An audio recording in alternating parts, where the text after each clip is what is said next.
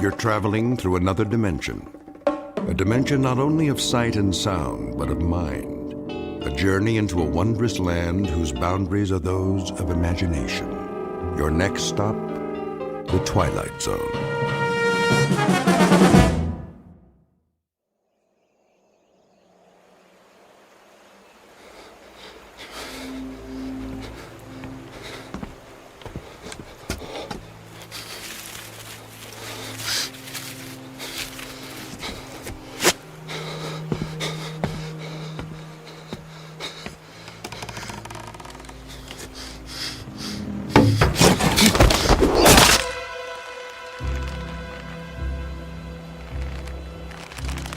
He's dead. Get him down! Yes, Captain. Clemens, what the devil do you think you're doing? Cutting him down, Captain. This is the last of the rope, Clemens. There's still one more to go.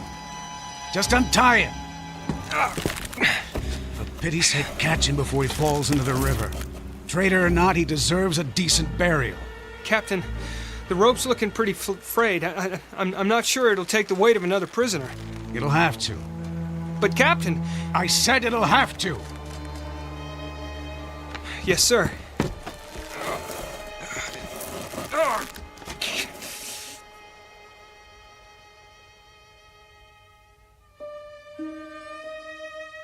You have just witnessed a military execution. Death is a dignitary who, when he comes announced, is to be received with formal manifestations of respect, even by those most familiar with him. This particular execution occurred on Owl Creek Bridge in northern Alabama during the war between the states. You might find it in the works of that past master of the incredible Ambrose Bierce, but its proper home is in the Twilight Zone.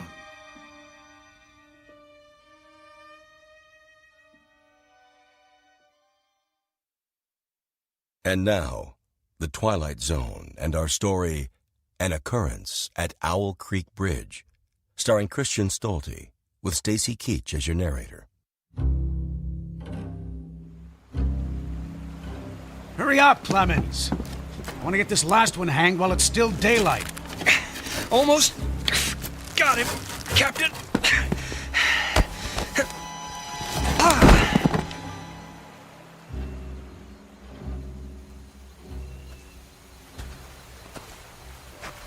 Your friends are dead, Peyton. That's your name, isn't it? Mr. Peyton Farquhar. Your act of treachery came to nothing, Peyton. And now you'll be called to account. I wouldn't recommend you think of doing anything as stupid as trying to get off this bridge. Apart from the fact that your wrists are tied behind your back, you'll find yourself more than adequately surrounded, whichever way you choose to run. See those sentinels at either end? Please don't get the impression they're just taking a rest. The way they're holding their rifles, they call that the support position. Means they're always at the ready. As a good soldier of the Federal Army should be. Don't say too much, do you? Huh? Peyton? Peyton Farquhar. Hello? Anybody at home? And here I thought you were a true Southern gentleman. I know what you're thinking, Peyton. That maybe you could make that 20-foot drop into the water.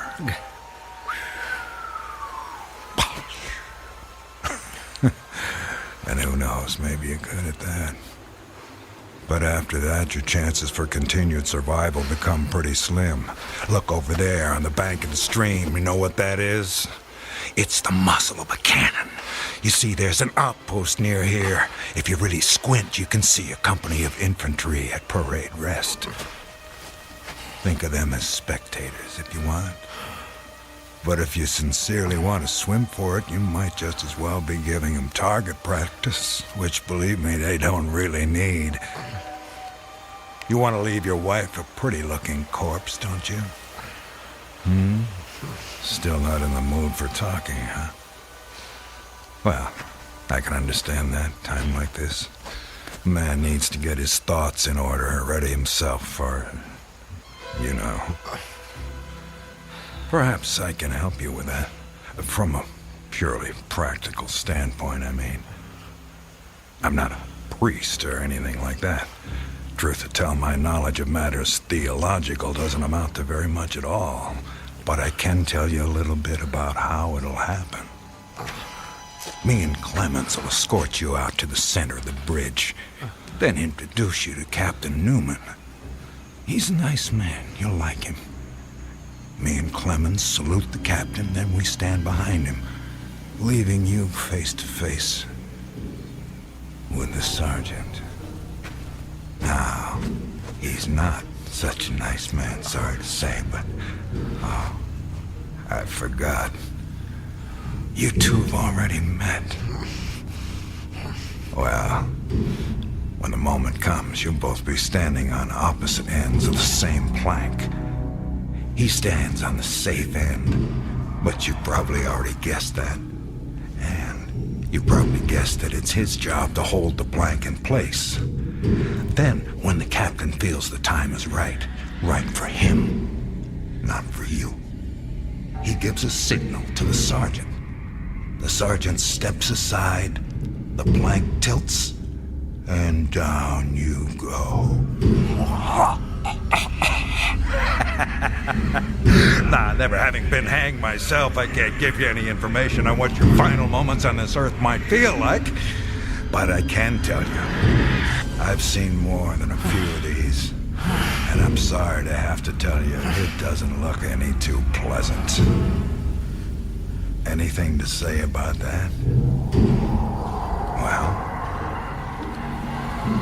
Well...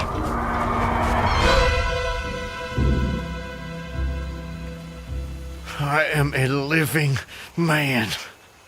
How's that? Speak up, Peyton. If you got any famous last words, we should hear them. Otherwise, they won't be famous. I am a living man! Not for much longer. No, sir, not for much longer. Captain says we're ready for him. Hear that, Peyton? We're ready for you. They say the Lord hates a coward, so take my advice and try and face it with a smile. Why do you have to do that, Levine? Do what? Taunt him like that. He shouldn't expect anything better. This is war. He was on the wrong side. The wrong side?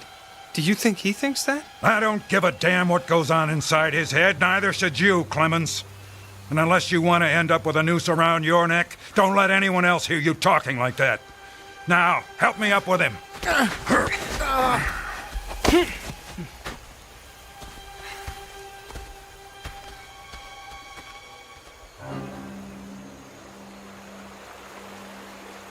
Oh, Elizabeth. Elizabeth, my darling, what have I done? What have I done to you and the children? I promised you. Promised I'd come back. What is a man if he's not as good as his word? What am I? Secure the noose. The noose. If only I could free my hands. Perhaps I could throw off the noose. Perhaps I really could dive into the stream. I might evade the bullets, and if I swam vigorously enough, reach the bank, then take to the woods and get away. Get back home. Yes, home. And back to you, Elizabeth. Thank God home is outside their lines. My wife and little ones are still beyond the invaders' farthest advance. That pounding. What is causing that pounding? It's like the stroke of a blacksmith's hammer on the anvil. Is it distant, nearby, or both? Perhaps it's my death knell. It feels feels like a knife being thrust into my ear. Damn them, what's taking them so long? If you're gonna do it, just do it! Sergeant, step away. Too late. My God, it's too late. Oh, Elizabeth.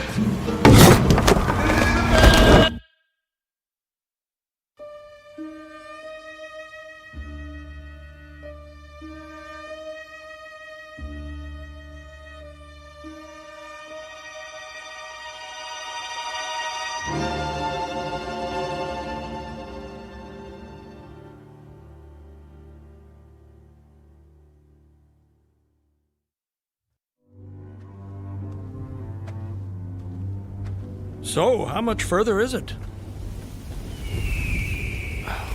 What? Much further to where?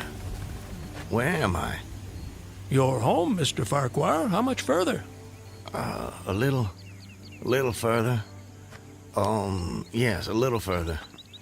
Just keep along this road. I'm sorry, I'm somewhat confused. Hardly surprising. You've just woken up. It usually takes me a good half hour and a stiff drink before I know my own name. Say, you wouldn't happen to have a stiff drink on you, would you? Oh, I'm afraid not. Too bad. No, wait. I can't have been sleeping. Why not? Look at me, I'm walking. How could I fall asleep walking? Horses fall asleep standing up. But not walking. Well, I don't know about you, but I've got to the end of plenty of days without the faintest idea what I've done. Of course, as I explained to you, Mr. Farquhar, I drink a bit. You know my name. Mm-hmm. You're Mr. Peyton Farquhar. How do you know my name? You told me. I did. Sure you did. Right after I found you on the bank of the river. The bank? The southern bank. When I discovered you, you were digging your fingers into the sand, throwing it over yourself in handfuls, and almost blessing it. That doesn't sound like the sort of thing I'd do. You don't remember? No. Well, it's what you did. You said it reminded you of diamonds, rubies, emeralds. I said that. I got the impression there was nothing beautiful you didn't think it resembled. Naturally, I was quite convinced at that moment that you were insane. No offense, sir. Sounds like a very natural reaction. I would have come to the same conclusion. And then you said something that captured my attention. And what was that? Still don't remember? Please, refresh my memory. You said, now let me think. This was all good stuff. I don't want to get it wrong. Oh, yes. You noted a definite order in the arrangement of the trees.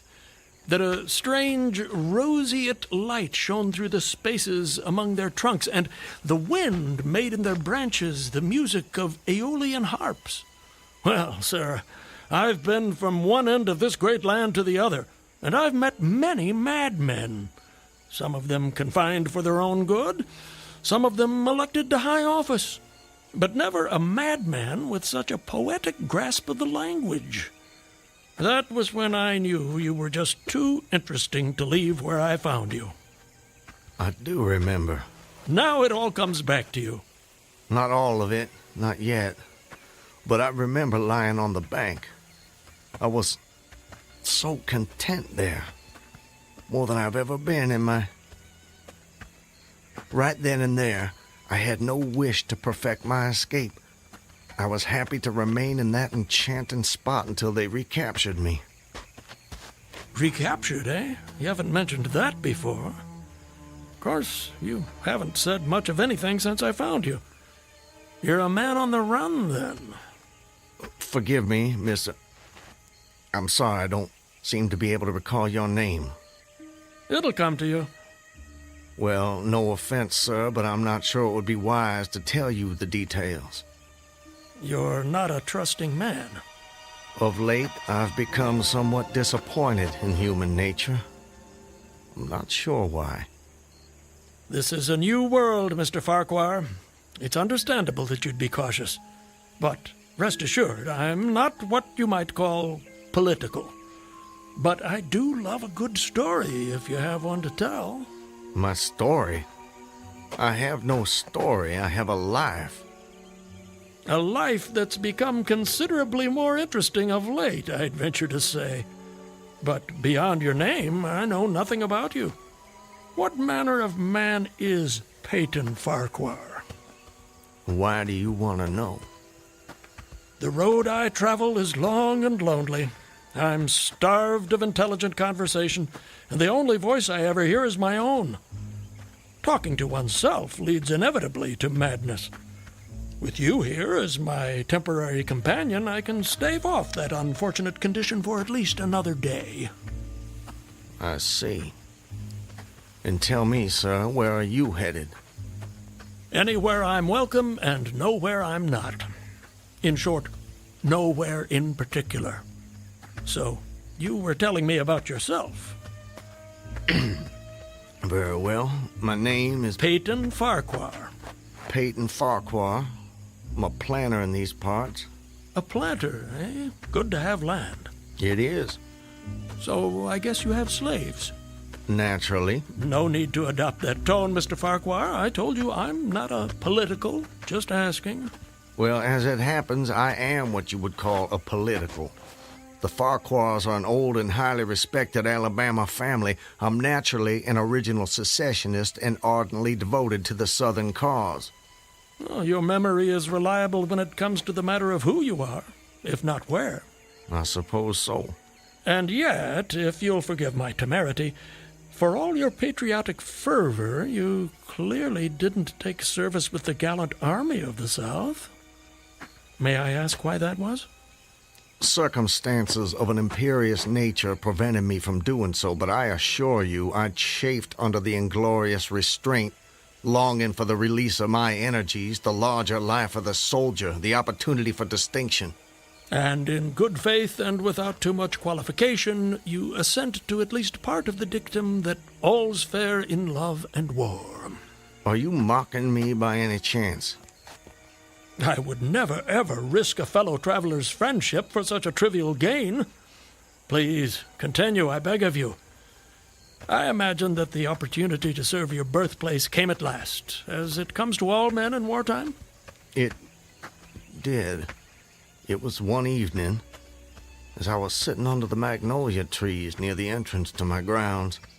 I was with my wife, Elizabeth. The children were playing nearby.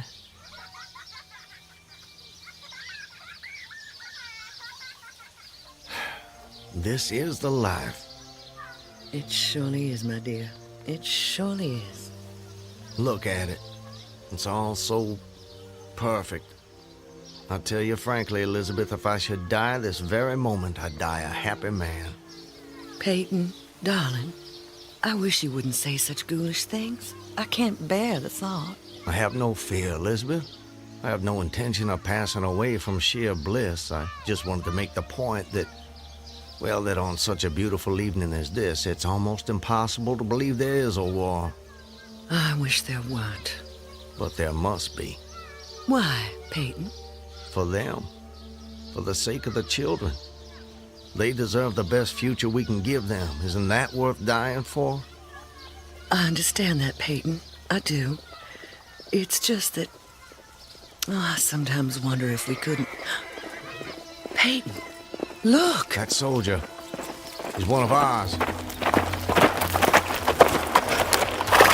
Water. Please. You're exhausted. Peyton, should I fetch one of the slaves? By no means. We'll take care of him ourselves. Get him some water, Elizabeth. Let me help you down, sir. Oh, thank you. You must be starved. Come inside, my man.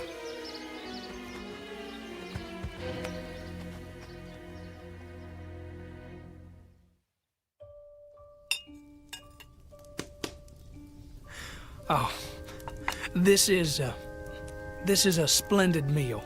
Thank you. Some more? Alice, more cornbread. No, please. This hospitality is far more than I deserve. Nonsense, nonsense. Nothing is too good for our brave boys. Tell me, Corporal, whose command are you with?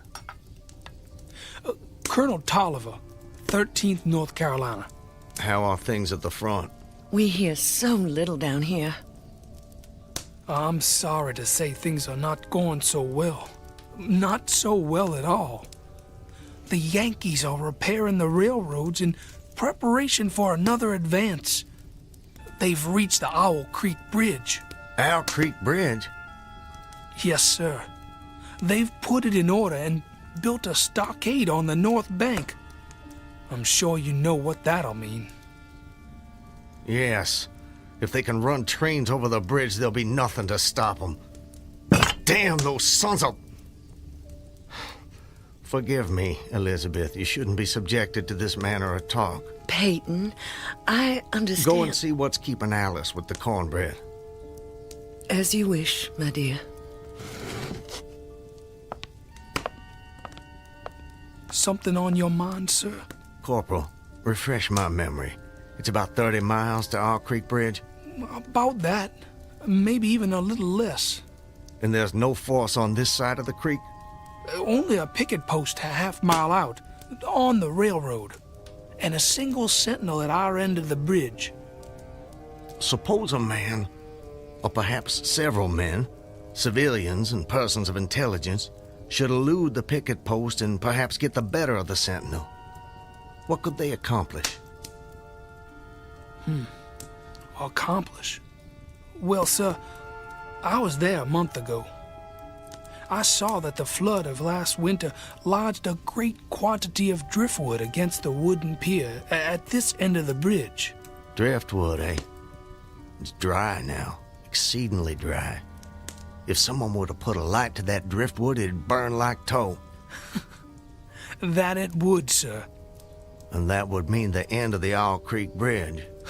I don't think the Yankees would care for that. Not one damn bit would they care for it. And it goes without saying that such a conflagration would seriously hinder the northern effort. Oh, it would. But you should know, sir, the commandant's issued an order declaring that any civilian caught interfering with the railroad, its bridges, tunnels, or trains will be summarily hanged. I've seen the order. It's posted everywhere.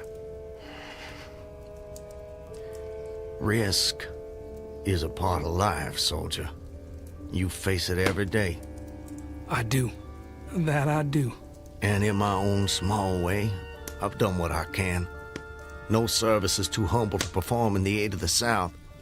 And should the opportunity present itself, no adventure would be too perilous to undertake if consistent with the character of a civilian who is at heart a soldier, of course.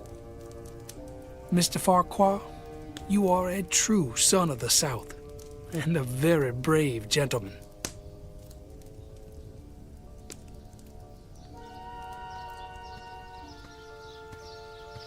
Elizabeth, I have to go away. Away? For how long, Peyton? Probably just a couple of days. Why? Business. Larson will be going with me, maybe Zeller too. I don't know. I'll have to ask him. Peyton, don't go. I don't want you to. The children need you. It's for the sake of the children that I'm doing this, Elizabeth. Why can't you understand that? I do understand. I really do, but I'm afraid... terrified of losing you. If a man doesn't stand up for what he believes in, then we lose everything. Just promise me one thing. Promise you'll come back to me. I promise. And I'm a man who keeps his promises, my love. Setting fire to the Owl Creek Bridge. Sounds like a most audacious plan. It was. I must confess, Mr. Farquhar, I'm a little confused. How so? You strike me as a competent and determined gentleman. I imagine whatever you want out of life, you get it. That's fair to say. What of it? Simply that I'm surprised your endeavor came to nothing. And what makes you imagine that? Your present predicament. The absence of your co-conspirators, Those marks upon your neck? And if someone had set the Owl Creek Bridge alight, I'm sure I would have noticed it in some way. Let me check. Where there's smoke, there's fire, and... Nope, no smoke. You're a very thorough fellow. For a moment I thought you might know more of my situation than you let on. From the way you talk, do I take it someone in your party betrayed you? Not in my party. But you recall the corporal who appeared at my plantation? Of course. He was a federal scout. Then you were deliberately entrapped. It seems they wanted to weed out the civilians who might cause them some trouble. If I'd only stayed out a little longer that night, I'd probably have seen that same rider repass my plantation, going northward in the direction from which he'd come. From the Owl Creek Bridge. Precisely. And when you and your co-conspirators... Patriots. ...made your assault on the bridge, the military were waiting for you. They made me watch as they hanged my friends for an act of treachery. The sergeant who put them to death was the same man who lured us there. Is there no honor in conflict? I've never been accused of having much imagination, but I might have guessed it would be something like that. I would say, sir, that you have too kindly an expression for one whose neck is in the hemp. It isn't. Isn't what? In the hemp. Of course, of course. What I mean, Mr. Farquhar, is that you are clearly no vulgar assassin. Fortunately, the liberal military code makes provision for hanging many kinds of persons. And gentlemen are not excluded. As they fastened the noose around my neck, I tried to fix my thoughts on my family. But there were so many trivial distractions. The water, touched to gold by the early sun. A piece of dancing driftwood caught in the sluggish current. The brooding mists under the banks some distance down the stream. Then there was a sharp pressure around my throat, followed by a sense of suffocation. Agony shot from my neck downward through every fiber of my body and limbs like streams of pulsating fire, heating me to an intolerable temperature. There was no more thought, only sensations. The intellectual part of my nature was effaced. I had power only to feel, and feeling was torment. I was conscious of motion, encompassed in a luminous cloud, of which I was now merely the fiery heart, without material substance. I swung through unthinkable arcs of oscillation, like a vast pendulum. But you're here. What? What? I said, you're here. Why is that? The rope, it snapped, and I fell into the stream. With a terrible suddenness, the light about me shot upward. There was a loud splash, then all was cold and dark. My power of thought was restored, and I knew instantly what had happened. And your hands, were they still bound? They were. Then forgive me, but why didn't you drown? The noose was tight around my neck. It kept the water from my lungs. And kept you from breathing. When you get into a predicament, sir, you don't do it by half measures. I suppose not. To die of hanging at the bottom of a river. Even at that moment, it seemed ludicrous to me. I opened my eyes in the darkness. I saw above me a gleam of light, distant, inaccessible. I was still sinking, and the light became fainter and fainter until it was a mere glimmer. Then it began to grow and brighten, and I knew I was rising toward the surface. Knew it with reluctance, for I was very comfortable. Comfortable? Oh, yes. It was a question of preference at that point, you see. To be hanged and drowned, that didn't seem so bad, but to be shot? No, I refused to be shot. It didn't seem fair. I'd say you have a quite singular set of values. Do they offend you? Not at all, not at all. It makes for a more entertaining story, and yours is the most fascinating I've heard in many a year on the road. Please, continue. You're under the water, slowly rising to the surface. Your hands are tied. A sharp pain in my wrists apprised me of the fact that I was trying to free my hands. I gave the struggle my attention as an idler might observe the feat of a juggler without interest in the outcome. Eventually, the cord fell away. My arms parted and floated upward, but I could only dimly make out my hands in the growing light. I watched with a new interest as first one and then the other pounced upon the noose at my neck. They tore it away and thrust it fiercely aside. Its undulations resembled those of a water snake, and my first thought was to put it back. To put it back? The undoing of the noose had been succeeded by the direst pang that I'd yet experienced. My neck ached horribly, my brain was on fire, my heart gave a great leap, and I felt as though it was trying to force itself out of my mouth.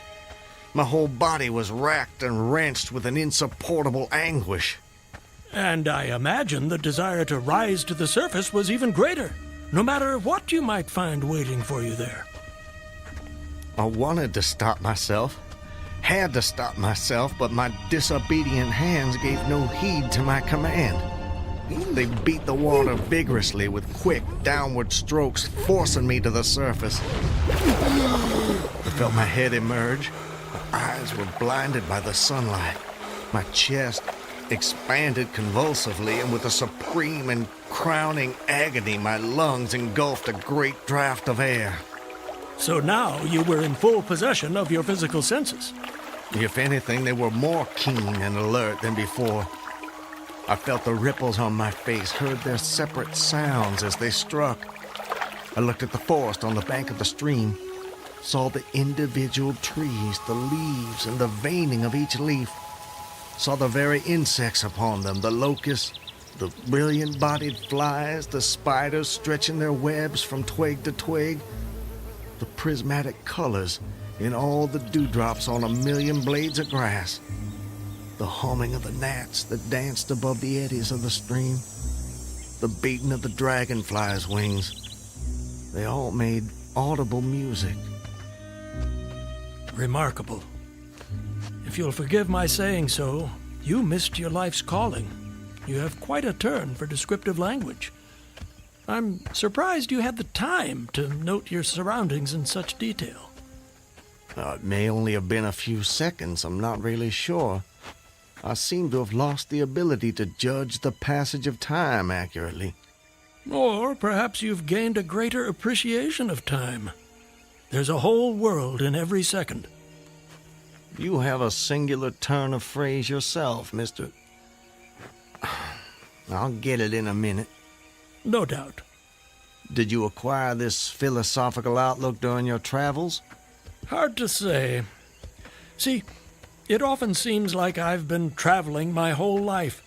But enough about me. I long to hear your story. You've painted a beautiful background for me, but it strikes me there are more pressing issues in this particular picture. For example, your executioners. My would-be executioners? That goes without saying, surely. Very well. I saw them, silhouetted against the blue sky. They shouted, they gesticulated. Their movements were grotesque and horrible, their forms gigantic. Suddenly, I heard a sharp report as something struck the water smartly within a few inches of my head, spattering my face with spray. One of the officers had his rifle. At his shoulder, there was a light cloud of blue smoke rising from the muzzle. I was surprised he missed. I read somewhere that marksmen with gray eyes are the keenest shots. This fellow was the exception to the rule, it seems. The marksman had gray eyes? Mm-hmm. How could you see that? I'm sorry? He was on the Owl Creek Bridge. You were in the water. And you must have drifted some distance. So, how did you know the marksman had gray eyes? I don't know how I know. I must have noticed it on the bridge. Just before your execution. My intended execution. As you say. Doubtless the detail was burned into my mind. Doubtless. I told you how much more alive my senses had become at that moment. Alive. Yes, indeed. That you did. That you did. At that moment, a counter-swirl turned me half around. I was looking into the forest on the bank opposite the fort. A clear, high voice rang out and came across the water with a distinctness that pierced and subdued all other sounds, even the beating of the ripples. The voice. What did it say? It said, Attention, company! Ready! Aim! How did you do that? "Run!" Fire!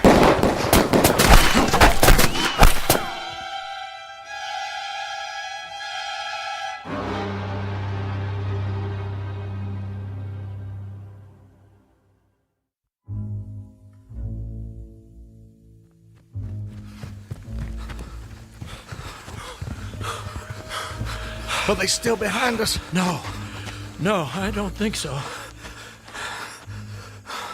All right. That's enough for now. No more running for my life. Your what? Wait. I need to get my bearings. I have to know how close I am to my destination. Closer than you think, I'm sure. Eh? Does anything look familiar, Mr. Farquhar? Yes. This way. I think. Yes. This way. Can you see your home? Not yet.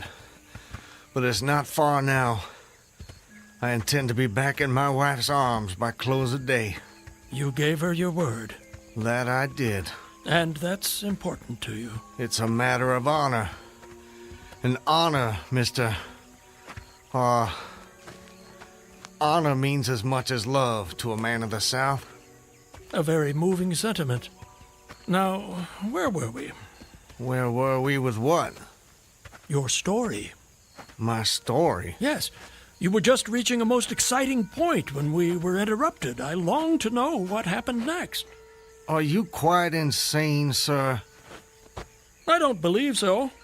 But I thought the same of you when I first met you, so I suppose it's a fair question. I am in full possession of all my faculties, Mr. Everything except the memory, eh? Don't try my patience, sir. I wouldn't dream of it. You asked me an important question, and I'm doing my best to answer it. But you'll appreciate it's difficult to judge these things when one spends so much time alone. If I had a constant companion, someone to tell me if and when I appeared to be losing my senses, that might be helpful, but that's not what fate has in store for me. And as I say, I try to avoid talking to myself because that seems to me the fastest route to madness. But mad or sane, I know a good tale when I hear it, and yours is the most entertaining I have heard in all my years. Yes, sir, I shall cherish the memory of your experiences when I have long since ceased my wanderings. Please, go on. You'd escaped the noose by a most improbable stroke of good fortune, and then you found yourself in the stream and under fire. What was that like? Surely you can imagine that for yourself. We were just under fire a few minutes ago. But not in the water. Well, does it matter? Does to me. It's the setting that makes the crucial difference. Please. Very well. I suppose it might make the journey shorter, at least. Not mine. I dived to avoid the shots, dived as deeply as I could. Water roared in my ears like the voice of Niagara, yet still I heard the dulled thunder of the volley. those heightened senses of yours? I rose again towards the surface and was met again by more shining Yankee lead. One shot nicked my cheek, do you see it? I see it. Well, the next time I dove, I was a long time underwater, and I made damn certain I swam farther downstream and nearer to safety. Just as well, since the soldiers had almost finished reloading. The two sentinels positioned at either end of the bridge fired again, independently and ineffectually. I saw all this over my shoulder. I was now swimming vigorously with the current. My brain was as energetic as my arms and legs. I thought with the rapidity of lightning. I reasoned, you see, that the captain had probably already given the command to fire at will. And you surely couldn't dodge all the shots. You're not invulnerable. No man is. Then an appalling splash, just 2 yards away, was followed by a loud, rushing sound which seemed to travel back through the air to the nearby fort and died in an explosion which stirred the very river to its deeps. A rising sheet of water curved over me, fell down upon me, blinded me, strangled me. The cannon had taken a hand in the game. Did I tell you about the cannon? You must have done. Well, anyways, as I shook my head free from the commotion of the smitten water, I heard the deflected shot humming through the air ahead, and in an instant, it was cracking and smashing the branches in the forest beyond. I was certain they wouldn't be so far from their target next time, and it was a good gun. The report lagged behind the missile. But surely the smoke would have apprised you of another shot. So long as you kept your eye on the gun, you had a certain advantage. Am I correct? You are? The problem was how to reach the shore without turning my back on the cannon. You have my complete attention, sir. How did you manage it? Well, I don't know. I'm not sure. I felt myself whirled round and round, spinning like a top. The water, the banks, the forest, the distant bridge, fort, and soldiers, they were all somehow commingled, blurred. I could no longer make out objects, only colors. Circular, horizontal streaks of color. It was all I saw. I was caught in a vortex. I felt giddy and sick. Fascinating. Incredible. What is that damned hammering? I don't hear anything. Unless it's the ticking of your watch you can hear. My watch? You're lucky it still works after such an immersion.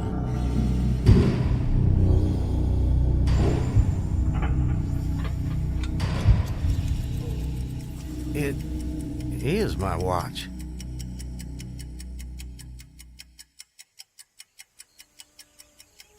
But why should I think...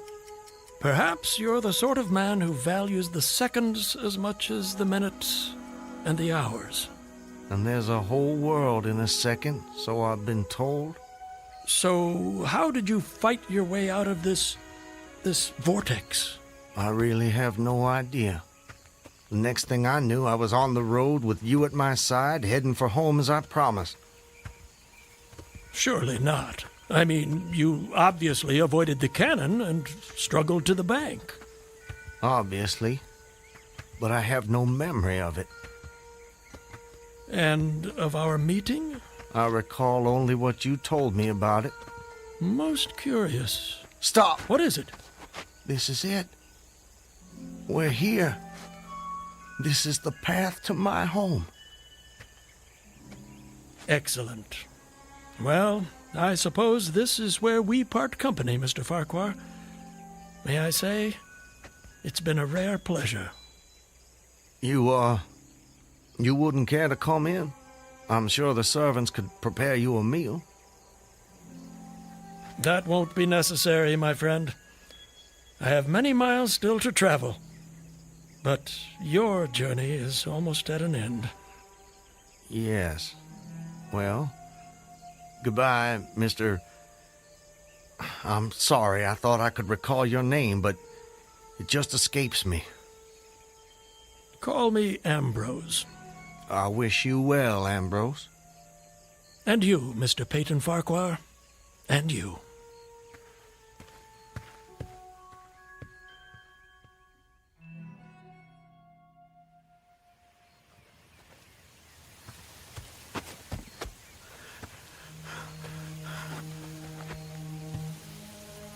Home.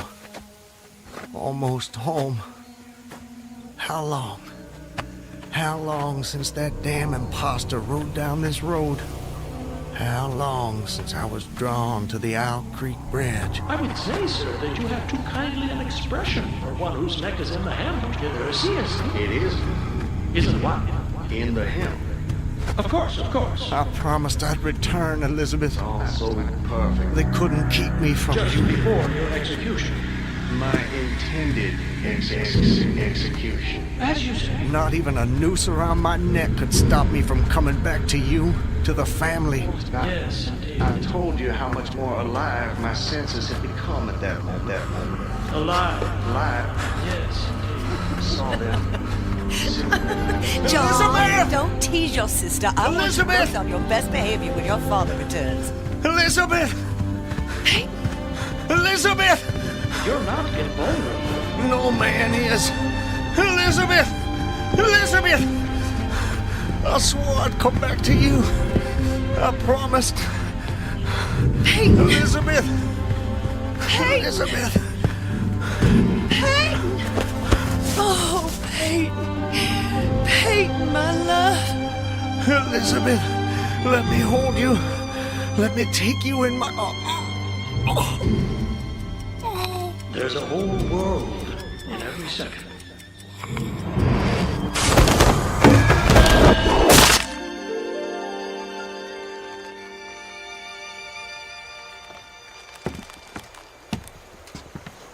He's dead, Captain. Good work. That's the last execution for today. Get him down! You know, Levine, for a moment there, I thought that rope wasn't gonna hold. It's strong enough. It did its job. Do you ever wonder what goes on inside a man's head in those last seconds before death? Like I said before, Clemens, I don't give a damn. And neither should you.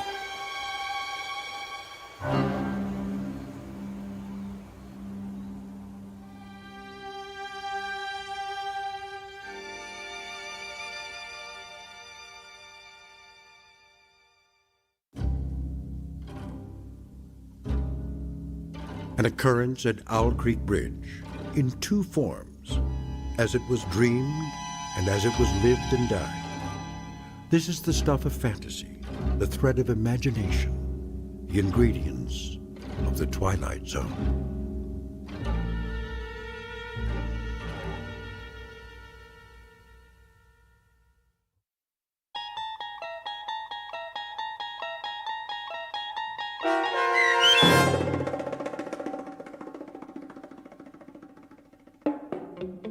An Occurrence at Owl Creek Bridge, starring Christian Stolte with Stacy Keach as your narrator, was adapted for radio by M.J. Elliott and based on the short story by Ambrose Bierce. Heard in the cast were Rob Riley, Danny Goldring, William Dick, Susan Hart, Gonzo Schexnader, and John Hogenacker. The producers of The Twilight Zone wish to thank CBS Enterprises and the Rod Serling estate for making this series possible. This copyrighted radio series is produced by Carl Amari and directed by Joe B. Cerny for Falcon Picture Group. Sound design, custom Foley effects, recording, and editing are done in the Cerny American Sound to Picture Theater by sound designers Craig Lee, Todd Beyer, and Tim Cerny. To learn more about the Twilight Zone radio dramas and to contact us, visit our official website at twilightzoneradio.com. Doug James speaking.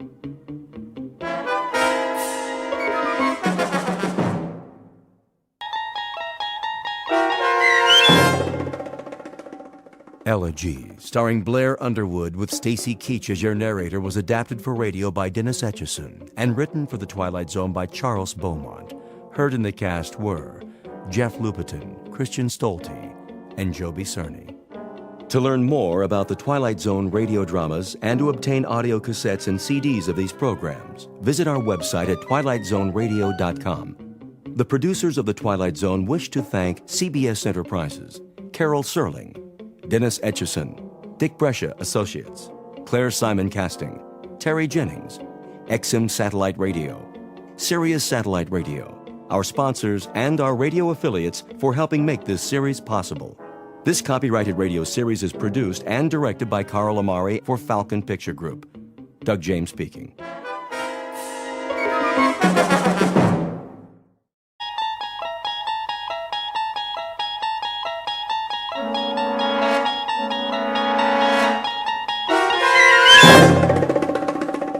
There is a fifth dimension beyond that which is known to man.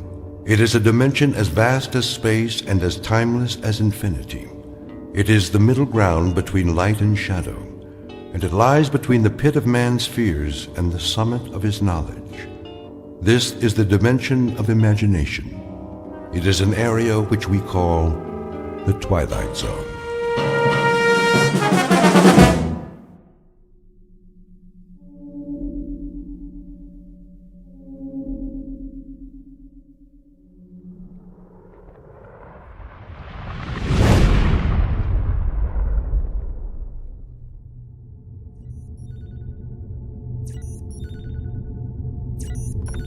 Kirby, Yes, Captain. give me the readings. Course stable, 7.9 off vertical axis. That's why I can't stand up straight. Speed 2650, steady she goes. How close are we to that asteroid? In range, gravity detector starting to read. Say 100,000, give or take. Piece of cake. We still have to maneuver for a landing. Fuel supply. Well, Captain, let me put it this way. If I was back home in my car, I'd pray for a steep hill so I could put her in neutral and coast all the way down. That bad, huh? I think the expression is running on fumes. What's the terrain? Spectrographics coming in. And? Not too hot, not too cold. Volcanic activity, 1 million or so years ago. We are hitting atmosphere. At least it's got an atmosphere. How much oxygen? I'm trying to get a reading. Deceleration chairs. Just a minute. Now! Better do it, Pete. All right, Myers, I'm going. Firing retro rockets. The fuel tank's empty, Captain. Anybody got a parachute? Hang on.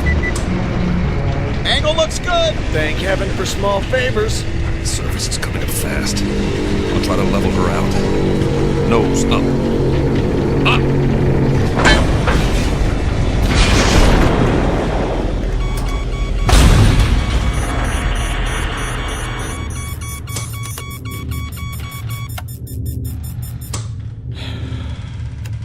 Nobody say anything. I want to remember this magic moment. Oh. Ooh. Everything seems to be in one piece, except for the communications module. And it sounds like we damaged the tail assembly. Instruments are still working. How's the atmosphere? Take a reading. 20.95 parts oxygen. Yeah, right. 78.09 parts nitrogen. That's impossible. I don't get it. That's air. Don't look a gift horse in the chops. Gravity? 1 unit to 0.99. Are you sure? See for yourself, Captain. I don't believe it. You got something better to believe, Myers? But that's incredible. Conditions identical to Earth, and yet we're 655 million miles away from Earth. Let's get the airlock open. Hold up, Pete.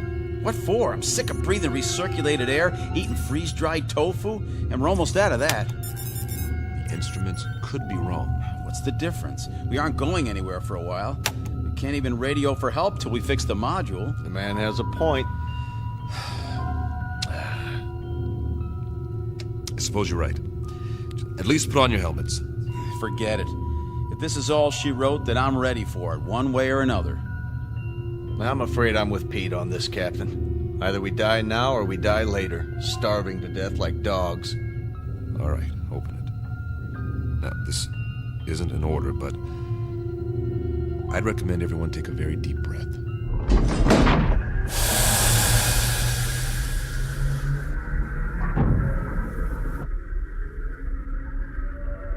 Time, the future.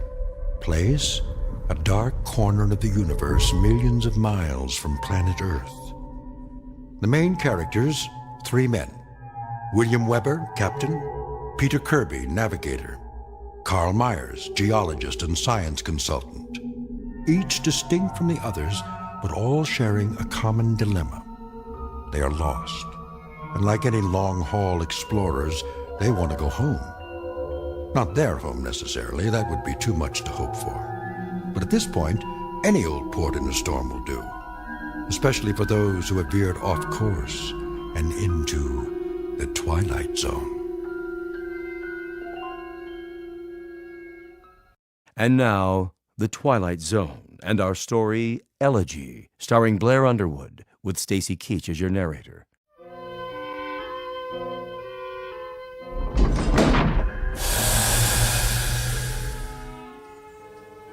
Captain's notes.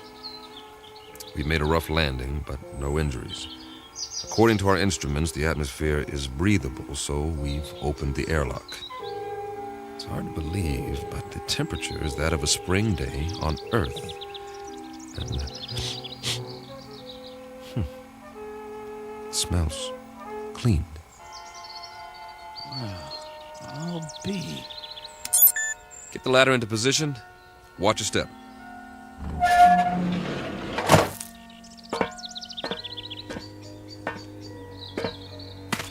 How many miles did you say we were from Earth? Too many. Time for a reality check. You see the same thing I see, Captain? What do you see? Open country, farmland. Kirby? Affirmative. Acres of grass, trees. I grew up in a place like this, in the Midwest. And those hills? They're settled granite, I'm sure. Eroded over thousands of years of wind, rain. I don't get it. Neither do I. Wait a minute. I do. Don't you see? We're back on Earth. Come off it, Kirby. I'm serious. The instruments are all screwed up. Some way or another. Don't ask me how. We got turned around, and now here we are, right back where we started. Oh, man. That is rich. Only one thing's missing. A brass band. Maybe they forgot about us.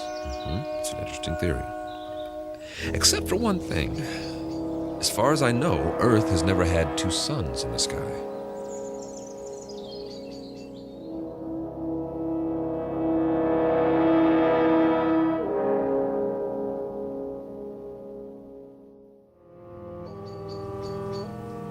You're right. But the temperature's perfect. That means they're smaller than our sun.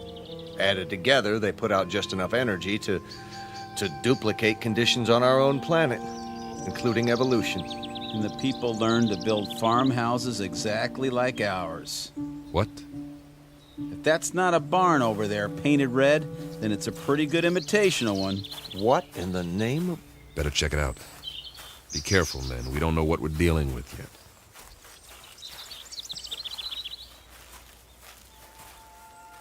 What do you call this? A Martian? I'd call it a hound dog. Hey there, boy. How come he's not moving? He's taking a nap in the shade.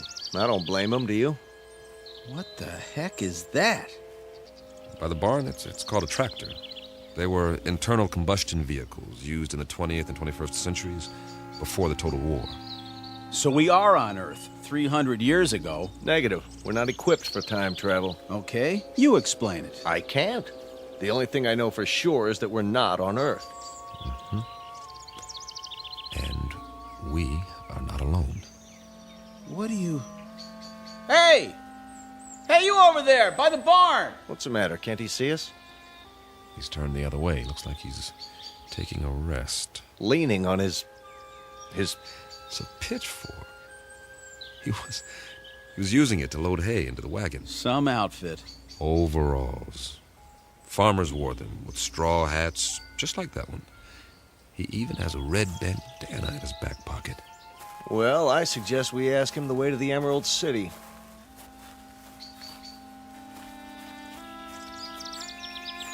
Excuse me, sir. My name is Captain Weber. My men and I... Sir? Sir, I hate to bother you, but that's our ship over there. We've crash-landed. If you can tell us... Sir... Sir, can you hear me? What's the matter with him? Seems to be in some sort of trance. Are his eyes open? Yes, but... Move your hand in front of his face. Nothing. As if he's... Don't touch him. It's all right. His skin's warm, but there's no respiration. He seems to be frozen in place. Well, let's move on. Say that again. This is giving me the creeps. We'll recon the surrounding area. There may be others.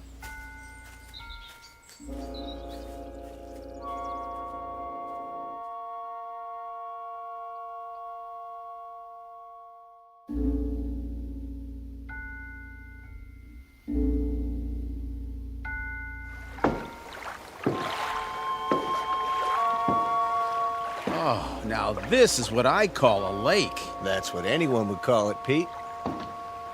Easy, easy. Be sure the bridge will hold. Feels solid to me. We ought to take off these flight suits and jump in. No, thanks. Why not? Well, go on, say it. You can't swim, can you? not as such. Oh, the big scientist. Wait a minute. Maybe we can find some water wings for you. Let's get a move on. We have a lot of ground to cover.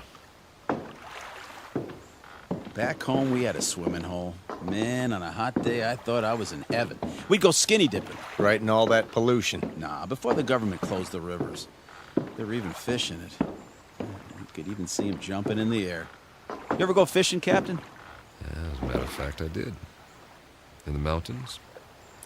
The runoff from the snow was clean. Yeah, you could eat the fish if you wanted to and not get sick. I don't see any fish in this water. We better keep moving. We don't know when the suns go down. We should be back at the ship before dark, just to be safe. Good point. Maybe they don't have fish here. That's a possibility, if the planet's evolution took a different turn. Hey, there's somebody. I don't see anything. On the opposite bank, clad shirt. See him? Sitting there with a fishing pole? Hey, mister! Hey, mister! Kirby's right. Folding chair, wicker basket, the whole setup.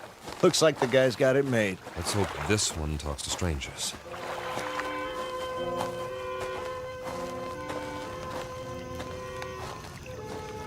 Hi there, fella. How's it going? Fish biting today? Mum's the word, huh? Let me try. Sorry to bother you, sir, but you might say we're lost. If you could give us directions to the nearest town. Don't waste your breath. This one's a stiff, too. Maybe he's asleep. If he is, he's done well for himself. This basket is called a creel, and it's full of fish. Quite a haul. Fresh? Smells like it. Hold on. Is that a bottle of beer next to him? It is indeed. Only, it's empty. Well, where's he got the cold one stashed? Fella, can you hear us? Do you even know we're here? Can't see his face. Lift up the brim of his hat. Okay, here goes. Sorry, nothing personal. I just like to look a man in the eye when I talk to him, even if he doesn't talk back. What did you do? Nothing, just barely touched him and he fell over. Well, at least we know he's not a statue. No pulse, like the farmer.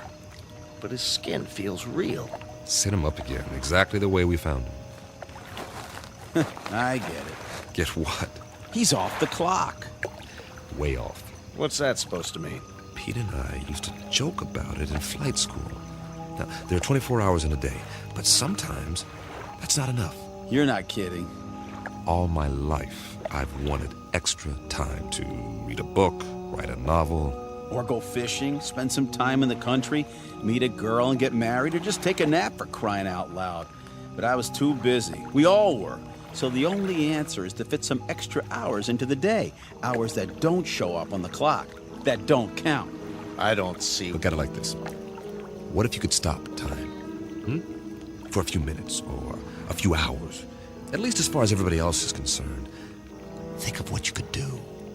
They stand there, frozen, while you run off and do whatever it is you need to do. Then, when you're finished, you run back and time starts again. They move and walk and talk and go on with what they were saying, and they never so much as know you were gone. Is that a plan or what? I wish we could have done something like that on the ship.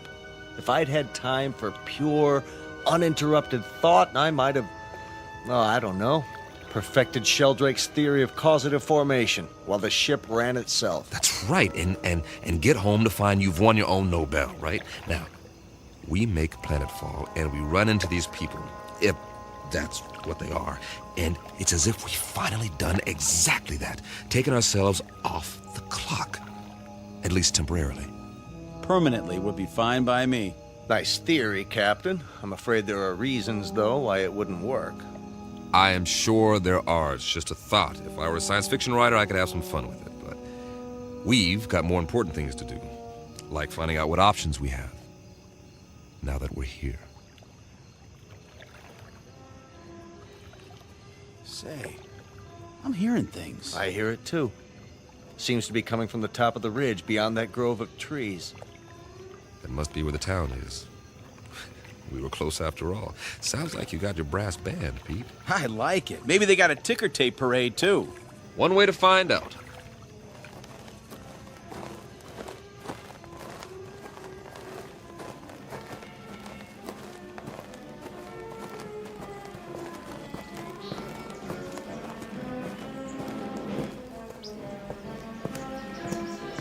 Captain's journal.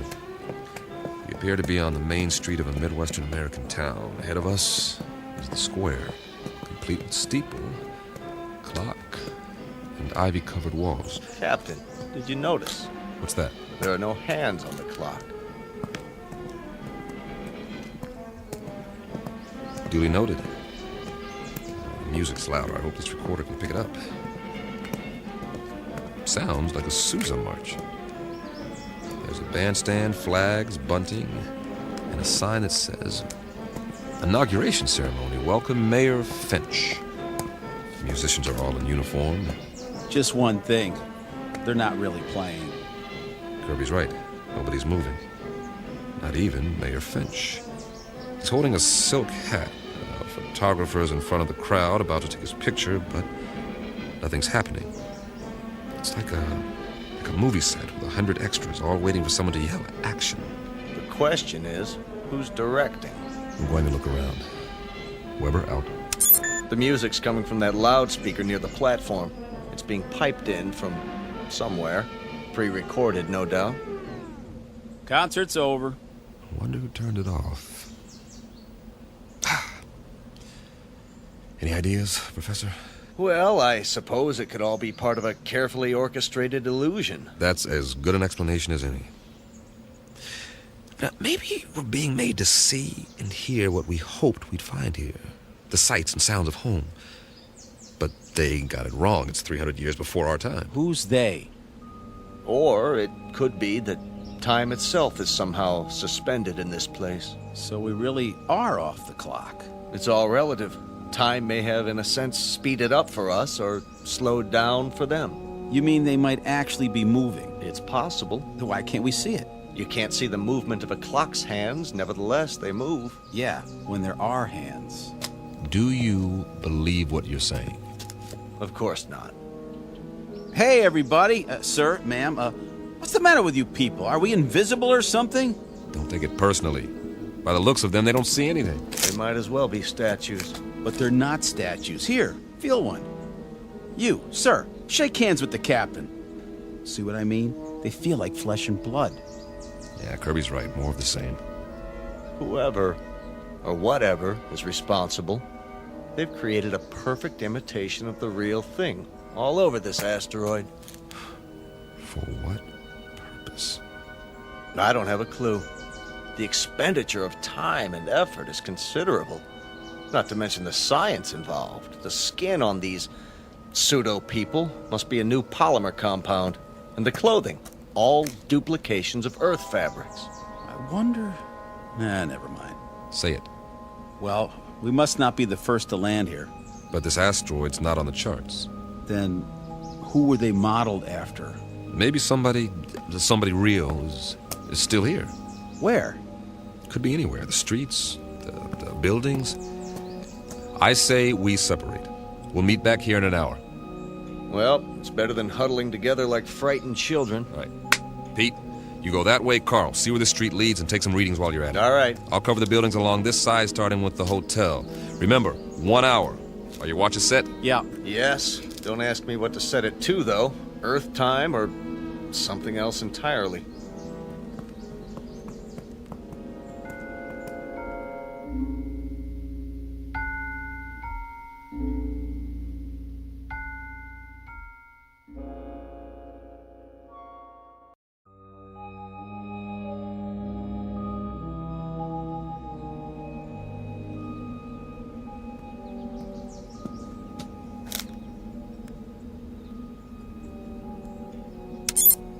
Captain's notes. The awning says the hotel is called the Ritz Arms. Kind of quaint.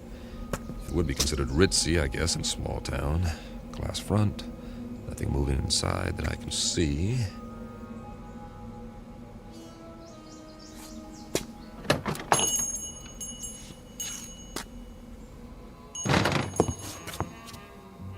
I should have brought the Visicam to record this. There's a clerk behind the desk, not moving, of course. And this is classic. There's an alcove off to one side. I can see 4 men seated around a table. A green lampshade, money. I think they're playing poker. Or they were before they stopped moving. And there's a waitress with a tray full of drinks. The big winner seems to be a little man with a gray mustache. Not your typical gambler, but he's all set to rake in the chips. He looks mighty happy. Hey, fella. Wonder what cards he's got here. I don't think he'll mind if I take a peek. 4 big, beautiful aces. Nice work. Oh, hold on. If I'm not mistaken, that's a waltz coming from upstairs.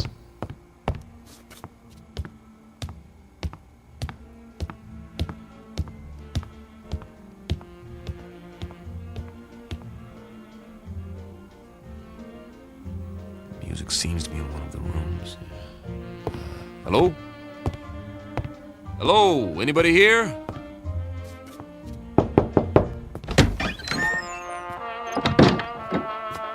Oh, sorry. Excuse me.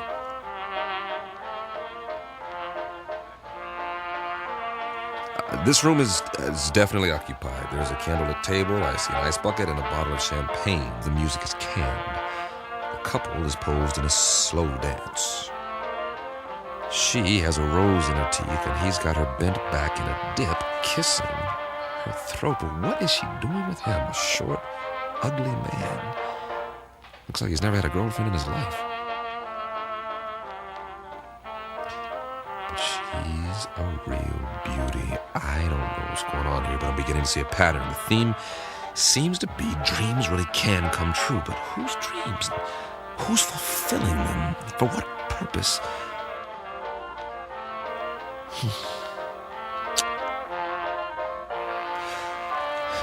Web around. For now.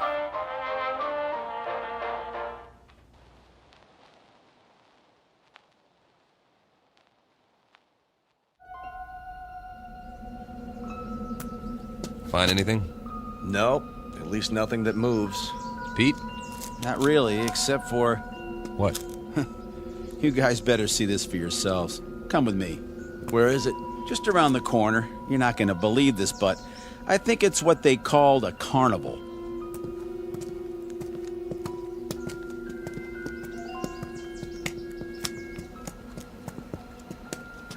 That's what it is, all right.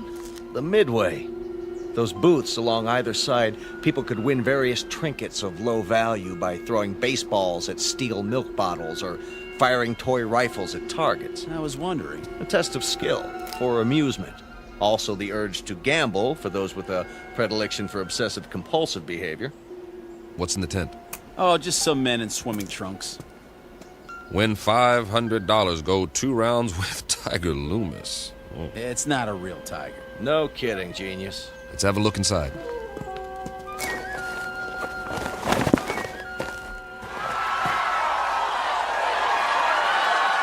That must be Tiger with the stripes on his trunks. Yeah, the one lying down in the ring. Boy, some crowd, huh? Almost as many as the town hall, complete with sound effects. Two pugilists, duking it out, as they say. A primitive display of testosterone poisoning. Check out the other guy with his hand raised. That, my friends, is what's known as a potbelly. Yes, but why? Too many carbohydrates, not enough exercise, plus a certain genetic predisposition. But why would he be the one who wins? Must have been a lucky punch. Looks like old Tiger's down for the count. Interesting.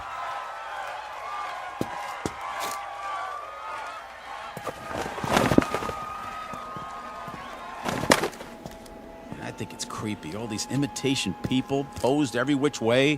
What do we have over there? I believe it's called a sideshow. Scantily clad young ladies who dance for the crowd, which is primarily male. That's nothing. Check out the stage at the end. See? I was saving the best for last. Get an eyeful of this. Some sort of contest, a sign. Beauty queen chosen today. Step right up, gents. You got your blondes, your brunettes, your redheads, your tall ones, your short, stubby ones. Take your pick.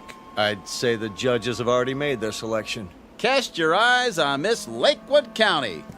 Some bathing suit, huh? Mm-hmm. It was called a bikini, after the location of the first atom bomb test. Of course, if you like them a little more curvy, there's always Miss Midvale. A little on the hefty side for me. Personally, I like Miss Vernon County in the strapless white two-piece. And they all lost. Kind of breaks your heart, don't it? The one they've chosen with the ribbon and the crown. Miss Wanda Bertolini from Stockton, California. A little long in the tooth, isn't she? 39 if she's a day. Freckles, frizzy hair, the whole bit. And yet, she's won against all those beauties. There ain't no accounting for taste. Perhaps the competition was rigged. Yes. But why?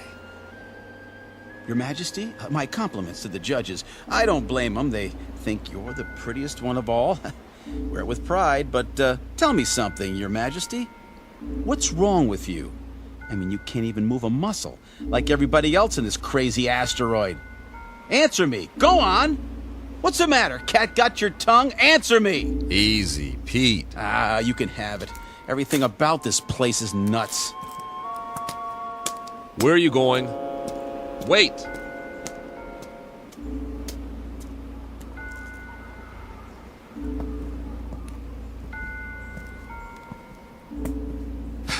Now, Pete, don't let it get to you. None of us knows what's going on. But until we figure it out... I'm sorry, all right? But you know how long we've been on that ship? Now we sit down and what do we find? We all feel the same way. Sure we do. But it's like somebody's trying to trick us into something or drive us batty. Something that doesn't even think like us. But it's got our number. Oh, yeah. Let me tell you. You've got to pull yourself together. I'm pulling, all right? But if we just had some idea, some clue about what the deal is here in this crummy place. How are you fixed for ideas, Carl? I don't really have a theory yet. Of course, it's highly improbable, but... So is the fact that we're here. Come on. Any theory is better than none. Well, I've begun to think that all of this... it just might be some sort of museum. Come again, Professor? We're millions of miles from Earth. It's possible that the inhabitants of this planet, whoever they are or were, developed a very advanced technology. Let's say they had a super powerful scanning device based on some new principle. Over the years, they observed Earth and decided to build replicas of what they observed. Perhaps they even took specimens to use as models. That would explain the accounts of alien abductions. If that's true, where are these inhabitants now? Gone, perhaps, having moved on and left all this behind.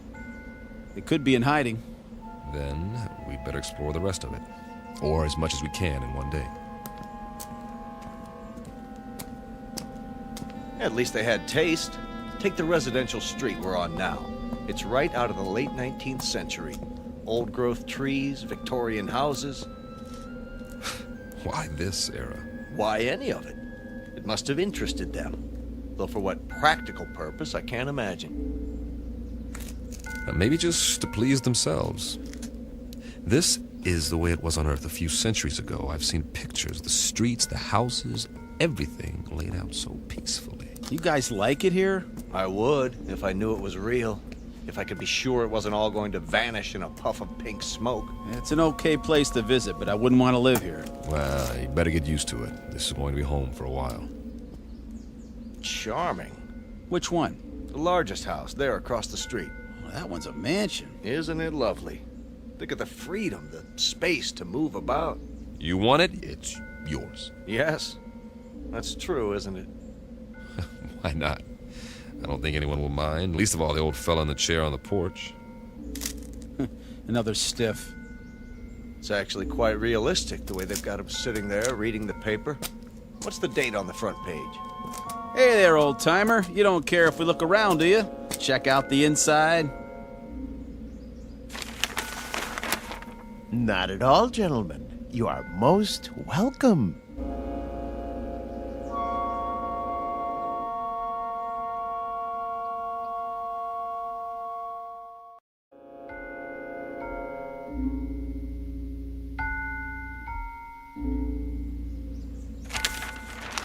Jeez Louise!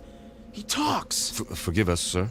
You all look as though you've seen a ghost. We assumed that you were like the others. Oh, no. I'm Captain Weber.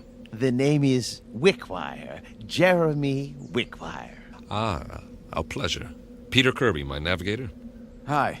Carl Myers. How do you do? Can't believe you're real. Isn't everybody? We used to think so. Not around here. Oh, the others are nothing to be afraid of. Really, they're not. We have so many questions. I don't know where to start. We can talk inside. Some tea, perhaps. Please, gentlemen, won't you come in?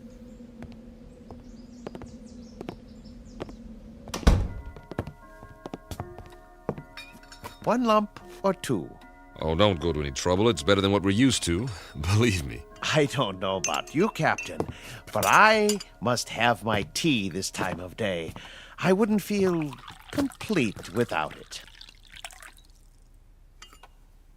Oh, it tastes great. Nice and hot. Beats the heck out of that tang. I'll say. A remarkable collection of artifacts you have here. Artifacts? The oriental rugs, the tapestries, all this furniture. I've never seen anything to compare. It provides a certain level of comfort. Must have cost you a fortune. Oh, not me personally. We had it built for a Mr. Let me see, Jenkinson, I believe it was. You mean the pieces aren't antiques? Oh, heavens no. They were made to the client's specifications. At the last moment, however, he changed his mind, decided he really wanted to be a knight in shining armor.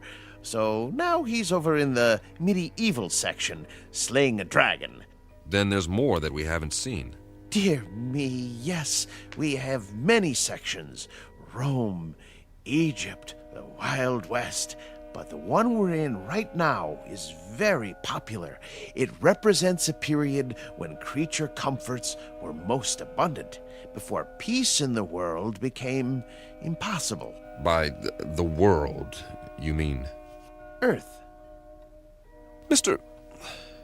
Wickwire. I don't know where to begin. You see, we are from Earth. Yes, of course. We were on a routine geological flight in search of ore to be mined. We ran into a meteor storm and, well, it knocked out some of our equipment and put us off course. That was 6 months ago. Really? That long? Feels a lot longer, believe me. Please, go on. We saw this asteroid and landed as well as we could. But there's no more fuel. We're going to have to stay here until we can repair the communications module and signal for help. They'll think our ship was destroyed without an SOS beacon. I see. Then you're not from the Glades. The what? I've been expecting them. I'm due for a delivery. From Earth? May I ask a question about the Earth? Did they, by any chance, have that atomic war? Not as such. A cluster of smaller wars almost simultaneously. Most of the Earth's surface was destroyed. We're still picking up the pieces. Oh, dear me, that is bad news. More tea, gentlemen. Mr. Wickwire, explain some things to us before we go out of our minds. Certainly, but you do look hungry. You can say that again. Let me fix us a light lunch first, Then we'll talk. No, Mr. Wickwire. Explain some things to us before we go out of our minds. If you like. Where are we? Why, you're in a memorial park.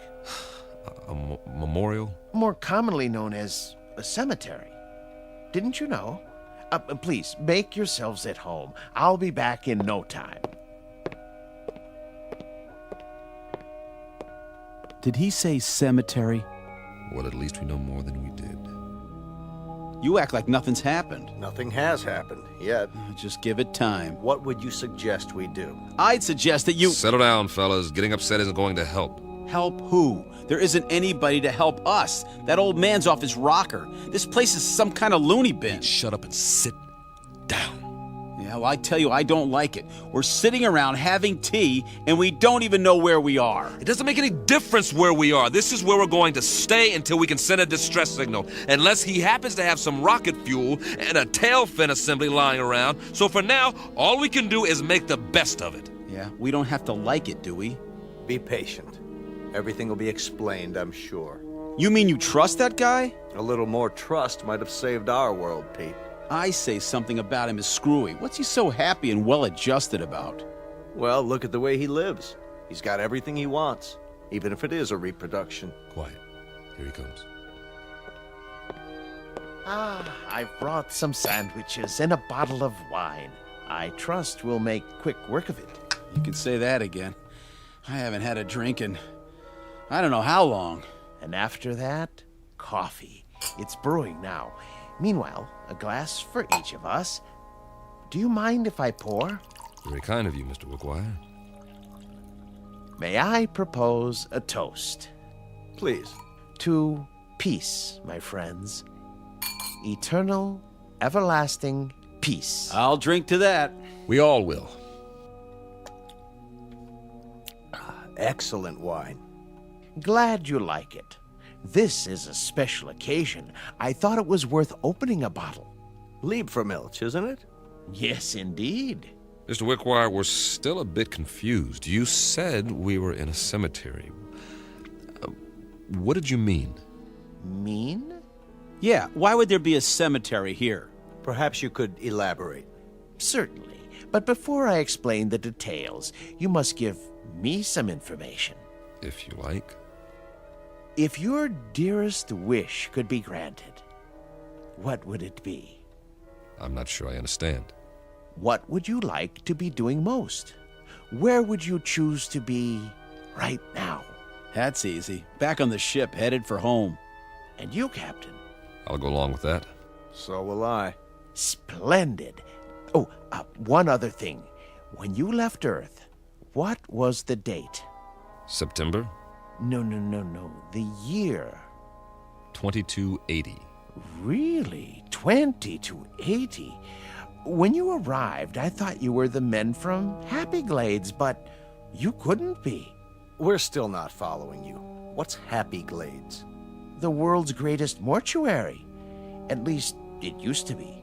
The management hit upon this scheme as a service to the few who could afford it. The scheme being... Why, this little asteroid. Moriarty bought it and paid well to keep it off the maps. For what reason?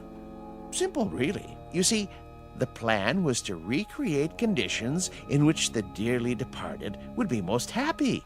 A favorite setting, a desired event. For example, if one had always wanted to be elected mayor, he'd achieve his ambition here for all eternity. So those people outside, they're all... Oh, not all of them. Just the select few. The rest are imitations. Simulacra, we call them, for effect. In other words, this is the place where your dreams come true after you've stopped dreaming.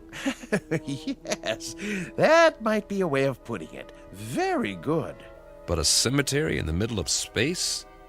Your boss, Moriarty, he could have bought a piece of property anywhere in the desert, say, away from everything. Oh, no. You don't understand at all. Happy Glades promises eternal peace, everlasting peace. You couldn't have that on Earth, now could you? Especially with the wars you've described. He has a point. Let's finish the wine, shall we? It doesn't keep well once it's opened. Thank you. Cheers. Would you like some music? What kind? A somewhat limited repertoire, but there are all kinds of pieces for the player piano, popular, classical. Classical might be nice. Ah, yes. Something soothing to fit the mood. Mozart or Brahms.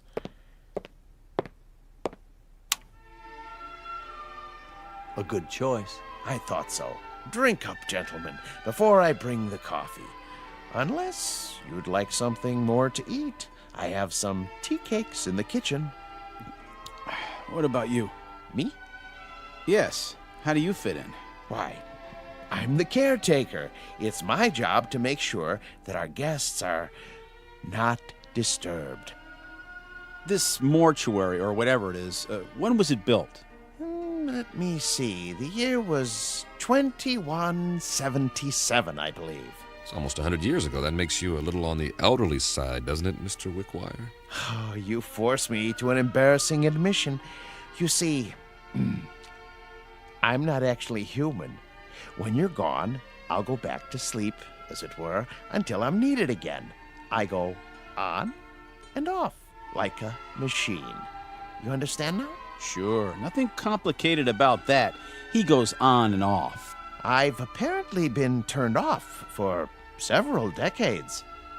One thing, Mr. Wickwire, we're not going anywhere. We can't. We're staying here, at least for the time being. Yes, I know. You said something about when we're gone. Oh, a figure of speech, Captain. I meant departed. Gone on, as it were. Jim, you know what he's saying. What's the matter, Carl? You're pale. And you're perspiring. What in the... Something wrong with the wine. The old man. He didn't drink any of his. You're right. Why? Why didn't you, Wickwire? I told you not to trust him. I told you. Oh, he's poisoned us. We meant you no harm. I realize that, and I'm sorry. Truly I am.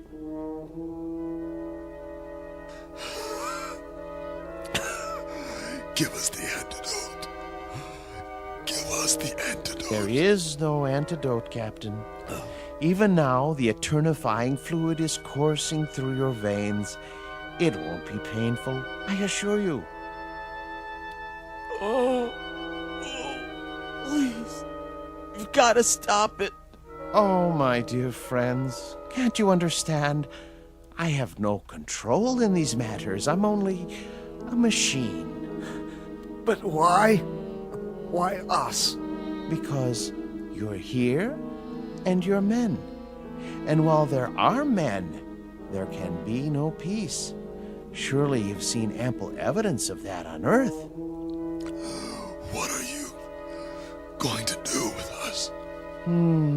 There are several possibilities, but as you said, your preference is to be on your ship. So be it. I'll move you there and arrange you in your natural habitat. And every day for a while I'll come by and check on the display, your poses, the instruments and other details, and I'll touch them up if need be with a feather duster so that the scene is absolutely perfect before I retire to this house and turn myself off until the next ship arrives. I trust it will be a dream come true for you.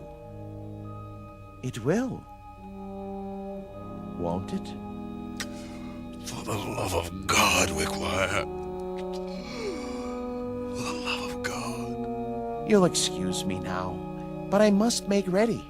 Oh, and gentlemen, I do most sincerely wish that you rest in peace. Captain. Goodbye, Captain. Easy, Carl. Easy, Carl. Don't fight it. It'll only work fast. Bill, I'm scared.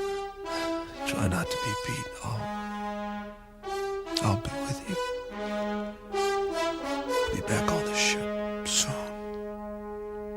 For all eternity. See you over there.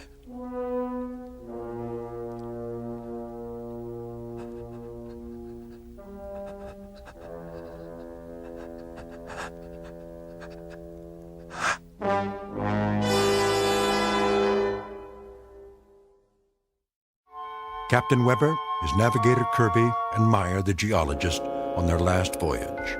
And now, at their journey's end. All agreed what they wanted most was to be aboard their ship, ready to head home. Now they will have that wish forever. Unfortunately, it's a wish that can only come true in the Twilight Zone. The Twilight Zone continues in just a moment. You are about to enter another dimension. A dimension not only of sight and sound, but of mind. A journey into a wondrous land of imagination. Next stop, the Twilight Zone. Hi, this is Stacy Keach. I'd like to take a moment to tell you about our Twilight Zone website at twilightzoneradio.com. At twilightzoneradio.com, you'll find the latest information on these Twilight Zone radio dramas, including behind-the-scenes photographs, plus the newest product releases, trivia contests, ways to contact us, other Twilight Zone-related info and merchandise, plus links to other fascinating websites. So make your next stop twilightzoneradio.com. Visit twilightzoneradio.com to purchase these Twilight Zone radio dramas on cassette and CD, or call toll-free 1-866-989-ZONE. That's 1-866-989-9663.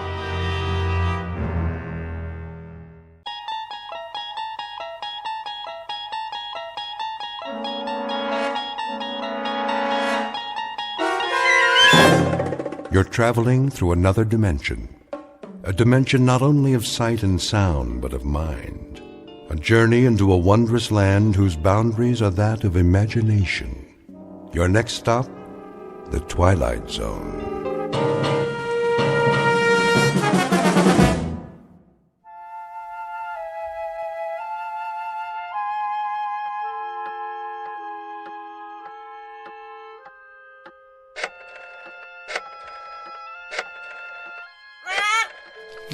Yes, Pete, here's a nut for you. Now, don't bother me, if you please. I have work to do.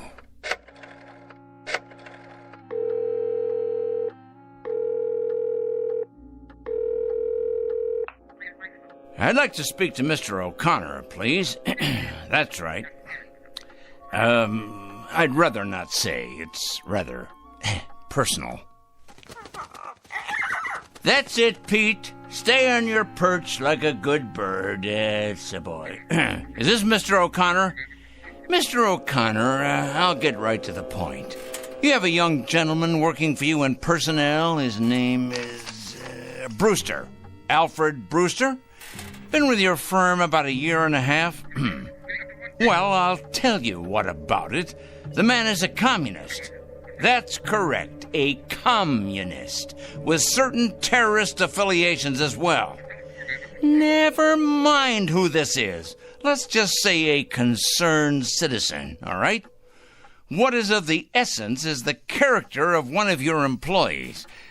I happen to know that this man, Brewster, is a subversive and a menace to our society. What am I suggesting? Why, I think it's obvious.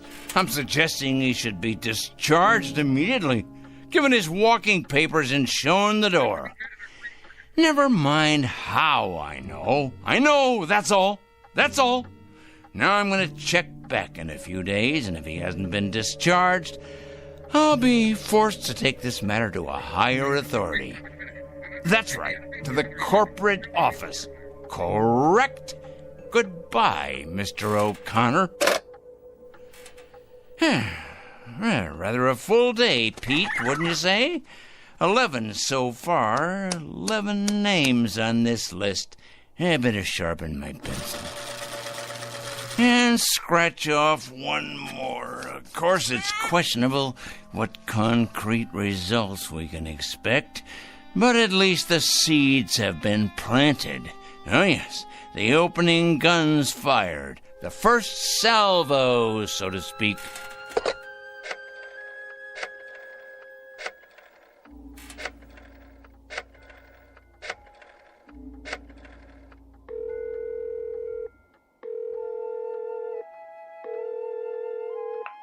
Hello, Board of Education? Well, please connect me. Yes, I'd like to speak with the superintendent of schools, please. It's a personal call. No, I'm not at liberty to give my name. That's right, it's urgent. Is this the superintendent? This is a concerned citizen. I'm calling about a teacher and your employee. That's correct. His name is Farwell. William J. Farwell. He teaches at your North End High School. That is correct. The man is morally objectionable. He's a drinker, a carouser, and I have it on good authority that his relationships with students are questionable at best. The man should be investigated immediately. Oh, yes. Never mind who this is. I happen to be giving you facts, and that is what is at issue here. Well, you best check on him. You most certainly should, and without delay. Quite right. Here you are, Pete. There you go. That's a good bird. You know, I'm rather tired. It's been quite a full day. You don't realize just how tired you can get during a campaign. But a dedicated man isn't concerned with physical discomfort or fatigue or anything else for that matter. No, a truly dedicated person is interested only in victory, in the conquest of morality over the forces of immorality.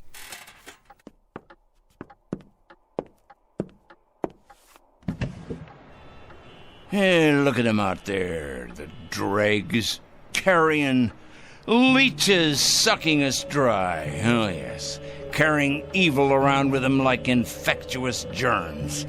We're gonna have to face it sooner or later. Huh? Phone calls are one thing. Threats and exposure is simply expedience. No, Peter, my friend, we're gonna have to embark on a much more ambitious course. Some major surgery, I think. The long scalpel, honed sharp and cutting deep. If the sickness is extensive, so must be the cure. And it must be today, Peter. It must be today, this afternoon. 4 o'clock. Oh, yes, that's when it will occur. Yes, we'll make it occur at 4 o'clock. At that moment, we will destroy evil. That is both my charge and my obligation, Peter, to destroy evil. And we shall do it at precisely 4 o'clock. I'm not sure of the method yet, but it'll come to me. Oh, yes, it'll come to me. Most assuredly, it will come to me, and it'll be a revelation, an epiphany. It will be the expiration of immorality everywhere, the exordium of the end. 4 o'clock, Peter. That's when we'll have it happen. Whatever it is, 4 o'clock, this very day.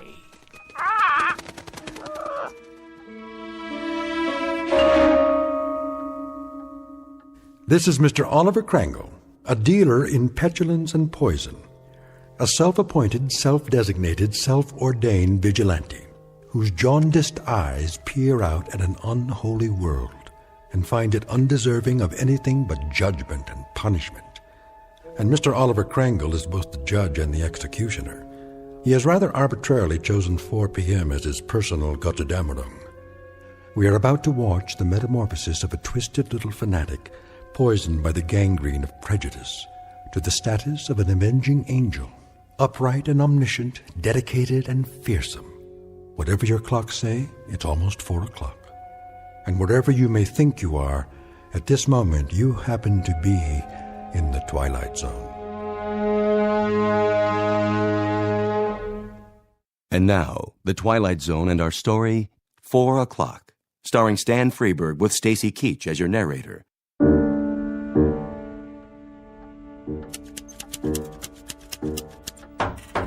Yes? Mr. Crangle? What is it? Well, there's a special delivery for you. Just a minute.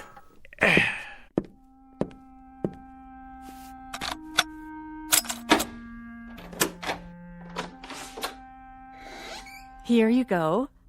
A whole lot of stuff, 8 or 10 envelopes at least. Thank you, Mrs. Williams.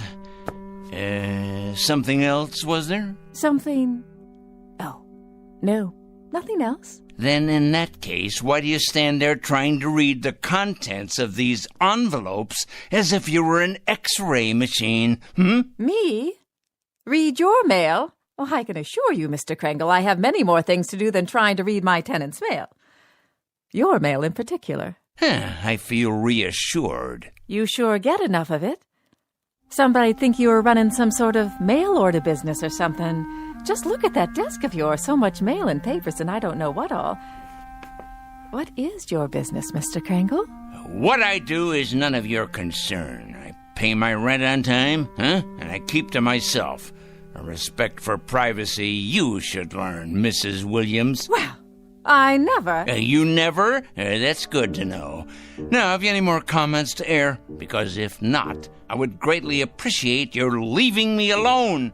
I have a great deal of work to do. I believe that. The question is, what kind of work? You should believe it. You may thank me one day, Mrs. Williams. Oh, yeah, you and everyone else. Assuming you're still around, and assuming you retain the capacity to feel appreciation. What's that supposed to mean?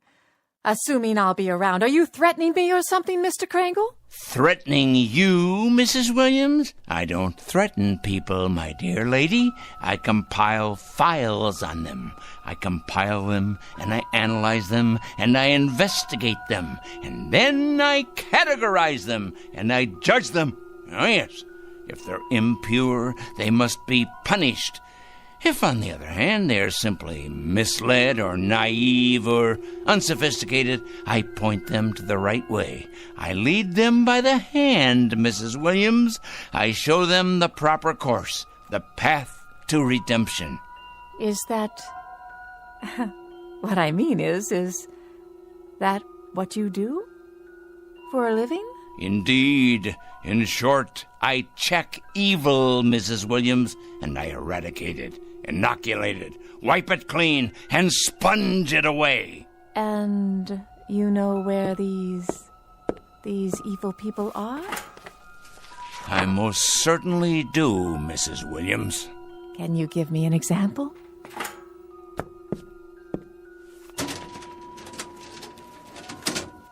How about this one? Mrs. Claire Williams, age 54, widow, formerly married to John Alistair Williams. Political affiliation? None. Husband's political affiliation? None. Evidence of subversion? None. Negative personality traits? Curiosity and ignorance. Of course, that's just a preliminary report, Mrs. Williams. The in-depth research is in the master file cabinet right over there. Well, aren't you the strange one? You ain't nothing if you're not a strange one. I'll be going now, Mr. Crangle. Had your nap, Pete? All rested up, are we? Well, that's a good young parrot. It's going to be an exciting afternoon, Pete. Big things are going to happen at 4 o'clock. Yes, they are indeed. 4 o'clock. What's going to happen at 4 o'clock? Interesting question, Mrs. Williams. A very interesting question. Very much to the point. What's going to happen indeed? At 4 o'clock, we're going to expose evil, strip it bare, push it out into the light, dissect it, pinpoint it, and eliminate it. You are? Exorcise it, denude it, confute it, destroy it. Oh, now careful, Mr. Crangle. You're gone and broken your lamp. What? Oh, the lamp. I see. Sorry. Well, no matter. Would you like me to clean that up for you? No, I'm quite capable of cleaning up after myself, madam. That's one thing I'm very good at, cleaning. Something else, was there, Mrs. Williams? No, I don't believe so. If it's all the same to you, I'll be on my way.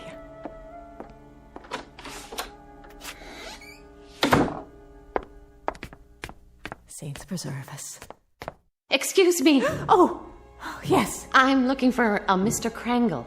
I can't imagine why. I was told he lives in this building. Oh, he lives here, all right. There ain't no doubt about that. With a vengeance, he lives here right there at the top of the next landing. But if you ask me, young woman, you won't be going in there without police protection. Is that right? If you ask me, the man has a leak in his attic a mile wide. I ain't sure anymore that he's safe to have around.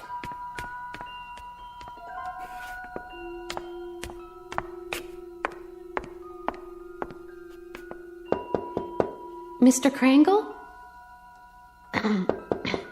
Mr. Crangle? Well? My name's... Who else is with you? Why, no one. Are you sure? Yes, quite sure. My name is Lucas. I wonder if I could speak with you for a moment. Lucas. Ah, yes, Lucas. Kurt J., age 27, intern, Eastside Hospital. That's my husband. Is he indeed? Well now. Your husband, you say. Come in, please. Come.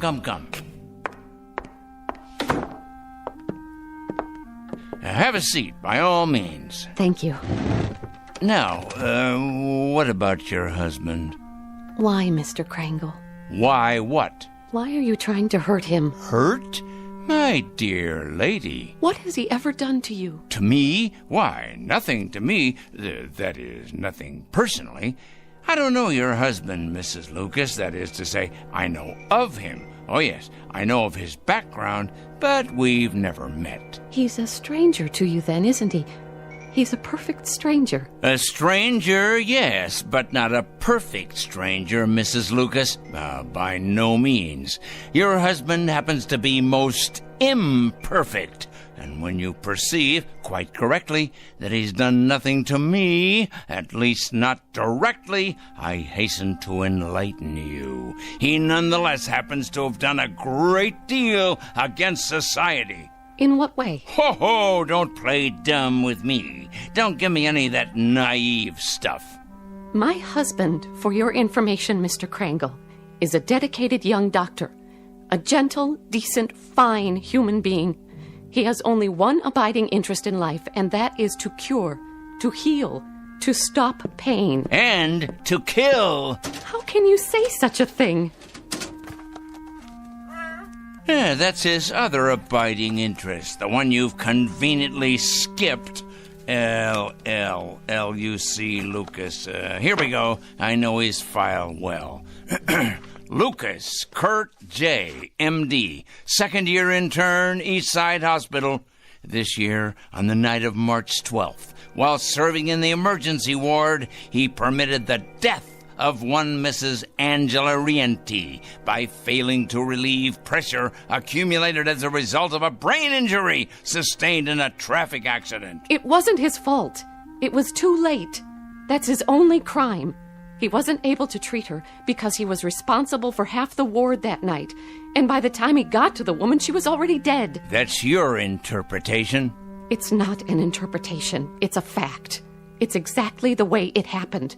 By the time he got to her, by the time she was put into his care, she'd already died. He should have gotten to her earlier. How could he? Do you know how many lives he saved that night? How many people he saves every day, every week? He did nothing to her. That's about the size of it, Mrs. Lucas. Miserable dereliction of duty, resulting in the untimely death of a woman who by rights should be alive today.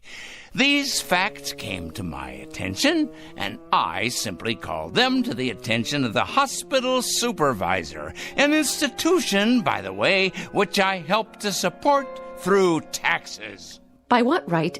I must ask you, Mr. Crangle, excuse me, but by what right do you presume to pass judgment on my husband? You're not even a medical man. Why, you weren't even there that night. You don't know anything about it. And yet you write your letters to the hospital, dozens of nasty letters accusing my husband of being a murderer. Why, you wretched, small-minded...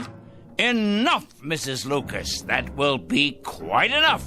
I've suffered your presence here, but I'm not required to tolerate your abusiveness, although I don't wonder you're the type of woman you are. Oh, and what type is that? You're obviously greatly attracted to your husband, and there's no secret that birds of a feather, well, you know the rest. I think I catch your implication, Mr. Crangle, and you're over the line. Way over the line. You're as cracked as that lamp of yours. Tell me, has the hospital discharged your husband yet? Discharged? That's right. Let him go. Cashiered him out. Eradicated him from the payroll. Given him the sack. I've been expecting it momentarily. They have not, Mr. Crangle. They have done no such thing. It'd take more than a letter-writing campaign from a crank like you to make that happen. Your husband is an evil man. He is no such thing. And I will not put up with evil in any form. And I will not stand by and allow an injustice like this. Of all the presumptuous, wrong-headed... I'm sorry, Mrs. Lucas. I haven't any more time. Why, look at the hour. It's 3 o'clock already. I got things to do. Many more important things to do, thank you. Today's mail, for instance. You'd probably be interested in these. They're cases not unlike your husband's.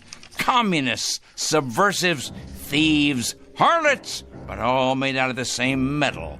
Evil, Mrs. Lucas. All of them evil. And I will not countenance evil. I am absolutely incapable of countenancing it.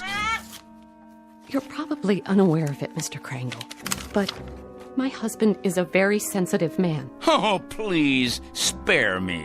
Your letters have had an effect on him, if on no one else so far. The people at the hospital tell him to ignore the letters, forget about them, but they're tearing him up inside. They're killing him. His confidence in himself, his ability to concentrate and work. You see, he's like a lot of doctors, Mr. Crangle. He cares. He cares very deeply.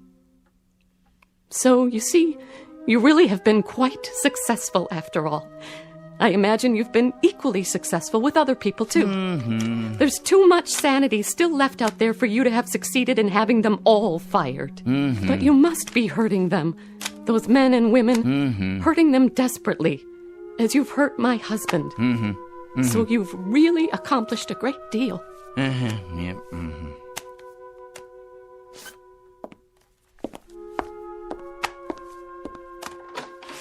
Tell me, Mr. Crangle, if you can, that is. Why? What's that? Why do you do it? I really need to understand. Why? You ask me why? Why? Because they're evil. That's it precisely. Nothing too complicated about that, is there? They're evil, plain and simple. Here, take a look out the window. All those little bugs down there, you see? Bacteria. That's what they are. That's what your husband is. All those little... That's it. That's precisely it. What is? That's what I'll do. I've finally gotten the clue. I said little, you understand? That's what I'll do. I'll turn all the evil people into little ones, understand? I'll make all the evil people, let's see, 3 feet. No, 2 feet. 2 feet tall, that's it. At 4 o'clock this afternoon, at precisely 4 o'clock, every evil man and woman will become a mere 2 feet tall. A revelation, an absolute revelation. Peter, my lad, did you hear what I come up with? Did you? That's it. Do you see the beauty of it, Pete? That's it. It's brilliant, absolutely brilliant. 2 feet tall, Pete. 2 feet tall.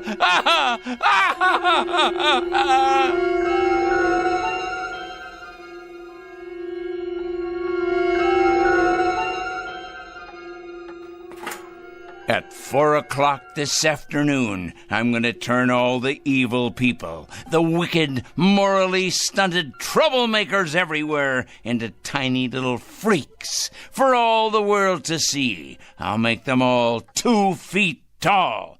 2 feet tall, I say. Yes, it'll be better than if they wore badges on their clothing. Impossible for them to hide the purest form of poetic justice. Evil will be made an object of universal scorn, laughter, humiliation. Yes, you're nut. You're hungry, aren't you, Pete? Here you go, boy. I won myself. We must be strong, the two of us. Strong for what's about to happen.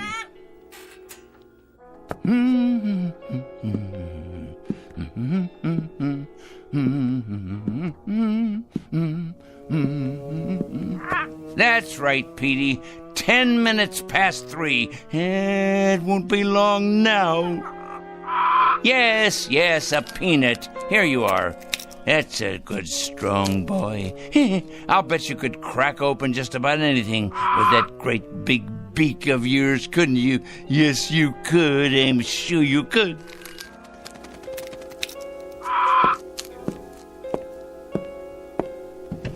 Look at them down there, all those wicked little people. They don't know just how little yet. No, of course not. But they will. They will. It's their day of judgment. Oh, yes. Time to finish our preparations, Pete. There's much to do. Less than 50 minutes left now. Must be sure all our pencils are sharp. We have a great many names to cross off the list. Cross off the list. Soon now. Very soon. Yes. Oliver Crangle? Come in. Yes, I'm Oliver Crangle. I'm the one who called. Yes, sir. Agent Luther Hall, Mr. Crangle, Federal Bureau of Investigation. Our office received a call. Indeed, yes. I placed the call and asked you to come. I felt it was my civic duty. Can I get you a cup of coffee or something? No, thank you. Now, Mr. Crangle, you told the office that you had some sort of list, proof of criminal activity, and that today would be a day of reckoning. What exactly did you mean by it? Sit down, please. Yes, there's plenty of time. We have more than 45 minutes before it happens. Before what happens, Mr. Crangle? That's the point. That's the whole point. That's why I called you here. And why is that? I felt the FBI should know. I also called the police and the fire department. I even got a call into Washington. Oh, yes. Although the latter message probably won't go all the way to the top. It's my understanding that the Reds are in complete control in Washington now. I imagine they've taken over the switchboards, too. The Reds, Mr. Crangle. Oh, yes, indeed, the Reds. It's a complete conspiracy, you know, Mr. Hall. All the evil people are banding together now, all the subversives, the commies, the terrorists, the thieves of the American dream. It's a total, absolute, worldwide conspiracy. You said on the phone that you had a plan of some sort. Oh, my, yes. It all takes place at 4 o'clock. I thought you people ought to know because, well, you'll have your hands full. Our hands? Picking up all the guilty parties. Oh, yes. You see, Agent Hall, I've spent a good many years doing this kind of work. Just look at all those file cabinets there. Years of dedication to the cause. I've made a study of evil. Oh, yes, indeed. A complete study of it. I cut out newspaper clippings. I listen to the radio and watch television. I follow every major court case that's going on. I compile a completely airtight list of charges against all of them, the evil people. What do you do with them, Mr. Crangle? Do with them? I follow through, of course. I follow them through to their conclusion. I write letters to employers. I make phone calls late at night. Oh, they hate that. Oh, yes. It's one of the most effective methods, as you probably know. Calling those terrible people late at night. The later, the better. Getting them up constantly. Waking them. Enumerating my charges. Speaking out. And then hanging up. They hate it. Very frustrating for them. I'll bet. Oh, yes, indeed. They go out of their minds with fury. They don't like to be awakened late at night, I can assure you. Who does? Yeah, but with these people, it's absolutely necessary. The evil people, you understand. The destabilizers. The enemies of order. But to get to the point, Mr. Hall... The point... And what is the point? The clock on the shelf there tells the story. The entire and complete story. It's 3:20 now. In exactly 40 minutes, all the evil people in the world will be reduced to half. No, a third of their present size. Oh, it'll be glorious. All the unpunished murderers and the tyrants, the proud and the sinful, the schoolyard bullies, the cruel teachers and faithless friends, the wrongdoers, blackmailers, and the nicotine fiends, too, and the thieves, and the harlots, and the transgressors, all of them, every one. How does that sound, Mr. Hall? How do you propose to go about doing this? I mean, shrinking people. I merely will it, that's all. I will it. I've been giving it a great deal of thought. Now, in the past, various other plans have crossed my mind. Other plans? Well, for example, I didn't approve of our entering any of the wars, you see, and I had it in mind I might take the stiffness out of airplane propellers. Do you understand? I'm not sure I do. Well, when the crews came out in the morning, bundled up like children against the cold, and then went into their planes, they'd find the props hanging limp like great empty banana skins. Then the war ended and, well, it seemed like a waste of effort at that point. After that, jets became the order of the day, and so I thought, what would jam up the intakes on those jet engines? Huh? What better than a flock of birds? Oh, not you, Petey. Not the beautiful, brave, loyal parrots of the world. Oh, no. Just your low-class country cousins. You read about it from time to time. Seagulls that get sucked into jets, cause them to fail. So, naturally, I thought... Chickens. Chickens. Ignorant. Can't speak. An army of them bred to sacrifice themselves for the greater good. Release them on runways just at the moment of takeoff. That would ground those bombers and cargo planes, but fast. Of course, there'd still be trucks and overland supply routes. And then I read in the paper a year or so ago about an accident. A bad traffic accident. 3 people were killed. So I decided I would change all the wheels in the world from round to square, or maybe even triangular, so they'd stub in the asphalt and stop in their tracks. You mean sabotage interstate commerce? I devised another method later on. Terribly interesting, I thought. Mark all the evil people on the forehead. Or better yet, turn them all one color. Say, purple. But then it came to me that they'd simply be able to recognize each other more readily and band together in their collective wickedness. I see. Well, Mr. Hall, this is hard to believe, but I hit upon this latest idea about the change in size just this afternoon. Some benighted woman was in here, and she quite inadvertently gave me the clue I needed. Make them all 2 feet tall. Now, what could be simpler? Think of it, Mr. Hall. Think how ineffectual this will render them. They can't handle delicate scientific instruments, or typewriters, or computers, or telephones, because they can't reach them. They won't even be able to open a window or turn a doorknob to escape once we know where they are. Why, pretty soon they'll be as extinct as dinosaurs. Here's a peanut for you, Petey.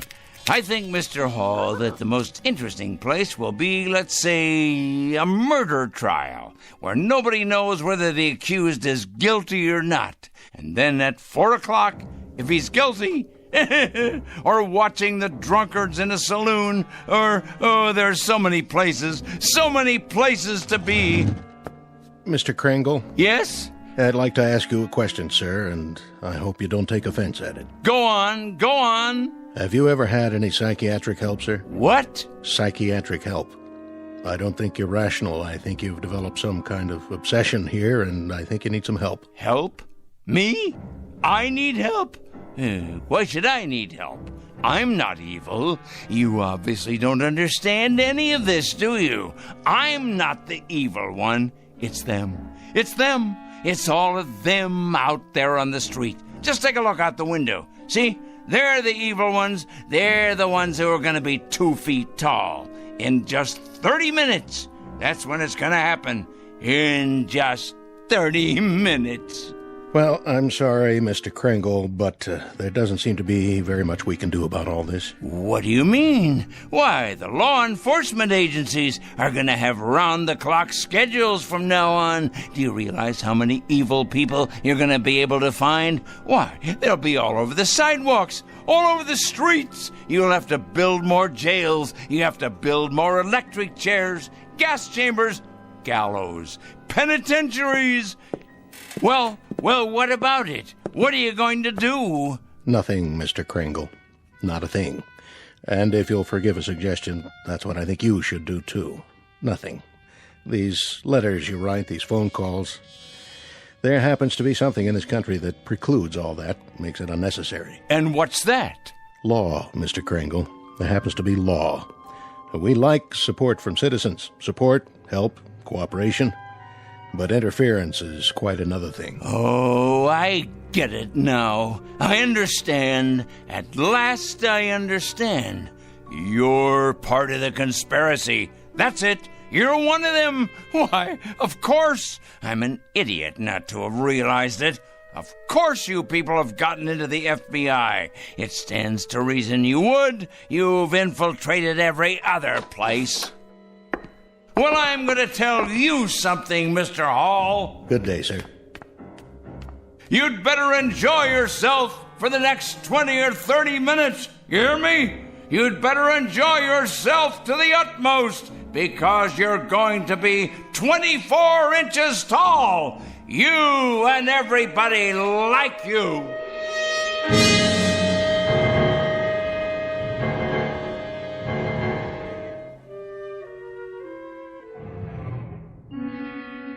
All the evil people, everyone, you'll see. Good riddance to bad rubbish, eh, Pete? To all their kind, the righteous will rise up, and the weak will fall before their terrible wrath. It's as right as rain. In a minute, Pete. It won't be long now.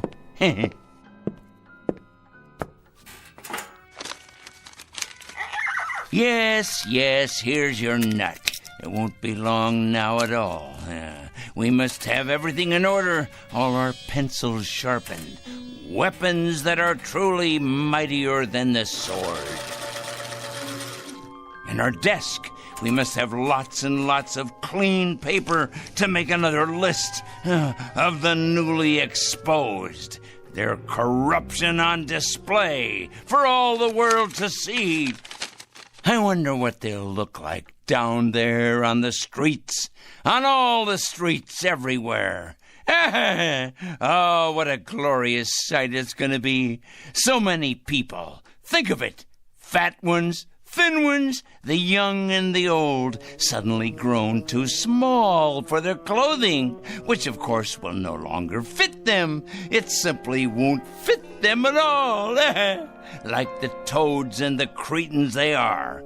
Someone should follow along behind and collect it in trucks, boil it in hot water, decontaminate it, and then redistribute it to the rest of us. Think of that, Pete.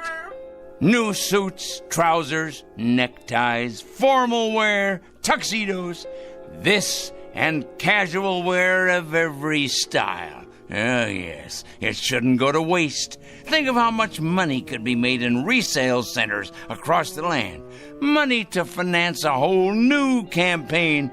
Why, Pete, we could open a chain of clothing stores. Aha! All we need is a fleet of trucks to gather it up. Ours for the taking. But alas, it's too late to organize any of that now. Oh, if only I'd planned ahead. Well, the least I can do is alert the media. Yes, that's the responsible thing to do. I wonder if they have any idea at all about what's to take place. And at this hour, the Dow Jones is down 14 points. Raging fire now under control in upstate. The White House press secretary announced a peace plan today.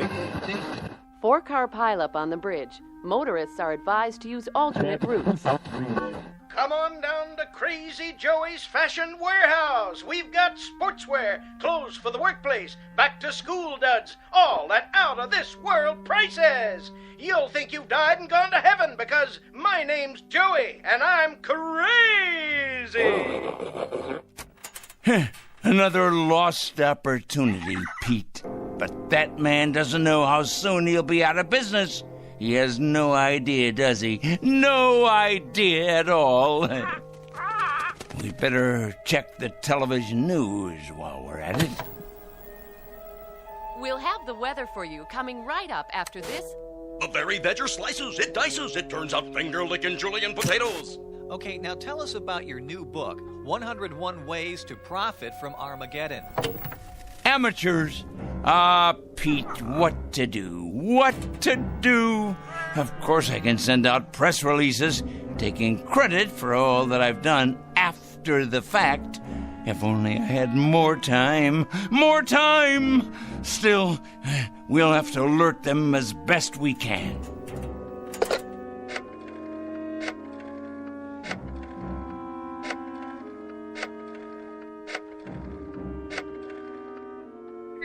Yes, put me through to the news department, please. Never mind who this is. Wait. This is Oliver Crangle speaking. Crangle. Yes, that's right. I'm calling with an important bulletin. Yes, for the afternoon broadcast. That's right. You ought to break in right now with a news flash, you know. Oh, it's something big, all right. Something huge. Believe me, it is important. When? No, you don't understand. It hasn't happened yet, but your viewers will still want to know when it does happen. Otherwise, there'll be chaos in the city. In fact, this should go on the national broadcast, coast to coast. What is it? Let's just say a new perspective on the world. Hello? Hello? Hello? Petey, obviously they've infiltrated the local news channel as well. Of course they have. I should have known. They're everywhere, like insects, like vermin. Well, they won't be in control much longer, because Judgment Day is upon us. The strong will rise up to take what is theirs, while the subhumans are exterminated. It's the law of nature. But for now, there's precious little left to do, except make sure the clock is wound and to prepare ourselves for the occasion. Just try to be patient, Pete. Just a few minutes longer. Wait with me, and you'll see that it's all been worth it. I promise. But first, I must look my absolute best. Yes, top-notch, befitting a man of my stature. The reporters will swarm up the stairs here, wanting interviews. And there'll be photographers, of course, with their news cameras. Let's see here. What do you think, Petey? Perhaps a clean shirt and tie? My best shoes. I have to pass muster here. Meanwhile, you preen your feathers, my boy, and get ready to meet the press.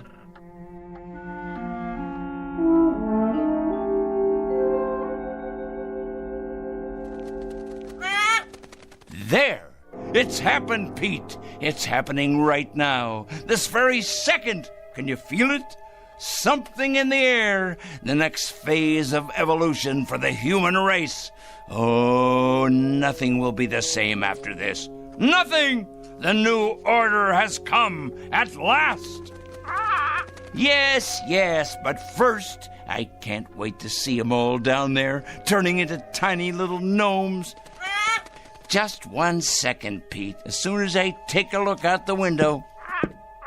Certainly, Peter. You may have a nut, as many as you like. You must be hungry. I'll have something, too. We'll make it a celebration. This is our day. Of course, but you must be patient. I can't wait to look outside. I can't wait. But for some reason, I can't see over the windowsill. How can that be? I can't even reach the bowl of peanuts. I know you're hungry, but somehow it's just out of my reach. What? Unless someone has moved it, put it in a very high place. But that would have to be someone very tall. Someone very, very tall.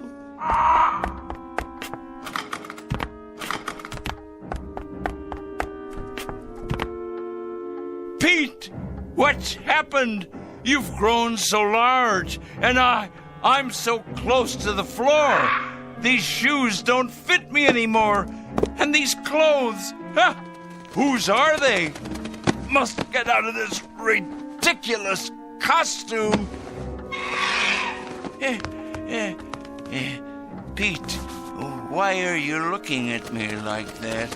Your eyes and your beak, close it. Please close it. You're not still hungry. You can't be. Pete, you're frightening me.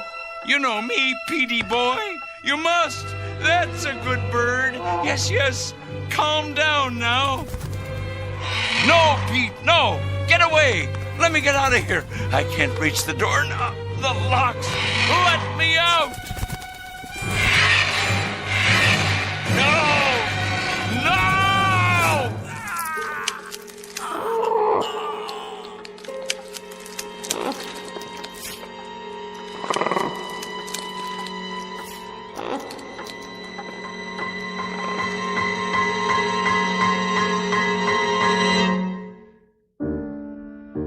At 4 o'clock, an evil man made his bed and lay in it.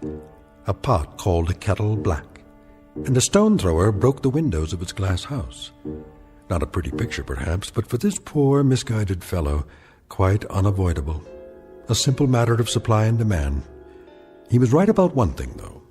In a world where the strong get stronger and the mighty feed upon the weak, you can run, but you can't hide.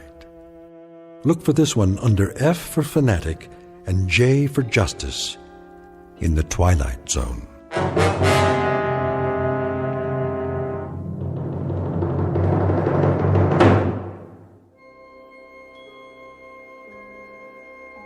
Hi, this is Carl Amari, producer of the Twilight Zone radio dramas. I'd like to take a moment to tell you about our official website at twilightzoneradio.com, where you'll get the latest news and information on these Twilight Zone radio dramas. Plus, at twilightzoneradio.com, you can digitally download 3 free episodes or any of our episodes for only $1.95 each. In this age of ever-changing technology, we've decided to make these episodes instantly available to you by making the Twilight Zone radio dramas a digital download-only series. This means that this series will no longer be offered on CD. The CD collections at our website are now being offered while supplies last at buy one, get one free. So be sure to get your favorites before they're sold out. Be sure to visit us often, and I'll see you in the zone.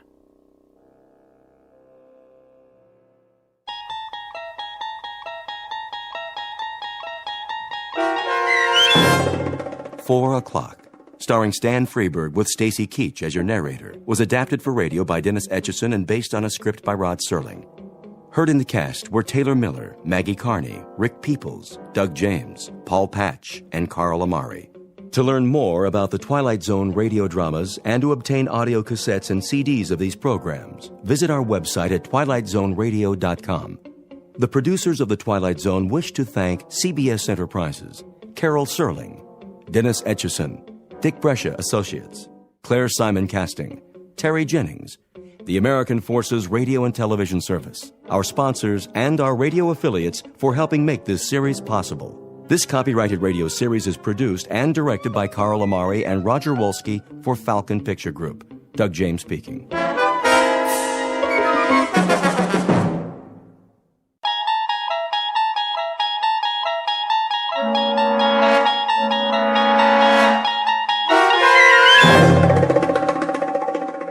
He's Alive, starring Peter Mark Richmond and Marshall Allman, with Stacy Keach as your narrator, was adapted for radio by Dennis Etchison and written for The Twilight Zone by Rod Serling. Heard in the cast were Roger Mueller, Jason Bradley, Christian Stolte, Doug James, Jeff Lupetin, Amanda Amari, Elizabeth Lido, Vince Amari, Alex Sopner, Frenette Lebo, Carl Amari, Kurt Nabig, Peggy Roeder, and Jason Mallow. This copyrighted radio series is produced and directed by Carl Amari and Jason Mallow for Falcon Picture Group. Doug James speaking.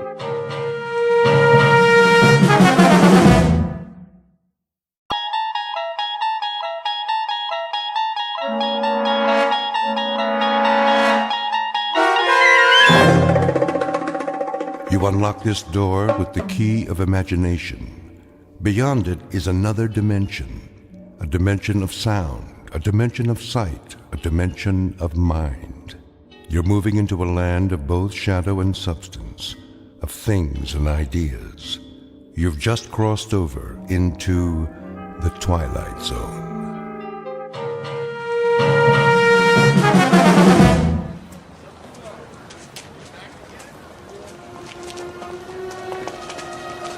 That looks like a good spot.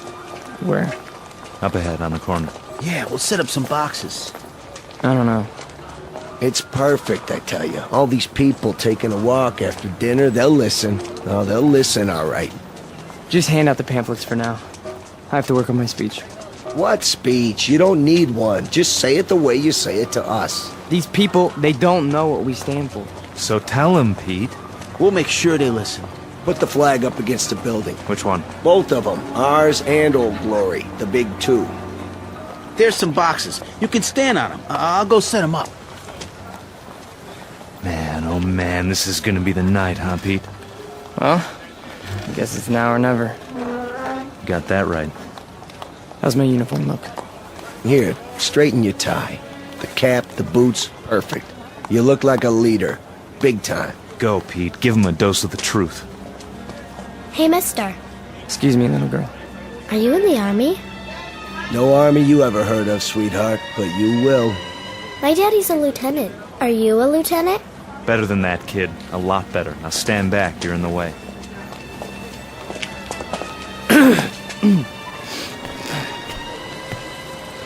Good evening. Good evening, neighbors. I have something of great importance to tell you. If you'll all gather round. Neighbors? Who's neighbors? Yeah, we're not your neighbors. I never saw him around here. Yeah, me neither.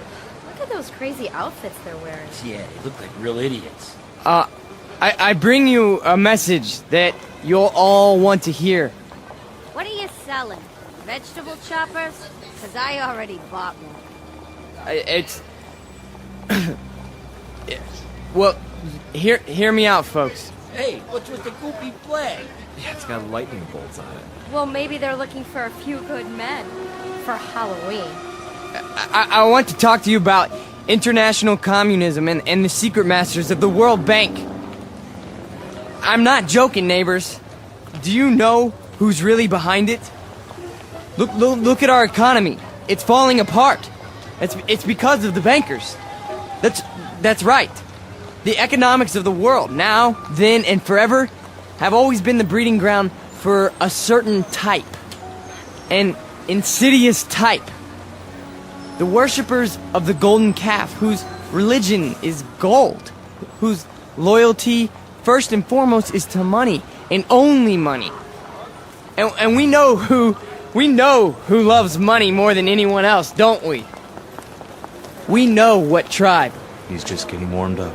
Yep, in a minute he'll have him in the palm of his hand. The tribe of traitors. And they're here, in our homeland. They're in Washington. Those swine have captured the reins of government.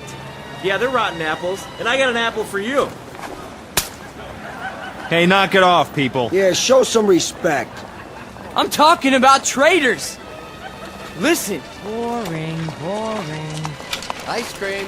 Get your ice cream. I want one. Come on, Angie. We'll both get one. Then we'll go home. Yeah, there's nothing happening here.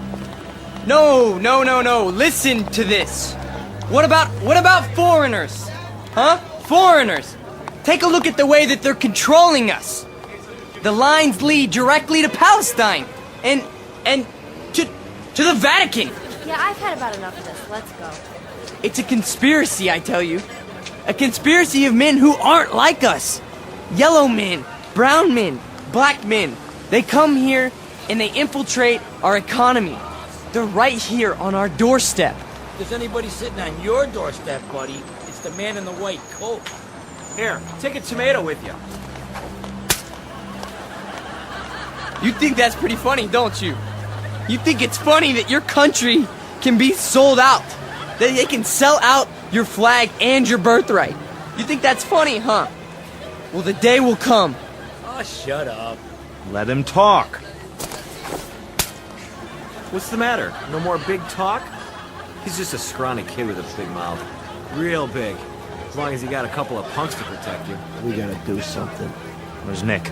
Go on, get out of here. Back off. This here's a real American. Yeah, a real jerk. Why, you? Get off! Cut it off! Cut it off! Right now! Portrait of a Bush League Führer named Peter Vollmer, a young man who feeds off his self-delusions and is left perpetually hungry. Like his goose-stepping predecessors, he searches for something to explain this hunger, to rationalize why the world passes him by without saluting. In his own twisted and distorted lexicon, he calls it faith, strength, truth. But the particular brand of truth he seeks can be found in any sewer. Peter Vollmer doesn't know it yet, but he is about to ply his trade on another corner, an intersection in a strange shadowland called the Twilight Zone. And now, The Twilight Zone and our story, He's Alive, starring Marshall Allman and Peter Mark Richmond, with Stacy Keach as your narrator.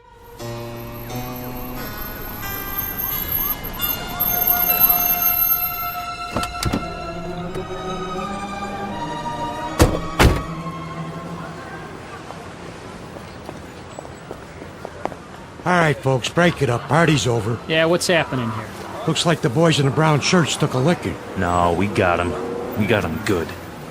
Then what are you lying on the ground for? Problem, fellas? It was the communists. The communists did this. What? Which ones are those, Jack? All of them. They ran away like cowards. We want to press charges. What about names? We need names if we're gonna charge anybody. Look, forget about it. We can take care of ourselves. Sure you can. Need some medical attention? No, we don't need your help. Come on, Peter, I'll help you out. Let's get out of here. Hey, Jack, you forgot your flag. Yeah, your mama made it for you. Give it to me. Sure. There'll come a day when guys like you will crawl on your belly to salute this. There'll come a day. Yeah, well, let me know the date, Jack, so I can stay home sick.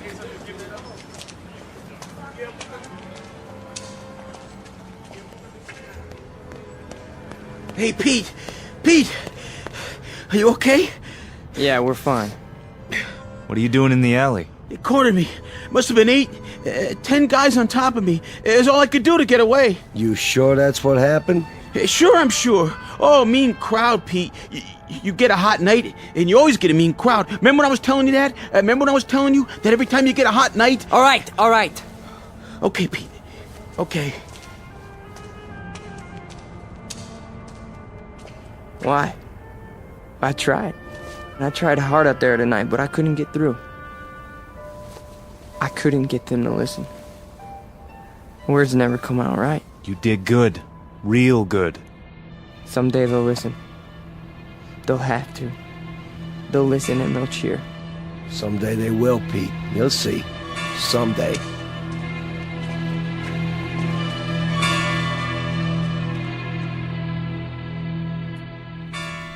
Now, hold still. It's only a cut, not a mortal wound. Wash your face when you get home and put some iodine on it. I think you will survive. Now, do you want a cup of coffee? I'd rather have a drink. A drink, is it? May I have a drink, Ernst? I have some wine. Will that do? Yes, please. Very well. You are a man now.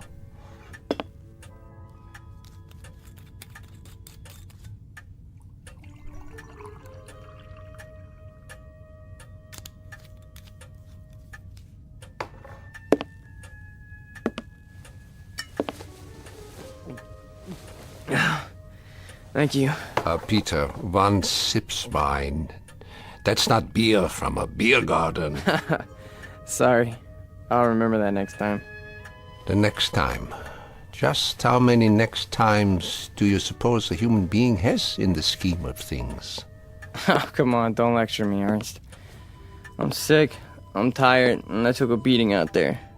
Did you? Yeah, can I stay the night? Yeah, the couch remains in the corner, as usual. You're a good friend, Ernst. You understand. Sad to say, I do. A man does what he believes in. A man usually does. I believe in certain things. Is that right? You know I do. I mean, we're friends. You've known me since I was a kid. When you were a little kid, Peter, and I used to find you crying at my door late at night, I could pity you then. And now? What do you think? Now you peddle hate on street corners as if it were popcorn. It's not hate. It's a point of view. A philosophy. Oh, I know the philosophy. I know it quite well. 9 years in a place called Dachau. And you know who put me there? Peter Vollmer. What? A lot of Peter Vollmers. Frustrated men, sick men, hungry men. But the result, the effect, never mind the cause, was 12 million bodies in shallow graves. And it all started with young men in uniforms, talking on street corners. Hey, you let me come here. You never sent me away. No, I never did. I never do. That's the weakness that you scream about on your street corner, the sentimentality, the softness. the weakness that makes a man his brother's keeper. So I must be one of the worst of your criminals, Peter. Sentimental, soft, and very preoccupied with my brothers. I should close the door on you, but perhaps this is my sickness. I only see the boy, not the man. Go ahead. Sleep on my couch. Look, why don't you understand? You're the only person in the world I ever had. What else have I had? What? A drunk father who used to throw me against the wall? An old lady who drank till she had no marbles in her head? She didn't even recognize me half the time. That's why I used to come over here to your apartment, because, I mean, you were gentle with me, you know? You'd talk to me. You'd feed me. You'd take care of me. Ernst, you're my real father. Ah, this is the boy speaking again. The little boy with so much fear in him. Yeah, you rest now, Peter. You rest well.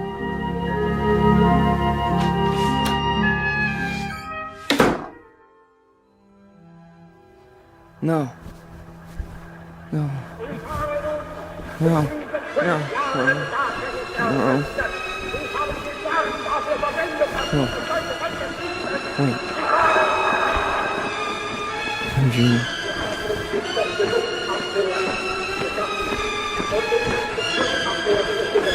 What? What? Peter! Who's that? Peter? Who's out there? Who is it? A friend, Mr. Vollmer. A friend? You have need of friends, yeah. Allies. Yeah, come downstairs, Mr. Vollmer. Come down and we'll talk, you and I.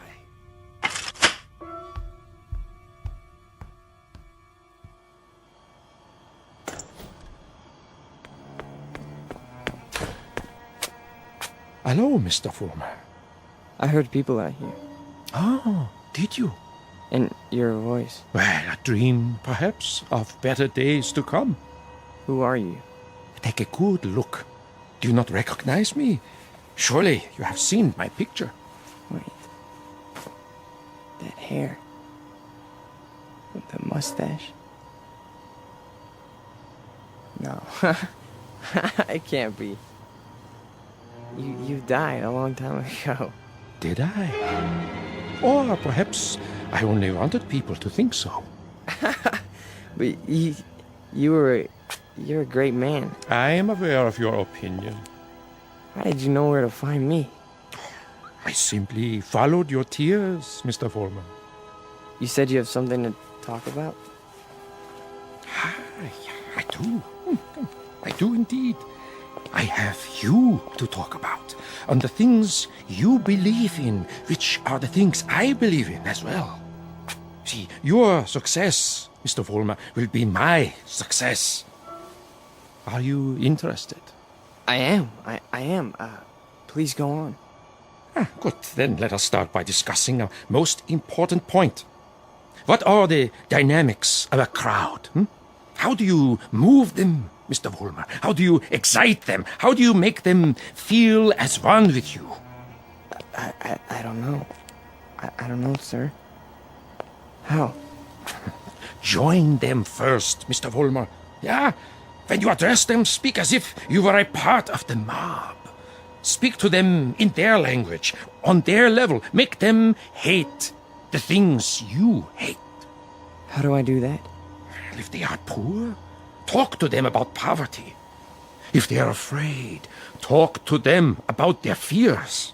And if they're angry, Mr. Vollmer, if they're angry, give them objects for their anger. But most of all, what is most of the essence is that you make the mob an extension of yourself. Say to them things like, things like this. They call us hate mongers. They say we're prejudiced. They say we're biased. They say we hate the minorities. The minorities. Understand the term, neighbors. Minorities? Shall I tell you who the minorities are? Shall I? We are. We are the minorities. That way, Mr. Warmer. See, you started that way. I think I understand. That's right.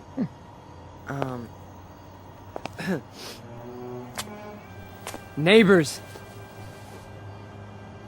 Neighbors. They call us hate mongers. That's it. More. They say we're prejudiced. They say we're biased. Yeah, now you have got it. Go on. The minorities?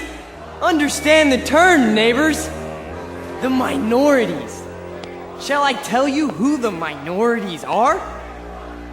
We are the minorities. Because patriotism is the minority. Because love of country is the minority. Because to live in a free white America seems to be a minority opinion. Let me tell you something, neighbors. I want you to dwell on this. Just dwell on it.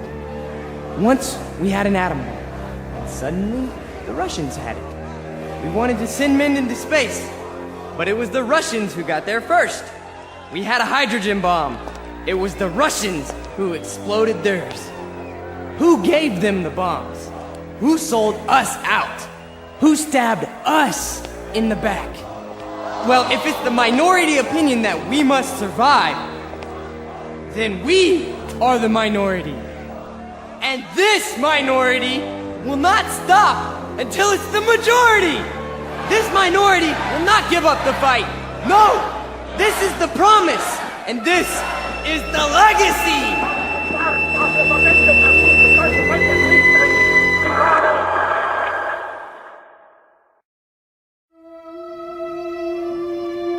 Look, I'm not gonna wait much longer, you understand? Gibbons, cool it.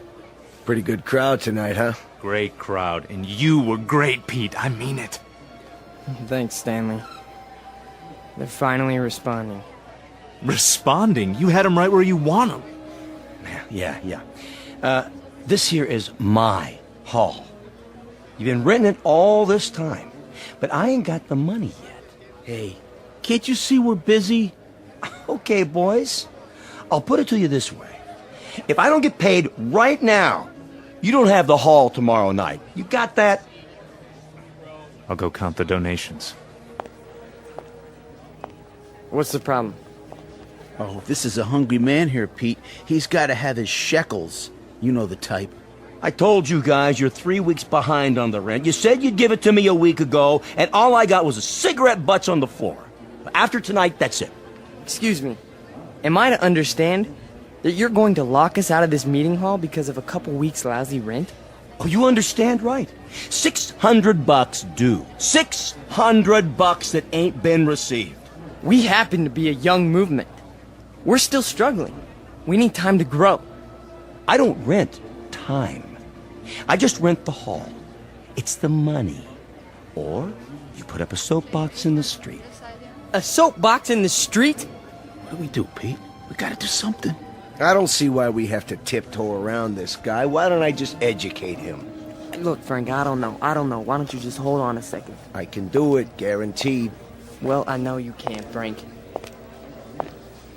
Somebody left this for you, Pete. Who? Nobody saw him. Just left this envelope at the back door. Your name's on it.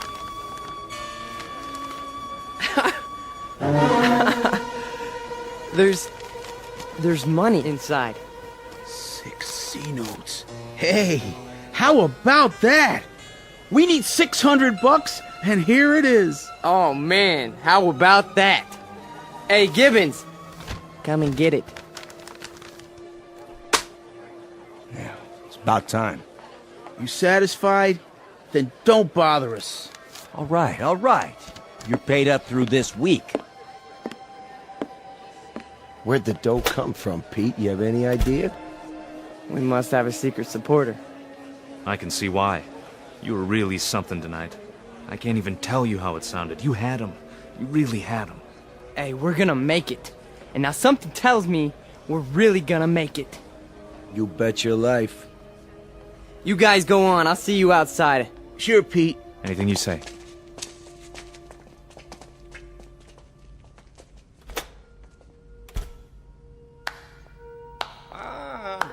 excellent performance, Mr. Vollmer. Yes, very effective. Very effective. You learn quickly. Well, thank you. I didn't know you were here. I am always here. Pleased to be of help. You learned the style very well. You delivered it precisely as I told you. I'm very obliged. And the money? Oh, it was the least I could do. We couldn't have you thrown out into the streets, yeah?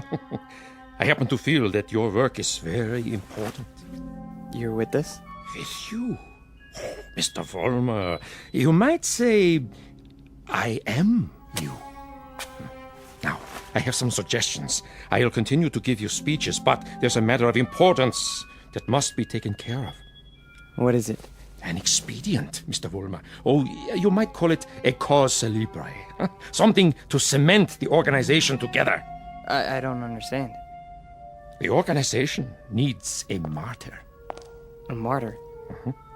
How do we find a martyr? You don't find one, Mr. Vollmer. You choose one. You pick out the one of least value, and you make him a symbol. You wrap him in a flag, and you make his death work for you. Find a man, Mr. Vollmer, who has no worth while he's alive, but who can serve you when he's dead. Like who? Oh, surely there is such a one. Pete, they're waiting. Be right there, Nick. Okay. Thought I heard voices. You talking to somebody? No. I'm just practicing my next speech. Look, hey, tell Frank to come in here, would you? Right away. Alone. Sure thing, Pete.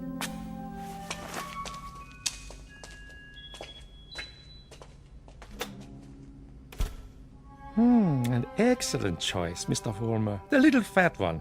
Yeah. Now, all you have to do is arrange it. The only thing is, I've known Nick for a long time. Isn't there some other way? Other way? There is no other way, Mr. Vollmer. And if you weaken now, there's no point in going on. When Frank comes back, tell him you've discovered an informer. Tell him the informer has done you irreparable damage. The informer must be put out of the way, but cleverly, subtly, so that there is some question as to who is responsible. But Nick's been with us from the beginning. The beginning? Oh, no, Mr. Vollmer. None of you were at the beginning. None of you. Nick's my friend. And this is an act of friendship. We are allowing him to serve the cause. How glorious for him. Nick says you wanted to see me. We got a stoolie in the group, Frank. A stoolie? Yeah. Nick's been talking. And I think he's working for the police. No. I know it to be a fact. Everything we've done, everything we've said, Nick snitched on us. Are you sure? Beyond a shadow of a doubt. Well, what do you want to do, Pete? Get rid of him. Get rid of him so that it looks like somebody else did it. Make it look like someone who hates us. I understand. I understand, Pete. You call it, you got it.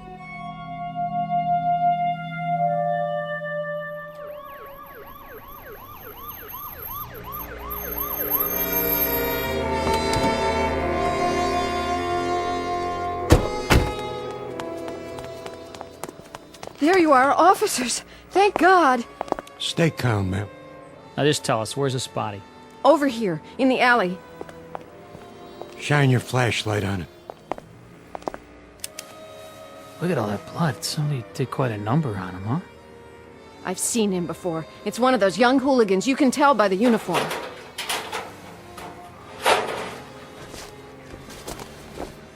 He's dead, all right. Call a meat wagon. What was this one's name? Wait a minute. There's a note pinned to his chest. What does it say? A good fascist. What do you suppose that means? One of their enemies must have put it there after he beat him to death.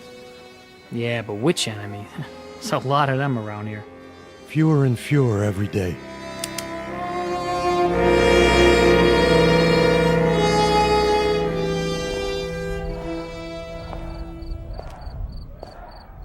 Hurry up, Frank. We've been waiting for you. Is it done? Cross off the little creep. Anything else? Then, we finally have our martyr. Pete, you better go on. They're going nuts in there. It's a good crowd tonight? Right to the ceiling. What's the matter, Stanley? Oh, nothing. Then why the look? It's just that... Nick was a nice guy, Pete. I miss him. Stanley, you listen to me. You forget about Nick right now. He was a fat pig with no guts. He was a greasy big mouth who copped out every time he took a breath. A nickel and dime Judas who got exactly what he deserved. So don't mourn for Nick. He doesn't rate mourning. Not that pig. You got that, Stanley? Look at me, Stanley. You got that? Yeah. You have his poster ready? Blown up bigger than life. Just like you said. Good. When I give the signal, unveil it behind the podium.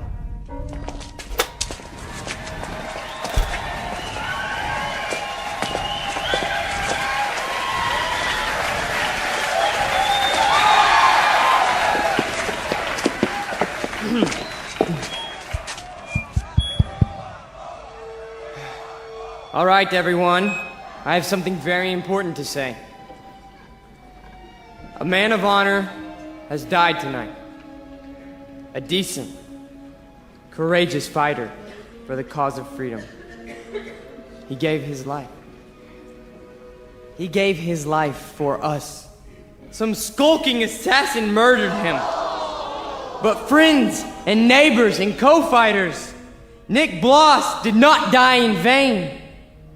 They stilled his great heart, but they could not stifle his memory. They could not obliterate his courage. They could not wipe away his honor. He lives, my friends. He lives in you, and he lives in me. He lives deep in the gut of any human being who believes that the United States of America should be free, should be untainted, should be free from the mongrels who try to enslave it. Now, Stanley, look at this portrait of Nick Bloss in his uniform. He wore it proudly. He died for it. And you and I, neighbors, we will live for it!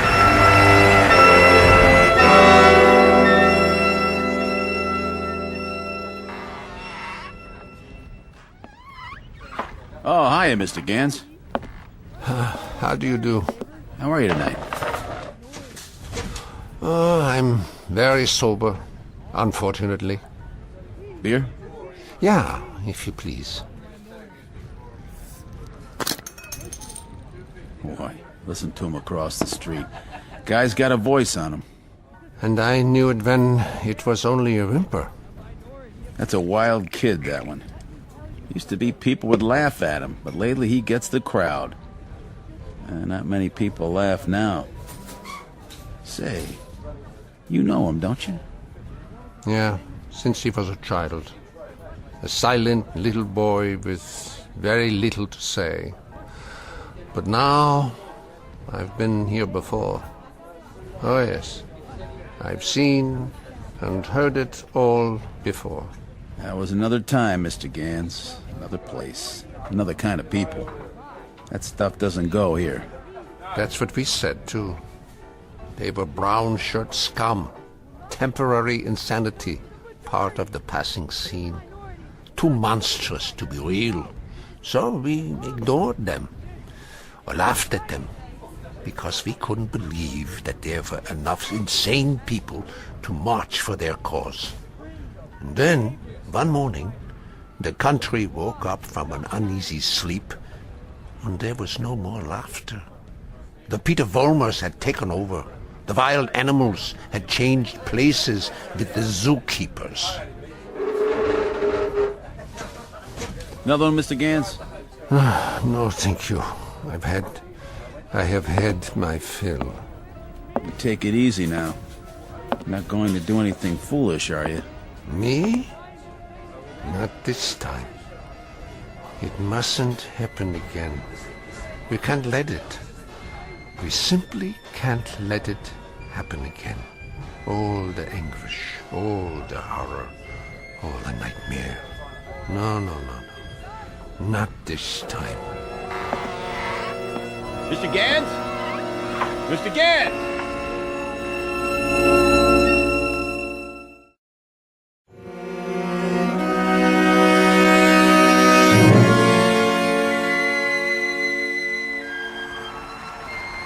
And so I tell you, my friends, we will take it to the streets. There's going to be a big meeting tomorrow night with searchlights and banners and drums and armbands. For every one of you who wants to join us, we have armbands. And soon, very soon, we will have uniforms for all of you. When we march! Who's that? Search me. Go on, Mr. Vollmer. You were saying? Ernst, what are you doing here? I can tell them what you were saying. I have heard it all before. I have heard it 1,000 times before. In Munich, in Berlin, on 100 different street corners. It was drivel then, and it is drivel now. Ernst, you've got to stop. And what is this one here? The latest model? A new Führer right off the assembly line? Well, this one isn't so new. He is just a cheap copy. Oh, let me tell you about this one. About the breed, the species. They are all alike. Problem children with delusions. Sick, sad neurotics who need applause like a needle. That's enough, Ernst. Please. Please. Listen to me, Peter, and let them listen, or I will tell them about a quaking, whimpering boy who cried on my couch, who still cries on my couch. Ernst, don't! They need parades and torchlights and slogans like therapy. They need uniforms and armbands, because without them they are naked and pitiful. This one grew too old to bite his nails, so he made believe he could lead others. Pete, don't let him have the mic. Put him down, or I'll put him down. Yeah, put me down, Peter. Shut me up. Stifle me, huh? Why don't you? Why can't you? Because this is your courage right here. The symbol on your sleeve. A torch on a lightning bolt. A crude drawing for children. I'm warning you, Ernst. This patch is your strength. This and the crowds and the sick aisles. And if I tell you to your face, Peter, that your courage is made out of cloth, that your ideas are filthy garbage, and that you are something less than a man, what do you say to that? How do you answer me? Like this! Oh, the rebuttal. The only answer your kind knows how to give. Is that the best you can do? A bloody nose? This is your Führer? He is yours. I give him to you. A gift from the sewers. You see, folks, the way it is. Hey, Pete, don't worry about it. He's just an old man. One crummy old man. The way it is, I knew him. I knew the old man once. Is that a fact, Mr. Vollmer? Yes, that is a fact. I used to know him. And... Who's he talking to? Mr. Vollmer, I have no interest in who he is. My concern is in what he is. He cheapened you in front of these people. You barely had the strength to strike him a slap, like a woman. Your voice is like a lion, but your instincts are rabbits. And you? Instincts like a rabbit. Slap like a woman. You stand in the darkness and plan the battles. But you're never there when they're fought. No. Why don't you come up here alongside me, huh? Why don't you let them see who you really are? Why don't you make a speech? Mr. Fulmer, I was making speeches before you knew how to read them. I was fighting battles when you were struggling to get out of a womb. I was taking over the world when your universe was a crib. And as for my standing in the darkness, Mr. Fulmer, I invented darkness. Then you take the stage. Go on. It's all yours. Pete, who were you talking to? Where are you going? You can't run out.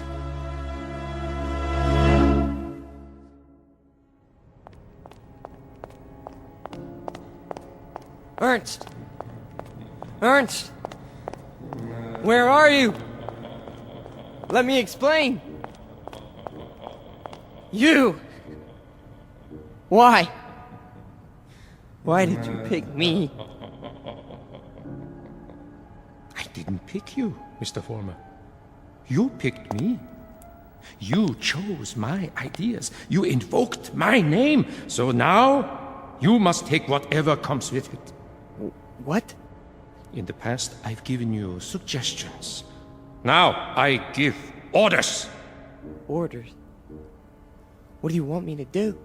From now on, you must be built of steel.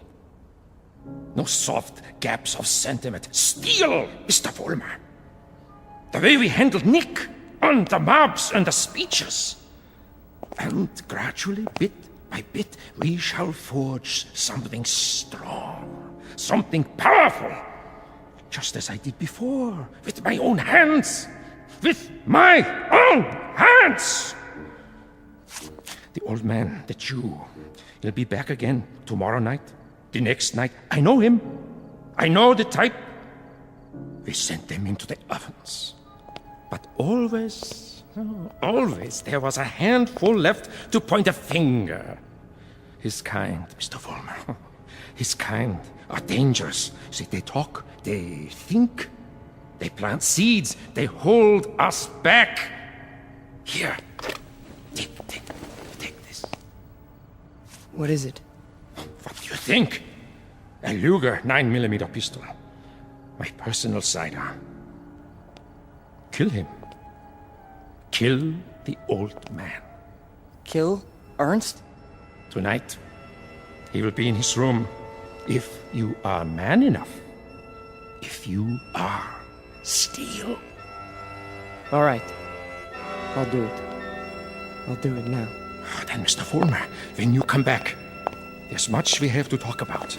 Plans, campaigns, ideas, the next steps. This is only the beginning, the dawn. It will be a long, long day.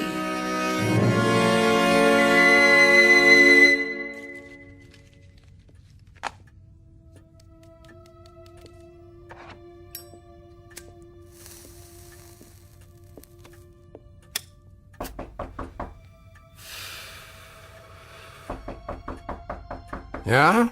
Oh, come in. Ah, I thought it was you. You wouldn't listen to me, Ernst. On the contrary, I listened to all that I was able to stand. You should pay attention now. I can't even begin to tell you what's happened. It's too incredible. It's too unbelievable. I can tell you this much. We're on the march. From now on, we only go forward. There's no stopping us. No stopping you, Peter? An old man stopped you tonight with a few words. He stopped you with the truth. You're wrong, Ernst. It's not just me anymore. There's someone else. Someone behind us. Someone even you tremble at. He'd have to be a very imposing figure, Peter. Much more imposing than you. Oh, he is. He gave me this. See? More imposing even than a gun. That's only because you don't think I'll use it. Which only goes to show that you don't know me. I know you, Peter, I know you. From a ravaged little boy wanting love to a torn man looking for respect, identity. I don't fear you. So you may do what you have in mind at any time you wish. With this one last reminder. You can never kill an idea with a bullet. Never. No. I'm all steel now. Ernst, I'm made out of steel. No more sentiment. No more softness. Just purpose. Just will. Then shoot. Kill.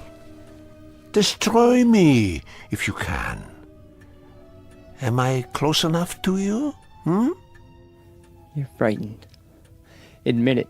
Not at all. Impatient and a little bored. With living? With having to live in a time that produces people like you. Once, years ago, you made death inviting. You still do. So do me the goodness, Peter. Get it over with as quickly as possible. I'm waiting, Peter. Kill him, Vollmer. Kill the old man. Kill the Jew. Use strength. Use will. Be made of steel, Vollmer. Kill him! Kill him now! You see, Ernst? I told you! I'm made of steel. All steel. All strength. But at the expense of things that most other men have. Some fragments of decency that tell them right from wrong. That make them love. Yes, Peter, you have steel, but now you have no heart.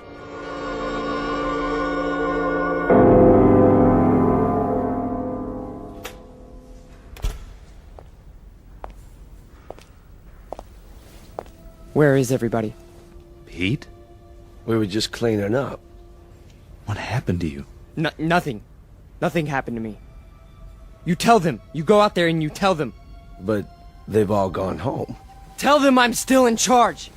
I'm number one. You serve, I lead. Understand? You serve, I lead. Come on, Pete. Let's go. No, he picked me. Out of everybody, he picked me. What's wrong? Don't you believe me? He did. He picked me. So long, Pete. See ya. Don't you walk away from me! Frank! Frank!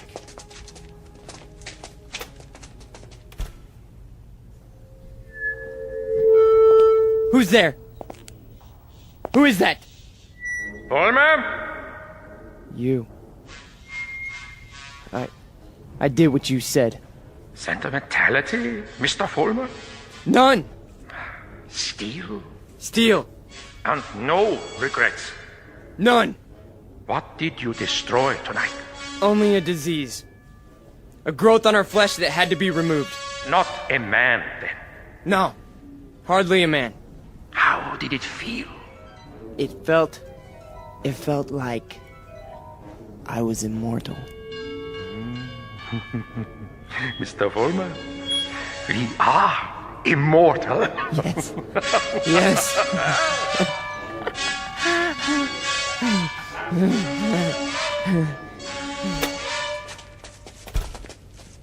There he is. Don't move. What do you want? Peter Vollmer? Yes. We have a warrant for your arrest. That's impossible. The charge is conspiracy to commit murder. Your two friends are outside in cuffs. The victim's name was Nicholas Bloss.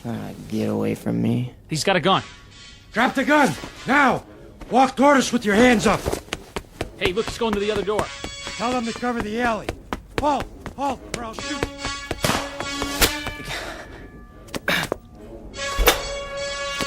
Hold it right there.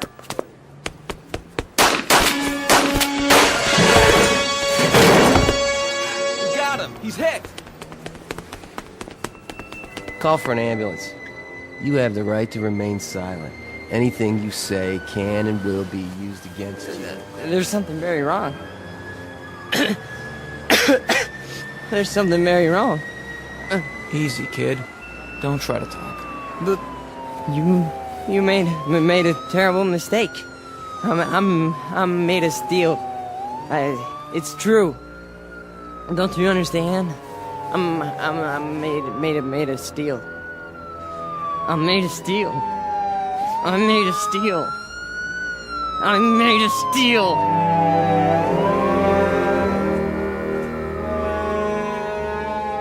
Where will he appear next?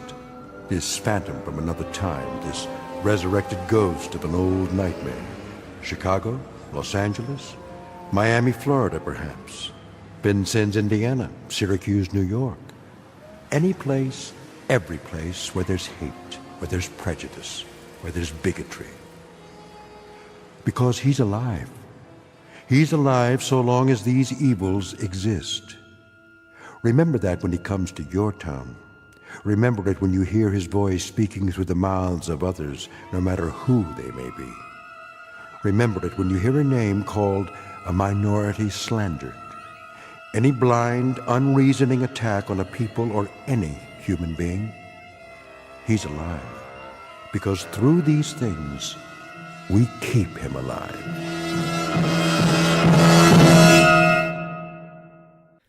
The Twilight Zone continues in just a moment. You are about to enter another dimension. A dimension not only of sight and sound, but of mind. A journey into a wondrous land of imagination. Next stop, the Twilight Zone. Hi, this is Stacy Keach. I'd like to take a moment to tell you about our Twilight Zone website at twilightzoneradio.com. At twilightzoneradio.com, you'll find the latest information on these Twilight Zone radio dramas, including behind-the-scenes photographs, plus the newest product releases, trivia contests, ways to contact us, other Twilight Zone-related info and merchandise, plus links to other fascinating websites. So make your next stop twilightzoneradio.com. Visit twilightzoneradio.com to purchase these Twilight Zone radio dramas on cassette and CD, or call toll-free 1-866-989-ZONE. That's 1-866-989-9663.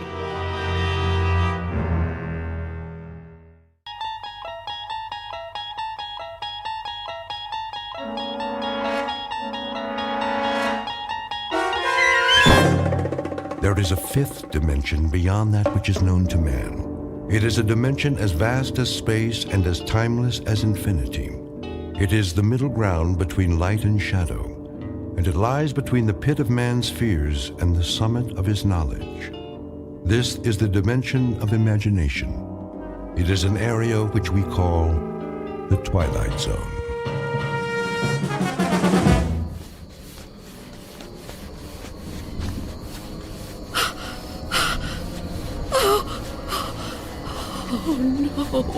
No, where am I? What am I doing outdoors? I don't remember leaving my... Oh, it's so dark. I don't live here. Or here. Which is my house. Oh, I must get home.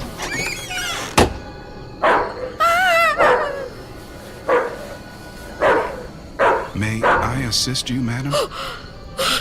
You startled me. I've lost my way.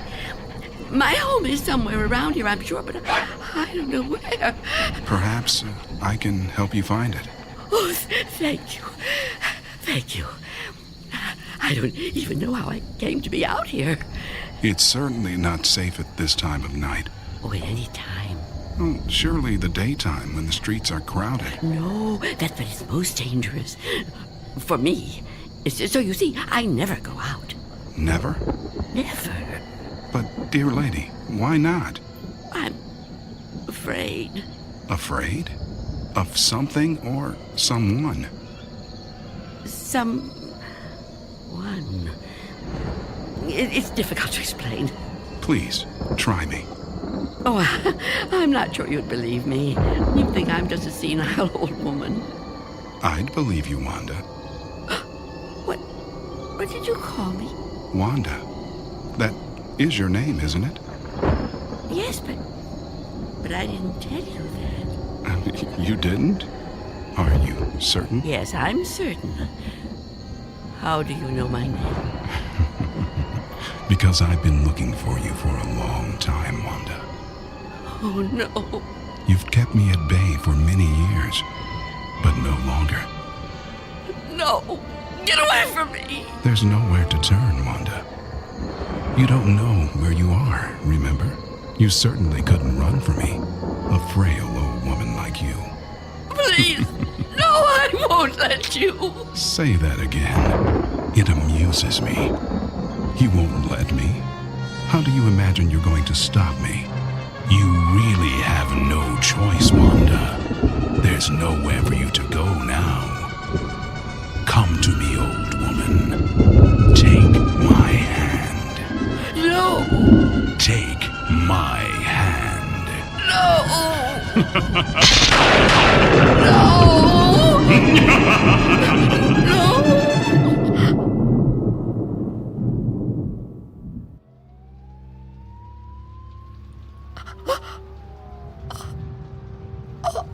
Oh,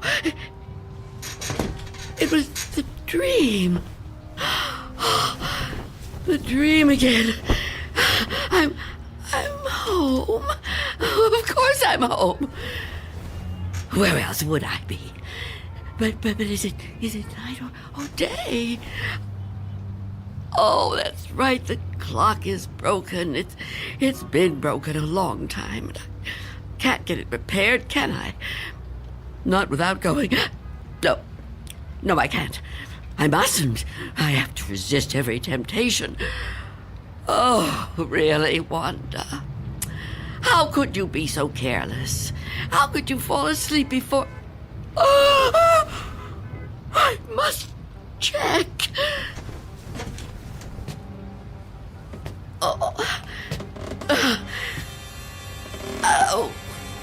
Yes.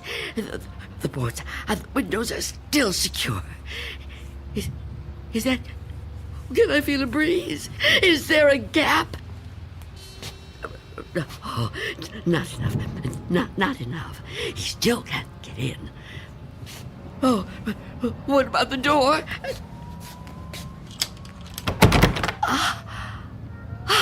Chain is on. And the door is locked. Good. He can't come in that way either. Oh, yes, I'm safe. Safe for another day.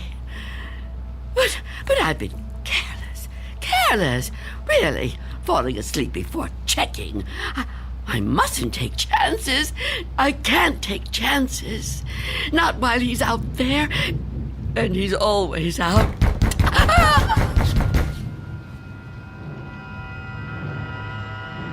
Miss Dunn? Miss Dunn, are you all right in there? Who are you? It's Barry. Mr. Fabian, from the grocery store. I know we've actually never met, but, well, we've spoken on the phone, Miss Dunn. At least we used to. Do you even have a phone anymore? Anyway, you know me, right? What do you want? I'm delivering your groceries, Miss Dunn. You remember? Charlie, the kid who works for me, was supposed to bring them, I know, but he called in sick. Yeah, kids these days, huh? No sense of responsibility. Anyway, I thought I'd better get them to you now instead of waiting till tomorrow. I figured, you'd be waiting for them.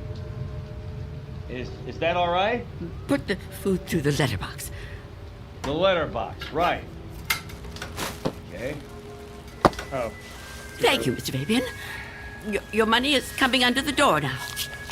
Under the door. Here it is. Miss Dunn, wouldn't it be easier to just... $6 and... Okay. 32 cents.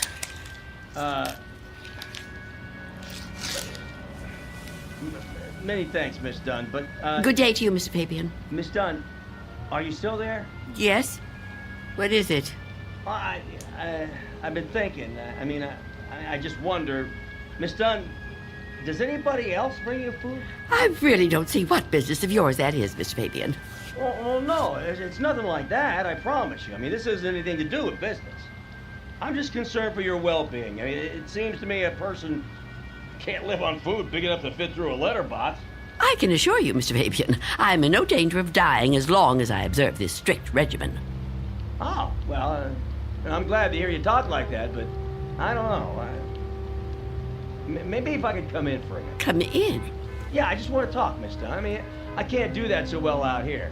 I really think you need to see a doctor. Out of the question. No one is coming in here, Mr. Fabian. Not a doctor, and not you.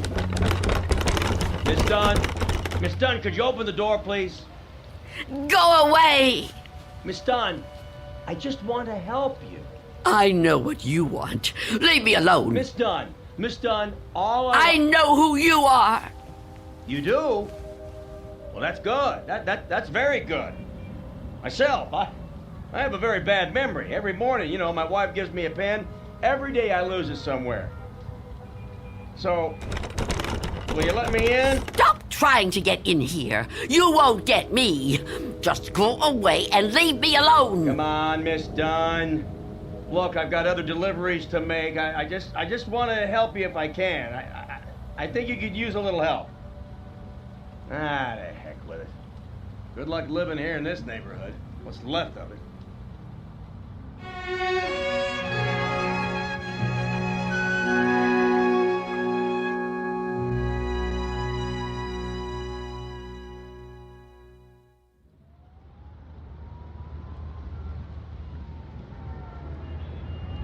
Go away. I won't let you in. I won't let you get me. Leave me alone. I don't want to die. I don't want to die. Please! Freeze!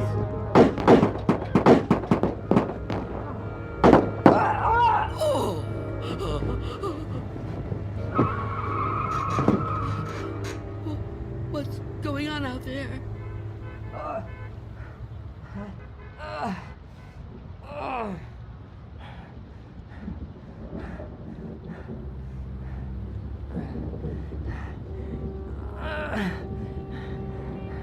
Help! Is anyone in there? You gotta help me. Who is it? Go away! I've been shot. I need help. Please. Please do something to help. Who are you? Officer. I'm a police officer.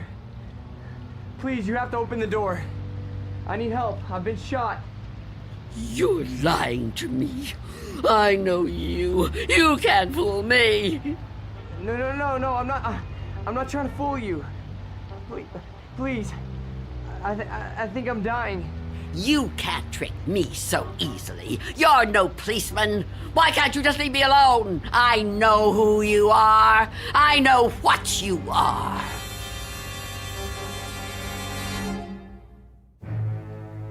An old woman living in a waking nightmare. An old woman who has fought 1,000 battles with death and has always won. Now she's faced with a grim decision. A decision that might to others seem the simplest in the world. That of whether or not to open a door. And in some strange and frightening way, she knows that this seemingly ordinary door leads to the Twilight Zone. And now, The Twilight Zone and our story, Nothing in the Dark, starring Marshall Allman, with Stacy Keach as your narrator.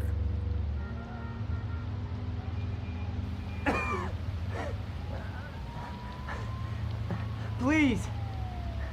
Why won't you help me? Stop this! Why must you do this to me? I'm losing a lot of blood. It's so cold out here. Listen to me. I'm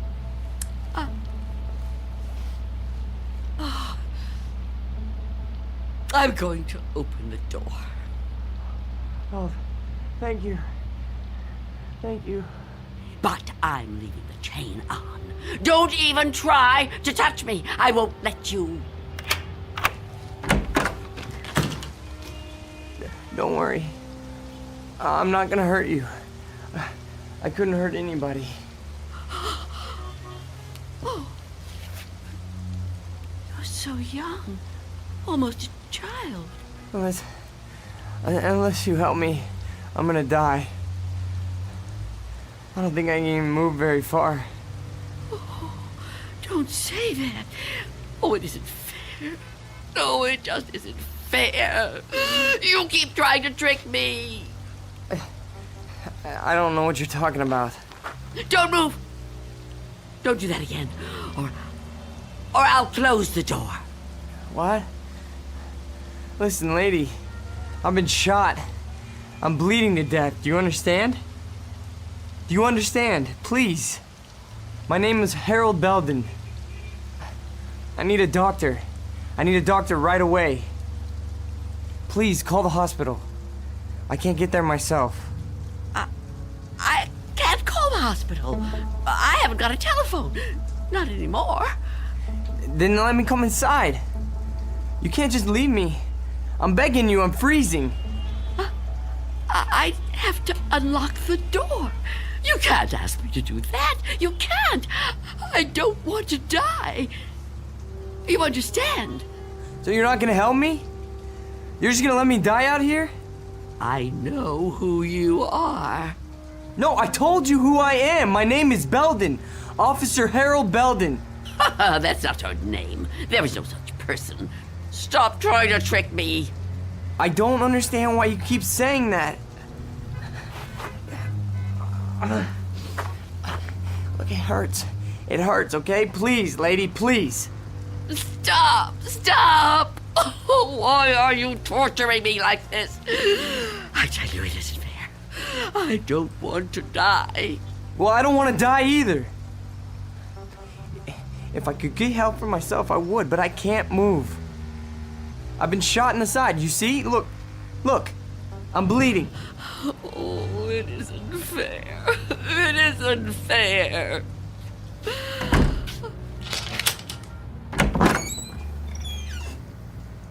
Will you help me? Yes. Yes, I'll help you. Thank you. Take my hand. What? Take my hand, pull me inside. No, I won't. I mean, I can't. Oh, can't you? Can't you crawl in? Well, I don't think so. Please try. Quickly. I don't want to leave the door open.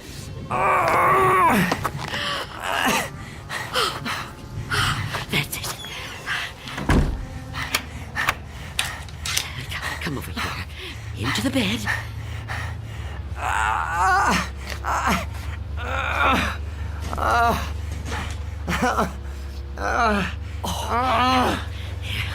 You just rest. Rest. Oh, what have I done? And what am I going to do?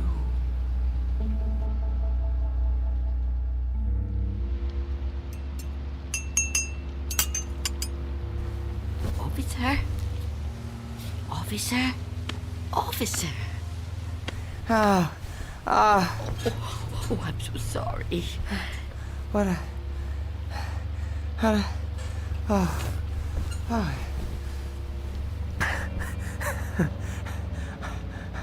Oh, I'm alive. Yes. Yes, you are.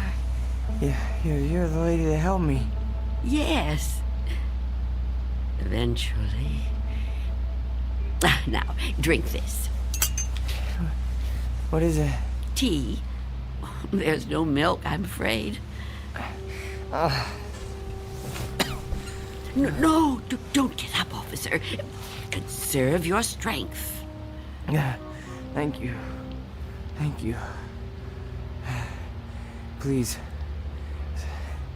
call me Harold. You saved my life. I owe you at least that much. Is it good? It's fine. Thank you. How long have I been out? Hours. What time is it? I'm not sure. Morning, I think. What do you think? I don't have a clock. I guess it is morning. It's hard to tell. What happened to your windows? Who boarded them up? Well, I did. A long time ago now. But they're still as strong as ever. What? Why would you do that? Oh, I have my reasons. Well, we all have our own reasons for doing things. Why would you want to be a policeman? To be in a job where people try to kill you? Well, why would you want to court death like that? Court death? I don't know that I'd put it that strongly. I do what I do because there's just some jobs that have to be done. You mean it's a sort of vocation? Yeah, I guess you could say that. Listen, Mrs. It's Miss Dunn. Listen, Miss Dunn. You should try to get some rest yourself. You need it more than I do. No, really, I feel much better. When the doctor gets here, he'll take me off your hands for good. The doctor? Yeah, sure. He'll check my wound, take me to the hospital.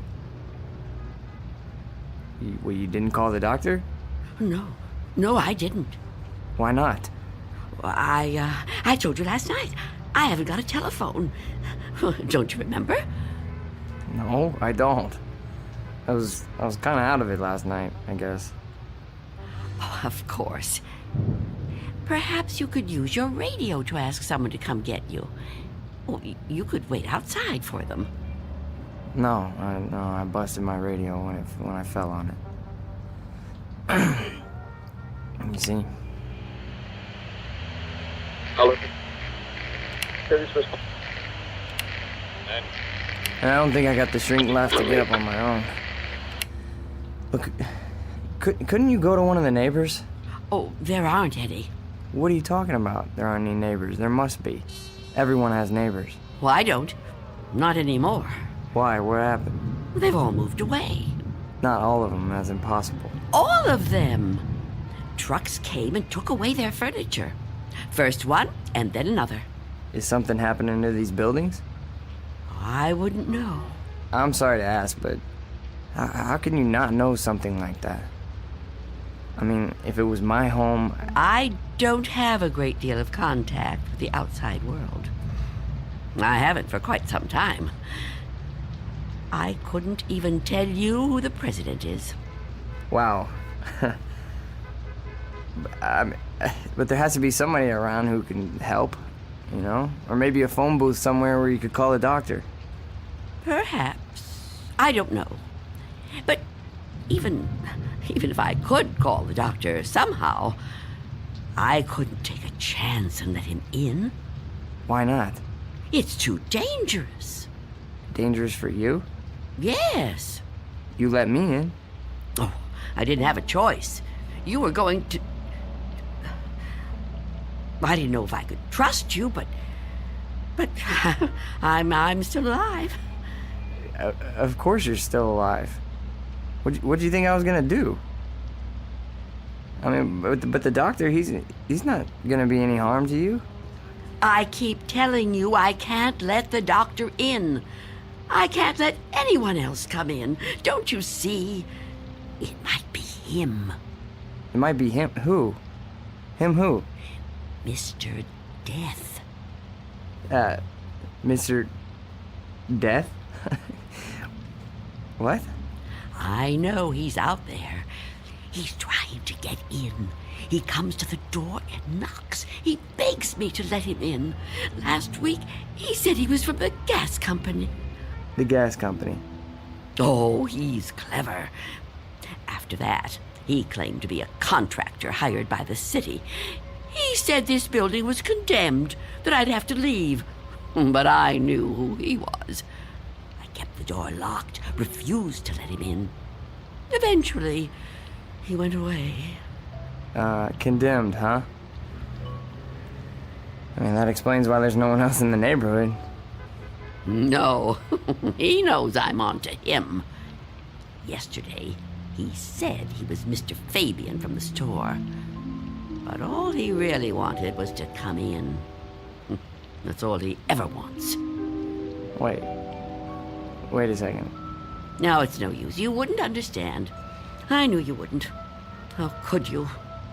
Well, I mean, wait, but I want to understand. I do. I mean, this man you're afraid of, you say he's Mr. Death. That's right. You don't mean just anybody, do you? You mean like death, right? Death. That's right. So is this Mr. Death a person like you or me? I know it sounds crazy to someone like you, to anyone but me, but it's true. I know it's true. Okay, I understand what you're saying, but, I mean, people die all the time, all over the world. Now, how could one man be in all those places at once? I don't know. Don't ask me that. Maybe there's more than one of him. Maybe. I didn't mean to upset you. Please don't cry. I'm not gonna hurt you. I'm sorry. Okay? Can I have another cup of tea? Please?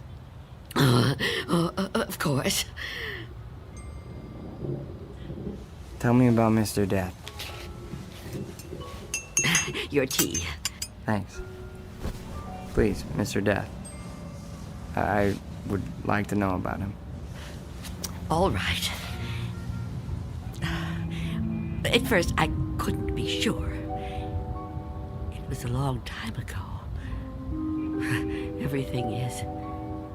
It's been so long since anything happened to me.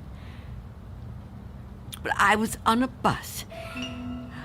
There was an old woman sitting in front of me, knitting a scarf, I think. There was something about her face. I felt I knew her. Then a man got on the bus. He wasn't special in any way. Not short, not tall, not fat. Just a man. I remember that there were empty seats, but he sat down right next to the old woman. He didn't say anything to her, but I felt that his being there upset her in some way. I couldn't understand why. He seemed like such a nice man. When the old woman dropped her ball of yarn, he bent down and picked it up, right in front of me. He held it up to her. I saw their fingers touch. He stood up and got out the next stop. I couldn't move. It was as if I knew what had happened. But I couldn't do anything. I was just so frightened. When the bus finally reached the end of the line, the driver came over to the woman. He thought she was asleep. But I knew she was... What, dead? Dead. And right then and there, I knew it was his touch that killed her. Okay, but you said it yourself. She was an old woman. Okay, just because this man touched her... Mr. Death. Just because he touched her hand, it doesn't mean he killed her. Maybe what you saw was just what it looked like. A man trying to be helpful. I mean, the real cause of her death might have been, I don't know, a heart failure or a stroke or something. I don't know. No, he killed her. Okay, I'm a cop. I've seen dead bodies. I've seen people that were killed by guns, knives, but never by a touch, okay? The man being there when she died, that's just a coincidence. But seen him since then, several times. I've seen him in crowds. I've watched for him. Every time someone I knew died, he was there. He, the same man, the one on the bus. No. Once he was a young soldier, then a salesman, a taxi driver. Someone you wouldn't notice unless you were watching closely. But you could see him. Oh, yes. And I wondered why that should be. Why I could see him when no one else could. And then I knew. Why? It was because I was getting older.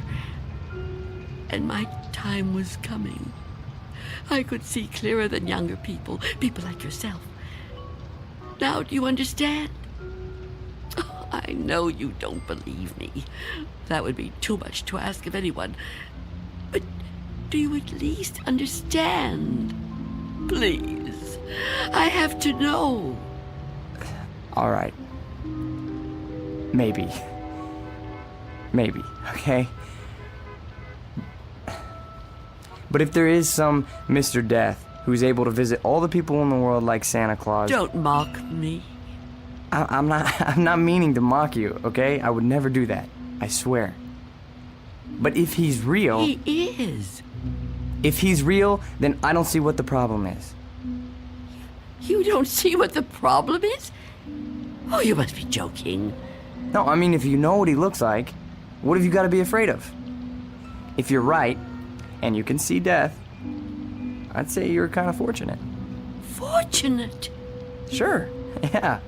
I mean, you'd be able to see him coming. You could just avoid him. Oh, didn't I tell you his face is always different? He's different sizes, different ages, different races. I couldn't be sure. Well, how about when you go out? Out? Sure. Well, I know you said you don't have much contact with the outside world, but you have to go out sometime. I mean, to the shops or something, you know? Now, couldn't he touch you then, if he wanted to? No. Why not? I never go out. Never. Never. Oh, I haven't been out for years. I don't know how many. I don't keep count. That would be too depressing. But I suppose you can guess from the smell. You're too polite to mention it. But it must bother you as much as it bothers me. So what do you do about food? The boy at Mr. Fabian's store delivers it. But I never open the door to him. How can you live like this? Well, don't think I enjoy it. So why do you do it? Because if I don't live like this, I won't live at all. If I don't watch out, if I let down my guard even for a moment, he'll get in. I know he will. I haven't always lived like this, you know. I was young once. People said I was pretty. I lived out in the sunlight. I hated to be inside even for a minute. My mother always said I'd spoil my fine complexion. But I didn't care. I loved outdoor things. I lived out in the sunlight, so warm, so beautiful. Beautiful, like I once was. You're still beautiful. Oh, no, I'm not. I'm old and cold. I miss the warmth of the sun so much. See that patch of sunlight on the floor? Where's it coming from? I think it's coming in from between the cracks in the boards of the window over there. Oh, yes. It's so warm to the touch. You know, I've always hated the dark and the cold. And now I'm old. I've lived a long time, but I don't want to die. I've heard people say it was his time when an old person dies. But it's not your time if you're not ready to die. I'd rather live in the dark than not live at all. Miss Dunn, I promise you, there's nothing to be afraid of. We're all alone here. Okay, there's nobody outside the door. I know you're upset, okay? And you're clearly under a lot of pressure. But I think all you need is some rest. Officer. Yeah, and I need help. Oh, I don't know what to do. Just give me some medical attention. Look, I don't know how badly I've been hurt, okay? But I've lost a lot of blood. And I need help soon. Or I don't know how much longer I can... I've told you I can't go out there. You can't ask me to do that. Look, this whole Mr. Death thing, I promise you, you don't have anything to worry about. Shh. Someone's coming. Well, get them to help me. No! There's nothing to be afraid of. Please, answer it. Go on. That's right. Go ahead. You're doing fine. Answer it. Go on. I'm keeping the chain on. That's fine. Do whatever you want. Just see who it is and get them to call for help. I'm sorry, lady, but I got my orders. No! Get away! Officer Belden, help me! I can't fool around any longer. Step aside, I'm coming in.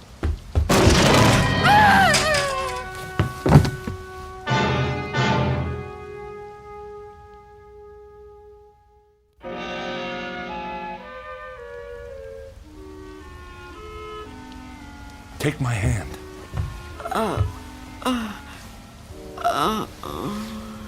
Easy, lady. Just lie quiet there till you get your strength back. What? You gave me quite a scare there when you fainted like that. Sorry I pushed you when I put my shoulder to the door.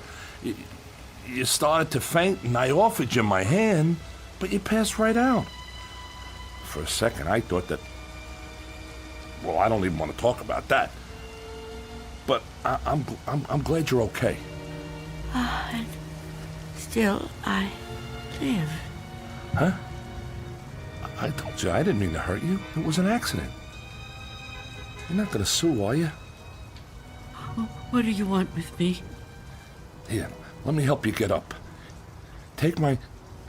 I can get up myself. Look, you gotta understand, man. I don't get no pleasure out of busting indoors. Who would? Except maybe some thug, but I'm no thug. I'm just a guy doing a job.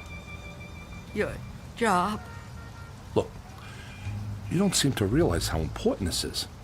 I've got a crew and equipment coming in an hour to pull this tenement down. Begging your pardon, man, but looking at this place, I say it's long overdue. Frankly, I'm kind of surprised it's still standing. And you're really not Mr. Death? Mr. Who? I don't know what you're talking about, ma'am. My name's Armstrong. Bud Armstrong. I don't know about any Mr. whatever you said. All I know is I got a contract to demolish this row of buildings. That's what I got to do. Everybody else moved out a long time ago. Until the other day, I thought this whole building was deserted. I seen them windows boarded up, and I figured you moved out when the rest of them did. Thank goodness I met that guy from the grocery store, that Mr. Fabian. Oh, Mr. Fabian. Then he was real, after all. Real? What are you talking about? I told him about my job down here, then he told me all about you, that he was worried about you. Told me he had a kid bring you your stuff. That was the first I knew about you, and it's darn lucky I found out. Well, you'd still be in here when the wrecking ball hits. Now, come on. We gotta get out of here. You want me to go outside? Sure. Didn't you just hear me? This place is coming down. You can't stay in here. You want me to leave here? You have to. I can't. It's Miss Dunn, right? Well, Miss Dunn, you were notified about the demolition job months ago. Look, I'm not out to bully you. I'm just trying to do my job here. These buildings were condemned by the city.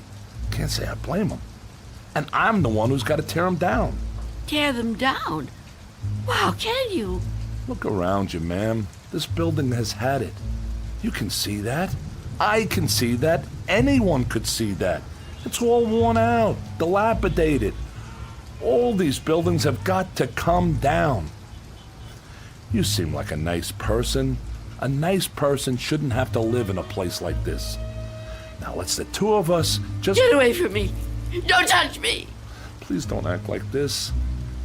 I ain't a monster, lady. I've got a heart just like anybody else, and I can see how you could get attached to a place, but, not want to see it wrecked. But when a building's this old, it's not fit to live in no more. It's dangerous. It's got to come down to make room for a new one, a stronger one. That's life, lady. Old make room for the new, you know? No. People get the idea that I'm some kind of destroyer. They think I get kicks out of tearing stuff down. But that ain't the way it is. No, that ain't the way it is at all.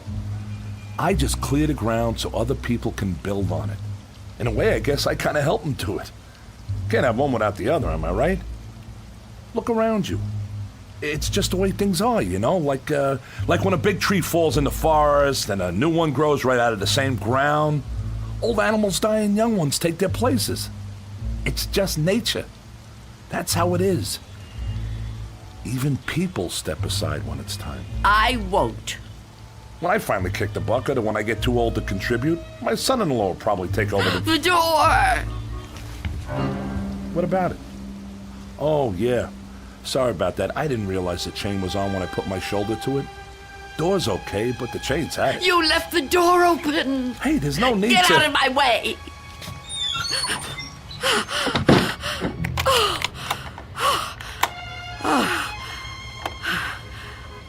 You don't have to do that. What's the sense of locking a door that won't even be here in an hour? I'm on the clock here, and we've waited long enough. If you've got any possessions you want to keep, Miss Dunn, I'd move them out while there's still time. I'll help you.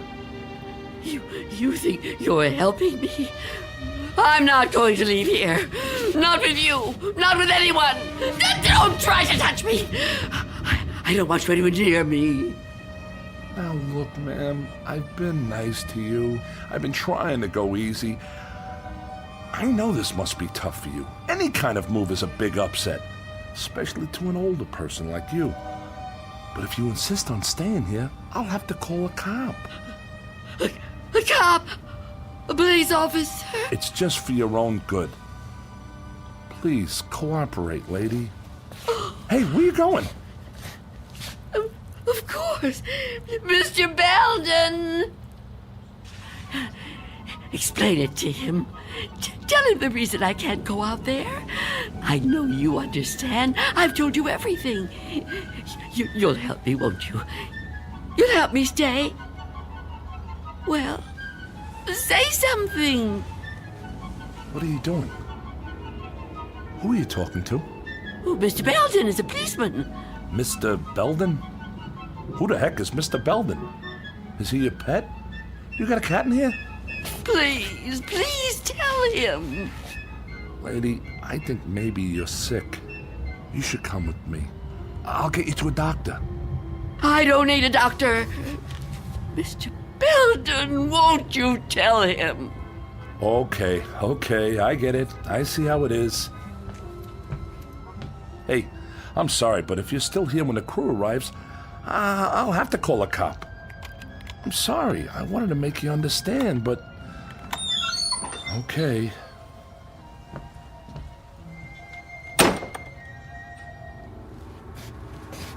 What's the matter with you? Why didn't you say something? Why didn't you help me? I thought you understood. I thought you'd help me. I think the question you should be asking yourself, Wanda, is how he looked straight at this bed and didn't see me. You called me, Wanda. But I never told you my first name. Oh, no. No. It's not true. It's not true. Yes, it is. The mirror, Wanda. Look in the mirror. What do you see? I can't. I won't. Look in the mirror, Wanda. What do you see? I see nothing. Nothing but an empty bed. Turn around. Now what do you see? I see you, Mr. Death.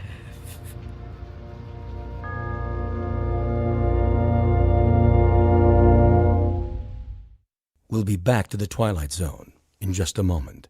And now, Act 3 of Nothing in the Dark, starring Marshall Allman. It was you. It was you all the time. Yes. It was me. Oh, don't get up. You're still... Oh. You're not hurt. No. No, I'm not. But you were shot. Those men... Did you see me get shot? No, but you were bleeding. Do you see any bloodstains now? No. And the men? Did you see them? You were never hurt, were you? I can't be hurt. You tricked me. Yes, Wanda. I tricked you. It was all an illusion. One I created just for you. If it helps, I'm sorry. I would have preferred to avoid it if I could. But why? Why did you do it? The moment I let you inside, you could have taken me any time. Yes, I could have. But you were nice. You made me trust you. But I had to make you understand, Wanda. You see me now, and you've seen me before. Many times before. Starting with that day on the bus. Oh, I was right. It was you. The old lady's name was Iris. I knew then that you were upset. Upset? I thought it was important that you got to know me. What I said to you before, it was true. What you said? When you thought I was a policeman. You asked me why I did what I did.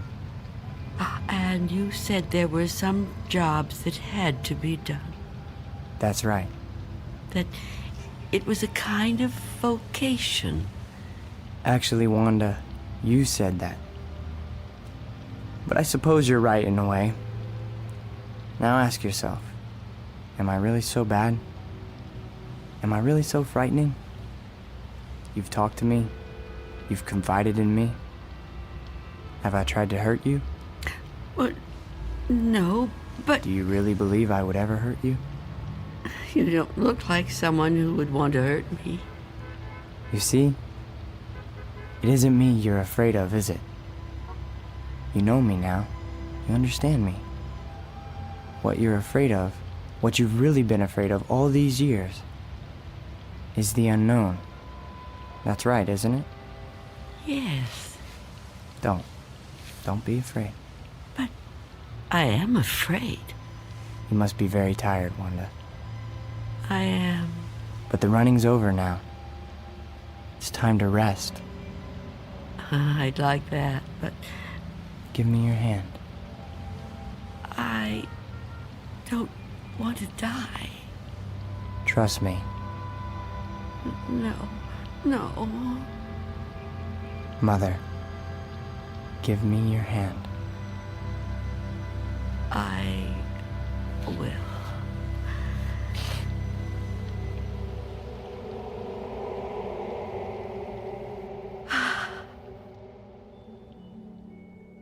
There. You see? See? See what? No shock. No engulfment. no loud thunder. What you feared would come like an explosion is like a whisper. What you thought was the end is the beginning. When will it happen? When will we go? Go? Yes. I'm ready now.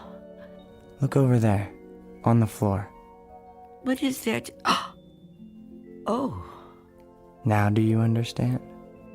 It's me. It's you. My body. I look so calm. You see? We have already begun. Come with me. Yes. Please. I'd like to.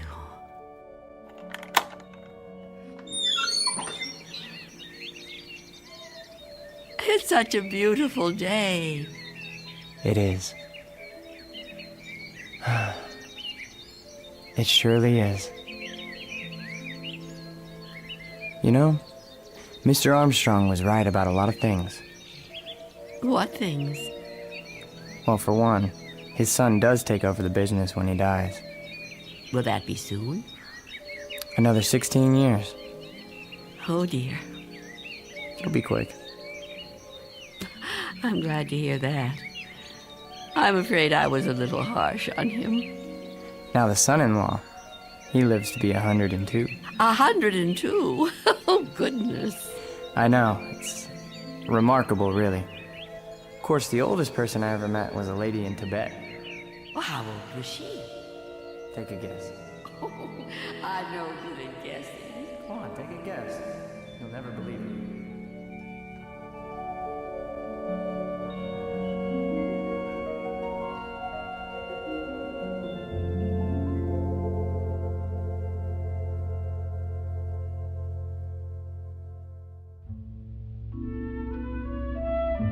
There was an old woman who lived in a room, and like all of us, was frightened of the dark, but who discovered in the minute last fragment of her life that there was nothing in the dark that wasn't there when the lights were on.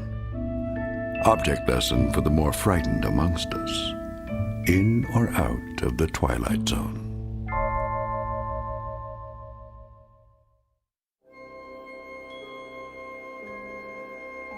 Hi, this is Carl Amari, producer of the Twilight Zone radio dramas. I'd like to take a moment to tell you about our official website at twilightzoneradio.com, where you'll get the latest news and information on these Twilight Zone radio dramas. Plus, at twilightzoneradio.com, you can digitally download 3 free episodes or any of our episodes for only $1.95 each. In this age of ever-changing technology, we've decided to make these episodes instantly available to you by making the Twilight Zone radio dramas a digital download-only series. This means that this series will no longer be offered on CD. The CD collections at our website are now being offered while supplies last at buy one, get one free. So be sure to get your favorites before they're sold out. Be sure to visit us often, and I'll see you in the zone.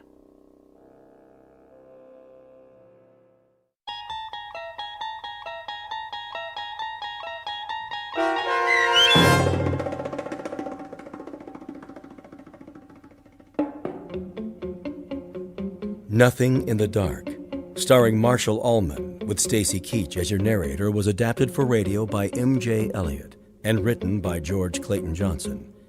Heard in the cast were Roz Alexander, Jeff Morrow, Doug James, and Mike Starr. This copyrighted radio series is produced and directed by Carl Amari for Falcon Picture Group and Westwood One. Custom Foley effects, sound design, and mixing are done in the Cerny American Sound to Picture Theater by Cerny American creatives Matt Sorrow, Bob Benson, Todd Beyer, and Tim Cerny.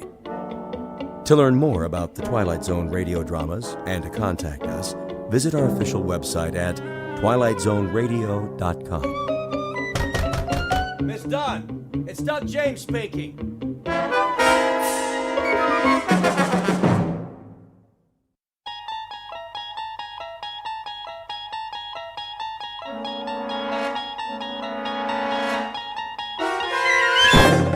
You're traveling through another dimension.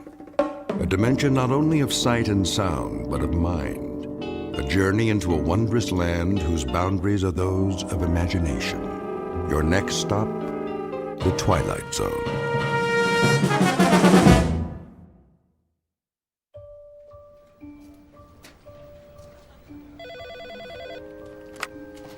Lady Lynbrook Cosmetics. How may I make your world more beautiful? One moment. Lady Lynbrook. Oh, good morning, Tim. Yes, she's expecting your call. If you'll hold, please. Mrs. Lynbrook. Yes? Mr. Gunn on line 2. What's that? Shall I put him through? Speak up, I can't hear you. The Bravo account. Shall I put... I don't know any Mr. Bravo. It's Mr. Gunn. If you like, I'll... Sally, please, I'm due at the photo shoot. Mr. Munn will have to call back, if that's really his name. Gunn. What? Nothing, Mrs. Lynbrook. Stop muttering, dear. Should I tell Burton to have the car ready? And have Burton bring the car around. Yes, ma'am. He's already parked downstairs. Wayne. Good morning, Miss Richards. I mean, Mr. Benson. She's getting to you? Well, sometimes we do have a little... Failure to communicate. Tell me about it. Last week I locked myself out of the house, had to climb in the window when she couldn't hear the doorbell. Vanity, all is vanity. Whoever said that got it right. Anyway, the limo's at the curb. Burton's waiting for her call, like a good dog. She won't use the cell phone. Oh, why not? She's convinced there's something wrong with it. Don't worry, Sally. I won't let her take the company down with her. I'll tell her you're here. Oh, that's all right. Let me surprise her.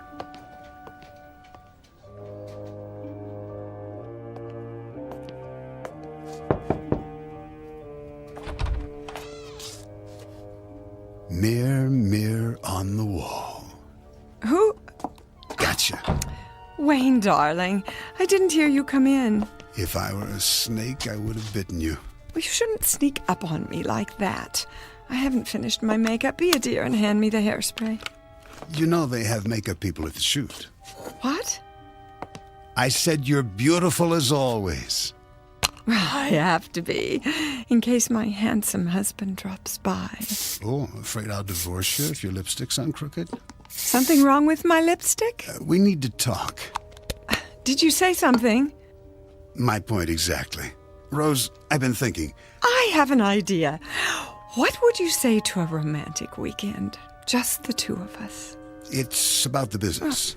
Of course, our first anniversary isn't till Valentine's Day, but we could get a head start. Actually, that's not a bad idea. The cabin in the mountains. I could join you later. Later? I don't understand. Not very long. A few days and... And what would I do in the meantime? A chance to rest. Clear your head. You work so hard. Who would run things here?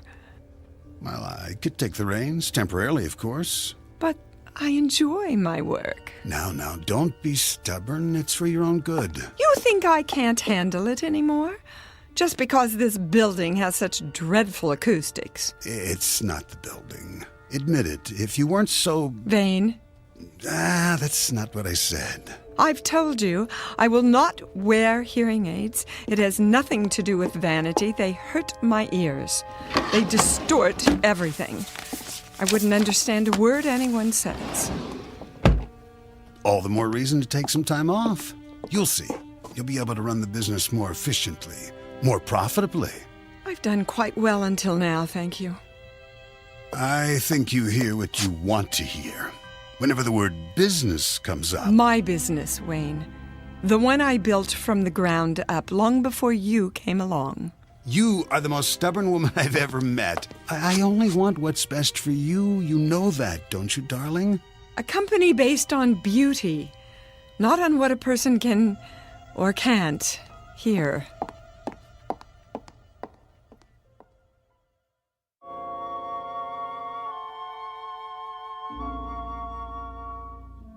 Beauty is, they say, as beauty does. And the CEO of Lady Lynbrook Cosmetics understands this, or thinks she does. But truth, well, that's something else. Like perfection, it may lie in the eye or the ear of the beholder. Rose Lynbrook is about to hear one very surprising truth, intended especially for her and broadcast directly from the Twilight Zone.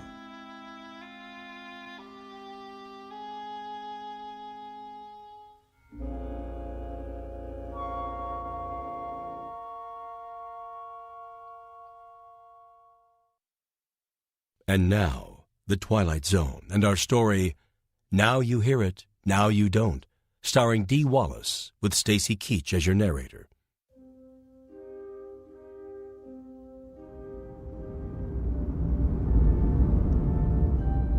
Here we are, ma'am.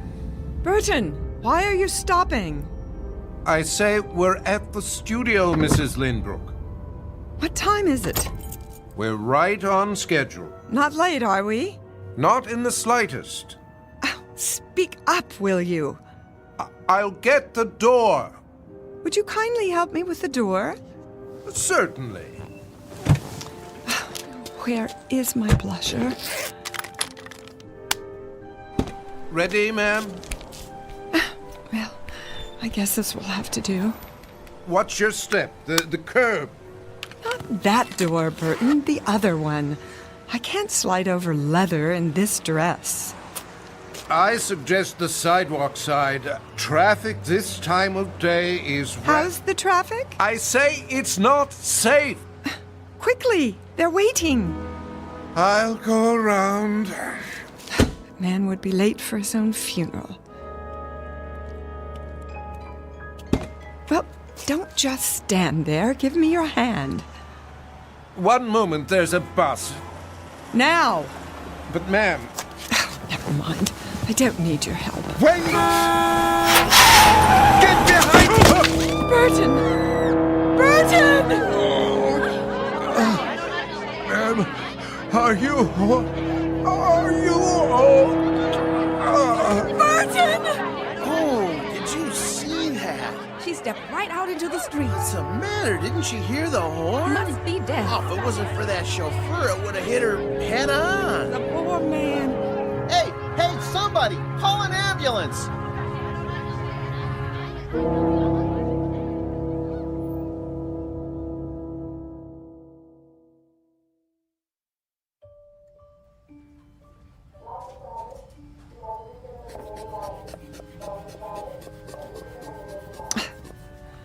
Will you stop fussing? I'm rechecking your blood pressure. This dress is ruined. I consider it a small price to pay. I want to go home. Not so fast. Nothing's broken. You said so yourself. X-rays don't always tell the whole story. I'd like to hold you for observation. What? Our best private room, of course, unless you demand the entire floor. I can't hear a word you're saying. How convenient. This is Fashion Week. I have a contract with every designer on the runway. I'm sure your assistant... What's that? I say, let your assistant handle it. Sally? Her grandparents were hippies. Rose, how long have we known each other? What are you going on about? More years than either of us cares to remember. And at that time, I've seen you through, let's say, the vicissitudes of a life well lived. From the occasional nip and tuck to brow lifts, chemical peels, injections from the endangered species list. I've done everything you asked. You should. I pay you enough. But I've never lied to you. The issue is no longer appearance. It's a matter of communication. If you can't interact effectively with the world around you... Call Burton. What? Tell him I need him. I'll take that as a sign of short-term memory loss rather than a hardening of the heart. Would you not? I'm exercising due diligence. Let's have another look at those eyes. I've had enough of your pawing and probing. Why don't you tell me what you remember about the accident? This is the room. You can't go in there. Out of my way. Hey! Wayne! Stop! Get me my purse. I need a mirror. Rose, I got here as fast as I could. Sir, there's a waiting room. It's all right, nurse. This must be... My present husband. Wayne Benson. How do you do? Rose, thank God. And my assistant, Sally Richards. Mrs. Lindbrook, are you all right? Why is she here? Sally drove. As soon as we heard... What on earth happened? A chance encounter with a rather large bus. Apparently she didn't hear the horn. Isn't that so, Mrs. Lindbrook? What horn? Any broken bones? Only a few bruises. Her driver took the brunt of it. Where is Burton? In IC. See that he gets the best of care. We're doing everything we can. Will you please take me home? Darling, are you sure that's a good idea? At once. I'll make the medical decisions if you don't mind. You can't hold me here. Not without a lawsuit. On what grounds? Emotional distress. Confinement against my will. And overbilling for utterly pointless tests. You're being unreasonable, not to mention reckless. Sally, call my lawyer. Yes, Mrs. Lindbrook. Very well, if that's the way you want it. You'll have to sign a release of liability. Anything, just get me out of here. These are muscle relaxants. Take one as needed. The other pills will help you sleep. Nurse, send up a chair. Right away, doctor. Why is everyone treating me like an invalid? I can stand on my own 2 feet. Careful, darling. The wheelchair's on its way. I wouldn't be caught dead in one of those contraptions. Hospital insurance requires it. But don't worry, someone can roll you to the exit with a bag over your head if you're afraid of being seen. I could park by the ramp and back. Would you mind, Sal? We'll meet you there. No problem. Mrs. Lindbrook, I just want to say how relieved we all are. What did she say? She said you look absolutely fabulous. Oh. What was that about Burton? Don't worry your pretty head. I'm sure he'll get the best care money can buy. And what is that monstrosity? One final indignity. A standard issue neck support. You can put your scarf over it, or I'll pull the fire alarm and clear the hall. I don't think that'll be necessary. Good. It would be a first in this wing. Mr. Lindbrook? Benson. Yes, the release form is at the front desk. Be sure she initials the waiver. Oh, Wayne, do be a dear. Oh, right. Scamper, darling. And this little box is for you, too. What is it? A special gift. I don't like surprises. Go ahead, open it. No. Absolutely not. Give it a chance, that's all I ask. I've made myself perfectly clear. This is a prototype, a real advance, I'm told. They call it the H100.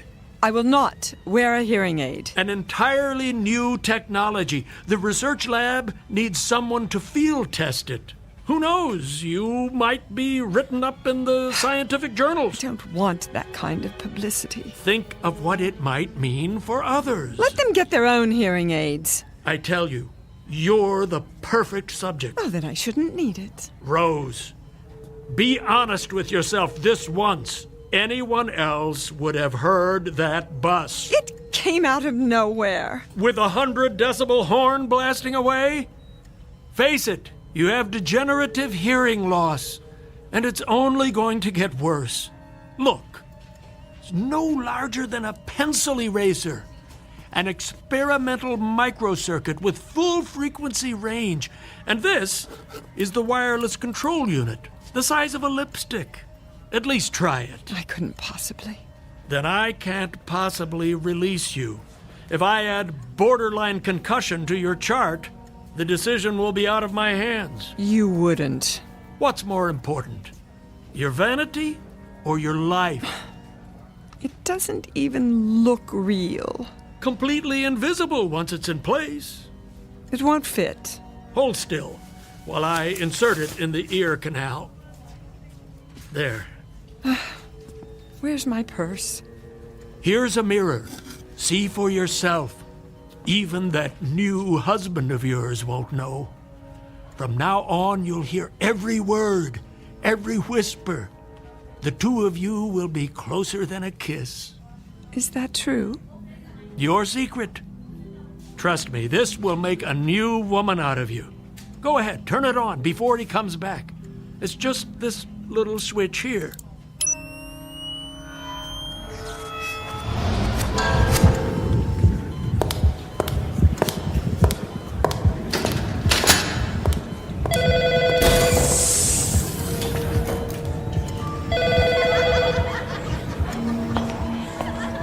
Where does she sign? Here. Witness it on the line below.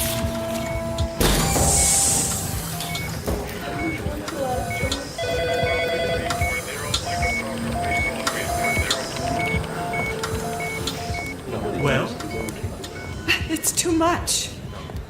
all that you've been missing. Welcome back. May take some getting used to. Here's the wheelchair, Doctor. Very good. I had the papers. Use my pen. And this line for Rose. That it? Now into the chair, carefully. Hold my arm, darling. Okay, take it easy. Careful. Here we go. Thanks. I'll take it from here. That's all right. It's part of my job. Get some sleep, Rose. I'll stop by and see how you're doing. Nurse! Nurse! Where's my medication? Why won't she come?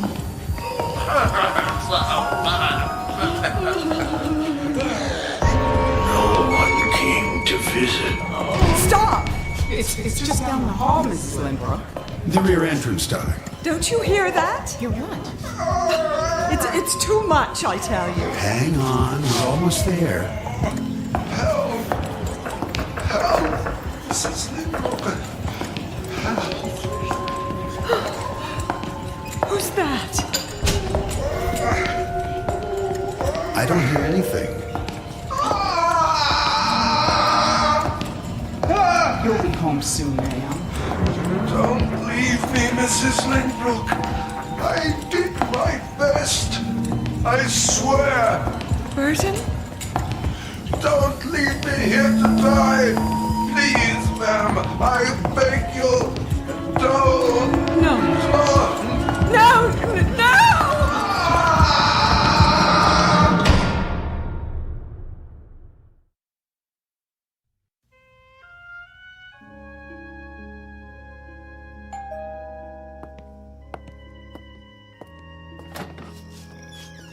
Oh, Doc.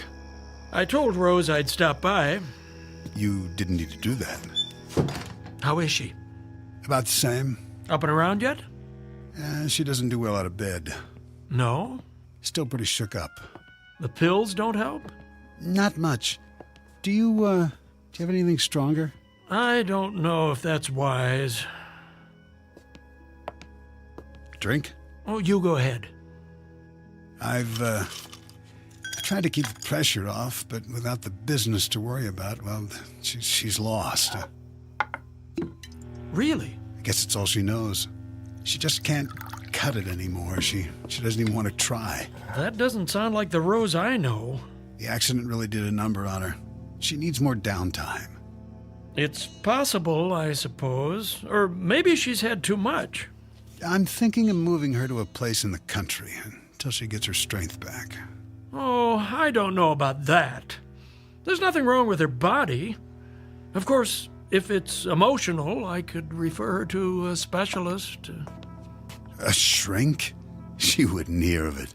Well, then let's try this. A couple of days a week back in her old office, for starters. She's not ready. She can sign letters, make some calls the way she used to. See how it goes. Not a good idea, Doc. Well, it might do her a world of good. I couldn't allow it. Allow? Well, she hasn't been declared incompetent yet. No, but that's... Let me have a look at her. This isn't a good time. Well, she's awake, isn't she? I'll check. Don't trouble yourself. I think I remember the way. First door at the top of the stairs, isn't it?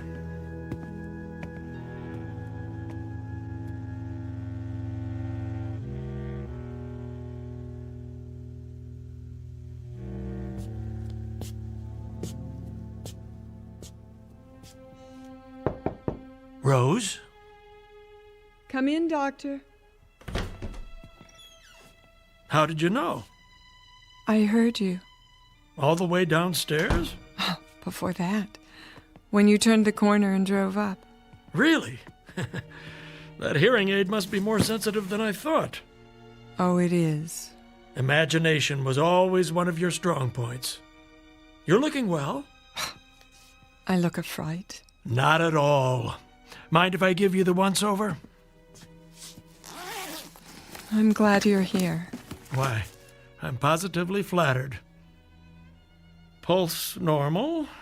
Eyes a little bloodshot. A lovely green, as ever. Hazel, I thought you'd never come. Something on your mind? You can always call. He took my phone away.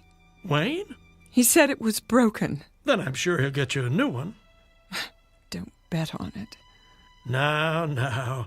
Let's check that blood pressure. He wants to put me in a sanitarium. Have you been taking the pills?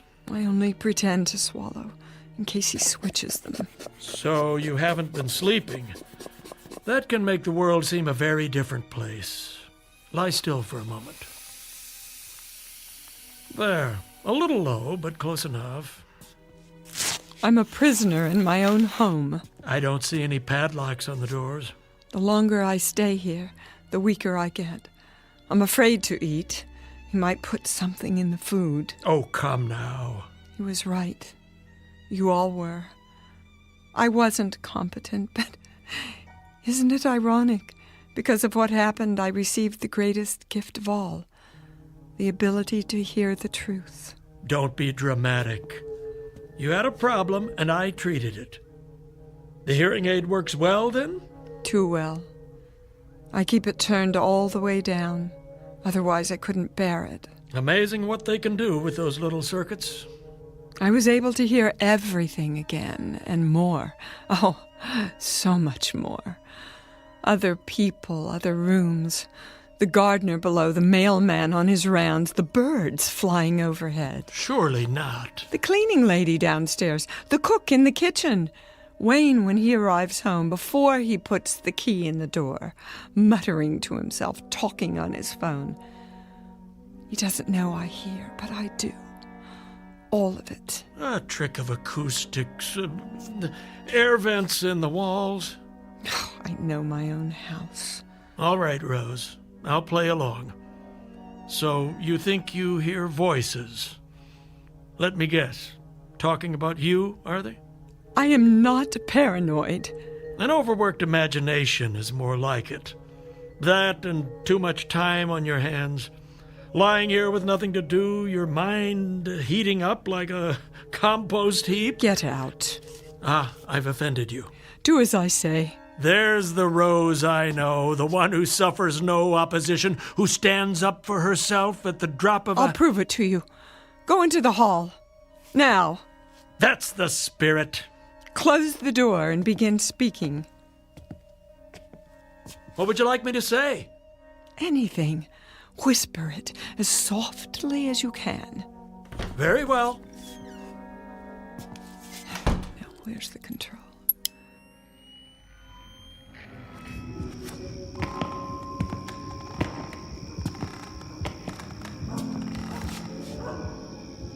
Testing 1, 2, 3.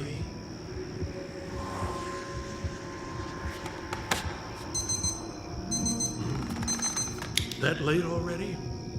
Traffic will be a nightmare. That should do. You can come back now. Well, what card did I pick? You took exactly 7 steps to the end of the hall. Very good. A security camera? Oh, of course, the floorboards do creak. The alarm on your wristwatch. It beeped 3 times before you turned it off. Now that is a neat trick. Where's the hidden microphone? And feel free to bill me, Doctor, for the inconvenience of rush hour traffic. How did you know that? You spoke it under your breath. Did I? Yes, I must have. Either that or I'd have to conclude your little hearing aid picks up people's thoughts. and I'm afraid I don't believe in magic. Believe what you like. Occam's razor is good enough for me, a scientific principle I learned in medical school. It says, begin with the simplest explanation. Anything else is merely spinning our wheels. I know what I hear. Do you? I'm nobody's fool. No, you're not. You're a stubborn, hard-headed businesswoman. One who learned how to think for herself. I had a good teacher. That you did. Your first husband, Jake, rest his soul. I remember when he founded the company. And you, listen to me, you had the courage to take it to the next level. By thinking pragmatically, not by worrying over imaginary enemies. Yes, I did that, didn't I? On my own, using the tools he gave me. So if I have to deal with this on my own... But you're not alone. Do you know how lucky you are? There's a man downstairs who only wants what's best for you. He'd do anything to make you happy. But I heard him talking to that girl, hatching some sort of plan. Snap out of it. No one's trying to hurt you. Can't you see what's happened?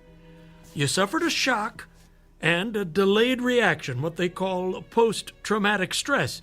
And now your thoughts are trapped in a tape loop, playing the fear over and over again. That's not something you're used to, is it? Learning to rely on others. Learning to trust yourself again. No. Wake up, Rose. You are not a victim. Never have been and never will be. It's time to start thinking again about what's best for you, for the business. You make it sound so easy. What do people do when they fall off a horse, You know the answer as well as I do. Get right back in the game. But first things first, start with some real rest. Sleep that knits up the raveled sleeve of care. But I do hear things. So you told me. You know what that is? Your own insecurities talking. Not hard to understand, considering that you've been running on empty. I'm going to give you an injection, and tomorrow everything will seem 100 times clearer. I promise. I wish I could believe you. Give me your arm. There. I'll schedule you for a physical in a couple of days. Afterwards, you might want to stop by the Lynbrook building. I bet they've missed you. They should. I am Lady Lynbrook. Hold that thought, Rose. Never, ever forget who you are. Doctor? Yes? I meant to ask you about Burton. Your driver? Nobody's told me anything. But I know he has family. I want to continue his salary with full benefits. That would be very decent of you. His injuries must have been quite serious. I heard him, you know. When? On my way out of the hospital. He was in the last room at the end of the hall in severe pain. I told the nurse, but she acted as if she didn't know what I was talking about. You really should do something about your help.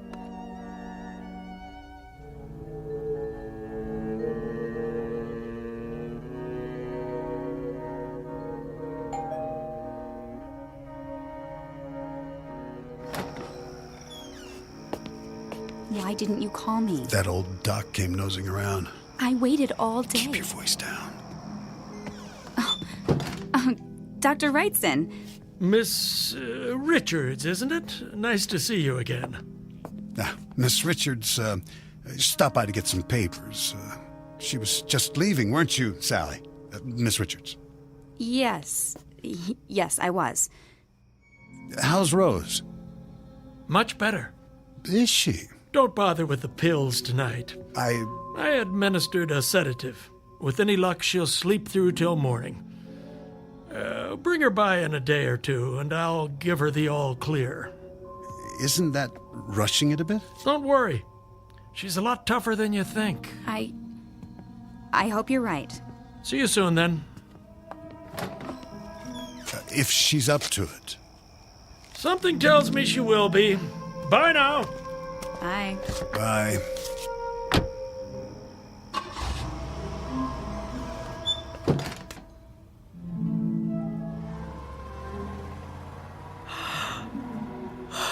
Goodbye, Doctor.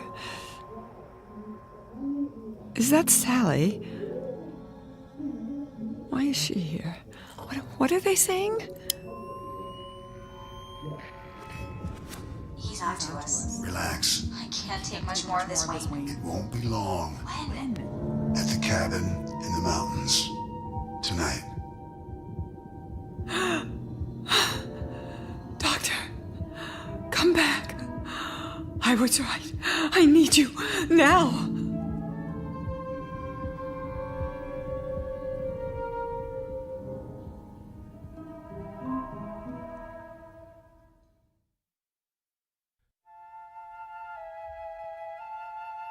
So this is how it ends. I seem to remember being carried from the house. It was still daylight, but the night was coming. I need you, Sally. Lift her feet. I'm trying to. Yeah, help me get her to the stairs. Well, what? She's coming too. No, she's not. I'll drive her. Meet me at the cabin in your car. No one will know you were there. Okay. It could have been a dream. For a time I thought it was. I couldn't wake up. There was too much medication in my body from the injection. But it was all too real. The lake, the cabin, the one Jake built for me. Only this time I wasn't here with Jake. I heard Wayne in the room below the loft. I tried to sit up.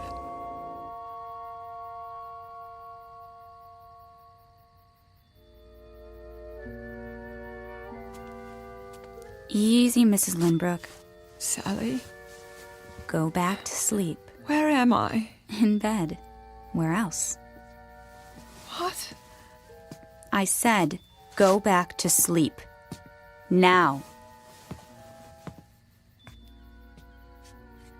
I found some firewood. She keeps drifting in and out. Wayne, I want to go home. Sure, my love. As soon as you get your rest. It doesn't matter what we say. She can't hear. Can she? Not a word. Why are you doing this? I don't understand. No, don't worry, you will. How long is this going to take? I have to make it look right. She was feeling better. She wanted to go to the mountains. Why not?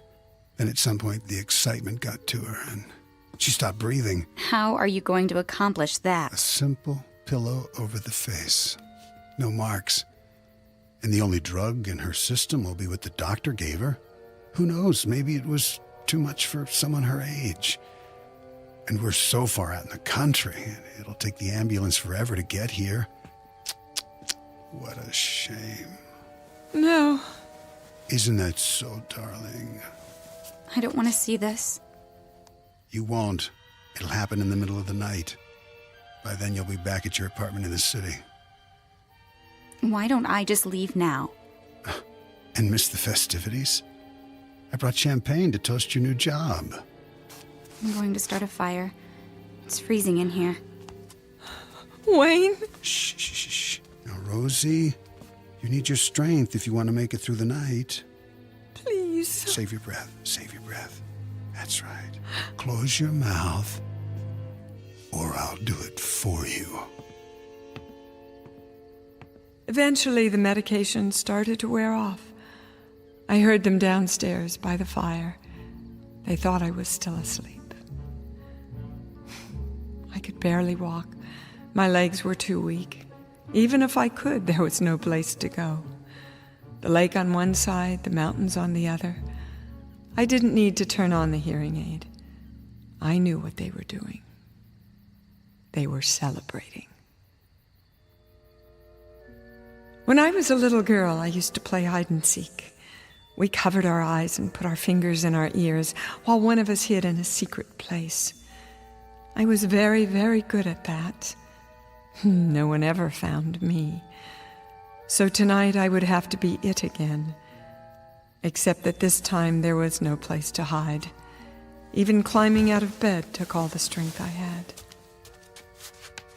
There was no way out, only the window, and it was too high for me to jump.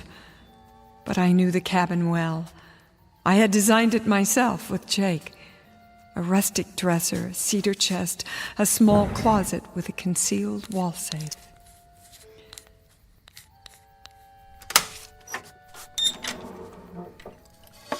The only thing left was to listen, more closely than I'd ever listened in my life, so I'd know when he came for me.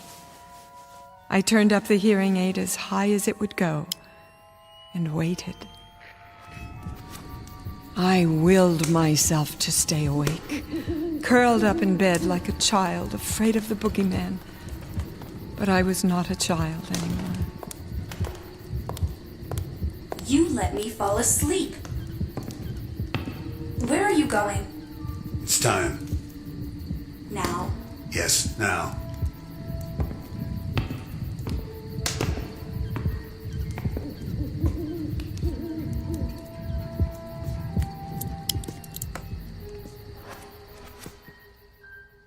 I'm coming to get you, Rosie. Where are you? Gotcha. Stop right there. You're supposed to be asleep. I said, don't come any closer. I only came to kiss you goodnight. Not another step. What have you got there? A .38 caliber Smith & Wesson. What does it look like? Careful now. You might hurt yourself. Stand back. Where did you get it? My first husband kept it in the safe. Ah, you didn't know about that, did you? Rose. I remembered the combination. Put the gun down. One of the things he left me. Come on. The tools I needed to survive. Come on. Give it to me. I'm warning you! What did you do that for? Stay down! You don't get it. Don't make me shoot again. It was nothing personal. Just business. Business? You pathetic man. I am the business. My name is Rose Lynbrook.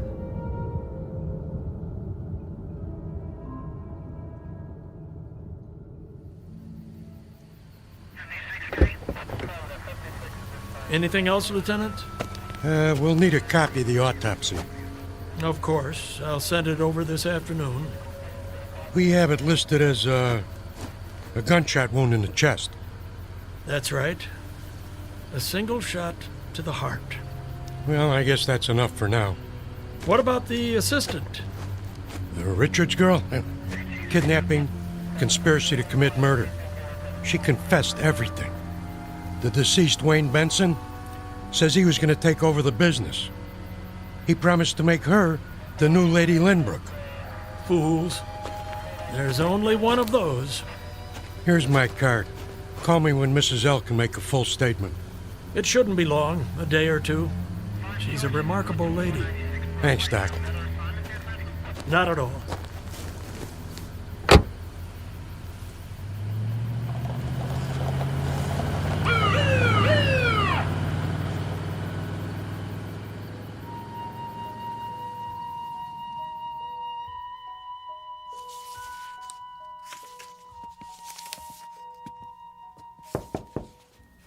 Yes, nurse.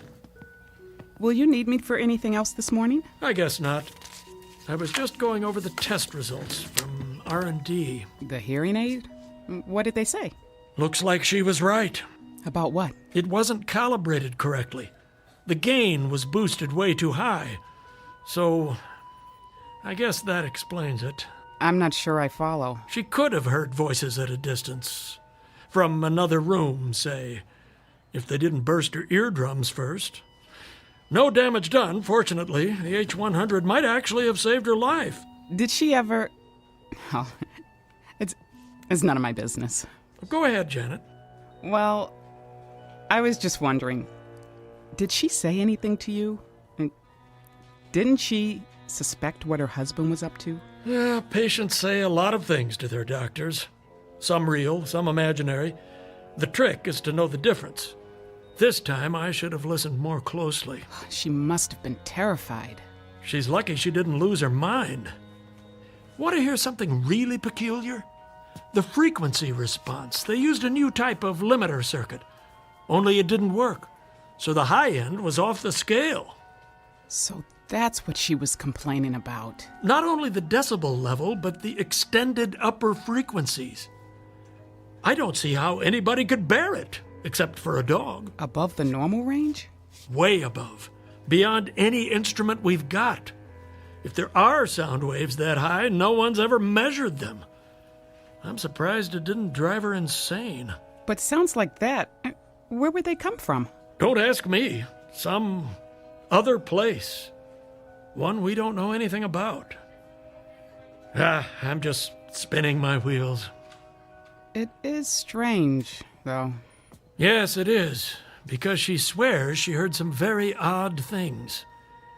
She believes she had a conversation with her husband, Wayne, for example, after she shot him. Of course, that's impossible. He died instantly. One shot, straight through the heart. And after the bus accident. Hmm? Well, when I wheeled her out of the hospital, she said she heard patients at the end of the hall crying out in pain, including her chauffeur. I know. But she couldn't have. The limo driver died in ICU while she was here. And the room at the end of the hall? Well, you know what that is. Yes. The morgue.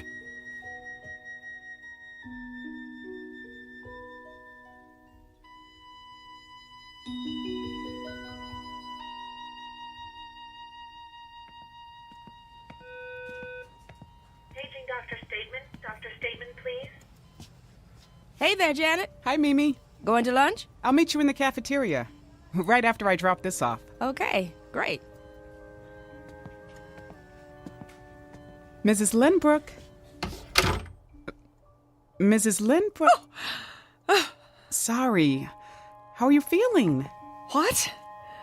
I brought your hearing aid back, just as you asked. It should work perfectly now. They've recalibrated it.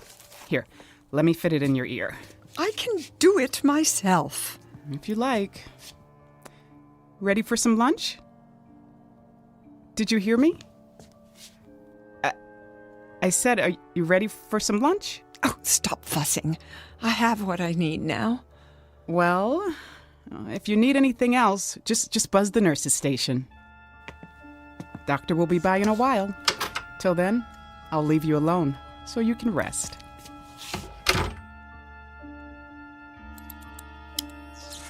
Oh, but I'm not alone now. They are with me, the voices of the dead.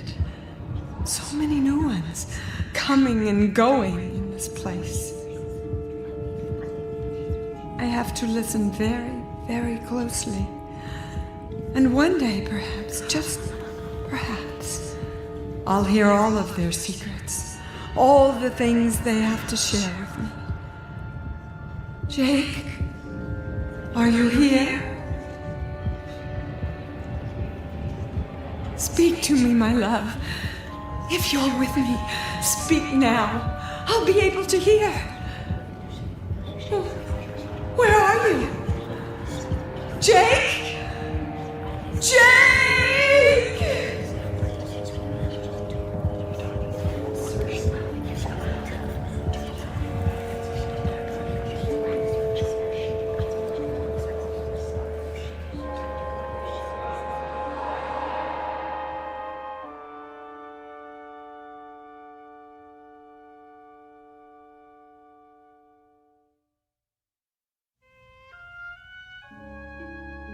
Beauty is as beauty does, and love, like real beauty, never dies.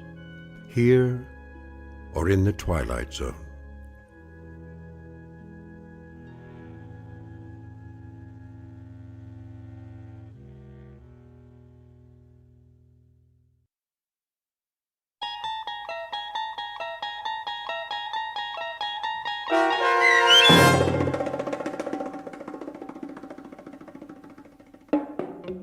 Now You Hear It, Now You Don't, starring Dee Wallace, with Stacy Keach as your narrator, was written for The Twilight Zone by Dennis Etchison from a story by Carl Amari.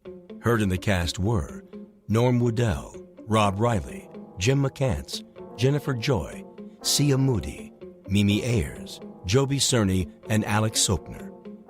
The producers of The Twilight Zone wish to thank CBS Enterprises and the Rod Serling estate for making this series possible.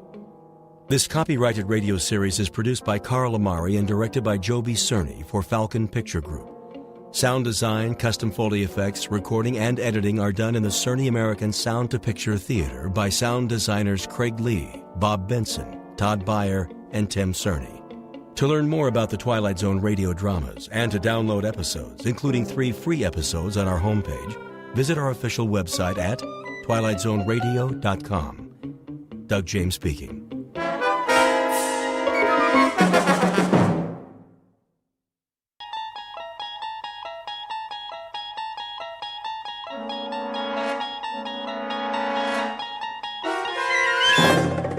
You unlock this door with the key of imagination. Beyond it is another dimension, a dimension of sound, a dimension of sight, a dimension of mind. You're moving into a land of both shadow and substance, of things and ideas. You've just crossed over into the Twilight Zone.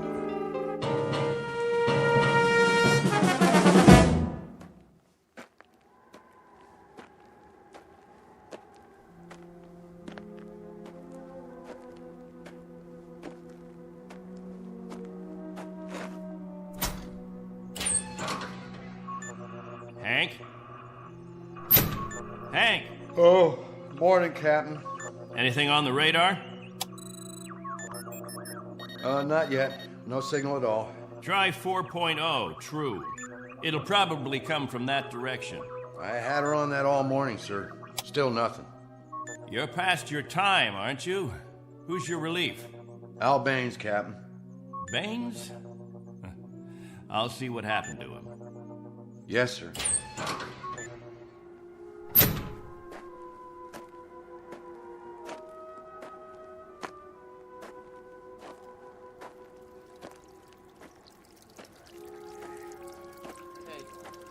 Morning, all.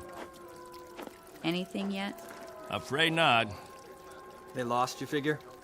There's no telling. Okay if we fill our containers now? Go ahead, as long as the water supply holds out. Be a while till the next batch is ready. Julie, where's your husband? He was sleeping, Captain. Get him, Julie. Is something wrong? There's something wrong. Yes, sir. How does it taste today, Henry? Same as always, hot, flat, and unforgettable. But wet.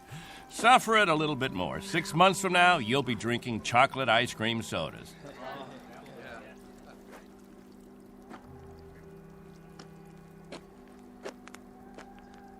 You want to see me, Captain? There's a man in the radar tower who'd like to see you, Al. He would have liked to see you 2 hours ago when you were supposed to relieve him. I overslept. Tell that to Hank Parker up there in the tower. Tell him you overslept, and then be good enough to tell him, Al, that you'll stand his watch all day tomorrow. That's not fair, Captain. It doesn't happen often. Once is too often, Al. More than once is intolerable. And many more than once is a case history of Albert Baines who likes his sleep. I prefer it to a stupid game in the hot sun, both of them. A game, Al? What are we listening for? 30 years of 2 shifts a day. What have we ever heard? Wind noise. And what have we ever picked up on the radar screen? Dust particles? But anything to make you happy, Captain. You listen to me. There's a ship on its way. And when it reaches this atmosphere, it may want to be vectored in. They may want landing instructions, wind direction, ground temperature. And if Al Baines is in the sack, we may spend the rest of our lives here. Is that what makes you happy, Al? How do we know there's a ship out there, Captain? A lot of garbled static 2 months ago that you told us was a message, and then nothing. 2 whole months, and you decide there's a ship coming here to take us back. You make the rules and set the watches and plan the days, and now you tell us the Messiah is coming. And you tell us to pray? The difference between you and me, Captain Benteen, is that I do my dreaming when I'm asleep. You do yours on your feet. There's a ship coming, Al. All of us believe it. Because he tells you to. And we believe him. Whatever Captain Benteen says, that's what will happen. Sure you believe him. He tells you this is the best of all possible worlds, and by God, you break into song. You're sweating your lives away on this rock, but the captain says it's paradise, and we have to clap our hands. Rule by hypnosis. Al, there's a ship coming. This happens to be a fact. There's a ship coming. Believe it. I tell you, it'll happen. And you know it's real, just as you know this is real. You haven't forgotten our ship, have you? The Pilgrim One? The first spaceship sent up to colonize the outer regions? And this plaque, placed here by the 130 men, women, and children who established the first off-Earth colony. We owe them our belief, because they had faith. Don't ever forget that. Now, if you'll excuse me, I'd better go check on the generator.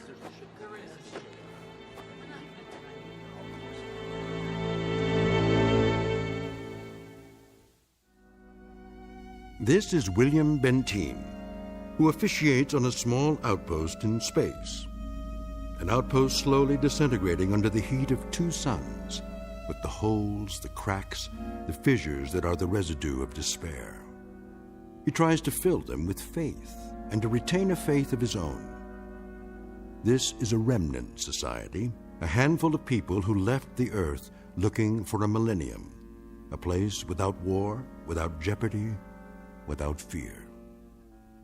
What they found was a lonely, barren place whose only industry was survival. And this is what they have done for decades, survive. Until the memory of the Earth, they came from what has become an indistinct and shadowed recollection of another time and another place. 2 months ago, a signal from Earth announced that a ship would be coming to pick them up and take them home. In just a moment, we'll hear more of that ship, more of that home, and what it takes out of mind and body to reach it. Because this outpost is located in the far reaches of the Twilight Zone.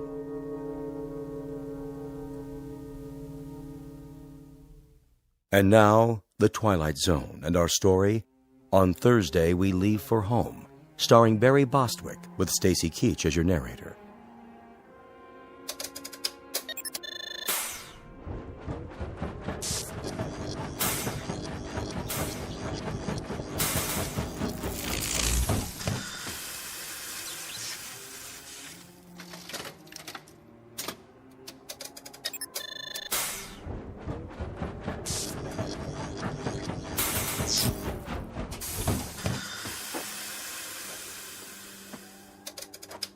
Can't keep the generator running, sir. No wonder. Look at these wires. They're rotten. That's all we got, Captain. No backup? This is it. Any insulation? That's all gone, too. We used it on the converter belts. Well, we have to get the current running somehow. If that refrigeration unit stays off, the temperature in the underground rooms will go up 50 degrees. Well, we could stop the saltwater converter for a day or so, switch the parts. Then we'll have to do that. Tell the people to fill up all the jugs they have. We'll be shutting off the water in 6 hours. Yes, sir. Captain, what about the ship? It's on the way. We know that much. Then everything will be different. When we get back, the things that are old and worn out, we'll throw them away. Just throw them away. Captain Benteen. What? The main square. Come quick.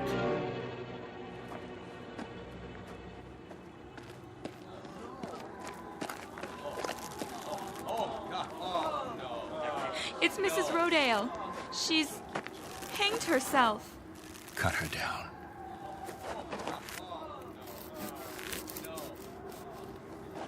Oh! Mommy, what happened? Is that lady all right? Get them out of here. Come, children.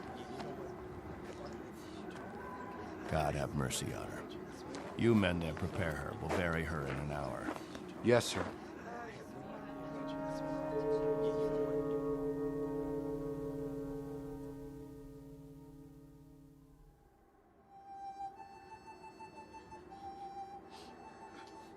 We now consign to this planet the remains of Mary Rodale. We ask God in his infinite mercy to give her the serenity and joy that she sought while she was with us. And we ask his forgiveness for her sin. Amen. Amen. We ask that this good woman be allowed to rejoin her beloved husband who preceded her in death 11 years ago. Bid your farewells now. Forgive her, Lord. Have mercy on her, Lord, for what she's done. A terrible thing. She didn't know what she was doing. She knew what she was doing. Better and clearer than the rest of us. This is a funeral, Al. The 9th funeral in the last 6 months. Nobody talks about it. We just let it go by. But there have been 9 people who thought that maybe heaven is a place where they can get a drink of water without salt in it, where they'll be able to breathe air without choking on the heat of it. If you want to talk blasphemy, Al, take it away from here. I'm talking truth, Captain Benteen. I'm saying that this woman and the others, they took their own lives because living became intolerable. And I say that dying was their right. Anything else? Just this question. I put it to everyone here. Al, please. No! Isn't living tough enough that we don't have to do it by the book? Isn't it hot and blinding and miserable enough that there shouldn't have to be rules? So that we shouldn't have to suffer by the numbers? Will anyone make the simple observation that there's far more happiness going into that hole than what's left above ground? There's more peace of mind in that dead body than in all you mourners put together. All we've got here is anguish. Captain Benteen, let us live with it or die from it in our own way. Young Mr. Baines here wants us to lie down in the sun. Young Mr. Baines would have us give in to death when there is still life. He would end all the rules. He'd throw away the regulations. There'd be no standing in line for water. Let the strong take it away from the weak. No rationing of food. Let the young steal it from the old. And when that ship comes down to take us back to Earth, it won't find a society. It will find only a pack. There'll be no human beings left. Only animals. There's a ship coming. It's winging its way in now. It's on its way. Say it. Say it out loud. Let me hear you say it. There's a ship coming. There's a ship coming. There's a ship coming. There's a ship coming. There's a ship coming. There's a ship coming. That's right. There's a ship. A ship. Yes. A ship that's coming to take us. Hear that? Can you hear that, everyone? Do you hear? It's the... Meteor storm! It's a meteor storm! Find shelter!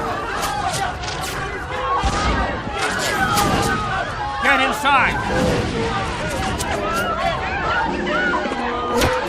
Up to the cave! Get up to the cave!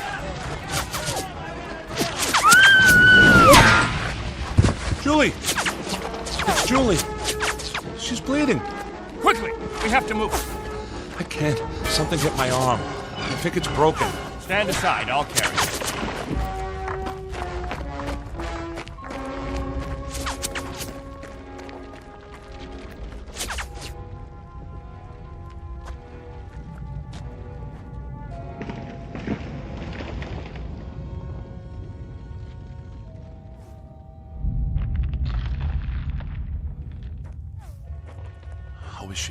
It's just a cut to the forehead, not very deep. But keep this bandage on it. Julie? Julie, honey? Can you hear me? Al? Don't let her move just yet. She may have a concussion. How's your arm? It's not broken. Must have been a rock that hit it. Captain, thank you. For a little first aid. No thanks necessary. I deliver babies, too. You might want to keep that in mind. Now, I'd better go see to the others.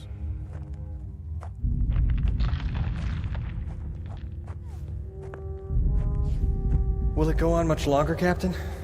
I wish I knew. It sounds like it's spending itself.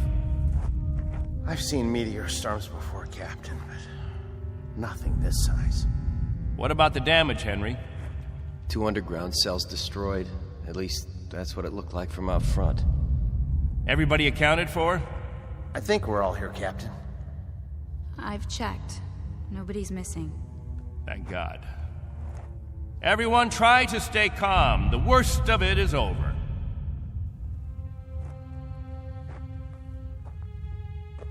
Jojo? Yeah, Captain? You're not scared, are you? Well, kinda. Now, we can't have that. Mind if I sit for a minute? We'll talk, you and me. Captain, tell me about the Earth. Would you, Captain? Tell us what you remember. Yes, do. Well, all right, I guess I can do that. We'd like to hear. You, over there, is that you, friend? Yes, Captain. And you, Buck. Yes, sir. You fill in the holes if I leave out anything. Straighten me out if I'm wrong about any of my recollections. Jojo, I was a boy of 15 when we arrived here. But I remember Earth. I remember it as a place of color. I remember that in the autumn, the leaves changed. They turned different colors, red, gold, orange. And I remember streams of water that flowed down hillsides, and the water was sparkling and clear. And I remember clouds in the sky, white, billowy things that floated like great, majestic ships. They looked like sails. What are sails? Don't you know what sails were? In ancient times, that's how ships moved across the water. There was so much water.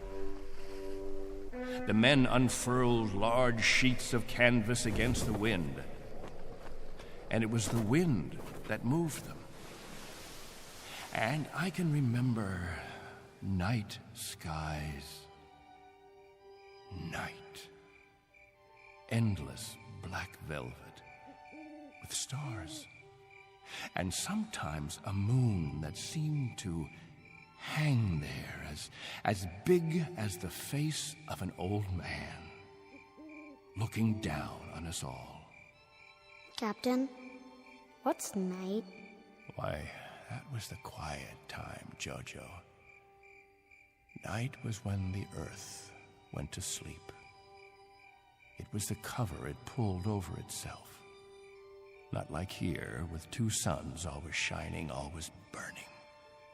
It was a darkness that felt like a cool hand brushing over tired eyes. And there was snow on winter nights, gossamer things that drifted down and turned the earth all white.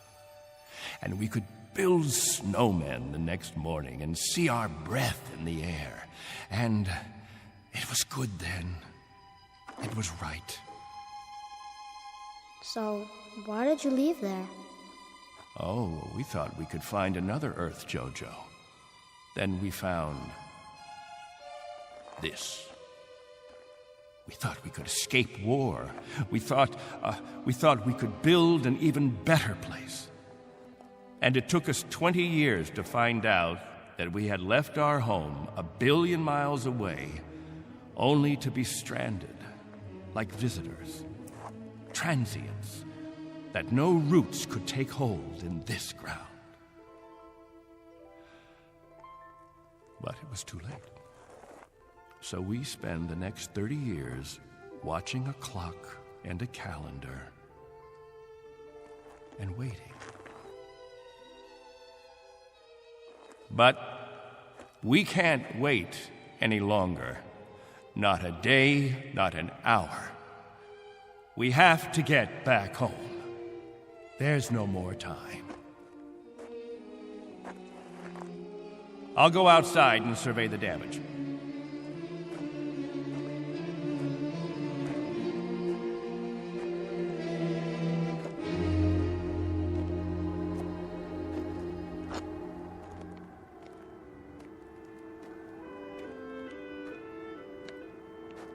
Not much harm.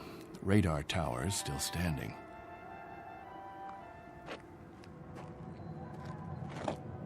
What? Why, it's... Al!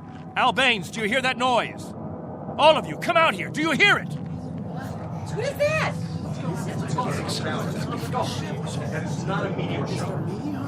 That's not a meteor, and it's not wishful thinking. Not this time. Those are rocket engines. I remember the sound of it. That's the ship. The ship has come at last.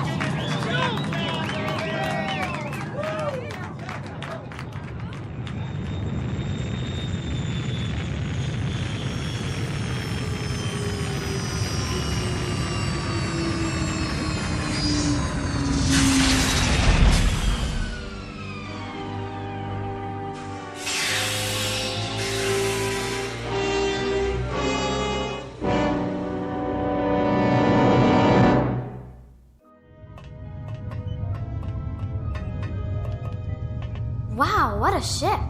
How fast can it go? Oh, pretty fast. Watch your step. Looks like you got plenty of room for everybody. Do you have any water? Clean water? We have enough. Oh, doesn't that sound wonderful? Delicious. Careful. I better talk to your leader. You have one, don't you? Sure do. Captain Benteen. I don't see... He's standing over there. Hey, Captain, come see the ship.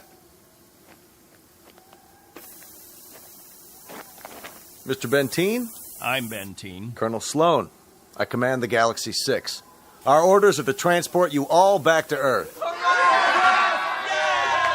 Colonel, what took you so long? 6.5 months, Mr. Benteen. 100 times that. We've been waiting for 30 years. Does it all look like this? Salt flats and scrubby mountains. 2 suns, hot and perpetual. 30 years of it. 30 years. The children have never seen Earth, and some of the older ones don't even remember it.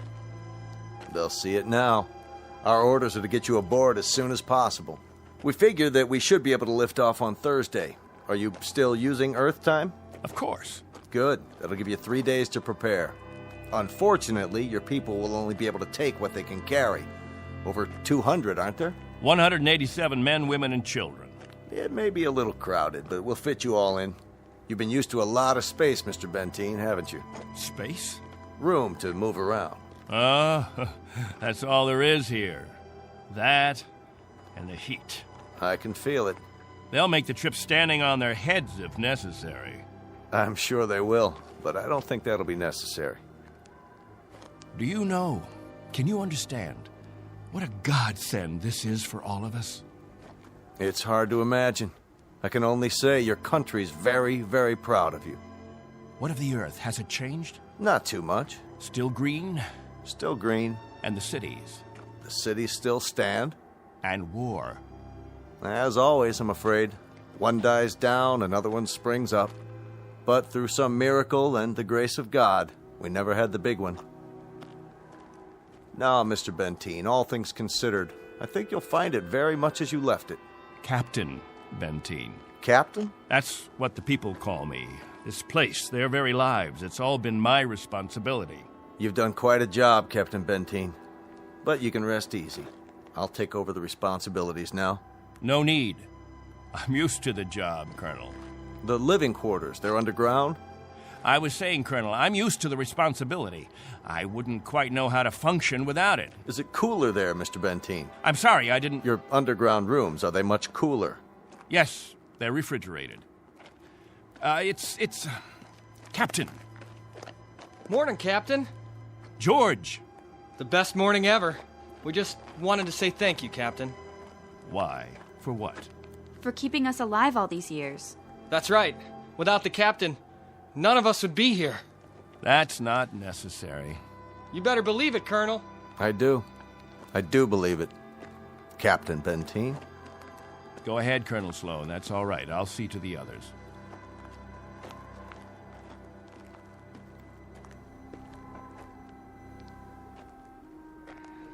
You know, I don't need this. I'm not gonna take this. Hi, Captain. Julie, where's your bandage? Oh, I don't need it anymore. But we put one around your head so the cut would heal. What's this? Isn't it incredible? It's called a medicinal patch. You wear it for 24 hours. It accelerates the growth of new skin. Look at her forehead, Captain. You can hardly see the scratch. Better put the sling back on your arm, Al.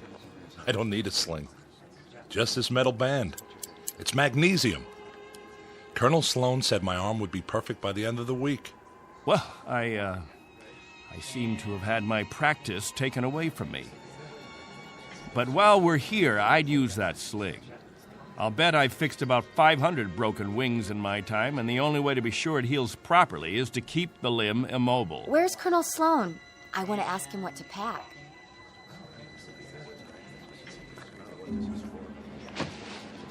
Eleanor, let me help you with that bundle of clothing. Thank you kindly, Captain. I'll carry it for you. No, thank you, crewman. I've got it. Here you go, ma'am. I don't know how to thank you. Are all the crew as strong as you? That's our job, ma'am. Nothing to it.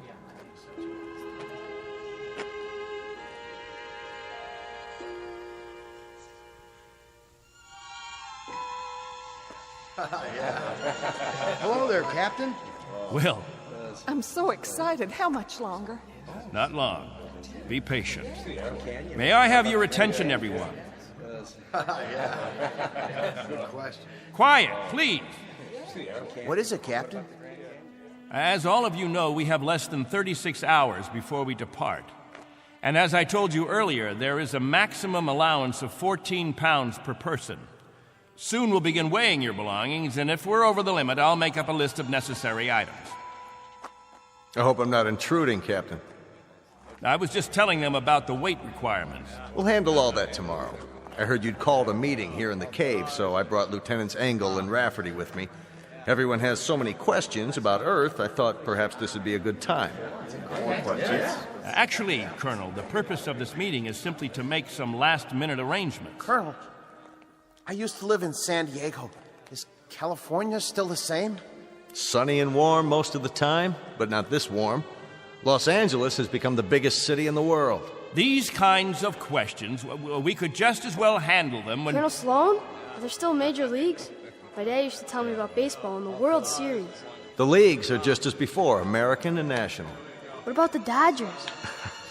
They came in 10th last season. I'm told they need pitchers pretty desperately.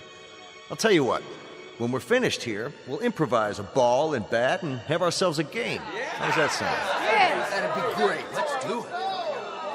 I think it's a little hot for that kind of activity. What we could do is have some group singing. We haven't done that for a while. I got an old sack. That'll be the ball. Who's got a stick? What are we waiting for? Let's go.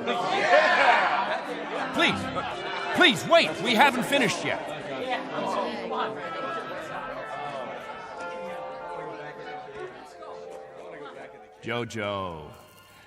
Jojo, I haven't told you a story in a long time.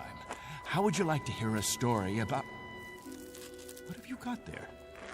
This is what they call candy.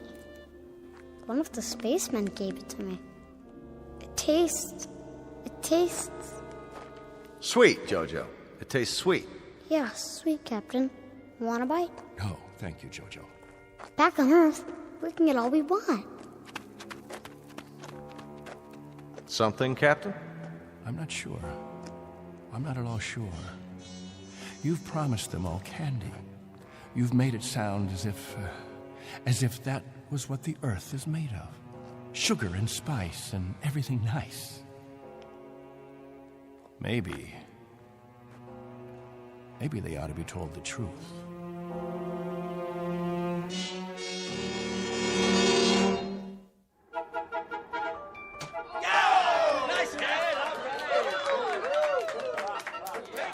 The universal language. Baseball. You have a limited vocabulary, Colonel. Do you have any idea what the temperature is? At this hour, it's about 110. I don't know whether your crew can take it, but I know my people. They're going to pay for this little athletic event. Some of the older ones, it might even be serious for them. It's just a game, Benteen. My guess is that it's worth it. Now, I'd better get back to the ship. Colonel Sloan. Something else, Mr. Benteen? Colonel, when we get on the ship, you can tell us what to do and we'll all fall into line. But here, in this place, I'm in command.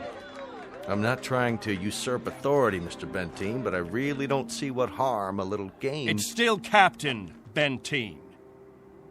For now.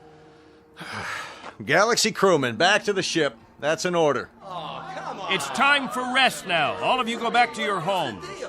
I'll announce when the new day will start. I don't know. I guess it's suddenly illegal to have fun. You happy now, Captain? I was never unhappy, Colonel. I just happen to know what's right and what's wrong. I ask you to keep your crew in the ship during the rest time. I don't want my people distracted. You rule with a heavy fist. If it were 1 ounce lighter, no one would have survived. I've held these people together by will. They'd have died, Colonel, without someone they could hold on to. They'd have withered away. Not anymore, Captain. Relax. That's a luxury I've never been able to afford, Colonel.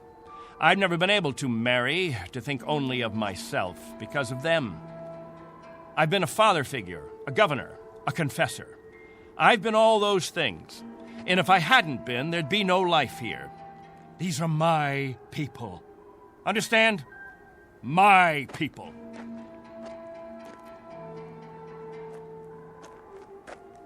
What's with him, Colonel?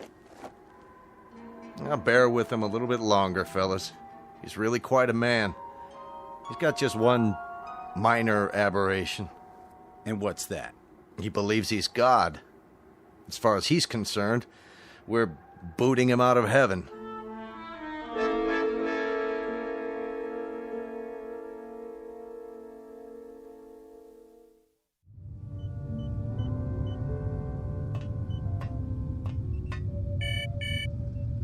Yes?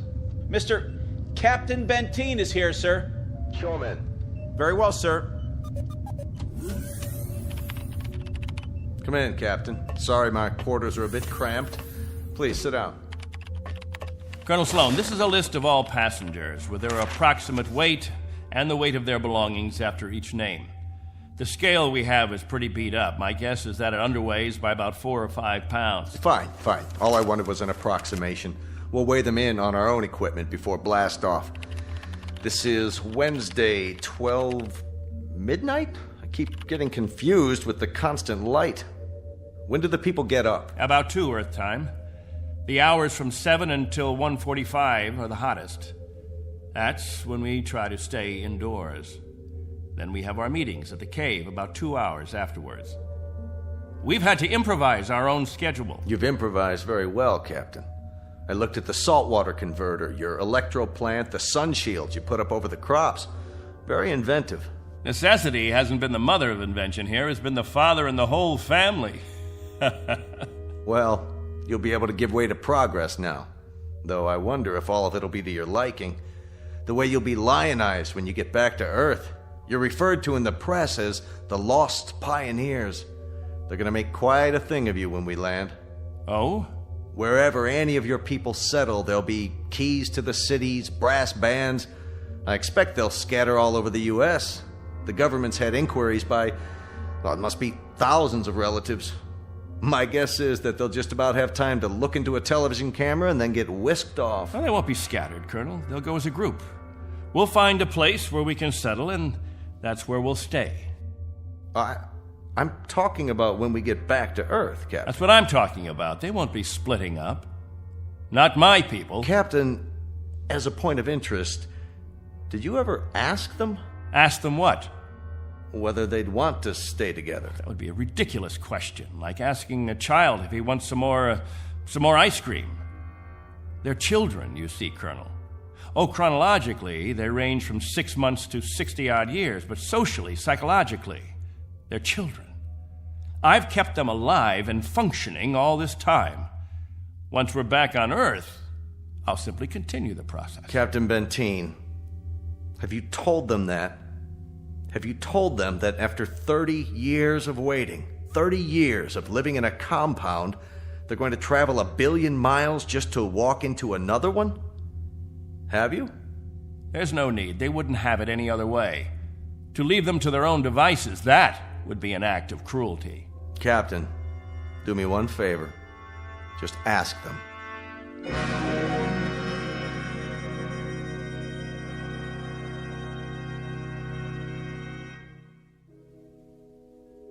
Naturally, we won't have to concern ourselves with the colder climates, the northeastern states, the upper regions of the Great Plains. We'll find an area much farther to the south, perhaps Florida or Texas. Southern California has a temperate climate. Captain, you better tell us about frostbite treatment, because I'm moving to Wisconsin. That's where my family settled originally. What about Oregon, Captain? That's where Joan and I plan to settle. I've heard about the forest there. New York. Please, wait a minute. You don't understand. Let me make this clear. All of you will have a chance to meet your relatives. I see no reason why visits can't be arranged, perhaps even for a week or more. But naturally, we'll remain together as a community in whatever land grant we obtain from the government, or whatever given area we can arrange. I can assure you of one thing, and I hope put all your fears to rest. I'll remain as your guide, your consultant. And I guarantee that no one will lack for my help or my advice. Captain, Julie and I were thinking of farming. Why, that's a fine idea, Al. We'll farm just as we have farmed, but much more easily. The rainfall back on Earth is so plentiful. And as I told you, there's only one sun, so you won't have to shield the crops. Of course we'll farm. Certainly, we'll farm. Julie's got relatives in the state of Washington. You couldn't take the cold. None of you could. But I guarantee that wherever we settle, the farming will be good. I'll see to that. What's the matter? Don't you understand? We don't plan to stay together. You don't understand, Al. You've never understood much of anything. If we split up, I seriously doubt that we'd survive. Al, explain it to him. Go on. We'll survive, Captain. If anyone wants to stay together, that'll be their right. But if they want to go their own way, that'll be their right too. Am I wrong, Colonel? You're not wrong. We're to take you back as a group. Once on Earth, you can do as you please. Colonel, let us settle our differences in our own way. There are no differences, Captain. There are differences. There are. Changes that have taken place on Earth. Things we aren't prepared for. Oh, the Colonel has made it sound like a big holiday. The good life just plucked off a tree. Well, friends, I don't want any of you disillusioned. Wherever men live, they grub, they scrabble. They have to dig to stay alive. It's a fact.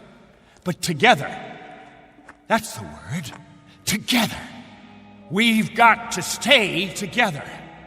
Think of that word now. Let's say it out loud. Everybody, now. Together. Together. Together. Together. Together. Looks like the congregation isn't with you anymore, Captain.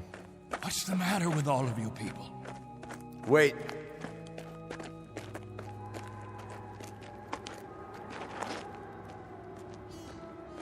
I've made the compartment assignments. I'd like to go over them with you. Assignments? There's not much time, and there's some things we have to check off. There's a decompression problem that we've got to tell them about, and a moment of weightlessness shortly after we leave the atmosphere that I want to explain to the children. Do you know what we called you while we waited for you to come? We called you the Messiah. Did you? You were supposed to bring freedom, but that's not what you brought. You brought selfishness, dissatisfaction, divisiveness. With all the misery we've had here, those germs never infected us. I brought nothing but a ship and a crew and a means of escape. You've had no diseases, no viruses. Did it ever occur to you why? You've lived in a test tube, Captain. Antiseptic and germ-free and sterile. Sure, you're a group, a cell, but that's all over with. Now it's time for you to be what God meant you to be, individuals. Time to break the test tube. Time to rejoin the human race. What I'd like to know is why in the name of God you're so reluctant about it. Because I remember the human race. This is incredible. Oh, it's really incredible. I was wrong, Colonel. I've been telling them about an Earth that doesn't exist, an imaginary garden. No, we can't go back. It's too late. Captain, really?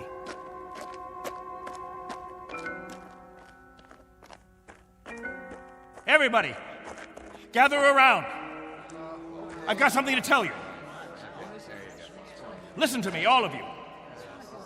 I want to tell you all. Listen to me, all of you. I want to tell you about the real Earth. Captain, are you all right?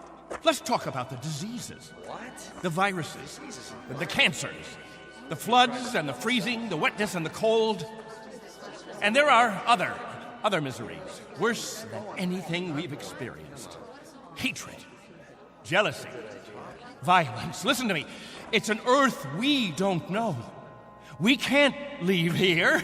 We'd be committing suicide. We'd die of things we've never been exposed to before. We'd die of the loneliness that animals get in a zoo. Because we don't belong. We don't belong to his kind. Do you understand me? We don't belong there. Captain Benteen, why don't you let your children vote on it? Only if they know what's waiting for them. Only if they understand that Earth isn't any garden. It's never been, and it never will be. That's fair enough. I'll tell you what Earth is. The same as it's always been. It's a race struggling to survive, just as you have survived. Captain Benteen is right when he tells you that it isn't all a place of beauty. There may still be wars and prejudice and strife. I suppose there will always be jealous men and angry men and unforgiving men. But it has one thing you don't have. Every man is his own master. There won't be anyone telling you when to eat and when to sleep and when to meet, what to sing and how to play. Instead of heat, you may feel cold, and instead of thirst, you may feel hunger. But you'll be men and women. You won't be sheep. You won't be a kindergarten. And when you pray to God, his name won't be Benteen.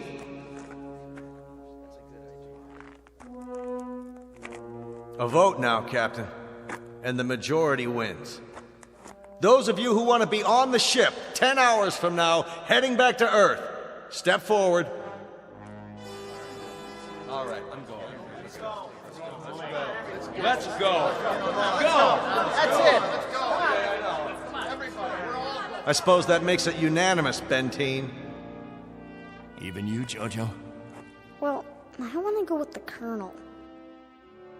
Give me something, anything. Give that sledgehammer. Here. No, let it go. Angle! Rafferty! There, sir. Stop him! He's running from the ship! No. Captain, no, please!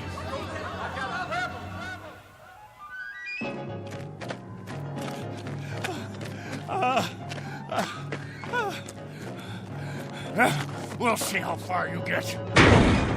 Without a tail fin. Put it down!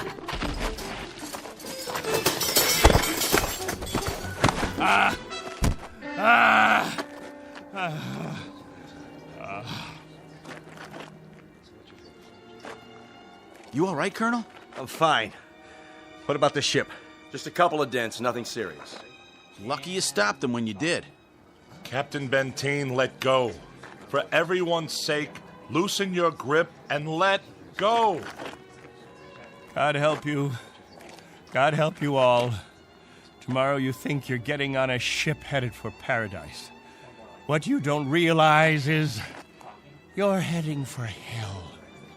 What about you? I'll stay here. That's right. This is my home. This is where I belong. This is where you belong. You just don't have the brains or the guts or the sense to know it.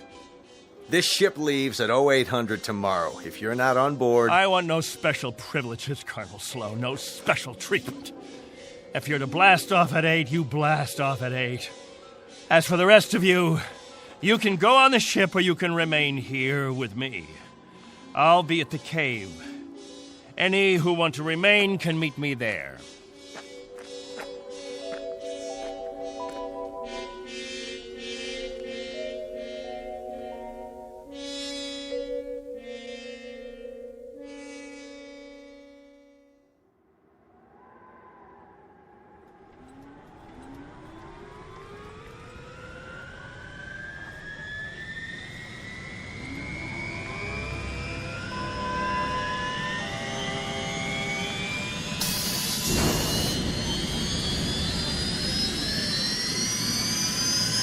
That's it, folks. The rocket's fired up. Everybody on board, single file. What about the captain? I'll give it one last try. Lieutenant Engel, see to the passengers. I'll be right back. Yes, sir. Where are you going, sir? To the cave.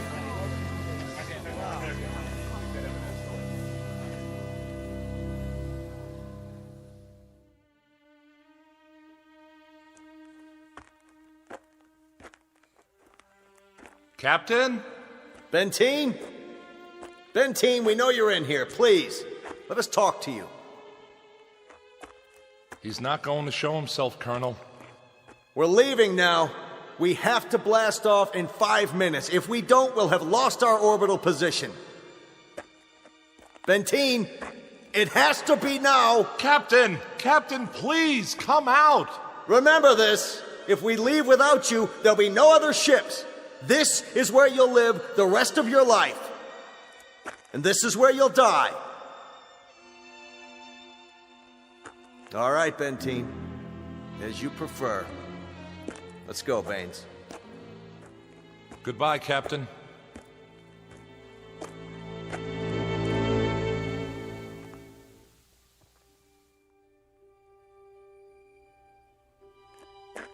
Hello, hello, friends, all together at the meeting place. Any new business today? No? Jojo, I'll bet you want to hear about Earth.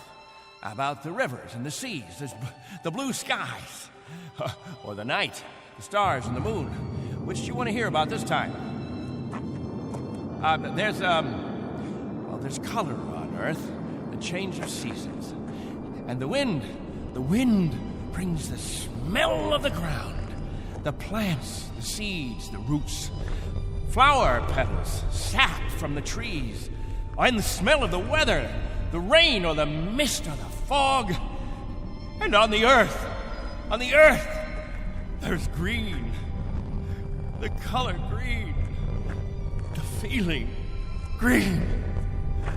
There's something fresh about it, something living. Earth. It's called Earth. Don't leave me. Please. Oh, don't leave me.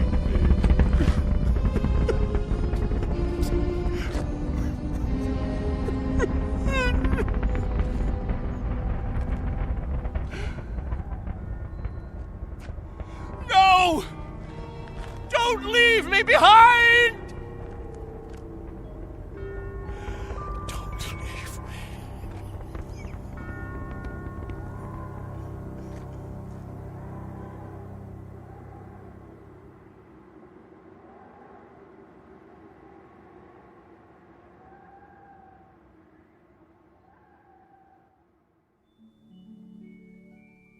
A man named Benteen, sometimes known as Captain, who had certain prerogatives. He could lead, judge, legislate, even dictate. It became a habit, and finally, a necessity. William Benteen, once a god, now a population of one, on a distant outpost in the Twilight Zone.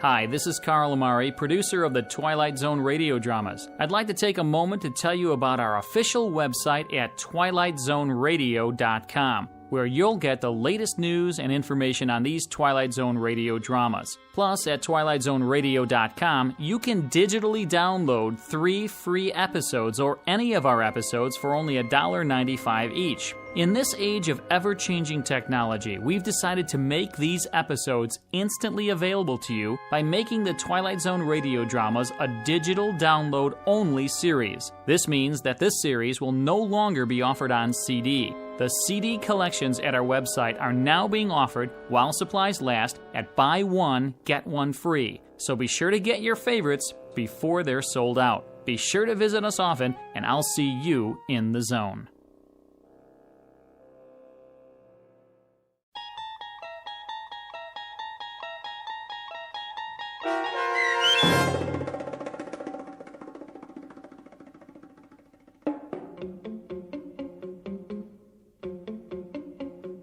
On Thursday, We Leave for Home, starring Barry Bostwick with Stacy Keach as your narrator, was adapted for radio by Dennis Etchison and written for The Twilight Zone by Rod Serling. Heard in the cast were Mike Starr, Christian Stolte, Elizabeth Lido, C.J. Amari, Richard Hensel, Justin Kaufman, Kurt Nabig, Joby Cerny, Jennifer Joy, Meg Thalken, Tracy Hernandez, Jake Salins, Doug James, Jeff Lupetin, and Amanda Amari. The producers of The Twilight Zone wish to thank CBS Enterprises and the Rod Serling Estate for making this series possible. This copyrighted radio series is produced and directed by Carl Amari for Falcon Picture Group. Sound design and custom Foley effects for The Twilight Zone by Cerny American Creatives Bob Benson, Craig Lee, Michael Slaybach, and Matt Sorrow. To learn more about the Twilight Zone radio dramas and to contact us, visit our official website at twilightzoneradio.com. Doug James speaking.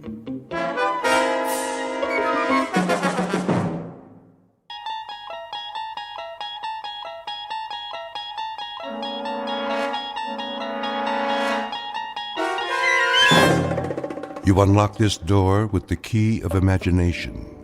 Beyond it is another dimension, a dimension of sound, a dimension of sight, a dimension of mind. You're moving into a land of both shadow and substance, of things and ideas. You've just crossed over into the Twilight Zone.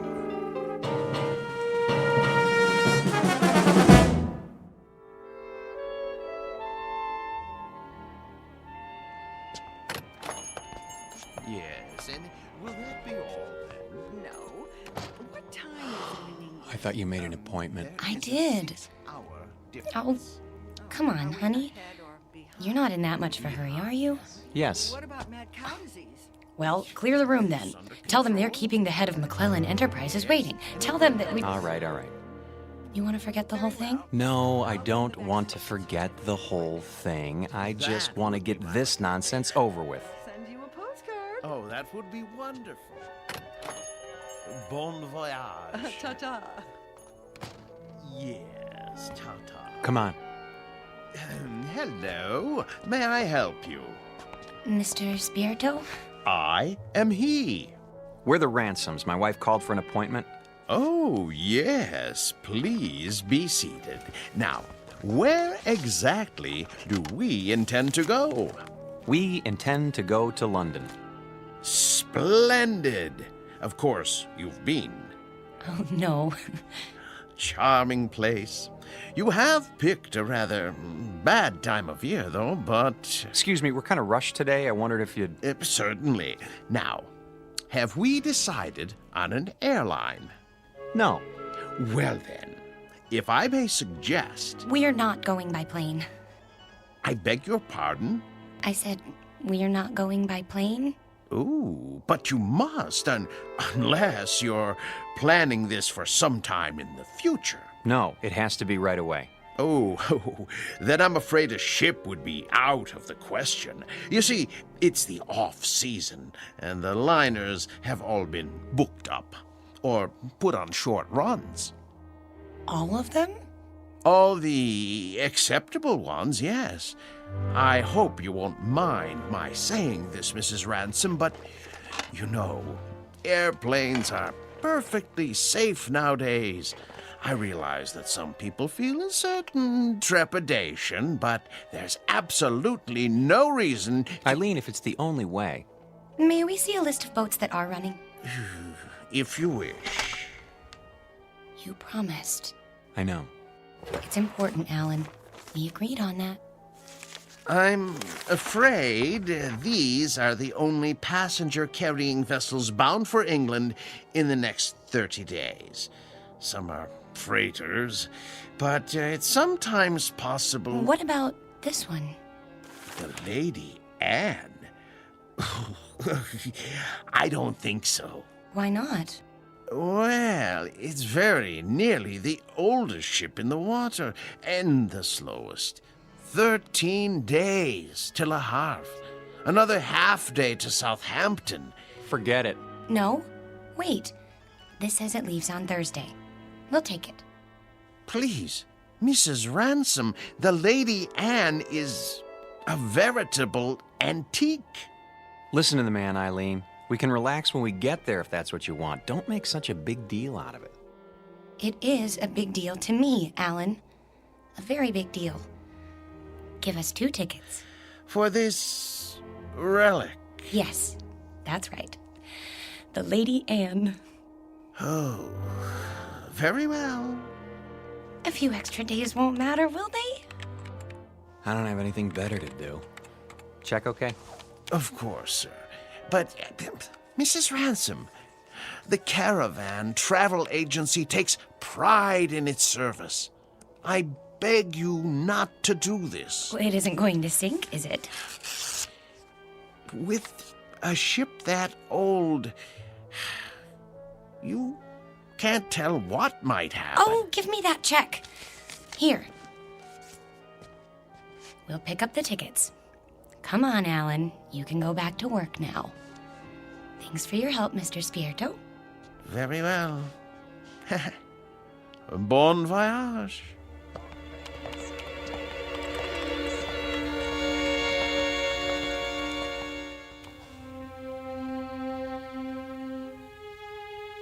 Portrait of a honeymoon couple about to embark on a journey.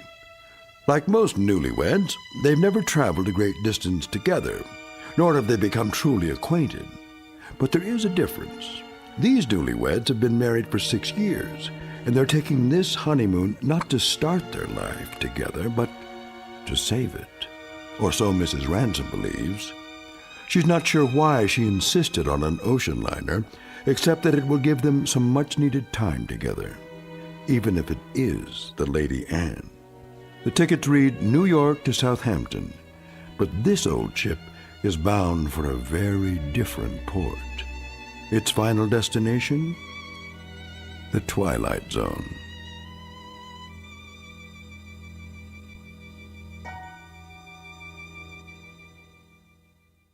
And now, The Twilight Zone and our story, Passage on the Lady Anne, starring Martin Jarvis and Rosalind Ayres with Stacy Keach as your narrator.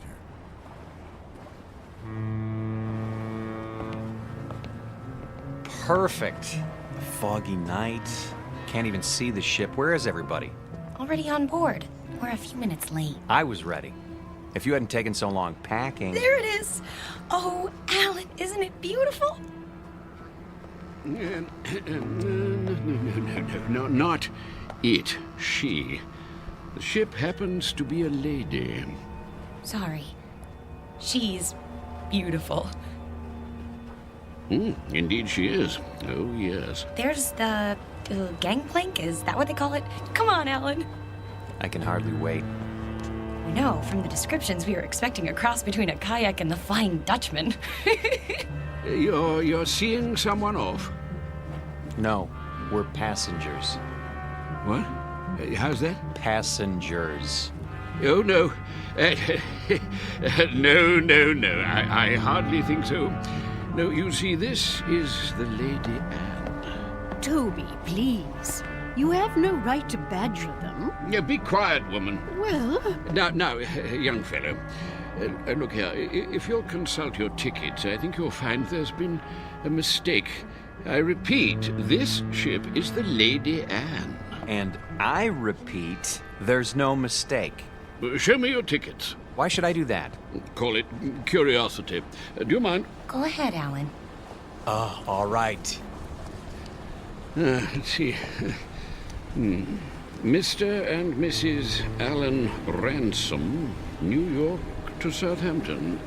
You're not going to read the fine print, too, are you? Well, they seem to be in order.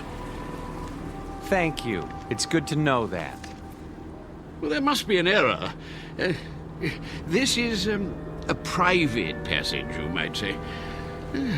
A mistake in booking. No, it's a terrible mistake. Come along, dear. But, Millie, I don't understand. I really don't. I said come along,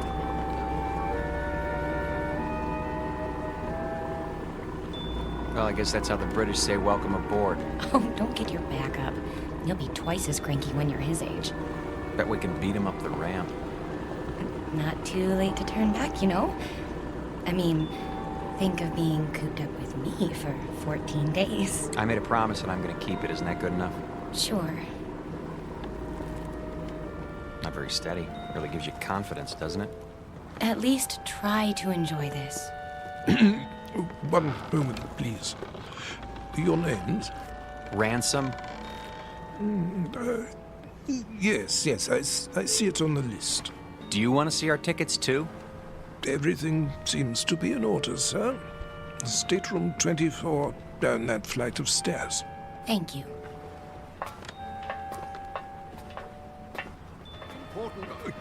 Oh, here we are. Yes, here we are. Good evening. I say, you're not going to let them do this, are you? I'm afraid it's out of my hands. Out of your hands? Well, we'll see about that.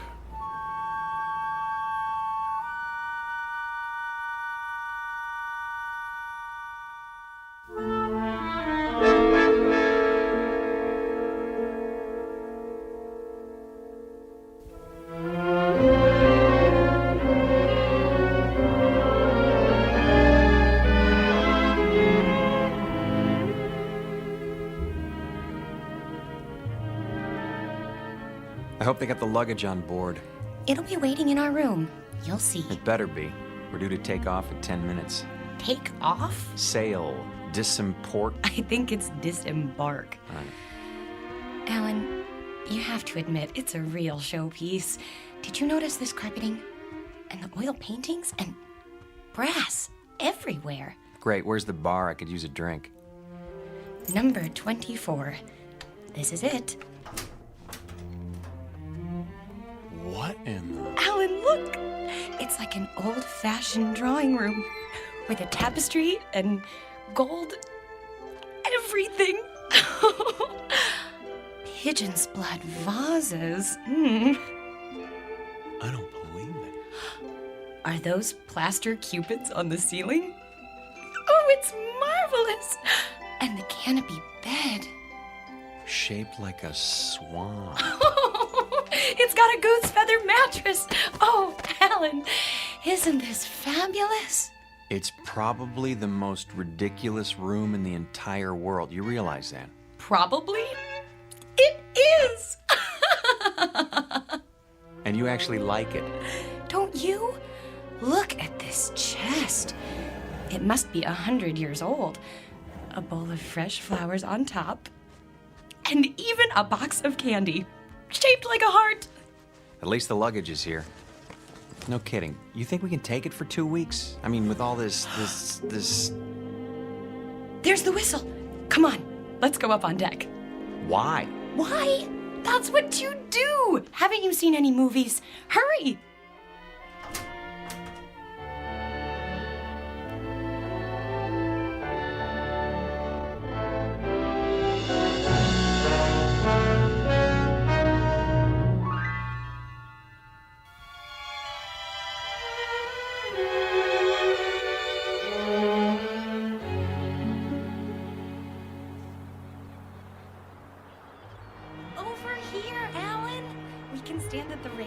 Those are the ones I mean, Burgess. Not the ones going with us. Yes, I tell you. Nonsense. Obviously a silly blunder. No. They have tickets. Calm yourself, Mackenzie. This needs to be settled at once.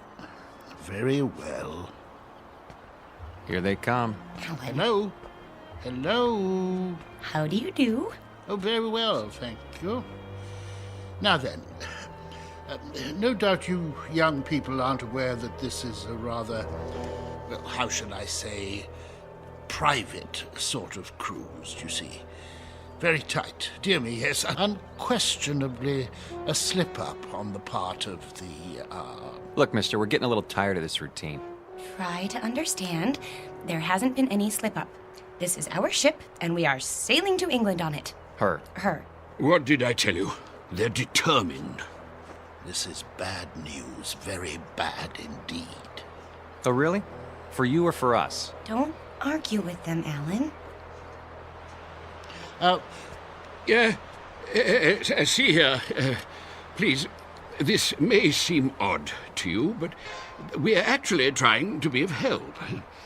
Yes, exactly so. You see, there are things you don't know about this ship.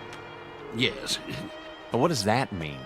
Well, for example, it isn't common knowledge that... Burgess. No, Mackenzie. We've got to tell them. But... this vessel is over 50 years old. We knew that. Oh, but there are other things you couldn't possibly know, because you haven't had time to look. Such as? Well, she's falling apart everywhere. The deck chairs wouldn't support the weight of a baby. Yes, that's true. And the staircase is about to collapse at any moment. And the food, food, dreadful. It's positively poisonous. Ptomaine, you know. Yes. But the worst of it is the danger at sea. Those boilers, not to be trusted. They've been ready to burst for years. Oh, yes, for years. So you can see how impractical the whole idea is. There's just one thing. Yes?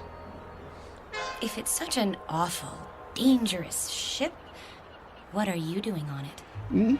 What? Oh. Well, we're old and eccentric. Well, yes. Well, we're young and eccentric. We like impractical things, the challenge and all. Besides, we think it's an absolutely charming boat. Last warning. They'll be pulling away the gangplank at any moment. Look, you'll be quite bored. We never get bored. Do we, Alan? Nope, not at our age. You're sick, then. Yes, you'll get sick. No stabilizers. She rides like a washing machine, I can tell you. Sounds like fun. I think I've heard about enough. Wait. I have my checkbook. What's that for? I am prepared to pay you double the amount of your tickets. This is ridiculous. No, I want to hear it. Pay us to do what? If you will abandon your plans, I'm sure you'll find another booking, something more suitable. That's a very generous offer. Yes, very much more suitable. Alan, you're not considering it, are you? Well, what do you say? Not a chance. Triple the amount, then. Yes, triple. No. Very well. I am forced to extremes. Sir, madam, If you will leave the Lady Anne at once, I will give you the equivalent of, let me see, 50,000 American dollars. 50,000 American dollars. Yes, which I will match. Well, I haven't got it all on me, but Making it a total of 100,000. Yes, 100,000. Well. You're talking my language now, gentlemen. Alan? Let's say pounds sterling, shall we? In pounds? Or better yet, an even $250,000 U.S. currency will be fine. No, that amount is completely unreasonable. I'm sorry. No. In that case... But... Sorry. Let's go, honey. You must reconsider. You don't understand the implications. Look, fella. Ever since we picked this tub, people have been doing their best to discourage us. I don't know why, and I don't care. But if you're worried about brash Americans crashing your cozy little tea party... No, it isn't that at all. Forget it. From now on, leave us alone. I'm proud of you. Thought I'd take the money, didn't you? Well, for a minute there, I didn't know. Oh, look! We're moving! Off to a great start. I could use that drink now. Me too.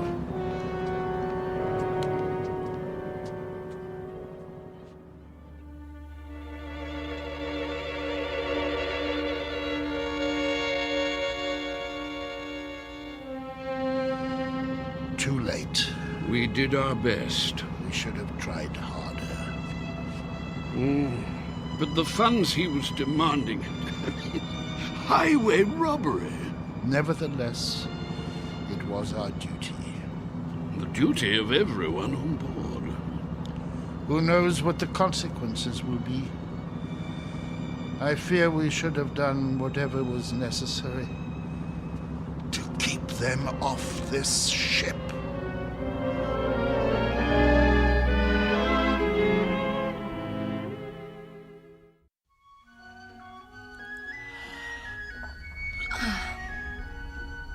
Alan? Yes? You're already dressed. Why are you up so early? It's almost 11.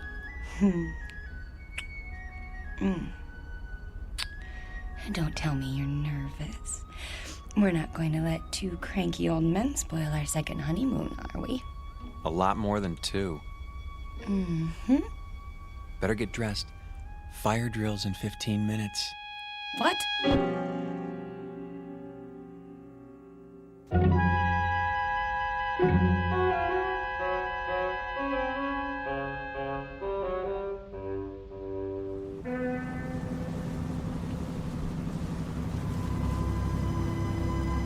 Honestly, you could at least tell me what this is all about.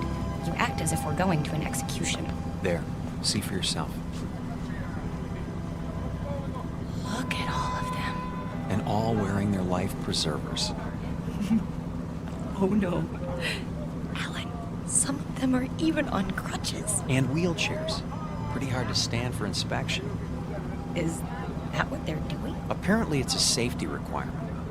Well, there was the Titanic. I picked up a few more names. The Mackenzies, of course, and Mr. Burgess. How could I forget? The one on the end is named Van Vlyman. Next to him is Mr. Bristow. Cooey! Hello there. Care to join us? Yes, do join us. Hello. In a moment, Mrs. Mackenzie. You don't suppose that everyone else on this ship is... Everyone. I checked this morning. The youngest person I saw was 70. Oh, but that's silly. It must just be the first class section. There aren't any other sections. The entire ship is first class. You mean they're all? Show some respect. This group alone represents several thousand years. All for fire drill practice. Remember, Eileen, getting there is half the fun. Chin up. Your life jackets. Oh, thank you. Now then, as soon as you're all ready... I think the straps go over your shoulders. Like this? That doesn't look right. Psst. Do you need help, dear? Good morning, Mrs. Mackenzie. As a matter of fact... You should put your arms through the hole. No. Let them learn for themselves, dear. I was just trying to make it easier. See you later, then. Yes. Do the best you can. We look like a couple of clowns at a funeral. Now then, in the event the balloon should go up, the alarm will sound. Proceed to the Imperial deck in a calm, orderly fashion and await further instructions. The groups will be divided in the following manner. Group A, Mr. and Mrs. Huntley Small, Mr. and Mrs. Mackenzie, and Mrs. Scott Aylesbury.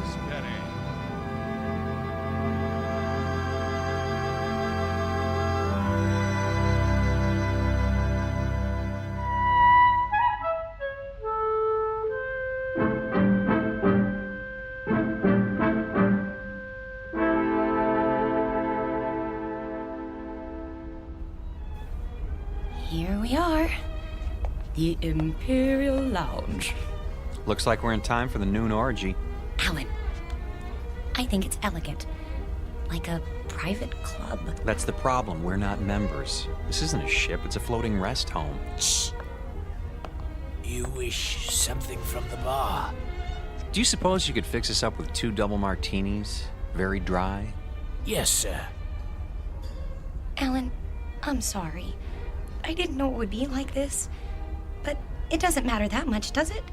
We didn't want to mix with other people anyway. We wanted to... Stop saying we. If you'd listened to me, we'd be in London by now. And you'd be in a business meeting. Not necessarily. Yes. And it would be the same the next day and the next and... Oh, Alan, that's what this is all about. Don't you see? Your drinks. Thank you. Look, I know you've been unhappy, but do you think I enjoy working 28 hours a day? It comes down to the same thing, doesn't it? We never see each other. We never talk, or... I told you, after I close this deal, I'm going to start taking it easy. Which is what you said 2 years ago. You closed that deal, but it didn't make any difference. There were more deals. There'll always be more deals. Because that's all that matters to you now, isn't it? Bartender, another. Yes, ma'am. Try to control yourself. I have been controlling myself for 6 years, and I'm tired of it. I am tired of begging for little bits of your time. You're not interested in me anyway. You're interested in success. Fight your way to the top and then fight to stay there. Stop making a scene. Why?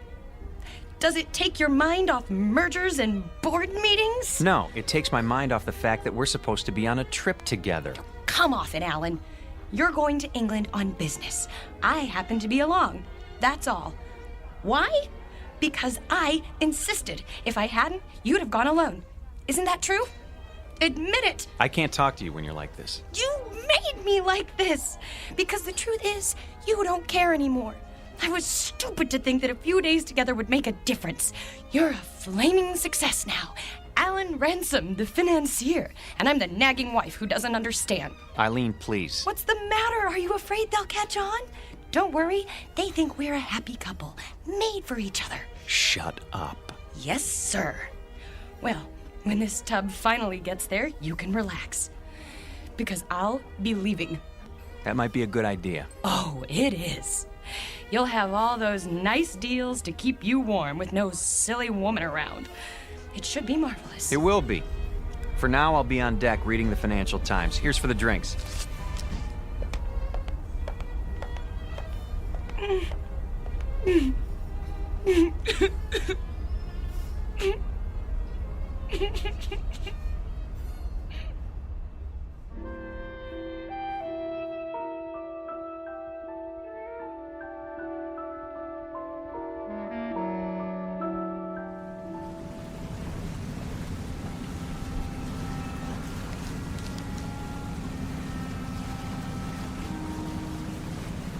I say, you two, excuse us. Not you again. Well, yes. Well, not really. How do you do, dear? Nice to see you, Mrs. Mackenzie. If you don't mind, I'm trying to read the paper. My wife, Millie, yes, I say my wife, I mean we would very much like you to join us for tea, if you'd be so kind. Because I'm wearing my tweed jacket? Eh? Hmm? No, no. Tweed jacket, I see. That's a very, yeah, I see, we're very British. No, we simply want to chat. Is it a date then? We'd be delighted. In about an hour? Yes, in the Imperial Lounge. We'll see you there. And thank you. Not at all. An hour then. Yes, jolly good. Looking forward.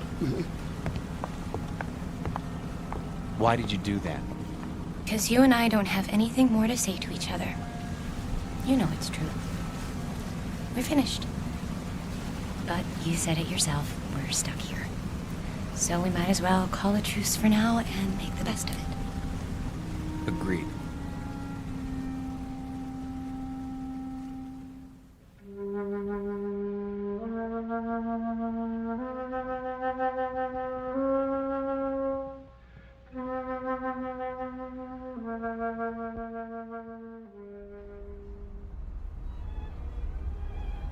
Hello. Over here. Hello again. My dear. So glad you could make it. Charmed, I'm sure. Do sit down. Do sit down. Not at all. Nasty day. What? Now look. The reason for this meeting, apart from the pleasure of your company, is Go ahead, Toby. Yes, thank you. Millie, that's my wife, Millie pointed out that we've all been, something less than hospitable to you, if not rude. And so I expect I ought to apologize. And do you? Oh, yes, most sincerely. But you see, there is something more important. Good news, in fact. Yes, we've been talking the whole thing over, and we've decided that you won't have to leave the ship after all. We won't? Say, that is good news. We were afraid we were going to have to swim back, and it's had us sick with worry. Really? No. I see. I see. Very good. No, I'm sorry about that, my boy. But we were quite concerned, all of us, as I dare say you gathered. You see, it simply hadn't occurred to us that an outsider would ever want to travel on the Lady. The last time she took on a new passenger was, well, according to Captain Prothero, was some 16 years ago. So you can understand. Yeah, but never mind that. It's all settled now. What's all settled, Mr. Mackenzie? Oh, no, we'll get to that in good time. You simply must forgive us. We can't have been very good company so far. Well, frankly. Yeah, the point is, we spent a good many fine hours, Millie and I, my wife Millie, on this old, scow. And when we heard they were going to retire her, well, it seemed right somehow that we should join her on her last return voyage. Yeah, absolutely. And the same is true of the others. Yeah, well, the other people. And that's what accounts for the number of senior parties aboard. We didn't understand. No. And you still don't, really. More tea? It's quite bracing. Yeah, I'll let go. Yes, one thing that hasn't changed. Yes, tea is still the best in the world. What about the others, Mr. Mackenzie? What, the others? Oh, yeah, yes, like us, as I said. Sentiment, you know. Of course they know, Toby. Why else would they have chosen the Lady Anne? Yes, that's true.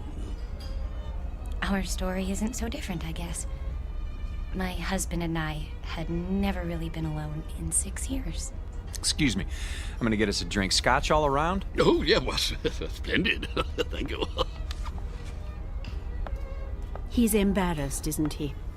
I seem to be doing that to him all the time now. You were saying the two of you hadn't been alone? Well, he's a busy man. You get wrapped up in things if you want to be the best, and I don't know. When I heard he was going on a business trip to England, I made him promise to take me. But that doesn't explain the Lady Anne. No. No, I suppose it doesn't. Mostly it was the time. More days together. And, well, it just seemed kind of special. Oh, my dear, the Lady Anne is special. Very special. More special, I should say, than either you or your husband could imagine. You see, this is the ship Toby and I sailed on when we were married, which would be 53 years ago. 52. Yeah, she was a splendid thing then. Yeah, the ship, I mean. No. Oh, Toby, really? I thought you told us it was an old rust bucket. Not it. She, yes. Oh, I should have been struck down by lightning for such a fearful lie. Mrs. Ransom, mark this. The Lady Anne was the finest ship that ever crossed the sea. Queen of the fleet, she was. Oh, yes, indeed. Is, Mackenzie, is. No other ship can touch her. Quite right. Sit down, Burgess. This is an old companion of mine, Ian Burgess, Mrs. Ransom. Ah, yes. Congratulations. I don't follow. I hear there's been a decision made in your favor. Not now. Nonsense. Quite a relief, I must say. What is? Why, what else? My good lady, you are in luck. How so? Well, haven't you told them? It's about you and your husband. It seems you won't have to die after all. Oh, I'm so sorry.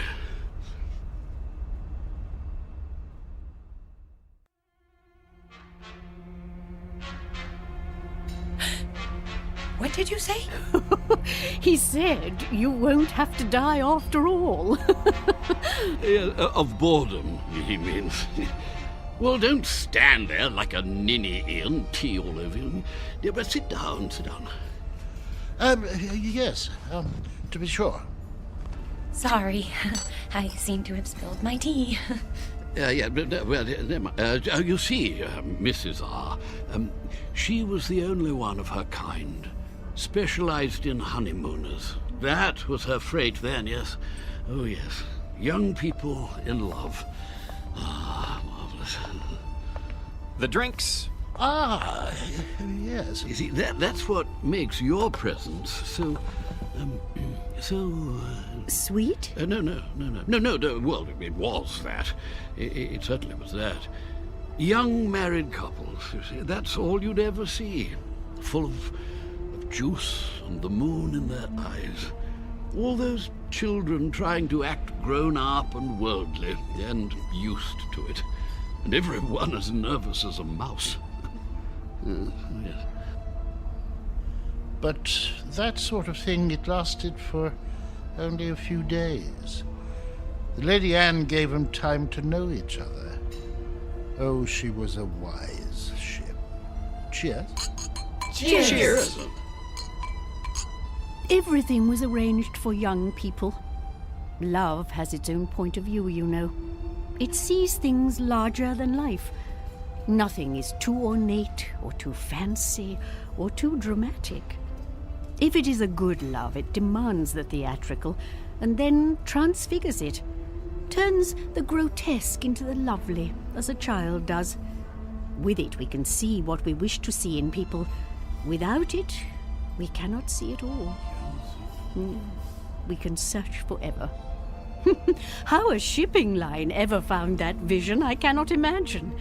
But they made the Lady Anne into an enchanted gondola and took that moment of happiness and pure sweet pain all lovers have and made the moment live for 2 unspeakably pleasant weeks. Well, they get the drift, my dear. There's no need to go gooey. But I feel gooey. The same is true for all of us, actually. Bolshia Jones and his wife over there, the bald chap. Engineer in his day, and a good one. The Whiteways.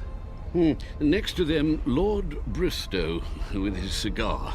Nice enough, but he's getting on. And there's old Champion.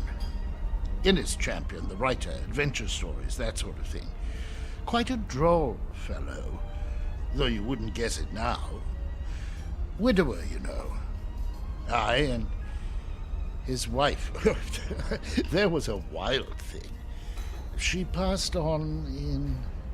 Oh, can't be sure of the date. What about you, Mr. Burgess? The same. We'd planned this trip together, but... Have you a picture? In my breast pocket, over my heart. She's very beautiful. Ah.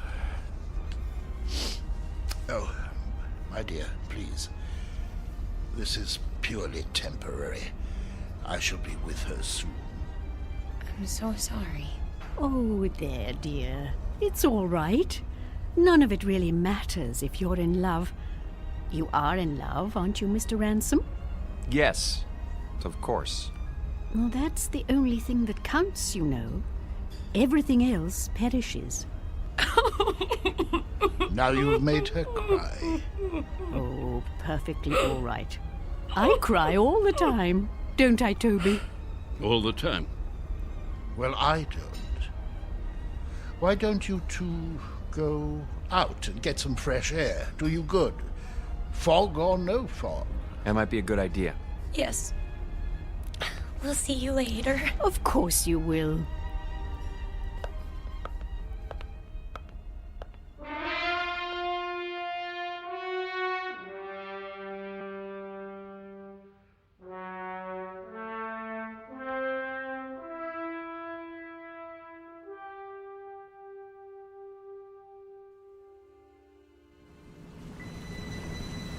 I think they're all very, very nice.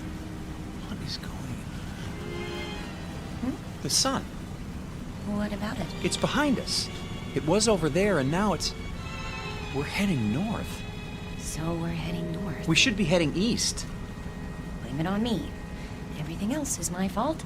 Why not this? There you go. Starting again. I don't know what I'm doing here.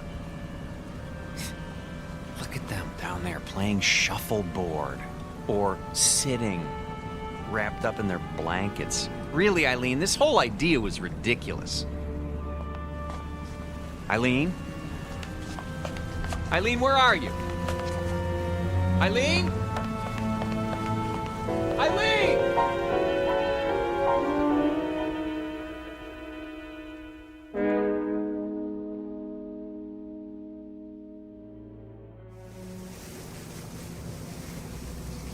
I thought you did get rather gooey there, my dear, but you know, I rather liked it. Gooey. No! Oh, Mr. Ransom. I say, is something the matter? I can't find my wife. We were standing over there at the rail. She was right behind me. You don't think anything could have happened to her, do you? Oh, I doubt that. It's rather difficult to fall overboard. Oh, yes, yes. Eileen! Eileen! Eileen! Eileen! Eileen? Stuart, have you seen my wife? No, sir, but I wouldn't worry. I want this ship searched. I'll take the liberty of alerting the crew. Have you tried the library?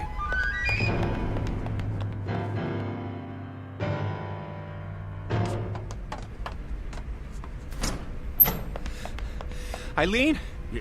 Not here, sir. But she's got to be somewhere. Still looking, sir. Haven't you found her yet? Easy, sir. We'll let you know. Eileen? Eileen, where are you?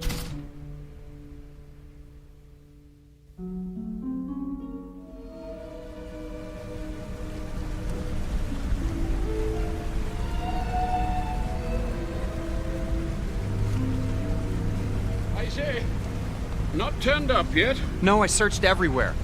She'll turn up. Have a nip with me. Come on, boy. Let's go inside. Yeah, maybe she's inside. Come on. Let's go into the Imperial Lounge, what?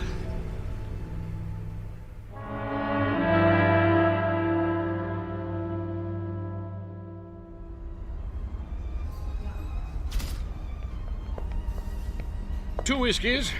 Make 'em strong. I can't believe it. She's gone.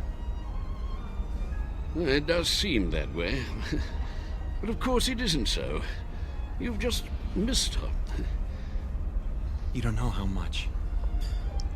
A toast to the Lady Anne. Here, here. Oh, yes. Here, here. The Lady Anne. Yes. It's a pity. What's going to happen? A crime. An evil, black-hearted crime. Easy, Burgess, easy. Easy? Gad, they want to scrap the lady. Outlived her usefulness. Nonsense. A little slow, perhaps. Speed. That's all that counts now. Why? What's the rush, eh, Ransom? I see your point. Freddie, another gin. That's the state of the world today. It's a plot, doubtless of communist origin. Who wound him up? Burgess, do sit down. Haven't you eyes, man? The Lady Anne was condemned because she represents a better way of life. She's grace and manners and tradition. She's the Empire. I say, somebody turn him off. Silence, Adicott. The beasts are at the gate, and we stand about like statues, with our medals gone to rust and our swords broken. Soon they'll reach up their hairy hands and pull the Queen down from her throne. Scrap the lady? They'll scrap the world. Poor chap. He'll feel better later at the party. Another drink, Mr. Ransom. Mr. Ransom?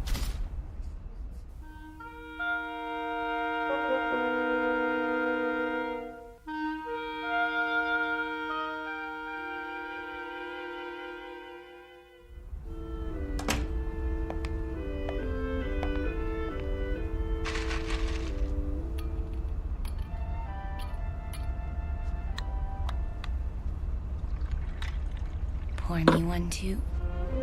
Honey, where have you been? I decided to take a nap on our swan bed. You mean you were here all the time? But I've been searching for you. I'm here. I've always been here. Oh, Eileen. Are you drunk?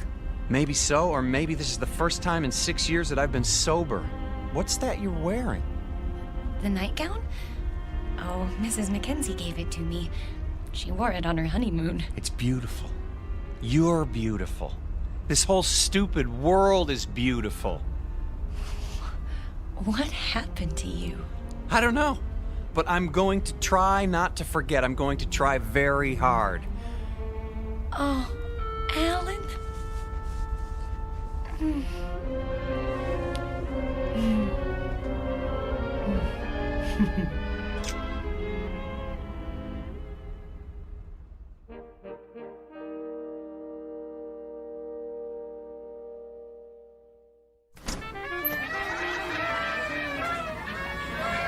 Will you look at all this? Balloons, ribbons.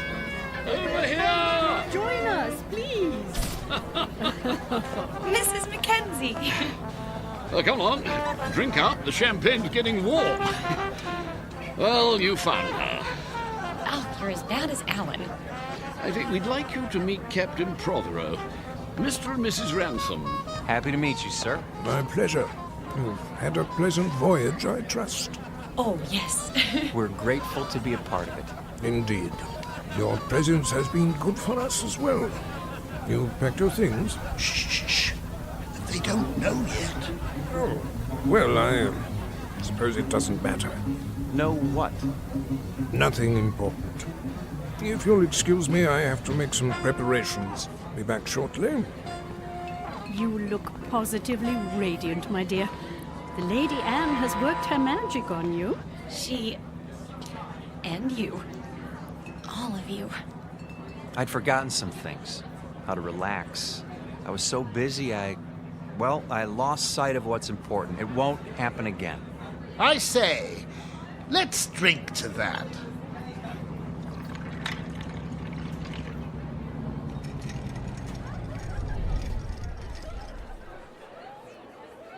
Have the engines stopped? Oh, nothing to worry about. Cheers.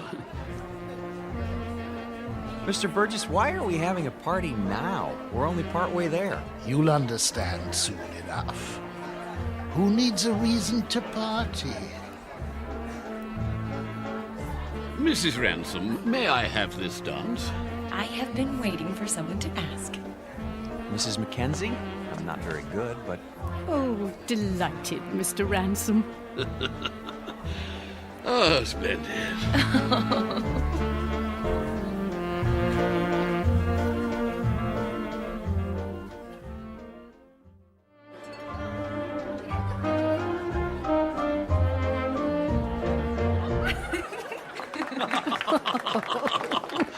Oh, very nice.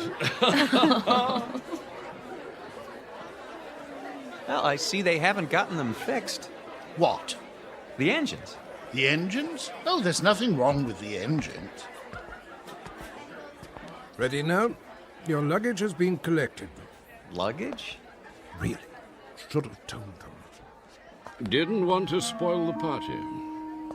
Excuse me, but what are you talking about? Why should our luggage be moved? Because, my friends, we're putting you off the ship.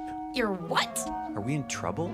No, nothing like that. They'll come to understand. Maybe so, but we don't understand now, and we're not going anywhere until we do. I'm afraid there isn't any choice. Follow me, please. Alan? Is this some kind of gag? You don't just put passengers off a ship in mid-ocean. Steward! Captain! Draw your pistol. Yes, sir. You're kidding, aren't you? If you'll do as the captain says. This way. I tell you what, we'll all go. Alan, what's going on?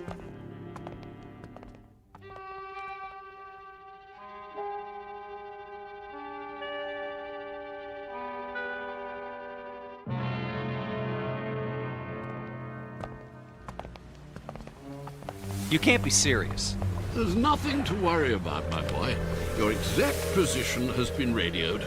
Even now, help is on the way. Alan, I'm not kidding. Captain, this is outrageous. Your luggage is in the boat. Flares, a tin of biscuits. Champagne? I thought of that. The lifeboat sends out a signal so you'll be picked up straight away. Everything you need, really. Except a reason. It's time we were off. Into the boat with you. No, please, But why? Is it something we've done? Not a bit of it. Then tell us. You can't do this without a reason. Cause, my boy, you can't go with us. Not yet. Yes, come along. Not where we're going. No. Step carefully, please. We liked you people. We thought you liked us. They do, Alan. Don't you see? They do. Lower away. Don't forget the blankets. Alan, look. Everyone's at the rail. Goodbye. Bye. Goodbye. I say, what are those papers, dear? They're your letters, Toby. Don't you remember, dear? I've kept them for so long. You're throwing them overboard? They deserve a proper burial at sea. I won't be needing them now, will I? No, dear. Not anymore. Listen, the engines are starting again. They're moving. So are we.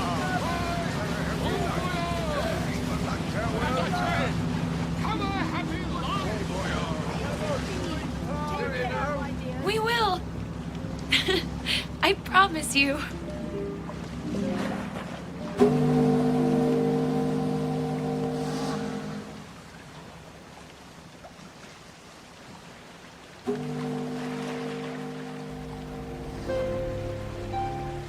Here's a blanket. I don't need it. Aren't you cold, darling? Not with your arms around me. I don't think I've ever felt so warm in my life. Do you think we'll see them again?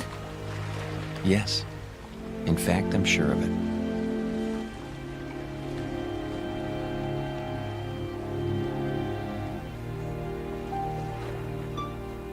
Lady Anne never reached port. The ransoms were picked up by a cutter a few hours later, just as the captain promised. They searched the newspapers but found no mention of the Lady Anne. The ship, with all its crew and passengers, went down in the mid-Atlantic, or so it was said. But Alan and Eileen knew better. They knew it had sailed on to a better port, its final destination on a distant shore called the Twilight Zone.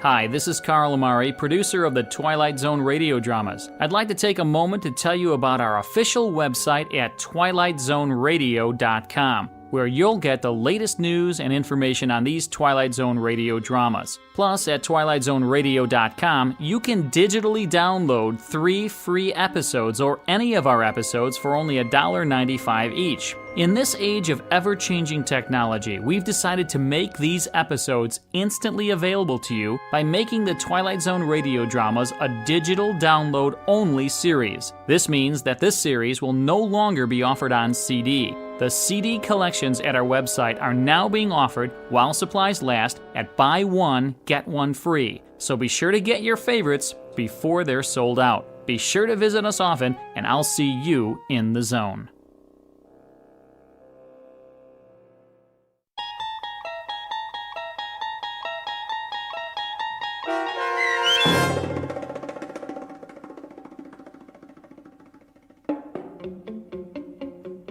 Passage on the Lady Anne, starring Martin Jarvis and Rosalind Ayres, with Stacy Keach as your narrator, was adapted for radio by Dennis Etchison and written for The Twilight Zone by Charles Beaumont. Heard in the cast were David Pasquesi, Anne Somerville, Jim McCants, Joby Cerny, Eleanor Weingart, Martin Astrop, and Nick Ruddle. The producers of The Twilight Zone wish to thank CBS Enterprises and the Rod Serling Estate for making this series possible. This copyrighted radio series is produced and directed by Carl Amari and Joby Cerny for Falcon Picture Group. Sound design and custom Foley effects for The Twilight Zone by Cerny American creatives Bob Benson, Craig Lee, Matt Sorrow, Tim Cerny, and Todd Beyer.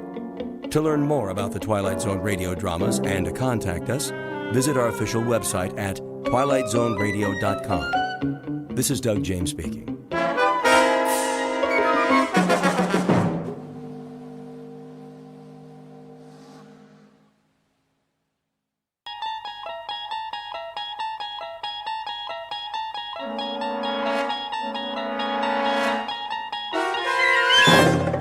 You unlock this door with the key of imagination. Beyond it is another dimension, a dimension of sound, a dimension of sight, a dimension of mind. You're moving into a land of both shadow and substance, of things and ideas. You've just crossed over into the Twilight Zone.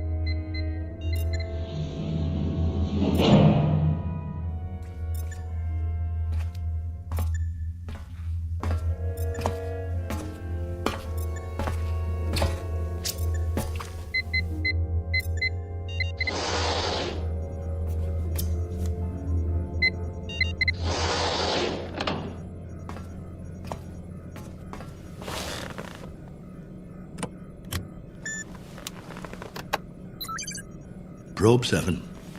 Log entry 1411. Another waking period. Ship seems to be functioning perfectly as usual. Wish they could make cars this reliable back home. Oxygen supply, right on the button. Food supply, a little over. Something wrong with my appetite. Not enough exercise, I guess. I know. More workout time. Gotta stay in shape. Never know who I might meet in space.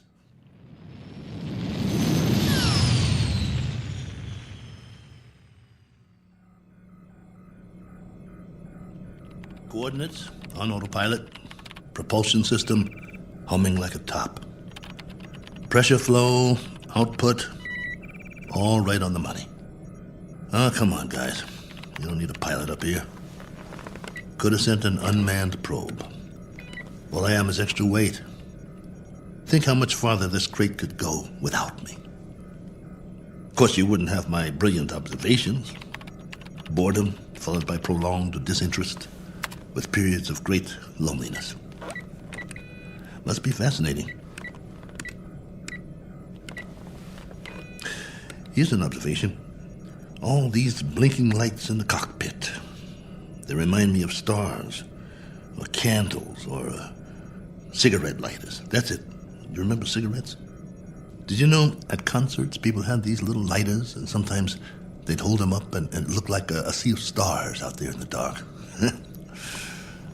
I want to write a book, not this diary. Doesn't have enough plot. Just me remembering. That's who I am, boys. He who remembers. Oh, well. Better send you the numbers. Here goes the download. Transmitting now. Till next time, this is Colonel A.L. Cook. Over and out.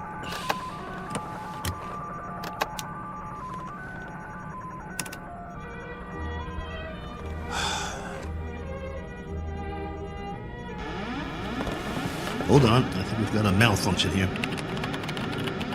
Some kind of overload. Yep, there's a power drain. Initiating diagnostics.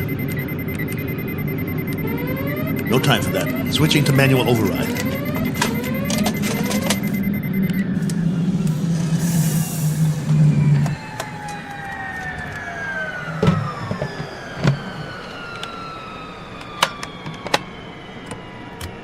Base, this is Probe 7. Probe 7, calling base. Come in. I've just lost a rocket tube. Can't handle this baby. Controls won't respond. Losing power fast. Have to set down on the nearest planet.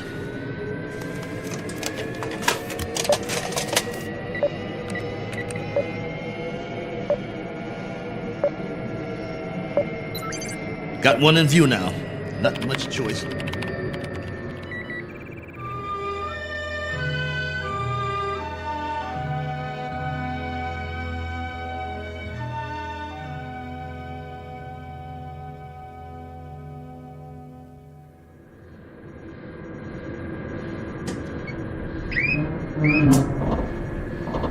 Entering atmosphere.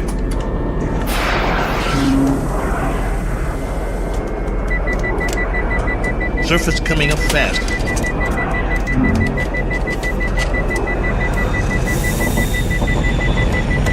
Can't slow down. No retro rockets.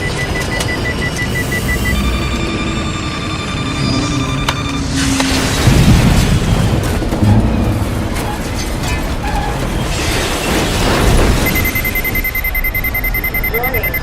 System overload. Warning. System overload. Ship's about to catch fire. Base, do you read? This is Probe 7. Probe 7. Mayday! Mayday!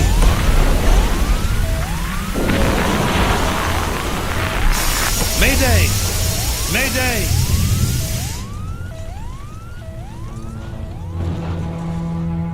One Colonel Cook, a traveler in deep space several million miles from his point of departure and presently out of options. He set a course across an endless ocean in a one-man lifeboat, now scorched and broken on an alien shore. But even if he should survive, his greatest ordeal is yet to come, for he must face a far more dangerous challenge, an opponent more menacing than the cold, lifeless vacuum of space. He must face what awaits him on the other side of the bulkhead and do battle with the unknown. As soon as the dust settles, he will take stock of his plight with very little effort, a single 360-degree movement of head and eyes. For Colonel Cook has come to rest on a small, undistinguished planet not on any chart, one that is actually an outpost in the Twilight Zone. And now, The Twilight Zone and our story, Probe 7, Over and Out, starring Lou Gossett Jr., with Stacy Keach as your narrator.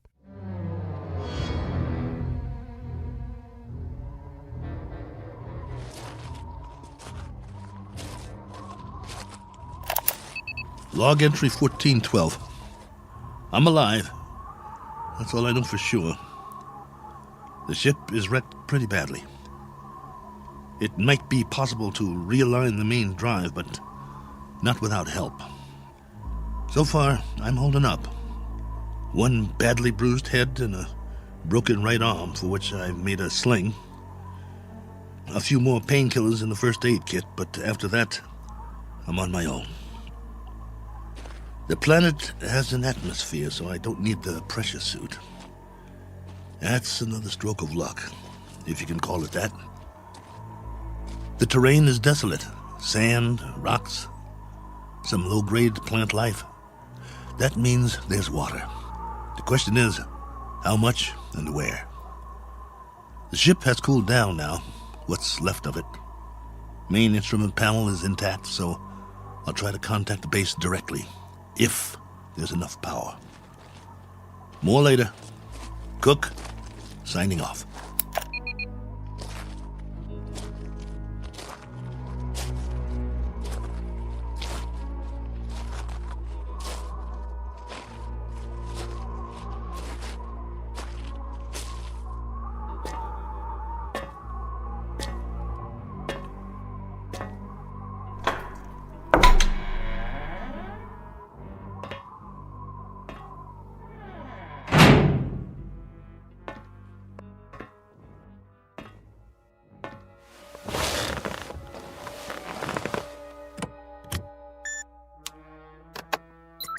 This is Probe 7. Do you read? Probe 7. This is Probe 7, calling base. Probe 7, with a landing report and damage assessment. Over to you, base.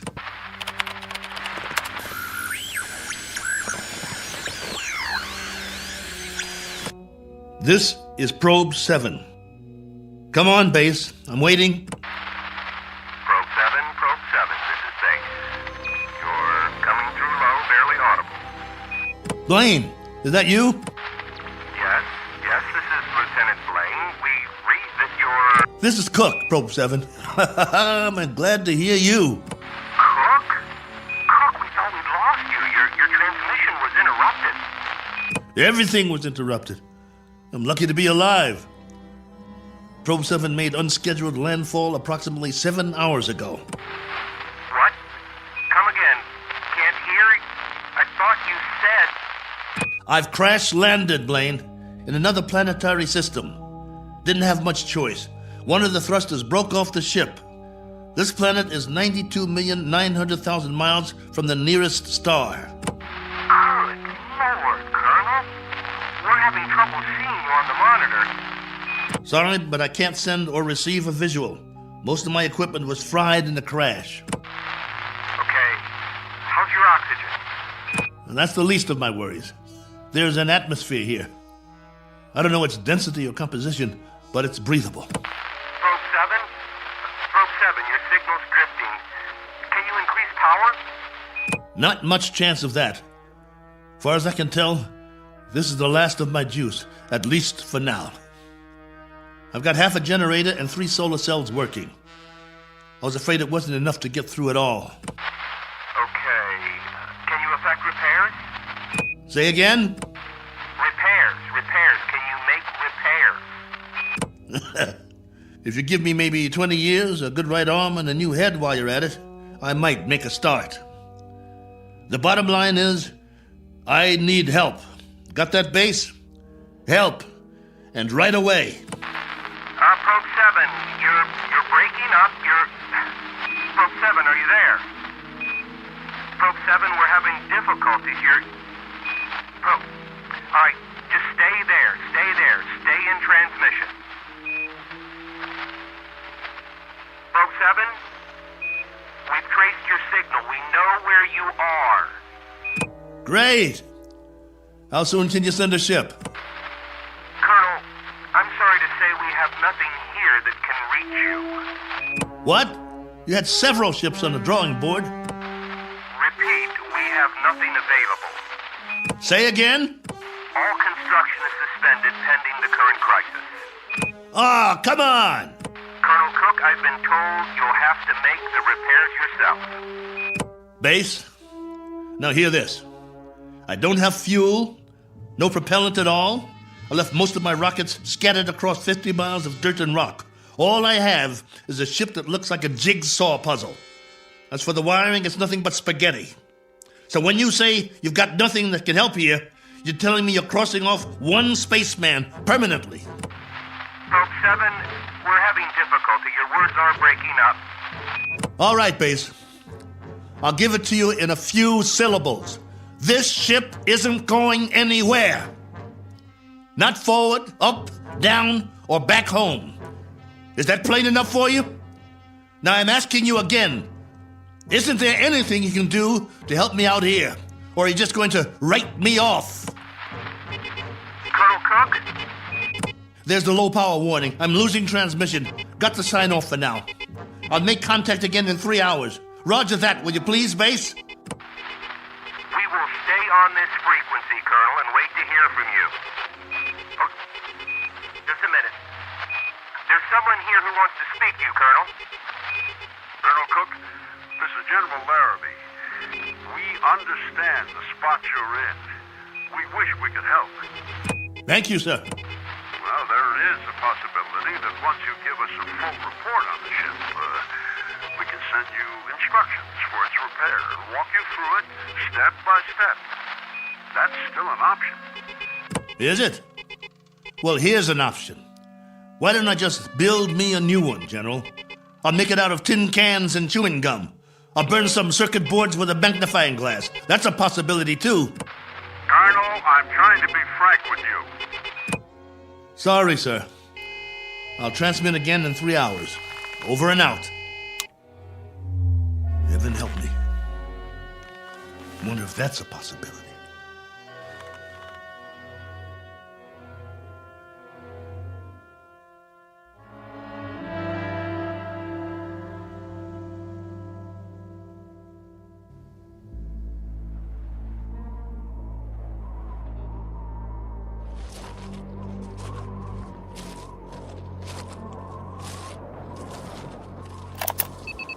Log entry 1413. I'm standing on a hillside a few meters from the ship. You hear that? I think there's going to be a change in the weather. Back home we'd call it a sandstorm. Better head back soon. I see vines and some flowers down the other side of the hill. There's more life here than I thought. As to what stage of evolution is reached, that's pure conjecture. No sign of animal life, but the vegetation grows thicker in certain areas, like the valley. Can't trust my leg yet. Better stay close to the ship. I've picked some plants for analysis. We'll see if there's anything edible. Hey! Anybody! Hey! Take me to your leader. I've got beads and wampum.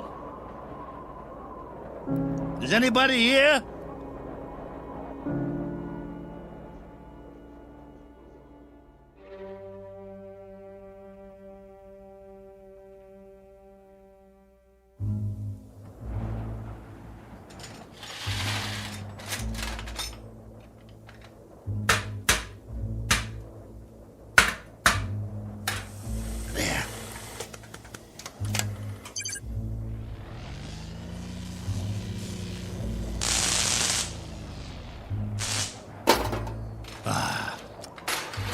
That's just great.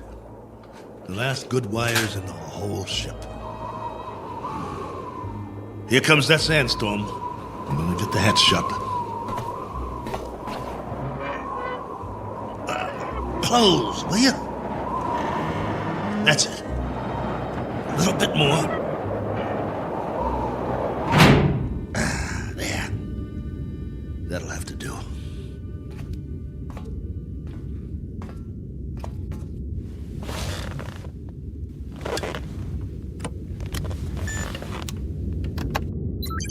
This is Probe 7, calling base. Probe 7, calling base. Over to you. If you read. We read you. We read you very well, Colonel. Ah, you've got the video going. For now, General, I've wired all the solar cells in the series. At the moment, I'm running off the storage batteries, though. It's almost night here. All right, tell us your situation, please. My situation? Yes. Any change, Colonel? I've done what I can, but I'd have to call it unchanged. The power level's higher as long as I charge up during the day, but I don't know how long that will last. At least, I've got you on the screen.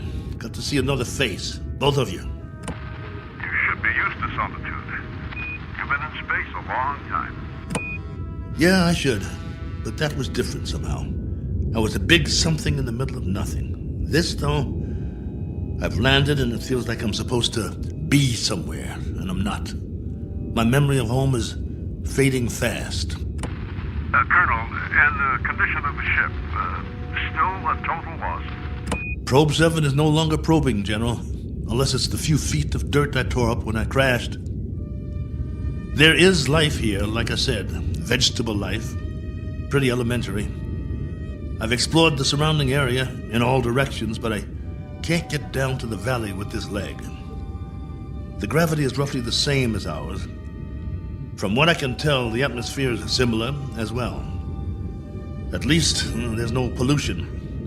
I haven't started coughing yet. Describe what's left of the ship.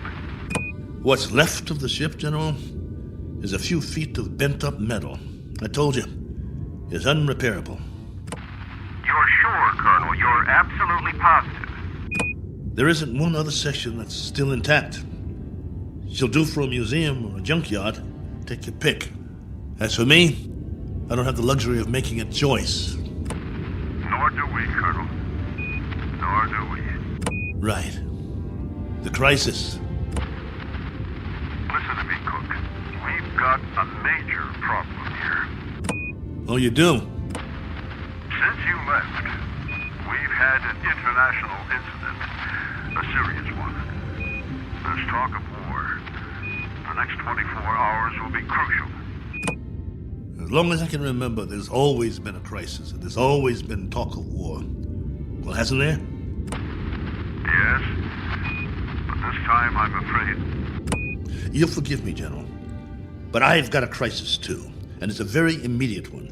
I have the remainder of my rations and 2 broken bones in one arm. You have my location. I need to know that help of some sort is on the way, or would you call that unreasonable?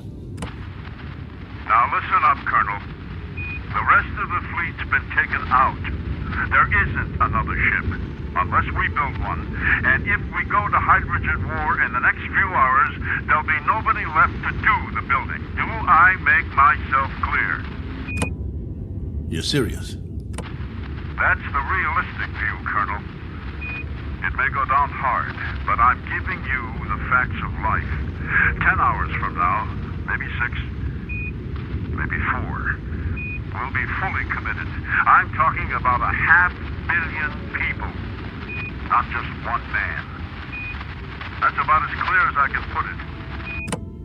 Very well then, General. I guess that's it. We don't see any alternative. Will there be any point in making further contact with base? Yes, Probe 7. For 2 reasons I can think of. Both of some benefit to you. One, so you'll know that you're not alone up there. And 2, to confirm that your own world still exists. though the latter is a moot question at this point. Over to you, Colonel. I can't think of anything else to say at the moment. Feel free to keep the signal open, if you like. Can't do that, General. I need to charge the batteries when it's light again. Here's that storm. Don't know how strong it'll be or how long it'll last. But I'll try to get through it. Nothing else I can do. Then, for whatever it's worth, know that we're still here. For now. Over to you, Probe 7. Roger, base. And out.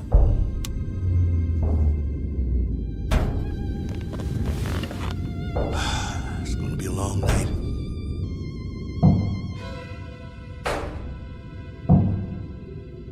Wait. What's that? Hold on. Blaine? General?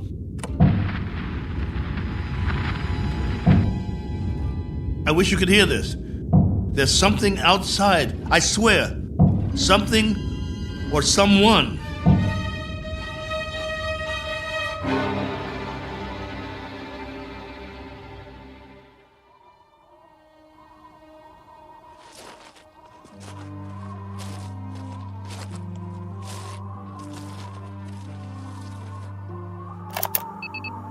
Log entry 1414.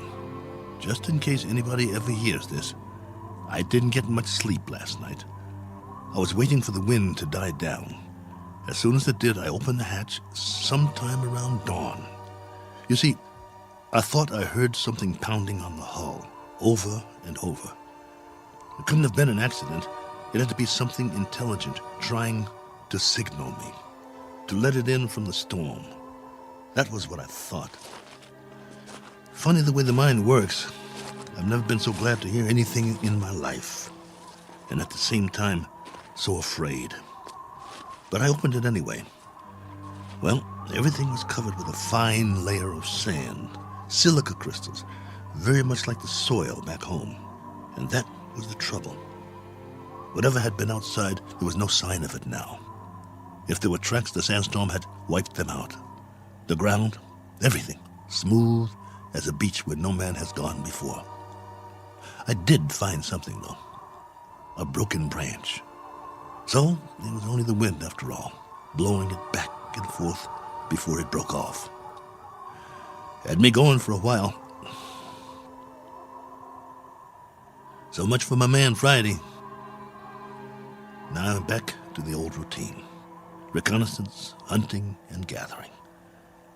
Just think, a few million years from now, something on 4 legs, or 2, or 8, may actually walk this barren planet again. A few million more years, and it will grow a bigger brain so the species can start doing the same things I'm doing. Foraging for food, trying to survive.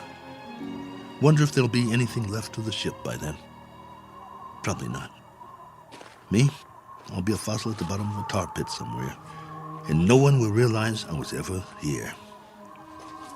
Well, onward he marched, for want of anything better to do.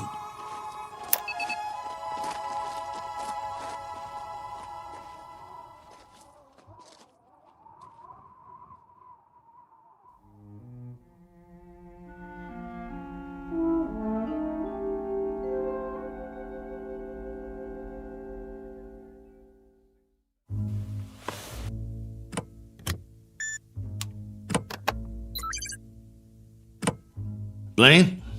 General Larrabee? Are you still there? Here, Colonel. Go ahead. Well, you look like you haven't slept. Not much. And you? Not really. Up at dawn to do some hiking, north, east, south, and west. I had been hoping. Yes? Just a crazy dream I had. No sign of anything? It's a primitive planet. I'm very much alone here, after all. Oh, not completely. I've got a wind that sings sad songs and some scrawny plants that check me out every now and then as I walk by. There might be some fruit trees that are edible down in the valley, if they're not poisonous. But that's it. That's all of it. I'm truly sorry. There used to be an old saying, if life gives you lemons, make lemonade. The only thing wrong is I can't even find the lemons. But don't worry, I'll keep trying. Not that this will provide any vast solace to you, but at 9 o'clock this morning, Colonel, we went to war. And? The whole eastern seaboard went up. You mean all of it? The cities, everything. It took 12 minutes. Exactly 12 minutes. I suppose we retaliated? Oh, indeed. With great alacrity and effectiveness. And we still are. With everything we've got. It was our old enemy? That's right, if it matters now.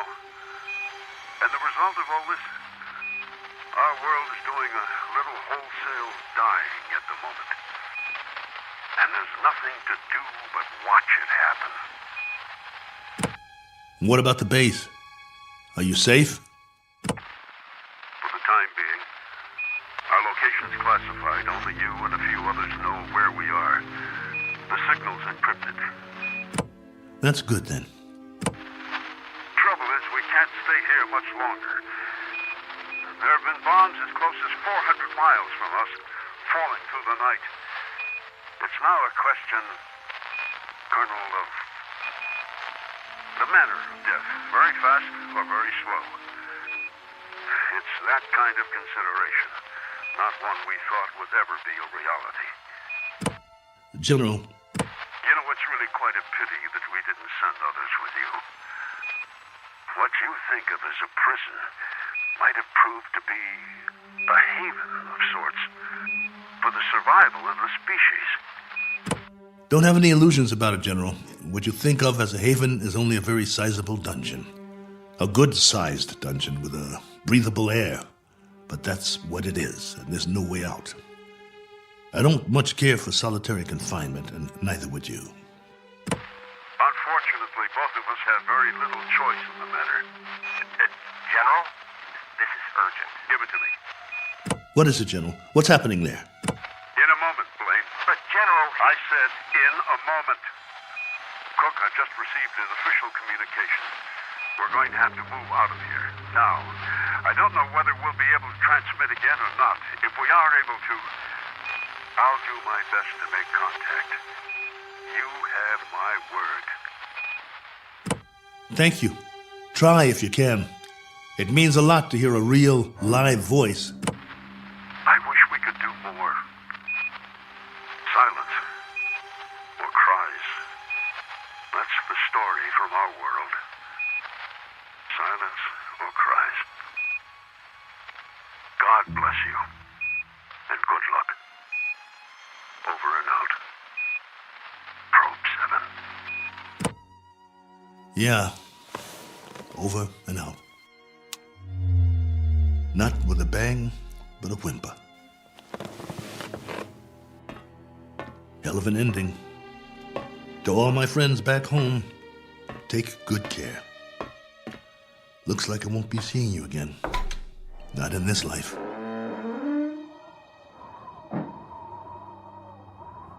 Time to start a new project. Chapter 1. The Memoirs of Colonel A.L. Cook. And I've got a very good memory. You wouldn't believe the stories I could tell. Who knows?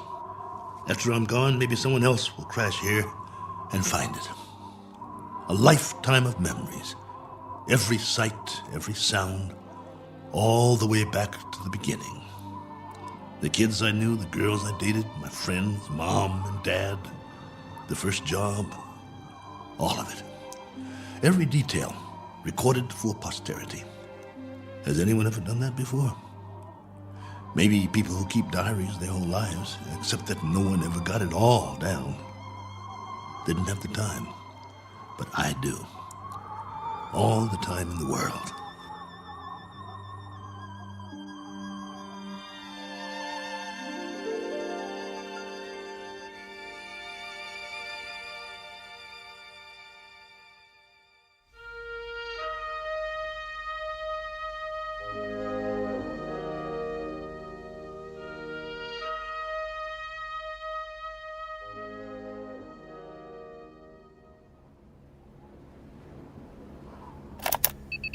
Log entry 1415.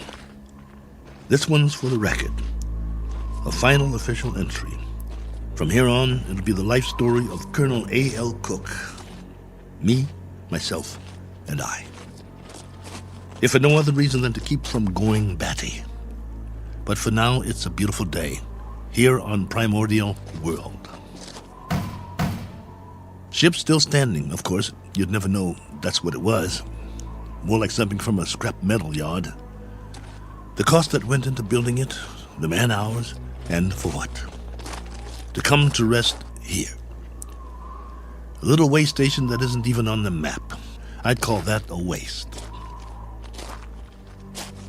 Exhibit number 1 in the elephant's graveyard. Ever hear of that? They used to say there was a place where elephants go to die. Hundreds, thousands of them. A secret place off the beaten path. And there were bones and tusks. And once in a great while, someone would stumble upon it. Like the Sargasso Sea, where sailing ships caught in the kelp and were trapped forever. Well, maybe other travelers will end up here, gone to ground, never to move again. Eventually, there'll be a whole collection of them from all over. But remember, I was the first. I should scratch it in the metal. Cook was here. But I digress. This is still supposed to be my official report. The evaluation of the crash site coming up. The tail fin is all but covered by sand. Have to dig it out before the next storm. Then build some kind of windbreak or the whole ship might get buried. I could gather some branches, make one. There's more vegetation in the valley if I can get up and over. Now, that's odd. If there are no other trees in the immediate vicinity, where did this branch come from? The one that was banging against the hull last night. Unless something carried it here. The wind or oh well, maybe I just didn't notice before. That must be it. Rocks to the left of me, rocks to the right of me. One very dry, broken off branch in the sand. And what great sand it is. None better in the known universe. On sale at closeout prices. Note the fine crunch under my boots as I walk the proud land. The rare texture, the superb body. Why, it's positively...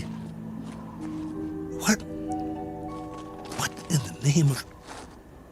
It can't be. It looks exactly like... No, I must be hallucinating. But this... impression... I could swear it's a footprint, a boot print, to be precise. A lot like my boot, in fact. But it's not one of mine, about 4 inches shorter. But that's what it is. It is! Now hear this. Now hear this. I've got company. I've got company. Hey! Whoever you are, come on down. It's open house at my humble abode. It isn't much, but it's home. Drinks on me. Meet your genial host. Please. Please let me see you. Here's another footprint. And another. And another. Where do they lead? Up the hill? Has to be since the storm, so there was something here. I knew it. Hey. I don't care who you are or where you're from. Let's shake hands and be friends. Don't you need a friend? I do. Come on, friend. We can talk. I've got some stories, believe you me. Where you hiding? Behind that bush? Ugh!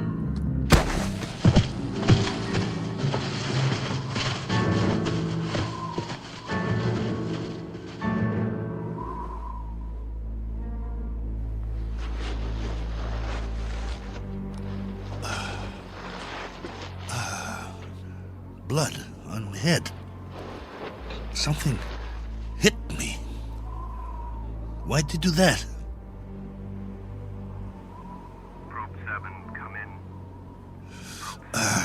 got to get inside.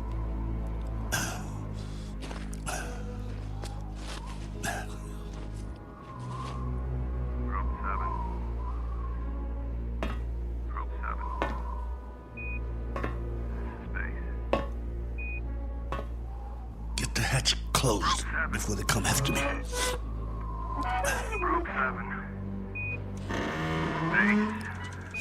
Can't let them get in. This is Base. With our last transmission, we got ours a few minutes ago. A 500% increase in radioactivity. Not much hope for us. Colonel, this is General Larrabee. I wanted to wish you well. From what we can gather, the enemy got it just as bad as we did. We wiped them out. They wiped us out. One last forlorn wish for you, Colonel. If you ever meet someone where you are, whoever they are, and however it happens, in whatever circumstances, I hope it can come without fear. I hope it can come without anger. That's what they're going to have to put on the stone. The one we'll all be buried under on our world. Here lies a race of men who flex their muscles. One time too many. I hope your new world is different, Cook. I hope there's no such word as hate. I hope there's...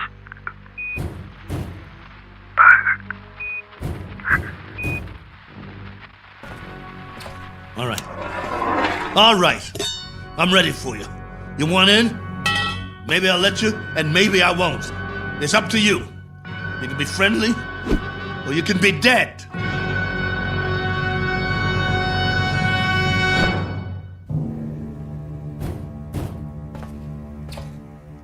Hey, friend.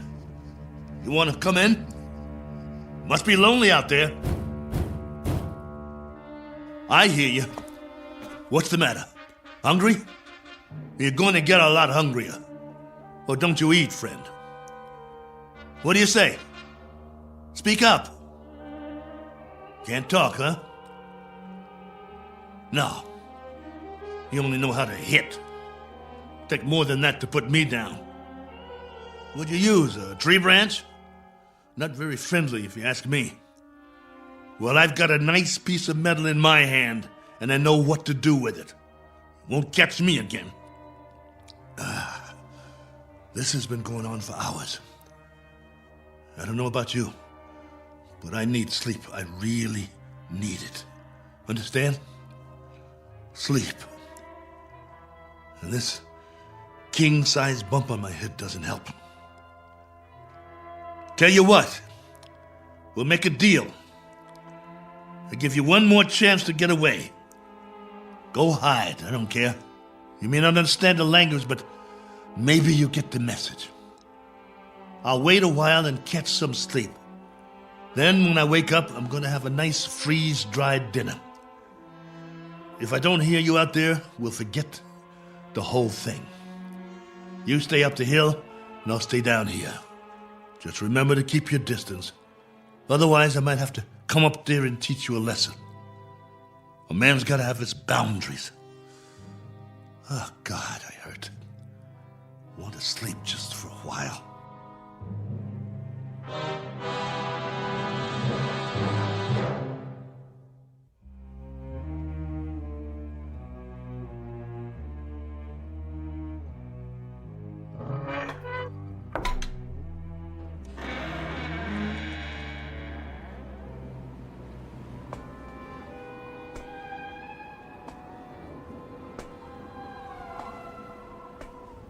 Hey, friend. Gotcha. Stay down. Pretty weak, aren't you? Let's see who you really are. Ituko. Miena. Manda. Manda. No. You're a woman? No, wait. Let's talk. Can't we talk about it? Do you understand anything I'm saying? Min. Oh boy. Look. My name is Cook. Colonel Cook. I'm from another planet. I crash landed here. Cracked up my ship. This is my ship, get it? Or it was. It can't fly anymore. Now I'm just a wingless spaceman with no place to go and all the time in the world to get there. All right, be that way.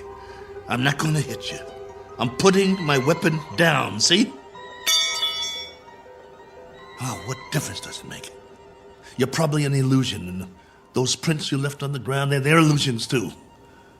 I've been fighting a running battle between fear and loneliness took the prize. You can disappear any time now. Any time at all. Go on. Poof! In a puff of smoke.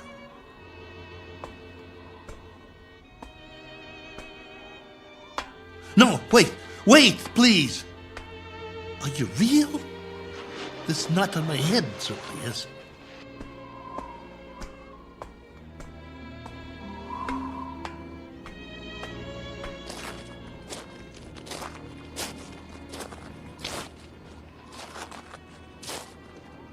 All right. Do whatever you want. Just don't go. Not yet. If you can't understand, I'll draw you a picture. Where's the stick? Look. Right here in the sand. This is my solar system. The sun in the middle, and this is my world. See? Omida? You got it. Now then, I went off course. I didn't have the power to get back. You know, power? Vroom, vroom. No good. So, I tried to land here, where we are.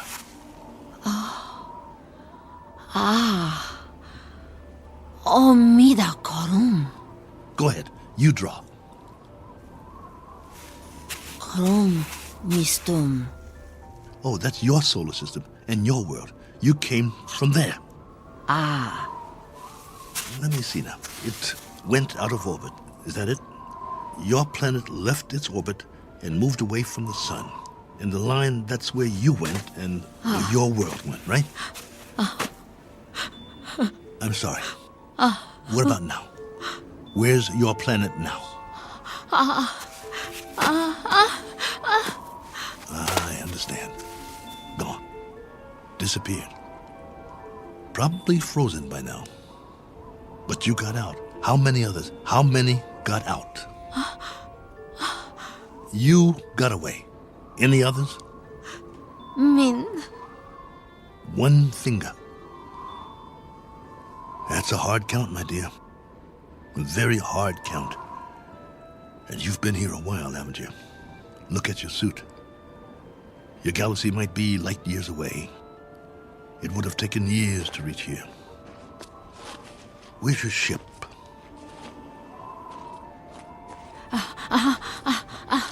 Ship. Where's your ship? It crashed too, didn't it? So you've been here a long time. A very long time. Me, Cook. Colonel Cook. You? Korava. Korava? Korava. Well, what do you know?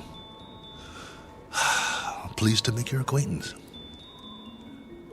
How does it figure? I thought you'd be a 50-foot flesh-eating ant or something. And you turn out to be a woman. Which is neither here nor there. Because however you slice it, we're stuck here. A one-armed man and one very tired lady. Quite a pair. What have you been living on? What food? You understand food? Eat? Well, I can offer you lunch or maybe it's breakfast. I'm not sure which. And some companionship. And we can spend the rest of our lives drawing diagrams in the sand, which will be somewhat tedious. But the brighter of us will have to learn the other's language eventually.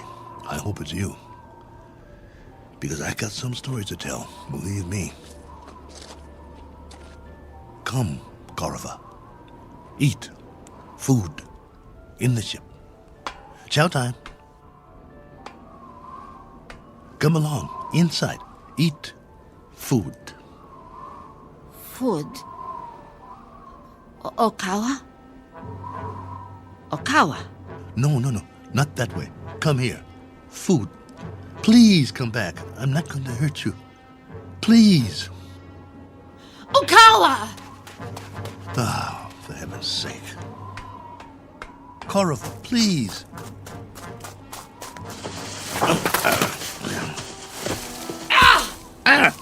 You scratched me. What did you do that for? That's all you know how to do, isn't it? Draw blood. Well, go ahead. Get away from me. It's not just language, is it? It's our animal nature, the way we instinctively respond to one another. In that case, there's not much hope. Go on. Go. If that's the way you want it, go.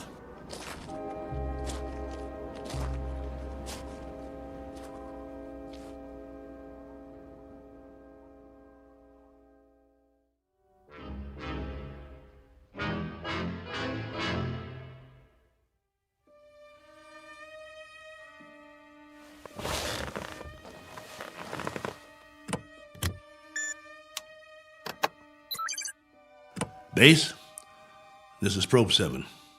The following is sent on faith, which is appropriate since this transmission is in the nature of a fairy story. I don't know under what heading you would classify it. Very likely space medicine or space opera. The long and the short of it is that I'm not alone here.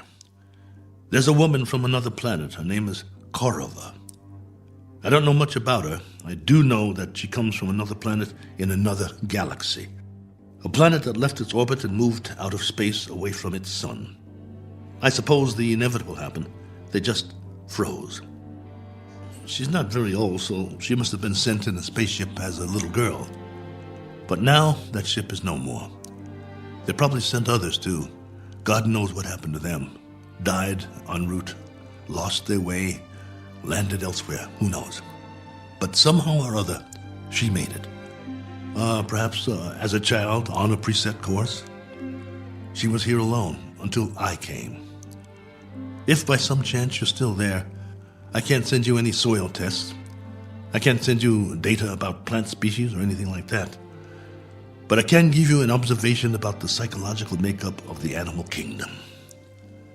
They're a frightened breed, a very frightened breed. It must be a universal trait wherever there are advanced life forms.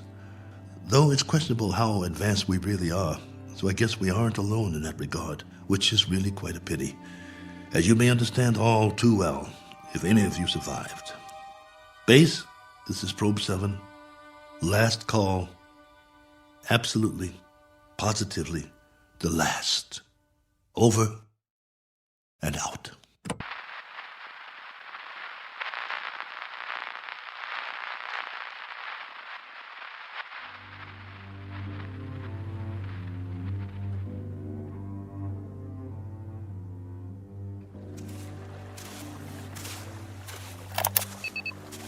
Log entry 1417. Well, the ship is history. I've left it for good. I finally made it up the hill and down the other side. And guess what? There's much more vegetation here. Fruit trees. Flowers as big as your head. And through it all, a stream of running water. I swear, it's like a garden. I brought what I need in a backpack. I'm going to set up shop on the banks of the river and try to live here, for better or worse. It will be the last great adventure. I only wish I could share it. Oh well, there's always posterity. If anyone should ever find this and play it back.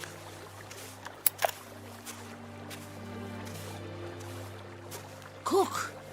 Oh, you. Never mind. Talking to myself. But you wouldn't understand. Why don't you just keep your distance? Cook? Ah. Cook. Not going to hit me, are you? No? That's a surprise. Well, you're just in time to say bon voyage, friend. I'm going that way. There are even more fruit trees over there. No reason to get in each other's way. Cook. You want to come? You may, if you like. We'll eat and we'll live. I don't know how or for how long, but we can try. Cook. What? Dirt? Soil? What do you call it? Earth. Earth? What does that mean? Earth. Is that the name in your language? All right. We've just given this place a name. We'll call it that. We'll call it Earth. Cook. Korava. Earth. That's right. My name's Cook. My first name is... But there's plenty of time for that. No need to rush things. Okay, Korava. This is our home now. This is Earth. What's that? Food. So that's what you've been eating. Some kind of red fruit. Any good? Food. Eat. All right.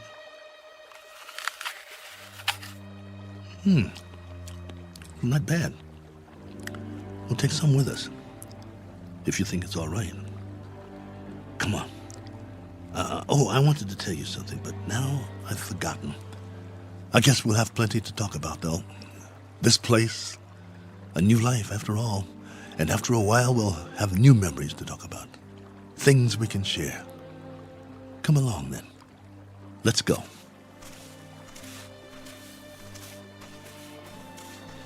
This route's all right.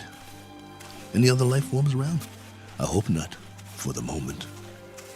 But if there are, we'll make the best of it, won't we? Pleasant enough place, don't you think? My leg's better. We'll explore as much of it as we can. No need to set up any boundaries, I guess. There's plenty for everyone. For you and for me. And it's a beautiful day.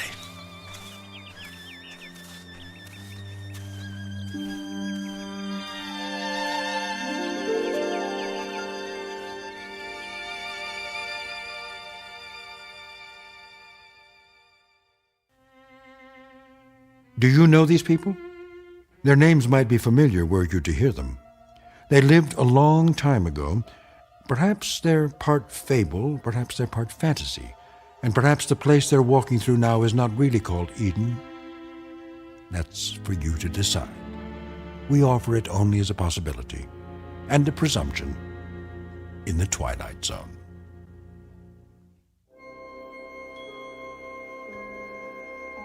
Hi, this is Carl Amari, producer of the Twilight Zone radio dramas. I'd like to take a moment to tell you about our official website at twilightzoneradio.com, where you'll get the latest news and information on these Twilight Zone radio dramas. Plus, at twilightzoneradio.com, you can digitally download 3 free episodes or any of our episodes for only $1.95 each. In this age of ever-changing technology, we've decided to make these episodes instantly available to you by making the Twilight Zone radio dramas a digital download-only series. This means that this series will no longer be offered on CD. The CD collections at our website are now being offered while supplies last at buy one, get one free. So be sure to get your favorites before they're sold out. Be sure to visit us often, and I'll see you in the zone.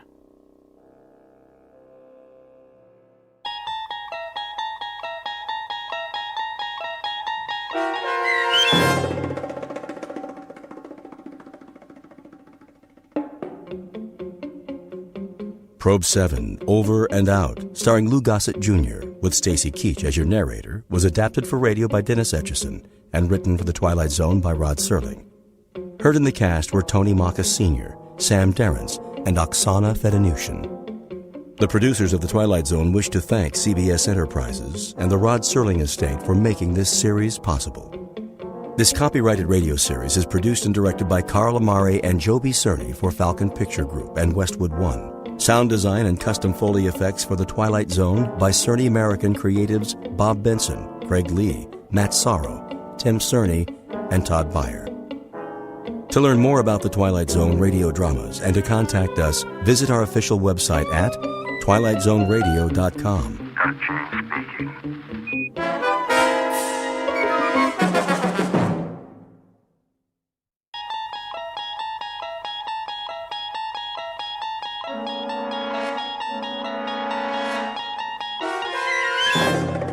You unlock this door with the key of imagination. Beyond it is another dimension, a dimension of sound, a dimension of sight, a dimension of mind. You're moving into a land of both shadow and substance, of things and ideas. You've just crossed over into the Twilight Zone.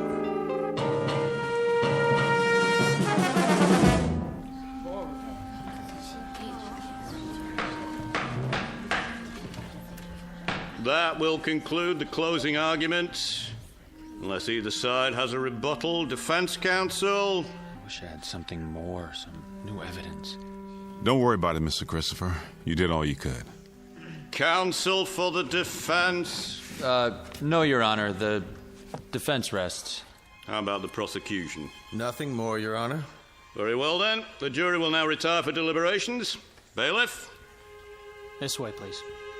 Court will reconvene for the verdict. Until then, we'll stand in recess.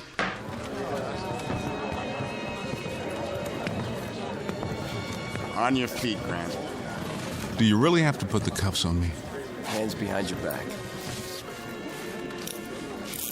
I'll stay with you to the verdict's in. It doesn't make any difference. This way. It may take a while. It never does. Mr. Grant? No statements to the press. If I could have one more word. I told you, Mr. Carson. Oh, why not? Give the reader something. I wouldn't recommend it in case we file an appeal. We won't. I guarantee it. End of the hall. I know that. A room with a table and 3 chairs, bars on the window, 2 policemen outside. It never changes. You can wait in here with your client, counselor. All right. I told you there's no need, really. Go get a cup of coffee, just drink it fast. What about that interview? It's okay, guard. We'll be right outside. Knock when you're through.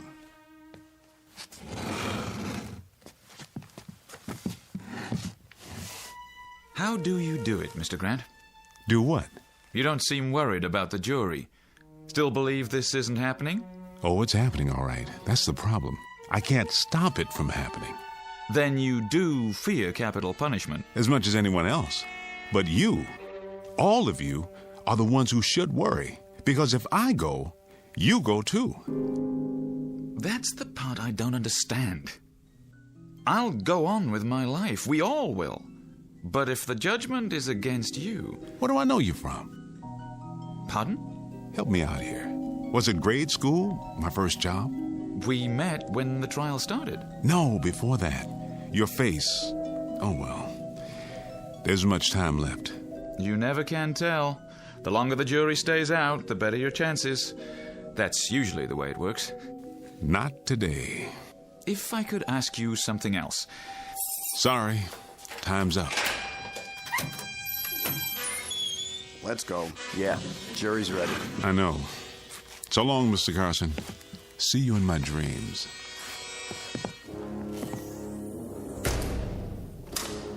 How did he know?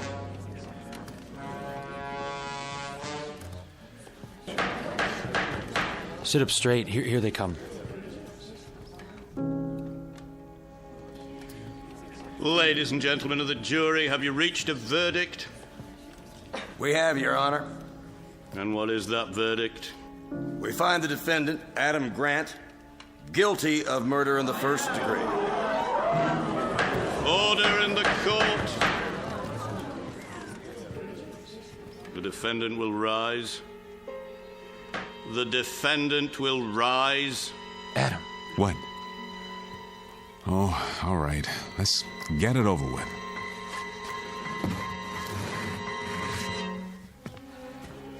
Adam Grant, you have been tried by a jury of your peers and found guilty. Do you have anything you wish to say before sentence is passed? Very well. It is the sentence of this court that for the brutal and despicable crime of murder in the first degree, you shall be put to death by means of electrocution. No, not again. You can't make me die again. Restrain the prisoner. Put the leg irons on him. I'll put them down. You can't make me die again. Oh, God, please, please, please. Take him away. Tell them, Mr. District Attorney, that this isn't real. Make them understand that they're only a dream I'm having. You fools! If you kill me, you'll die too. Mr. Carson, you believe me? Make him believe. Tell the district attorney he prosecuted himself and everybody in this building and everybody in the world. Tell him, Mr. Carson, before it's too late. Tell him. Tell him.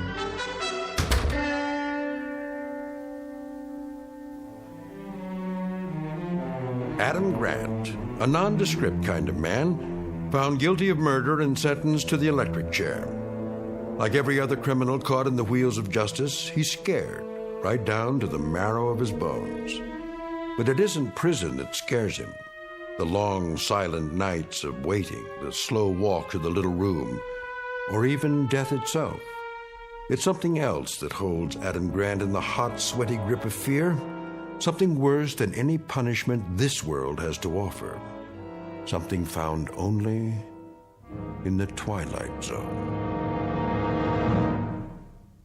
And now, The Twilight Zone and our story, Shadow Play, starring Ernie Hudson, with Stacy Keach as your narrator.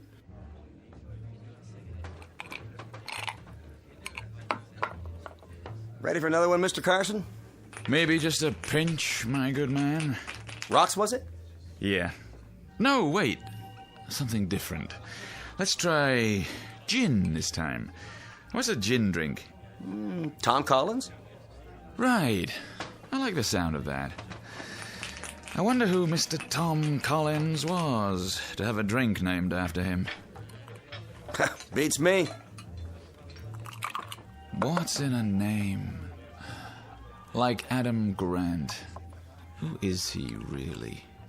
That guy they arrested? Tried and convicted post-haste. Quite a mysterious fella. Yeah. Well, not from around here. His identity is not the problem. He had virtually no defense, but he has some very peculiar ideas. You talked to him? A few times, for the paper. He's seriously disturbed, mentally speaking. No kidding. Has some crazy notion that this is all a dream, that it's happened before. Huh? And that it'll happen again. I'd say he's certifiably insane. Well, that won't save him from the chair. No, but maybe it should. Yeah, sure. I'll just go knock over the bank and tell him I'm some kind of a nut. Well, that ought to do it. But what if he is? If he was incompetent to stand trial? His lawyer should have thought of that. Some kid from the public defender's office. His first case. Well, you pull something like that, you pay the price. You know what I mean? Hey, how's the Tom Collins?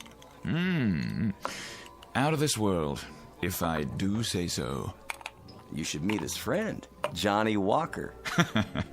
An excellent idea. Top draw. He really got to you, didn't he? To whom do you refer? The creep. Ah, well. I am but a lowly newspaper man. It's all quite beyond my control, I suppose. Hey, take my advice. Forget it. Hey, ever meet my other friend? What's his name? Well, they call him Jack Daniels.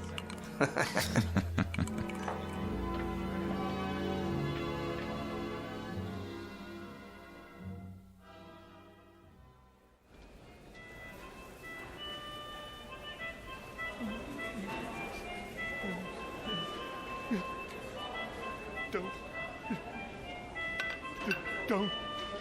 37. 38. 39. 9. Please, Mother, don't let them. Hey, knock it off. I'm exercising. Coley, lay off that thing, will you? Yeah, people are trying to sleep. Sorry, fellas. I didn't know I was bothering anybody. That's better. It's all right, Coley. It's my fault. I got you out of a bad movie I saw once about death row, just like everything else in this corny dream. Grant, let me give you some advice. What's that, Jiggs? Stop thinking about it. Don't! Why do they want to hurt me? You think about it, you crack up, like Phillips there. Listen to him. Mother, they're gonna fry me. I never did anything. Phillips! Shut your face! See there? A month ago he was a human being. Now what is he? An animal. Why? Because he couldn't stop thinking about it. I know. It's just different with me. Different how? I can't stop. That's all I can do. Think. You mean you're looking forward to it? You want to die? No. Well, then it ain't different with you. Don't kid yourself. Sometimes I wonder, too, what it's going to be like. But that's a bad way of thinking. Don't lead nowhere. I'll tell you what it's like. Yeah? Yeah. They come for you a few minutes early. That's so they can cut your trouser legs. They even shave your head at least part way. Then they open your cell. You walk out and down the cell block to a hall. Past 2 great doors at the end. 78 steps exactly to the final door, painted green. It's got a little glass pane with chicken wire, but you can't see anything on the other side. There's a guard who opens the door for you. And you go into a room. It's tan. It's all tan.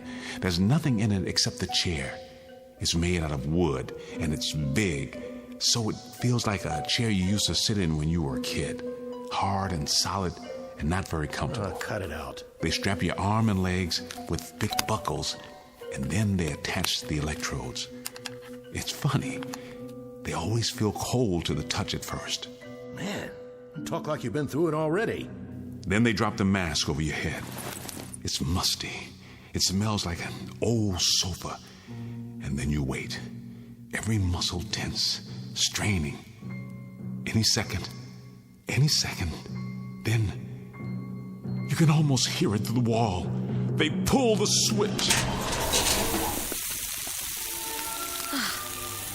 There. 2 beautiful, beautiful steaks. Almost done.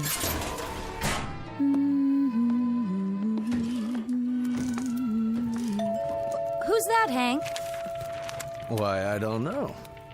You expecting anybody? No. You sit right there. I'll get it.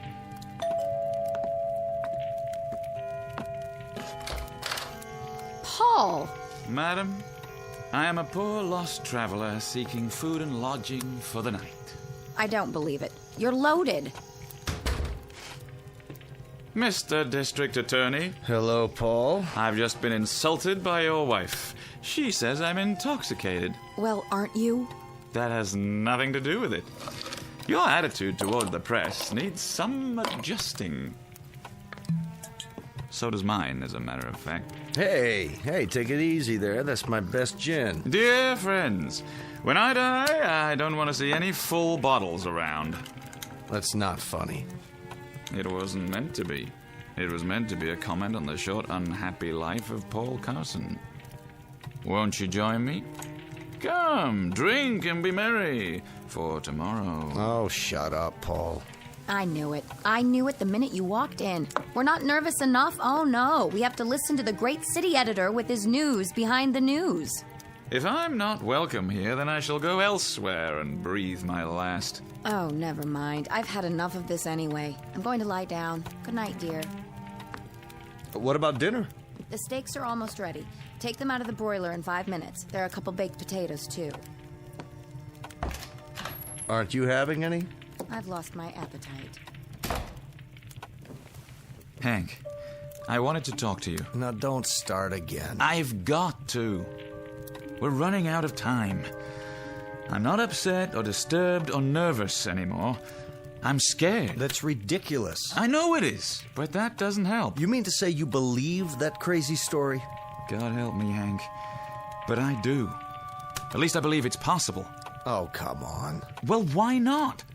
Can we prove he's wrong? Maybe not, but that's a poor reason for believing in anything. I can't prove the world isn't going to end, but it isn't. Or do you believe that, too? I'm not sure what I believe. This guy killed a man in cold blood just like that, and he's going to pay. Those are the facts. Anything else is speculation, fantasy. Are you sure? Yes, I'm sure. I put my entire staff on it. An open and shut case. Then why are you so steamed up about it? I'm not. I'll tell you why. Because a little part of you believes, too. Just a little tiny part of Henry Ritchie says, maybe Grant is right.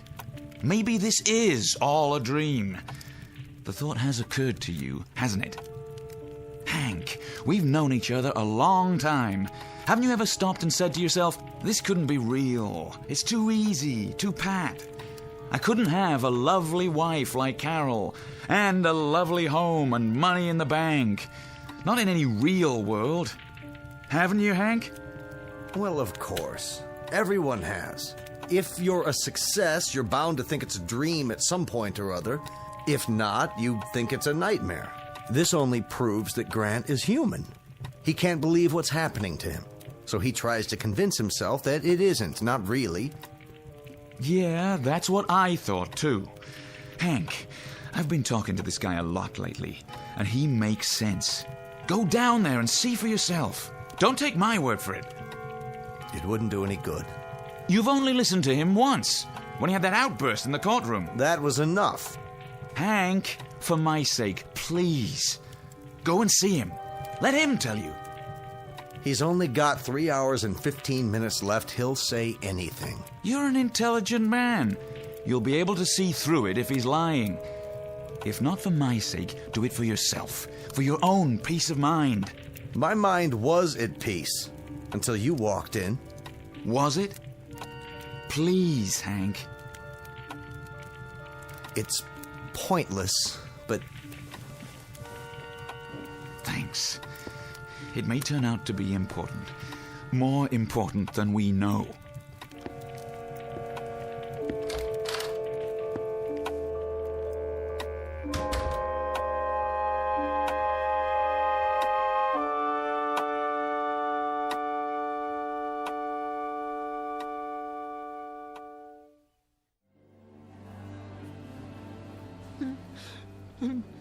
No. No, Mother, don't let them strap me in. Enough already, Phillips. Yes. Yes, sir. I'm a good boy. Grant. Yeah? What's the matter? You don't like your food? It's fine. Then how come you didn't touch it? Because my stomach's tied up in knots. How would you feel about your last meal? I told you we would have got you anything you wanted. All you had to do was name it. Except maybe a cake with a hacksaw in it. That wouldn't do me any good. It wouldn't change a thing. Well, we did the best we could. Steak, ice cream. You shouldn't have bothered. I don't even like ice cream. All melted now anyway. I thought you liked steak. I do. But a condemned man isn't supposed to enjoy his last meal. How could he? Look here. I'm not supposed to, but you want something else? I'll try to get it for you. No, thanks. Give it to Jiggs. Maybe he's hungry. You don't have to ask me twice. Pass the tray through. That's mighty nice of you, Grant. Don't mention it. Guard, what's the time? 9:02. Plenty left. Get some rest if you want. That's pretty good steak. You ought to have some. Knock yourself out. Hey, Grant, don't you know this is a tradition? The one time where the screws will give you anything you want. Yeah, I know. That's why I dreamed it this way. Bad stomach and all. Coley, want some? Oh, what's you got? Baked potato, catch. Hey, thanks. What time you got, Jiggs? Don't you have a watch? It might have stopped. 9:03. You got a date? Nah. Just expecting someone. Let me guess. The governor, right? With a nice fat pardon in his fist. No, it's the district attorney. He usually comes around 9. The DA himself, huh? You must be a real important person. Yeah. The most important man in the world. Ow! You gotta have some sense of humor, pal. You could have broke your hand that way. Now it has stopped. Wait a minute. There's something else that isn't right. I'll have to remember next time. How's that? Prisoners about to be executed aren't allowed to wear watches because of the glass and metal. You don't say. You ought to tell that to the warden. She'll be real interested in your opinion. I don't know who the warden is this time. It might have changed.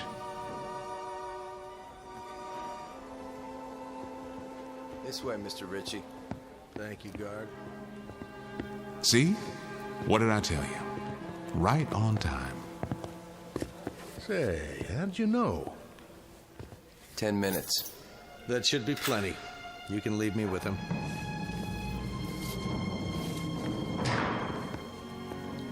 Be back when you're ready. Hello, Grant. Hello, Mr. Ritchie. You don't seem surprised to see me. I'm not. You won't drop the act, will you? I don't have to act. You always come. I mean, the district attorney always comes. It's not you every time. Grant. Yes?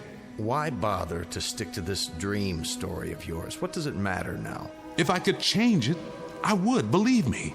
Only I don't know how. It can't possibly do you any good at this point. You realize that. I should. After all this time, every night I explain, and every night it's the same. Explain it again. Well, it's very simple. When I die, you die. And everybody in this world dies. Because this world does not exist. It's a dream of mine, a nightmare. Can't you understand that? No, Grant, I can't understand that, and not because it's a new idea. I can't understand it or accept it because it doesn't make any kind of logical sense. But it does. It's the only thing that does make logical sense. Not what I understand logic to mean. Think it through. I tell you, it's not logical. That's only one kind of thinking. Reason it out. Think, man. Take you, for instance. Here we go. The butterfly dreaming it's a butterfly hypothesis. Just stick with the basic facts. That's all you need. Do you think that you, a district attorney, would ever visit a man who was about to be executed in real life? Have you ever done that? Not that I recall. Of course not. They wouldn't let you in here. I'll bet they didn't even search you. And now they're leaving us alone in a locked cell together? You're the man who sent me here. I might beat your brains out. I'm a murderer, aren't I? I'm sure we're being monitored. We must be. Or take me. Have you ever heard of a case where a man was condemned and put to death this quickly? There would be years of appeals, wouldn't there? Your lawyer didn't file any. There are automatic appeals required by law. And don't you think it's a little too pat that I was represented by a public defender who had never even tried a capital case before? Oh, come on. Look around you. This isn't a real prison. It's a cliche drawn from every old movie ever made.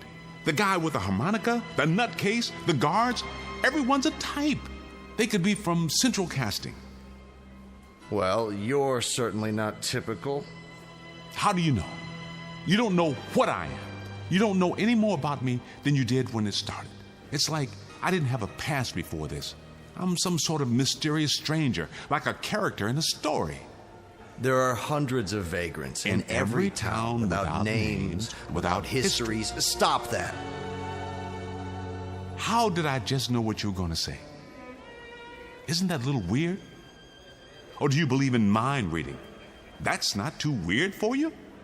We know you're mentally sound. You were found competent to stand trial. I don't think you're deliberately lying to me. So what are you left with? Some other explanation? I'm going to destroy this story of yours, Grant, once and for all.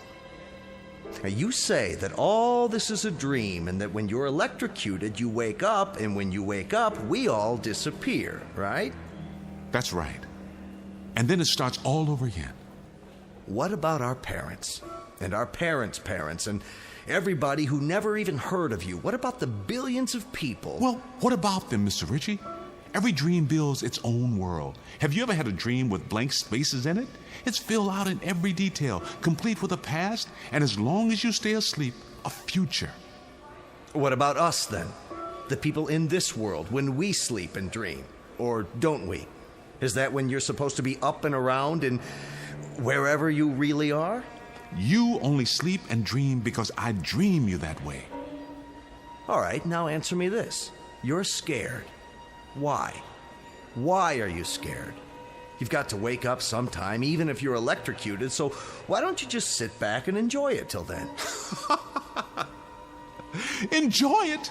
Let me tell you something, Mr. Ritchie. Huh? How soundly do you sleep? What's that got to do with it? Well, I mean, you dream, don't you? Certainly, sometimes. Haven't you ever been hurt in one of those dreams? Haven't you ever fallen out of a window or been drowned or tortured physically and mentally? We all have nightmares. You have. Well, don't you remember how real it seemed? How you woke up screaming? Let me ask you something, Mr. Ritchie. How'd you like to wake up screaming every night? That's what I do. Because I dream the same dream night after night after night. It's this one. It changes a little bit. The people get shuffled around, but it's the same dream. You got to believe me. I can't go on dying. I can't. Not every night. I can't. I can't. Get your hands off me. Let him go. Out. This way. I'm telling you the truth, Mr. Ritchie. Please, let me live, and I'll keep you alive. I'll dream you every night, just as you are now. Your life, your house. Wait a minute. I'll prove it. Your wife. She has a steak waiting for you. Isn't that right? Go home, look in the oven. It'll be something else when you get there. I swear. I can change the small details. You'll see. Please, please.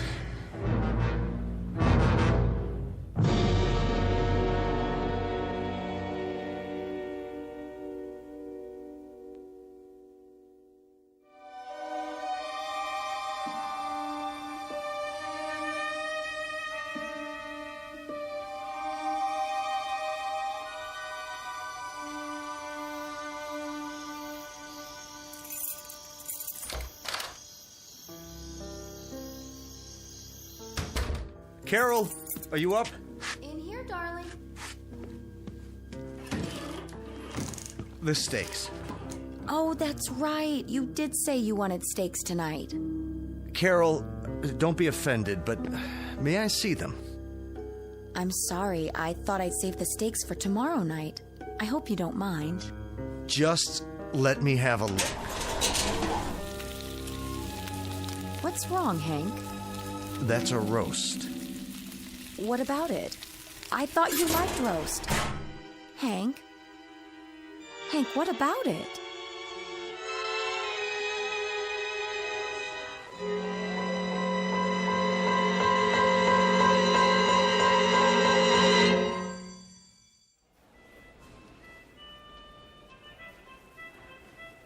Grant.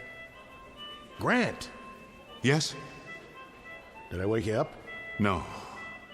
You didn't wake me. What's so funny? Nothing. Nothing's funny at all. Well, thanks for giving your meal away. It was nothing, really. I thought I heard you laughing in your sleep. No chance of that. Hey, Grant, listen. I've been thinking about what you said, about all this being a dream, you know? So? Well, no. Maybe it won't work, but maybe it'd be worth a try. What would? If you told that story to the governor, he might let you out on a psycho. He wouldn't believe me. Well, you never can be sure. You don't believe me. Do you, Jiggs? Oh, that don't matter. If you think it's true, see, why, then you got a loose cog somewhere. And they don't burn guys with loose cogs. I wonder. I could try proving it to you. Prove what?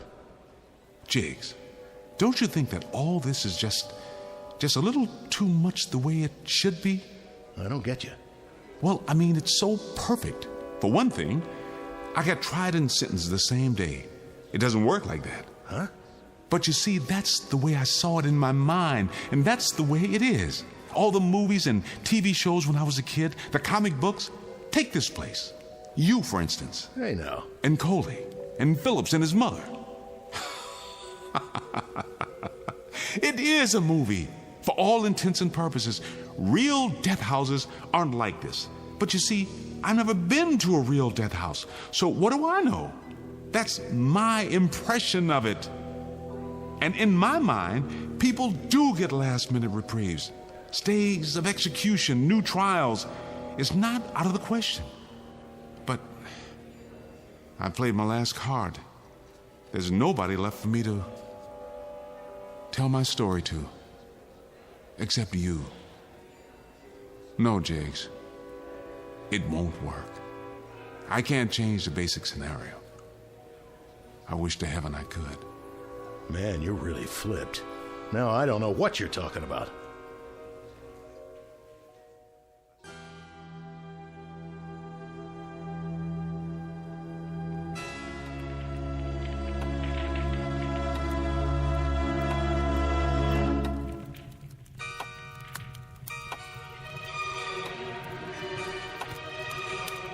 That clock over the fireplace, is it accurate? It is.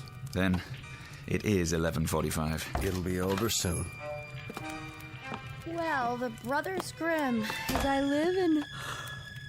What are you doing up? It's almost midnight. I'm not up. I'm down, like you and your funny friend here. Sorry if we woke you, Carol. I'll be leaving soon. Have they... Not yet. 15 more minutes. That's another thing. What is? Think about it, Hank. I'm tired of thinking. Why does it always happen at midnight? Did you ever wonder about that? Because that's when they schedule executions. Yeah, but why? You tell me. Excuse me, boys. I don't suppose anyone would like some coffee? Not now, dear. Hank, according to Grant, he doesn't know anything about these matters except what he sees in the movies. So he told me. And in the movies, it always happens at midnight. That's because movies are technically accurate. Are they? About things like that, at least. Yeah, I always thought so. But that's a strange belief, too, when you come to think of it. Then don't come to think of it. But I've got to think about something, or I'll sit here for the next few minutes with my insides all twisted up. Don't let me interrupt this scintillating conversation. Let me know how it all comes out. See you in the morning. I hope so, Hank. I sincerely hope so.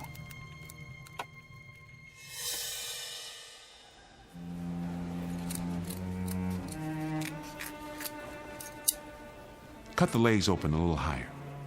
Okay. You just relax, Grant. We'll take care of it. I'm only trying to make it easier for you. When it's time to connect the electrodes. Or the straps. I don't remember. Got it. Pants, legs, head shaved. I think that's everything. The watch. Take my watch. You don't want it anymore? It's the electricity. It'll melt or fuse or something. He's right. Take it off. Want a cigarette, Grant? I don't smoke. It's bad for my health. Hey, Screws! You're wasting your time. Shut him up! Shut that guy up! You can't kill Grant. You want to know why? I'll tell you why. Because you're nothing but dreams. Dreams! You hear that, Screws? Bet you didn't know that. Must be a full moon. The animals are restless.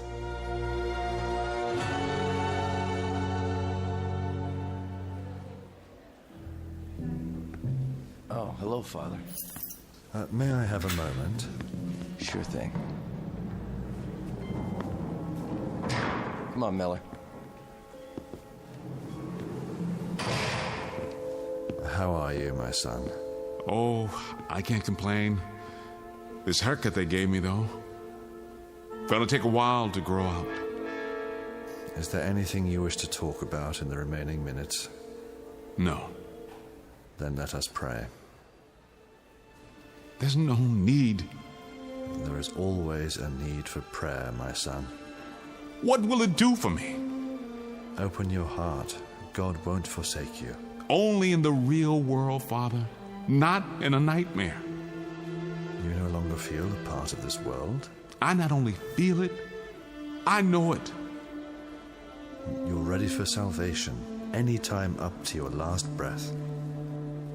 Well, you can save your breath. I've heard it all before. You know, I am wondering something, though. Of course you are. I wonder where I've seen you before. Where did I get your face? It's familiar every time. It's about to come to me. We've never met. Oh, yes. Yes, we have. Father Beeman, of course, Father Beeman from over at Spring Hill. No wonder I didn't recognize you. That's because you died when I was 10 years old. You were very popular. Everybody came to your funeral. Oh, my name is Beeman, but, Yes, yes. And then a young priest came and took your place. That was Carson. You know, I'm using him for the editor this time.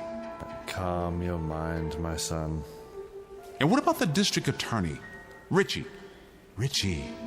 He must have been a school teacher of mine. Or maybe he was a friend of Dad's.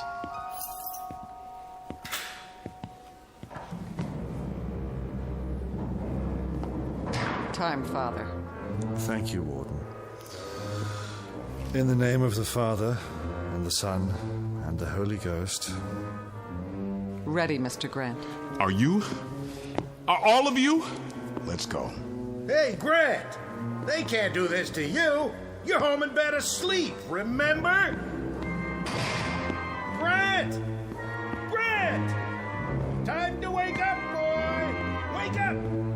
Wake up!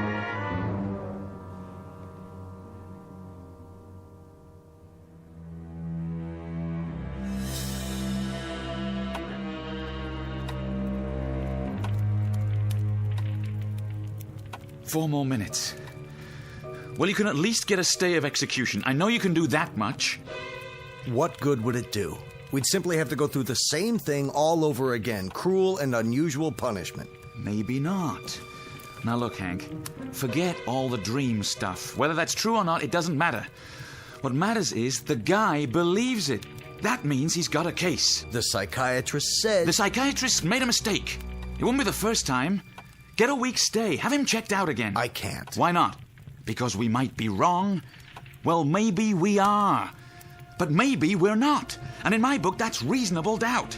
Hank, he's sick in the head. Are you going to send a mental incompetent to the chair? I'll regret this, Paul. I'll regret it as long as I live.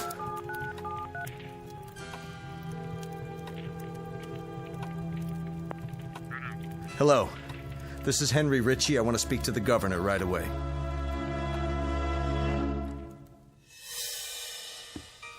'76, 77, 78. Here we are again. Step on in. Don't fight it. Get the leg straps. I'll do the arms. Please, just get it over with.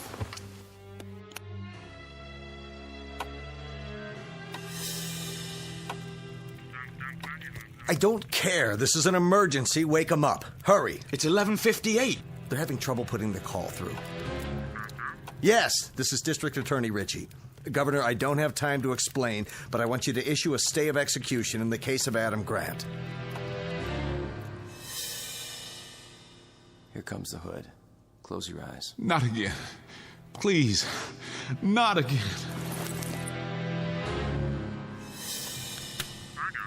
Thank you, Governor. Well? He's calling now. Throw the switch. Yes, ma'am. This is the warden. What did you say?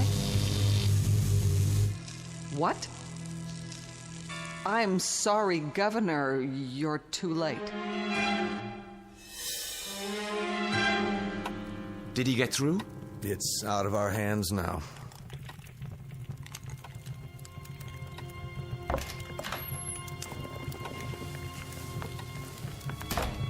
I couldn't sleep. Don't tell me you're still up.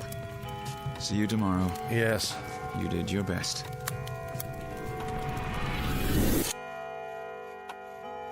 What in the... What is going on here? How do you mean? Well, I thought we had a fireplace. What did you boys do with it? I'm serious. She's right, Hank. The fireplace, it's gone. There's just a blank wall. Carol, I don't understand. Carol, where are you? She was standing here a second ago. She just... Paul! For the love of God, I can't see either of you. In the living room, it's getting dark. It's starting...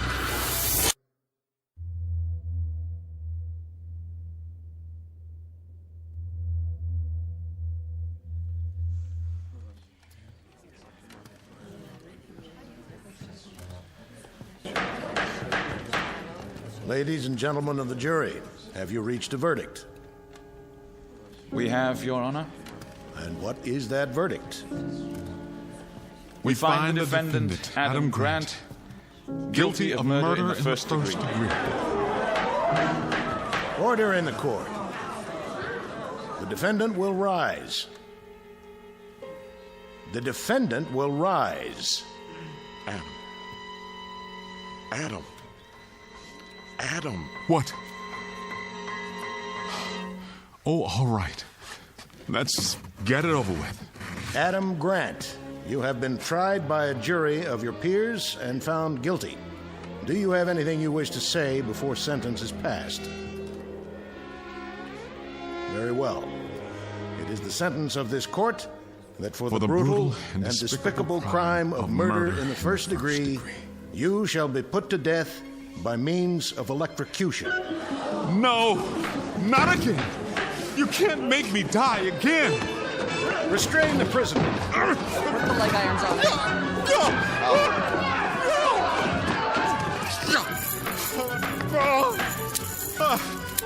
Can't make me die again. Oh, God, please. Please. Please. Take him away. God, you can't make me die again. Oh, God, please. Please. Please.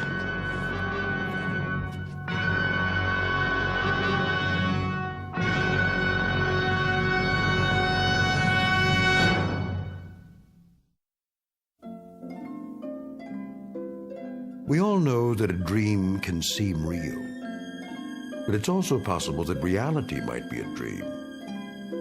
We exist, of course, but how? In what way? As flesh and blood human beings, as we believe, or simply as part of someone else's feverish nightmare? Think about it.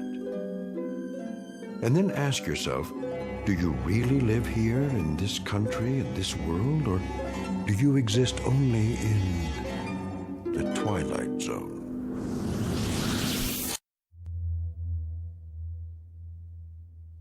We'll return to the Twilight Zone in just a moment.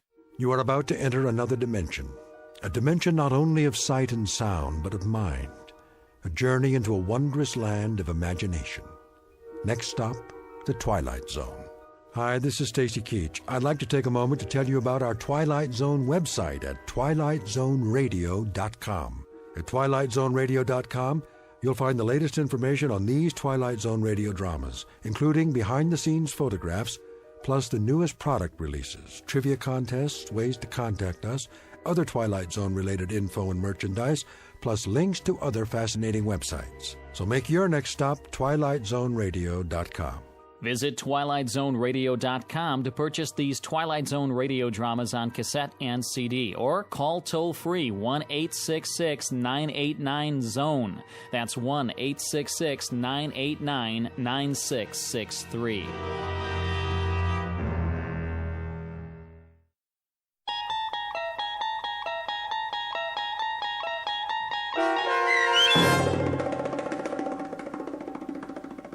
Shadow Play, starring Ernie Hudson with Stacy Keach as your narrator, was adapted for radio by Dennis Etchison and written for The Twilight Zone by Charles Beaumont. Heard in the cast were Christian Stolte, Nick Sandys, Elizabeth Lido, Roderick Peoples, Doug James, Ken E. Head, Martin Astrop, T.J. Jagodowski, Carl Amari, Tom McElroy, Meg Thalken, Damian Arnold, and Craig Harris. The producers of The Twilight Zone wish to thank CBS Enterprises and the Rod Serling Estate for making this series possible. This copyrighted radio series is produced and directed by Carl Amari for Falcon Picture Group. Sound design and custom Foley effects for The Twilight Zone by Cerny American creatives Bob Benson, Craig Lee, Michael Slaybach, and Matt Sorrow. To learn more about the Twilight Zone radio dramas and to contact us, visit our official website at twilightzoneradio.com. Doug James speaking.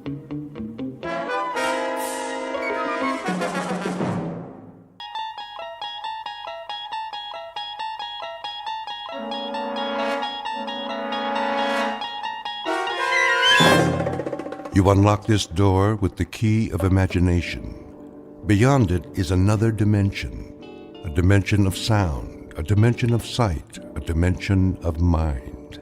You're moving into a land of both shadow and substance, of things and ideas. You've just crossed over into the Twilight Zone.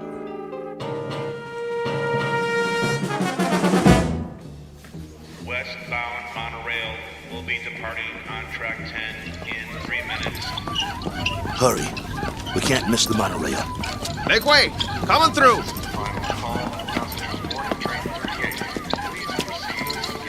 Keep pushing. I'm doing my best. Ah, wait a minute. One of the wheels fell off again. Get it while I hold him up.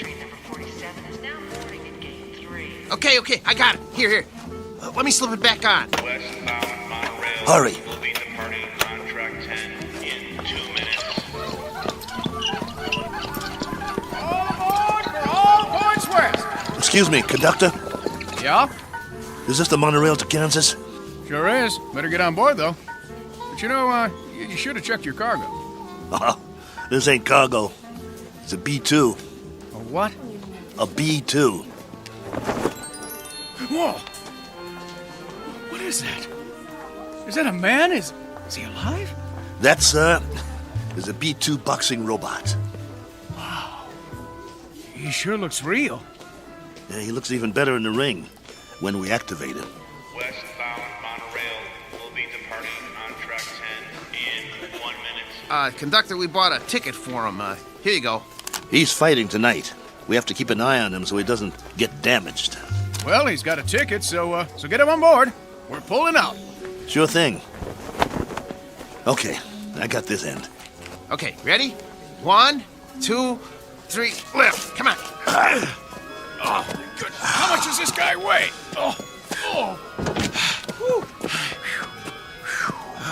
Next time, let's get a lightweight instead of a light heavyweight. All aboard!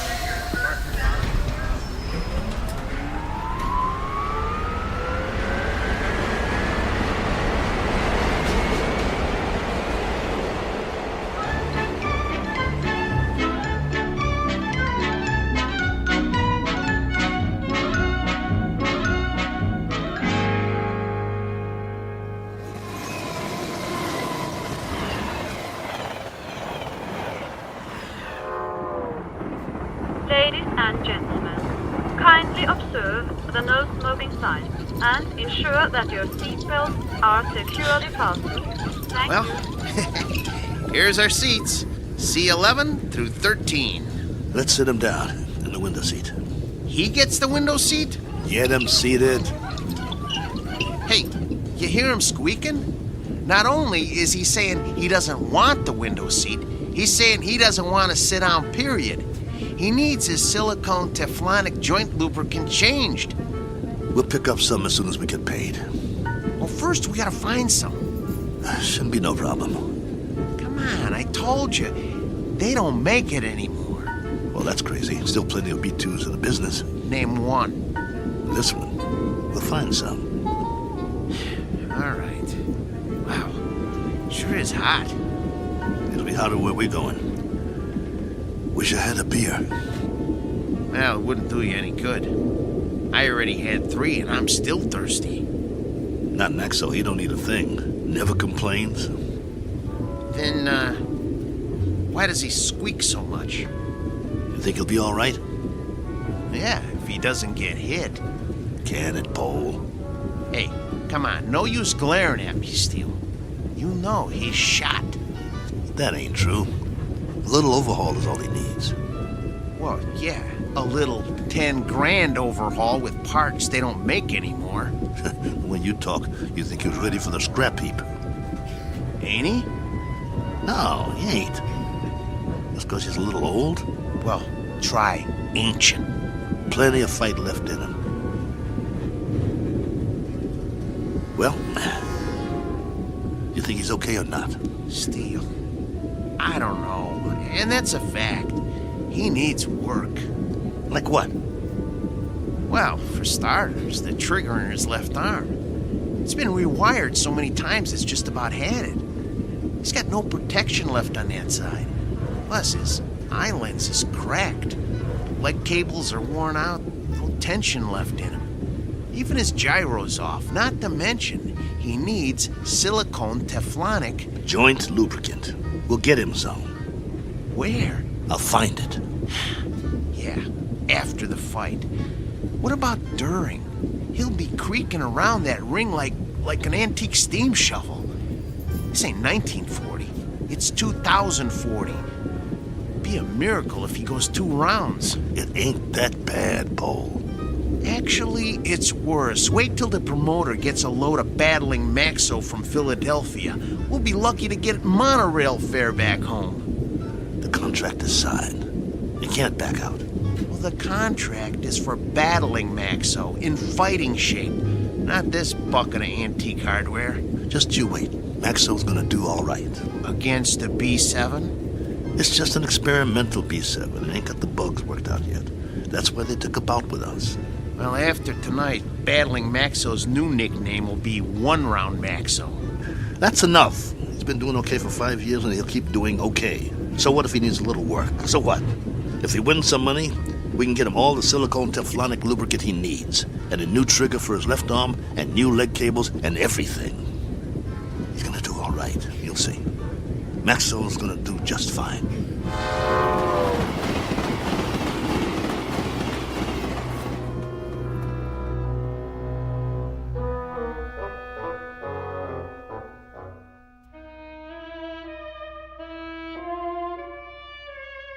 Sports item from the not-too-distant future. Battling Maxo, B2, light heavyweight, accompanied by his manager and handler on his way to Maynard, Kansas for a scheduled 10-round bout. Battling Maxo is a robot, or to be exact, an android, resembling a human being. Only androids have been permitted in the ring since prize fighting was legally abolished. This is the story of that 10-round bout. More specifically, the story of 2 men shortly to face the remorseless truth that no law can be passed to abolish cruelty or desperate need, or, for that matter, blind animal courage. Location for the facing of said truth? A small, smoke-filled arena just this side of the Twilight Zone. And now the Twilight Zone and our story, Steel, starring Lou Gossett Jr. with Stacy Keach as your narrator. You were right. It is hotter here. Told you. Hey, taxi! What are you doing? It's 6 o'clock already. We better get a move on. Well, we got no money for a taxi. We can't push him through the streets. We don't even know where the stadium is. What are we supposed to eat with then? We'll be loaded after the fight. I'll buy you a steak 3 inches thick. Hey, fellas, need a taxi? Thanks, pal, but no thanks. Oh, come on, where are you headed? Stadium. The stadium? That's 6 miles away. You can't push that thing that far. He's right. I told you, we ain't got the dough. Ooh-wee, what is that thing? A boxing robot. Oh, man, he is something. I've never seen one up close. Come on, I'll drive you to the stadium for free. It's on my way. You want a hand with it? Careful. He's got a bum wheel on the bottom. He's real heavy.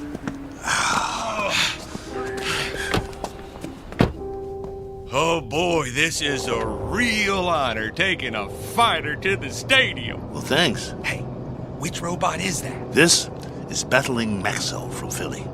Maybe you heard of him? No, but, you know, I'm no expert. He was almost light heavyweight champ once. No kid. Yes, sir. You ever heard of Dimsy the Rock? Don't think so. Why don't you give it a rest? Dimsy was number 3 in the light heavy ranks, on his way to the top. Well, my boy took him out in the 4th round. Left cross, bang! Almost put Dimsy to the ropes. It was beautiful. No kid. Yeah. Used to be in the game myself. Light heavy. Before they passed the law. Called me Steel Kelly because I never got knocked down. Not once. I was number 9 in the ranks before they outlawed human boxers. Wow. That's something. Anyway, tonight is going to be a good fight. Driver, have you ever seen a fighter from here called The Flash? Oh, yeah, you bet. Man, that is one good fighter. Won 7 straight. He's riding a bullet to the top of the rankings. You just wait. Matter of fact, he's fighting tonight, too. They're bringing in some heat from back east to fight. Flash is gonna slaughter him. Oh, where'd you guys say you were from? Philly. Oh, man, you're not. We are. Oh, look, I didn't mean nothing. I didn't know. Skip it. Forget it, pal. Doesn't matter. You're right. Why don't you shut your trap for once? Look, fellas, I'm sorry. Well, you guys need anything else? Anything? Do you know where we can get some silicone Teflonic joint lubricant? Oh, do they still make that stuff? No, they don't. Just trying to be funny. They haven't made it in years. Hey, look! They got the fight card posted for tonight. You guys are the 3rd fight out of 7. Woo! Your fighter must be pretty good. Oh, the Maynard Flash, B7 versus Battling Maxo, B2. You got a B2? Yeah. Well, at least you're not at the bottom of the card. We do have that going for us. Drop it, Paul. You'll see. You'll all see. It's nothing personal, Kelly. It's just the way it is. Well, it'd be a miracle if he wins. Hey, if he does, can I have his autograph? Sure thing. Thanks for the lift. Good luck, fellas. You're gonna need it. Steele, you know, Maxo's not programmed to sign autographs, right? I know. Let's roll him inside.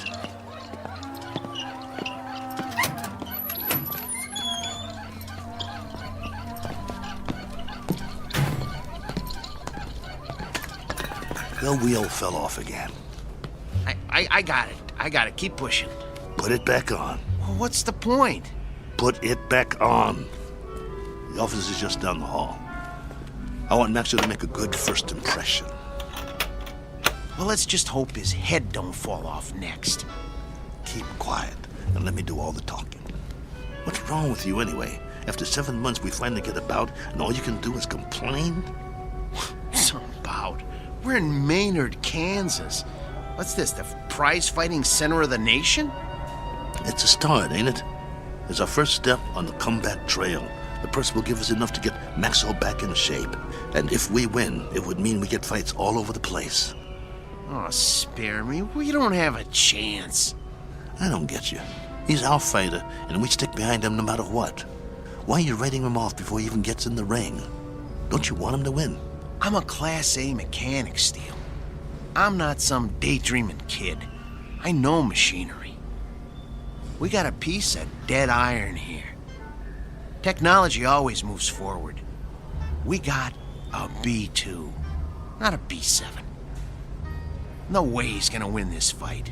Shh, keep your voice down. It's simple engineering, that's all. Maxo will be lucky to get out of the ring with his head on. Bull! It's an experimental B7. It's probably full of bugs, full of them. They always are. That's why they take a first fight in the middle of nowhere. We've got a chance. Yeah, sure we do. Remember, keep your mouth shut. Yeah. Mr. Nolan?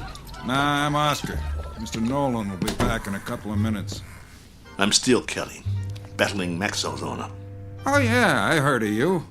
You were one of the last human fighters. This is Paul, Maxo's mechanic. Hi. It was getting late. We were wondering if you'd make it. Never missed a fight. Yeah, pull up a chair. I got some paperwork to do. Thanks. What was that? It was this folding chair. Okay. Sign on all the X's. You heard of my fighter, Mr. Oscar? What's his name? Battling Maxo. You must have heard about him. Can't say as I have. He knocked out Dimsy the Rock, a ranked fighter in his prime. Uh-huh. Yeah, sign here, too. It was all in the East Coast papers. New York, Boston, Philly. Got quite a spread. Biggest upset of the year. Good. Initial here. And here. And a couple more here. Right here. And over there. He's the B2, you know. That's the second model Malling put out. The B2 is one of the best fighters they ever built. The best in my opinion. Maxo is still going strong. I don't go for these new ones, you know. The ones made out of steel, aluminum with all the doodads. Too flimsy. Nothing solid. Nah, Malling don't make them like Maxo anymore. Oscar, who are these guys? Mr. Nolan, I'm Steel Kelly, and this is... Is that your fighter? Yes, sir. Battling Maxo. Fighter in shape?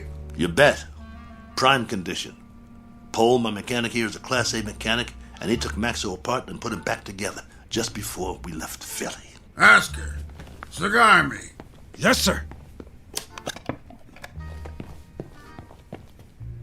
Ain't you forgetting something? Huh? Light me. Oh, yes, sir.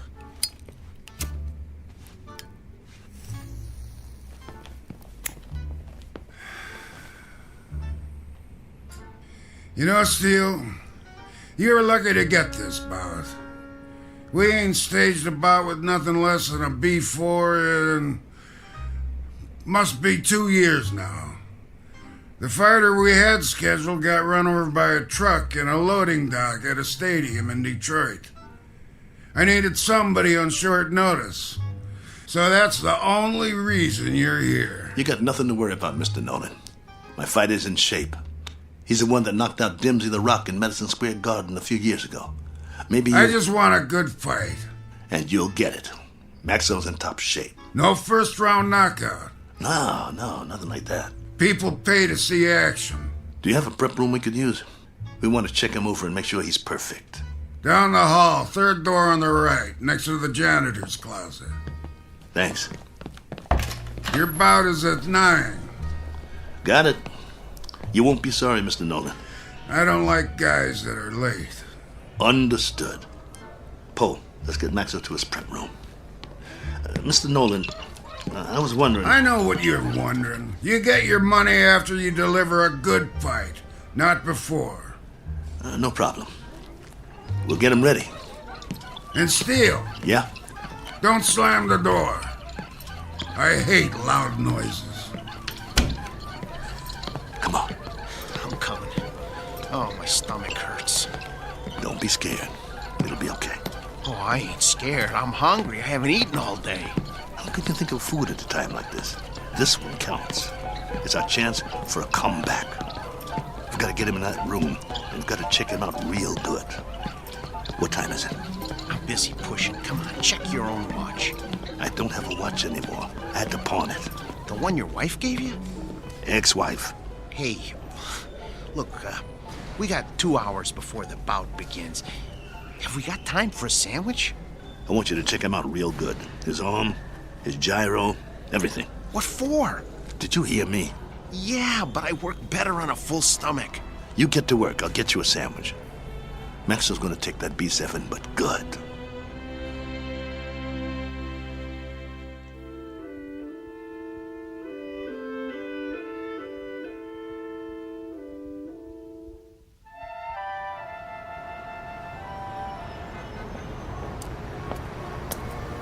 Excuse me, sir. Do you know where I can get a Philly cheesesteak? Try Philadelphia. Just kidding you. Oh, there's a nice little place around the corner, but I doubt they'll have something like that there. You new in town? Yeah. Where you from? Philly. Well, that figures. What brings you to town? I got a fighter in a third fight tonight. Really? Well, you must have one good fighter if you brought him halfway around the country for a fight. He's a great fighter. He's fighting an experimental B7. A B7 fighting a B6 could be interesting. He's not a B6. Oh, a 5 might stand a chance. He's better than a 5. He's a classic B2. A B2? Oh, well, I've never seen one of those, but I hear they're great bleeders. Good luck.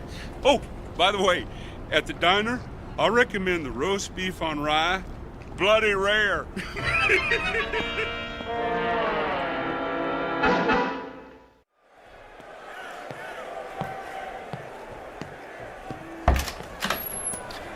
We got a big crowd out there tonight. What took you so long, Steele? I'm starving. Here's your sandwich. How's Maxo? What kind of sandwich did you get me? Roast beef on rye. Well done with silicone Teflonic joint lubricant on the side. What? It's mayo. How's Maxo? Did you get me a pickle? How's Maxo?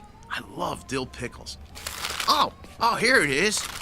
Okay, well, the answer to your question is Maxo is still big as life and twice as ugly. I cleaned him up a little, though. The B2's always looked real. Look at him. You'd swear he was real, wouldn't you? He's got that natural-looking flesh, great muscle tone. He could have been a male model if he wasn't a fighter. Come on, get to it. Well, outwardly, he hasn't aged a bit. His hair's still curly. Just like mine. Yeah, but he's got a little bit more than you do. Hey, when I had him made, they gave him my good looks. That's a matter of opinion. Quit stalling. What's the good news? Well, that was the good news. And, well, I also turned his power source on, and that's still good. So I ran a diagnostic check. And? And everything that was bad when we left Philly is still bad. There's got to be something we can do. Open him up again. You got a thing for bad news, don't you? Come on, Pole. Earn your keep. That's what you're here for. I'm not a miracle worker. I'm just a mechanic. Well, what do you want to do, retire? Oh, fat chance of that. Then quit stalling and open the control box. All right. Let me power him up first, so we can walk over to the table. He's too heavy. Okay, come on.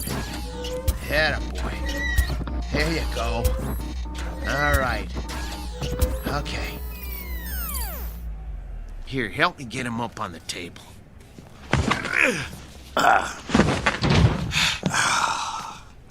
That's my boy. The doctor will see you now. Lift his arm.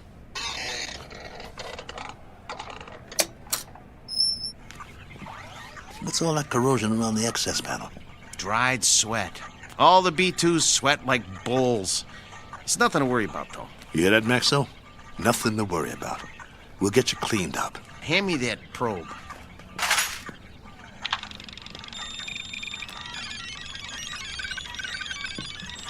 Well? Well, all electronic systems are functional. Well, I hope the circuit board doesn't blow. Why should it? Well, if you recall, he got knocked out of the ring in the last fight 8 months ago. It jarred all his electronic systems. The connections are all still operational, but, boy, I wish I had more time to manually double-check the connections. Well, you don't have time.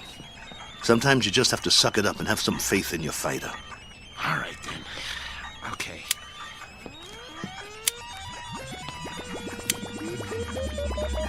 Well, I activated all his systems. Keep your fingers crossed and just hope nothing blows.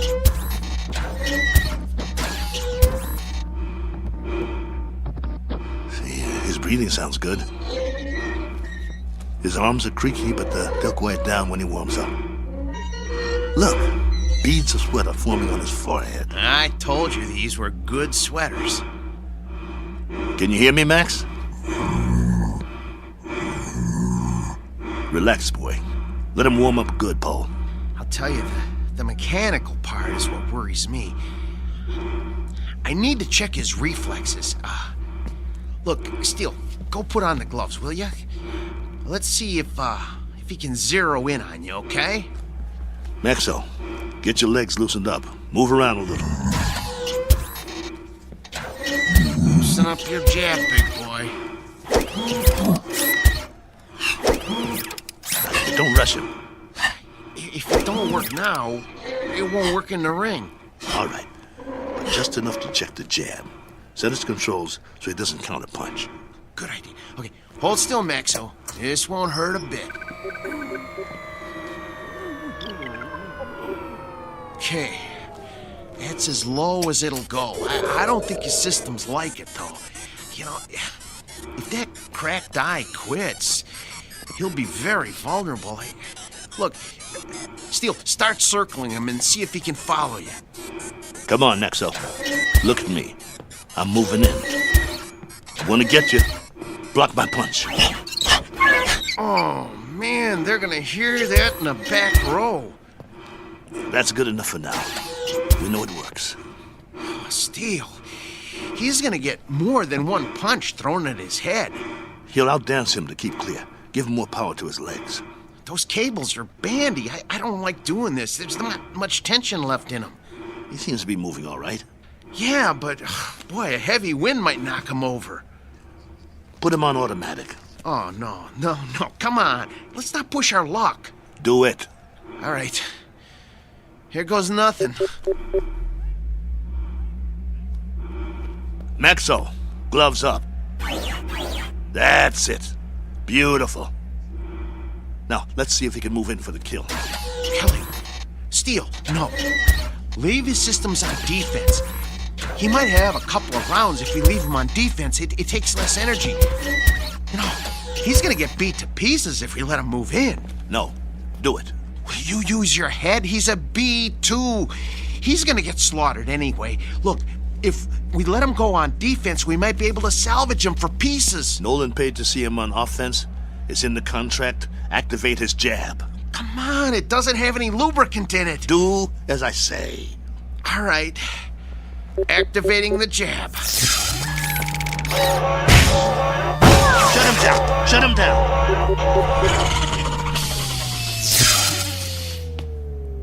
What did you do? What did I do? I told you to take it easy. It was on the lowest setting. I told you to check the arm. What's the matter with you? So help me if you broke that arm. If I broke it? Yeah, you. Look, Steele, I kept this heap running on borrowed time for 3 years now. Before we left Philly, I told you we needed to fix things and replace parts. We couldn't let this chance go. Please, open them up and see what you can do. Steele, you know, try finding another mechanic that could have kept this antique working as long as I have. I dare you to. Please, see what you can do. Hold the arm up. Oh, man. Oh, no. Ugh. Come here. Take a look. You see that? The trigger spring came right off. Can you reattach it? I can try, but, you know, it's just gonna pop off again. That's what happens when a joint doesn't get enough lubricant. Well, I'll try to stretch it.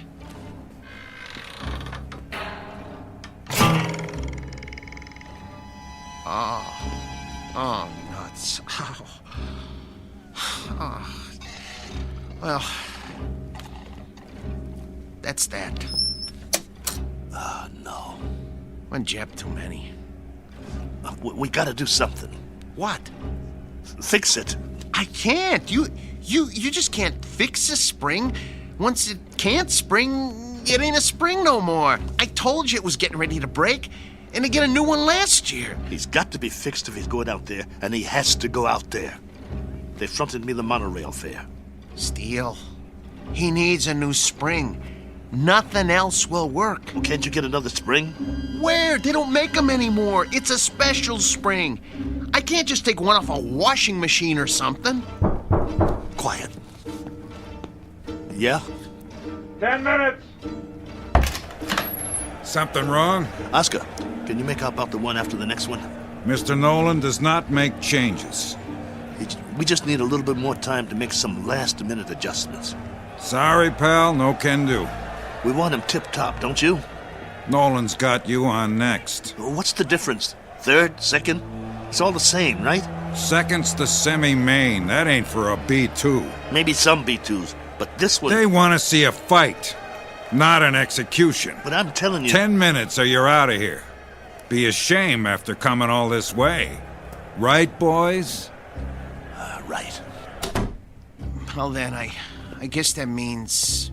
We'll have to hurry. You heard the man?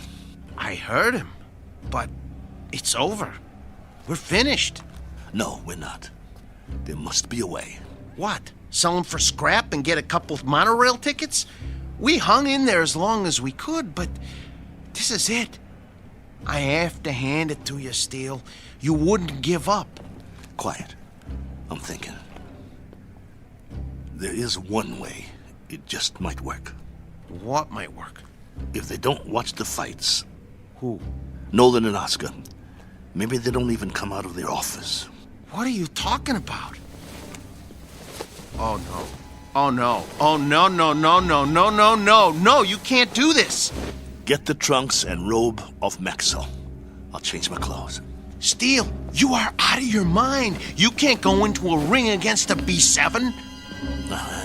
I used to be pretty good. I can get through a couple of rounds. Just bob and weave, throw a punch every once in a while. You'll get killed. You heard that, Tub. We deliver a fight or we don't get paid. Steele, come on. You're never gonna get away with this. They won't let you. Who's gonna stop me? You can't make them think you're... Steele, for God's sake. I can if you help me. Nobody here knows what Maxwell looks like. If Nolan and the other guys don't watch the bout, we'll be all right. Steele. The crowd won't have a clue. B2s sweat, bleed, and bruise just like the new ones. Give me the boots. Look, I got an idea. You know what I can do? I can wire my sister. She'll send us the dough to get us back east. Tape up my hands. Steele? Steele. I got another idea. Wait. Look, hold still. I know a guy in Philly wants to sell a B5 cheap. We could hustle up the cash and, Concentrate on wrapping my hands. If you don't take them right, I could break them on the first punch. Steele, this is suicide. It's a B7 out there. Don't you get it? It's a B7. You're gonna get mangled. Quit talking. I gotta do this. Hurry up. There's no more time, Paul. Put the gloves on me. Oh, I don't want to do this. Please don't do this.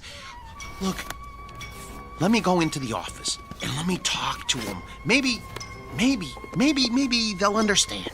No, they won't understand. So you're not going anywhere. You're gonna stay right here and lace up my gloves. Ow! You'll help me or I'll beat your brains out on this wall. But you're gonna get killed, Steele. Then I'll get killed. Better me than you, right? I got us in this mess. I'll get us out of it. Get the heap out of there! You heard the boss. Lace my gloves up tight. We gotta fight.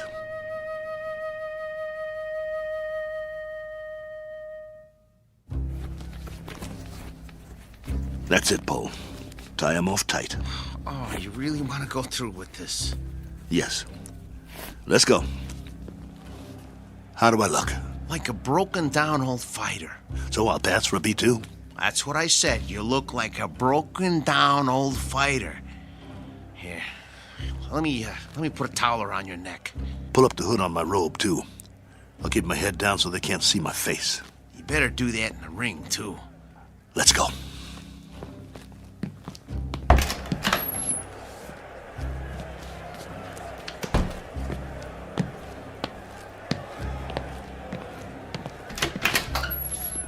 late? Just gamesmanship, Mr. Nolan. Making a late entrance, trying to get Maxo the edge. Just like the old days, huh? Maybe I underestimated you guys. Nice robe. It's old school, you know? Genuine satin. No more stalling. I got a full house out there. Right. Come on, Maxo. Let's show him what you can do. Hey! What? Where's that... What's his name? The owner. Oh, you mean Steele? He's already out there. We're one step ahead of you. I didn't see him pass my door. Well, he went a few minutes ago. He likes to check out the crowd. You boys better put on a good show. Yes, sir. Let me know when we get to the stairs. I got sweat in my eyes. I should have told him. If you had, I'd killed you. Okay, first step. Careful, Steele. Grab my waist. Wipe my eyes. Can't see my feet. Geez, Steele. You're already sweating like a pig. You'll have to towel me off between rounds, just like a real B2. Between what rounds? You won't last long. Whose side are you on? Steele, you're not up against some punch-drunk fighter. You're up against a machine. I said shut up. You're not gonna get away with it, though. They ain't seen a B2 in years. Nolan said so. Steele, you're never gonna pull this off. This is your last chance. Just get me to the ring.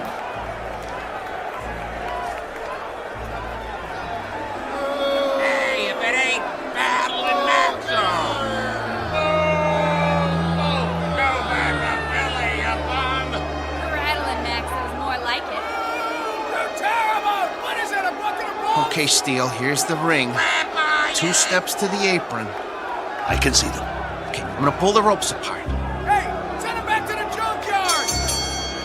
Ladies and gentlemen, the next contest of the evening, a 10-round light heavyweight bout featuring out of Philadelphia, the B2 Battling Maxo!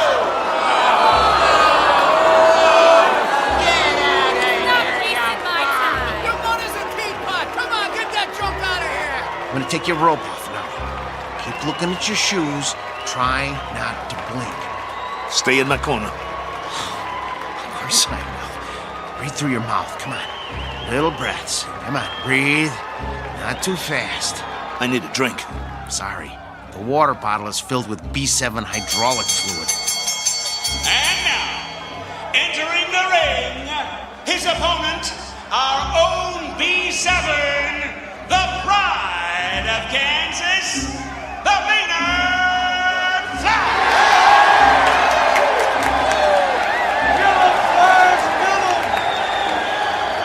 What's he doing? He's jumping up and down on his toes. I never saw a robot do that before. Must be a new gimmick. Big deal.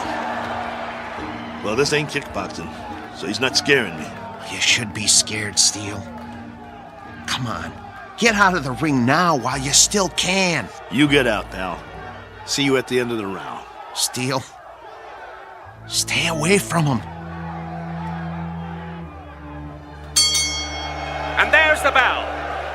The fighters come out of their corners quickly. They size each other up.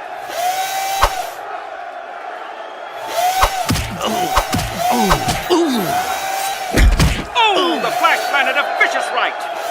And another. And another. Come on, get away from him. Get away from him. Maxo backs away. Come on, I got money on this fight! Come on, I can take it. The Flash is the aggressor. He backs Maxo into the ropes. Hey, no holding. Get your B2 off the ropes. See how you like this? Bring it, you bum. I can take it. There's thunder in those punches. Your mother's scrap metal! Maxo backpedals. The Flash swings wildly. If he lands one of those, he'll take Maxo's head off.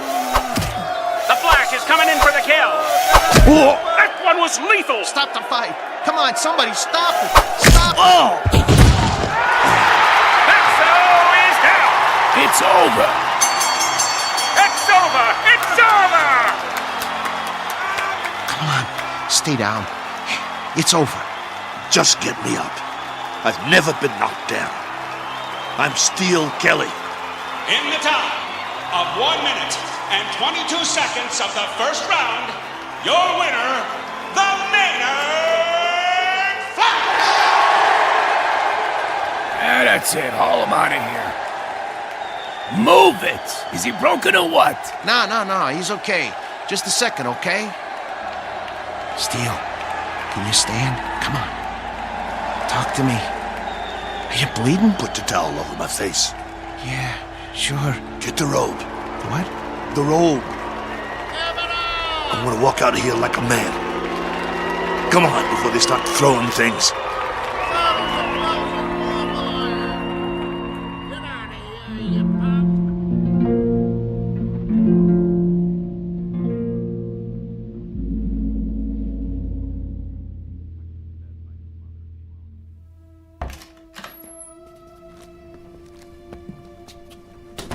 Come on. I'm gonna help you. Let me help you up on the table. Come on. Here we go. Sit. Come on. Steele, I'm gonna try and get you some ice. Forget it. But your eye. It'll be all right. I think right now you need a good stick man instead of a mechanic. That eye looks terrible. Actually, I think you need a doctor. Oh, man, you are really a mess. I don't have nothing with me. No needle, no thread, no iodine. That's not what I need. All I got is a couple of Maxo shop rags. Well, maybe we can stop the bleeding with them. Go. What? Where? Go get the money. But I can't leave you now. All right. Look, but just lie down. I don't even try to move, okay? I'll be right back.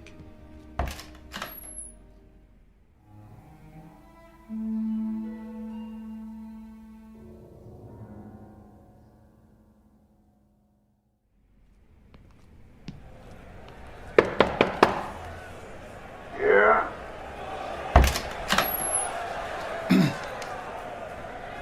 Mr. Nolan? Over that quick, huh? Yeah, I guess. Maxo did the best he could, though, Mr. Nolan. Your strategy didn't work. Did you really think arriving in the ring late would upset a robot? Well, you never know, huh? But that B7, it must have been tweaked or something. I never saw anything like that. Me neither, and I hope I never do again. Get your boy and clear out. Yeah, we will. Only first. You heard the boss. Well, you see, my boss Hiding out, huh? Don't even want to show his face. Something like that. Come here. What? Mr. Nolan says you should come over to the desk. Okay. I want you to deliver something to your boss. Yeah? Piece of advice. Can you handle that? Yes. Now listen real close.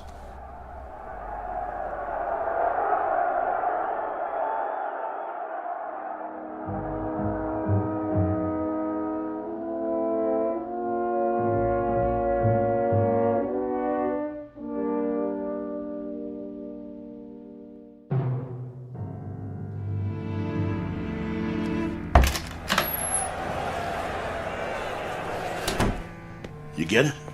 Steele. Well? Here. This all he gave you? Where's the rest? Well, that's what he gave me. This is just enough for monorail fare back to Philly. Well, he said he wouldn't pay for a one-rounder. What do you mean? Come on, take it easy. No.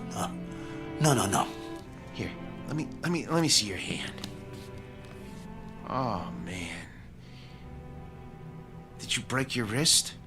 He can't do that. Steele, that's it. He's got a bunch of thugs in that room now. I'll go in there. You can't. If he sees you, he'll know what you done. But the contract says... I'm supposed to deliver a message to you, too. He said to tell you.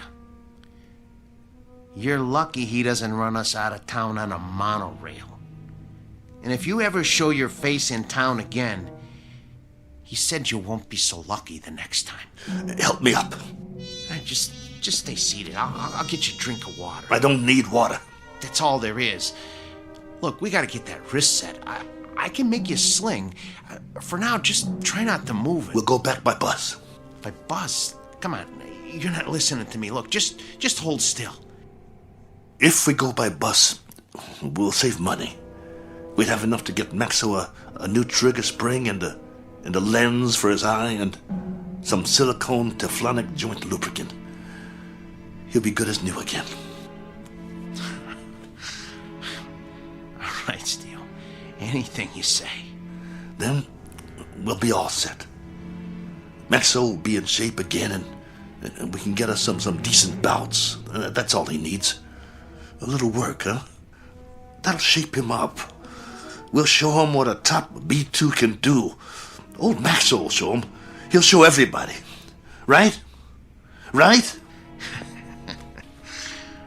Sure, Steele. Sure. Now let's get out of here. Take it slow. I can walk. I know you can. You're a tough guy. But put your hand on my shoulder. That's it. Don't worry about Max. I can pull.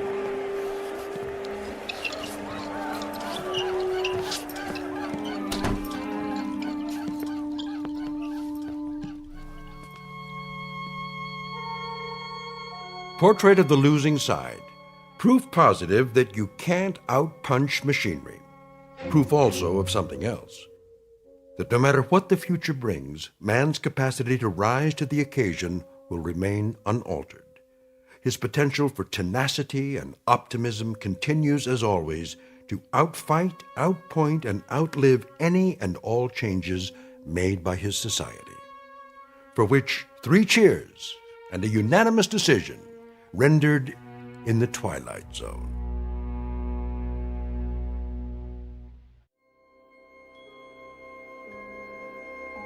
Hi, this is Carl Amari, producer of the Twilight Zone radio dramas. I'd like to take a moment to tell you about our official website at twilightzoneradio.com, where you'll get the latest news and information on these Twilight Zone radio dramas. Plus, at twilightzoneradio.com, you can digitally download 3 free episodes or any of our episodes for only $1.95 each. In this age of ever-changing technology, we've decided to make these episodes instantly available to you by making the Twilight Zone radio dramas a digital download-only series. This means that this series will no longer be offered on CD. The CD collections at our website are now being offered while supplies last at buy one, get one free. So be sure to get your favorites before they're sold out. Be sure to visit us often, and I'll see you in the zone.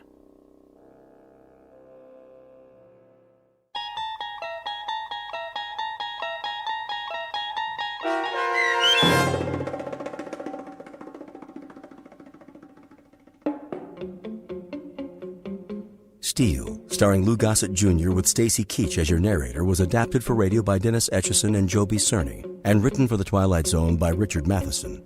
Heard in the cast were Joby Cerny, Danny Goldring, Rich Komenich, Sam Darrence, Pat Fraley, Tim Dodavo, and Jennifer Joy. This copyrighted radio series is produced and directed by Carl Amari and Joby Cerny for Falcon Picture Group. Custom Foley effects, sound design, and mixing are done in the Cerny American Sound of Picture Theater by Cerny American creatives Bob Benson, Matt Sorrow, Tim Cerny, and Todd Beyer. To learn more about the Twilight Zone radio dramas and to contact us, visit our official website at twilightzoneradio.com. Doug James speaking.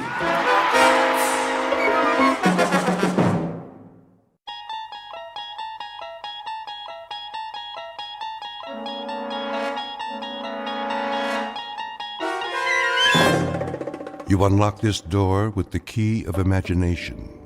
Beyond it is another dimension, a dimension of sound, a dimension of sight, a dimension of mind. You're moving into a land of both shadow and substance, of things and ideas. You've just crossed over into the Twilight Zone.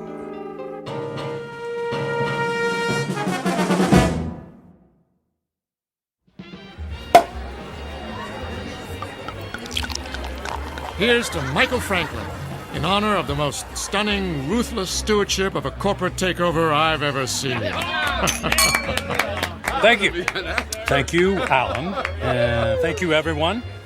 And may I just say, I absolutely deserve it. I know you've had your eye on that corner office for some time. Well, it's yours. Actually, Alan, I have my eye on the corporate suite. What? That's my office. Exactly. Careful, Michael. Your ambition is showing. Well, my ambition is what made this deal happen. My ambition is what allows our billable hours to skyrocket every quarter. And my ambition is what will eventually lead me to not only your office, Alan, but to your company-paid condo, your company-paid Mercedes, and your company-paid weekly $200 haircuts and manicures. Just kidding. I have to admit, you had me going there, Michael. I have no doubt that someday you will occupy my seat in the company. We'll have to wait and see what the future holds. Tut, tut, no harm in celebrating. Speaking of the future, check out that wild-looking old woman sitting behind the table. Wearing that colorful headscarf with all the jewelry? She looks like a contestant for Best Halloween Costume. No, I think she's telling fortunes. See how she's looking at that guy's hand? Let's go see what she has to say. Alan, you don't believe in this stuff, do you? Of course not. It's just for fun. On the other hand, maybe she can give us a hot tip for our next takeover target.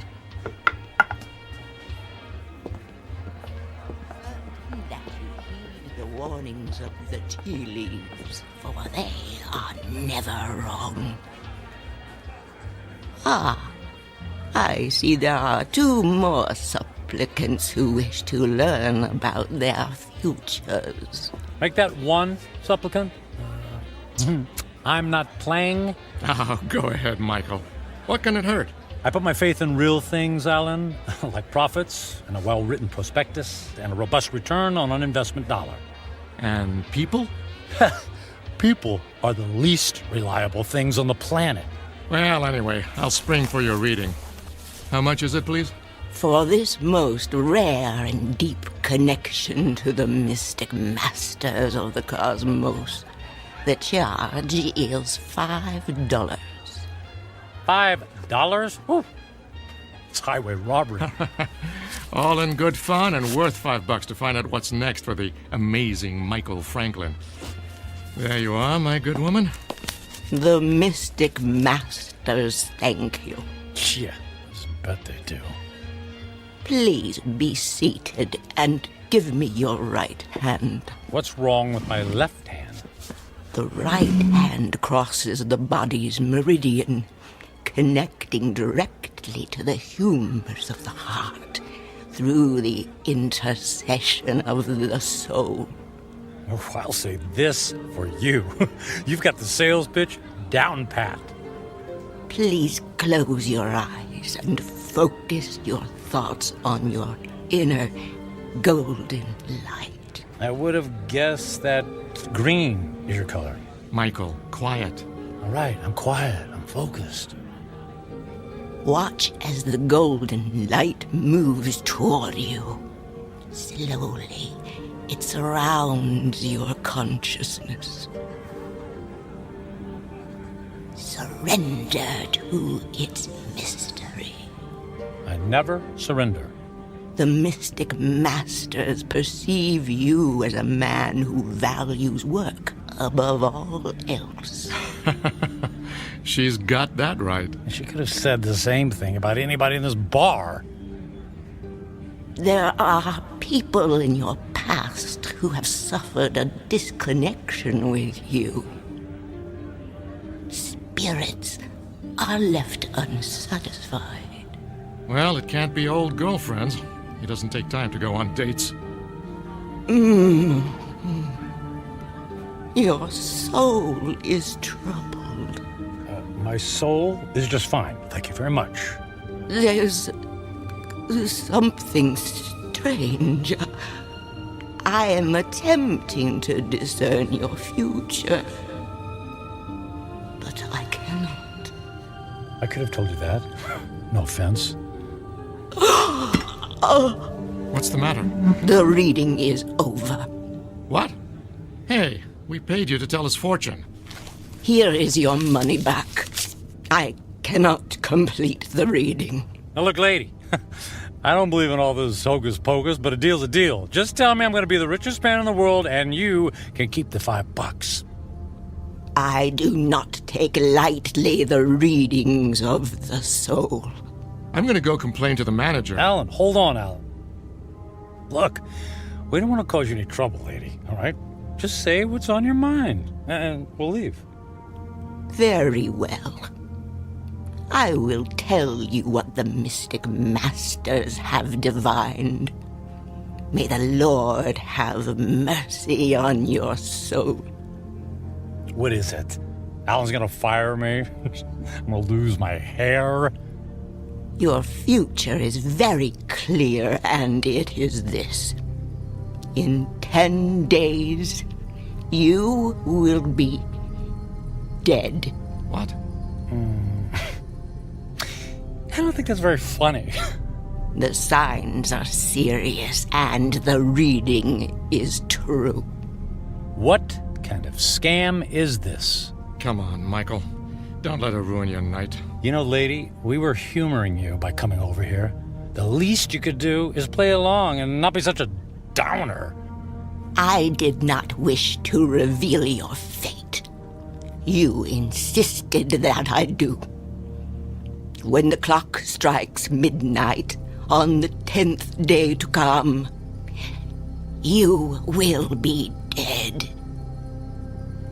And now what? Wait. And no. Don't tell me. Let me guess. I pay you another $5, and you tell me how I can avoid this terrible fate. That is impossible. Your fate is sealed. Let's go get a beer. Come on, Michael. Fine. It's been a real pleasure spending time with you, ma'am. Alan, I'm heading home. I got some paperwork to finish anyway. Are you sure? Oh, yeah. Yep. Suddenly, I don't know, I lost my desire for celebration. Okay, buddy. See you tomorrow. Yeah, see you tomorrow.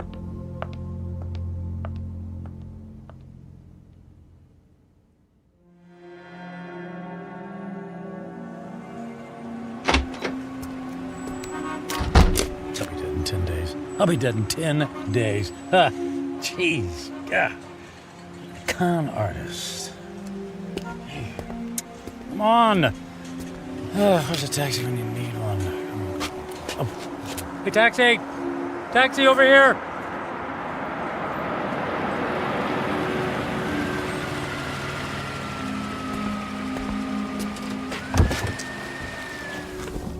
Hey, where to, buddy? Take me to... Hey, pal, you okay? Feel dizzy. You don't look so good. I need... Hey, buddy. Oh my gosh, he passed out. Gotta get him to the hospital.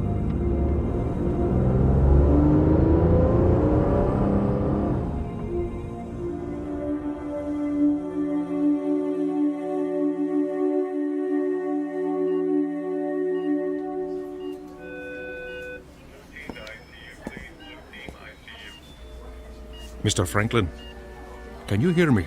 Where am I? You're in the emergency room at Samaritan Hospital. What? What happened? What's going on? Easy, please. Don't try to sit up right away. You're still recovering from the anesthesia. Anesthesia? Yes. For what? You were brought here because you passed out in a taxicab. Do you remember that? Vaguely. We performed some tests on you. Blood pressure, heart. Everything was normal. Well, then, I don't get it. Then why am I... In an abundance of caution, we gave you an MRI. I'm afraid we found something unusual. Oh. Well, what does that mean? There's a dark spot on the X-ray of your brain. We don't know what it is until we perform more tests, of course, but I must impress on you. This is a very serious situation. Well, what happens next? I'd like to check you into the hospital for further procedures. We can consider options for chemotherapy and radiation right away. But I feel fine. I'm in great shape. Cancer has no respect for those issues, I'm afraid. How long do I have? A few years? Given the size of your anomaly, I suspect that your prognosis is dire. And how long? 6 months? It could be a matter of days. I'm very sorry, Mr. Franklin. I will send a nurse in to take your information, all right? Days, wait. The old woman in the bar, she was right. I'll be dead in 10 days.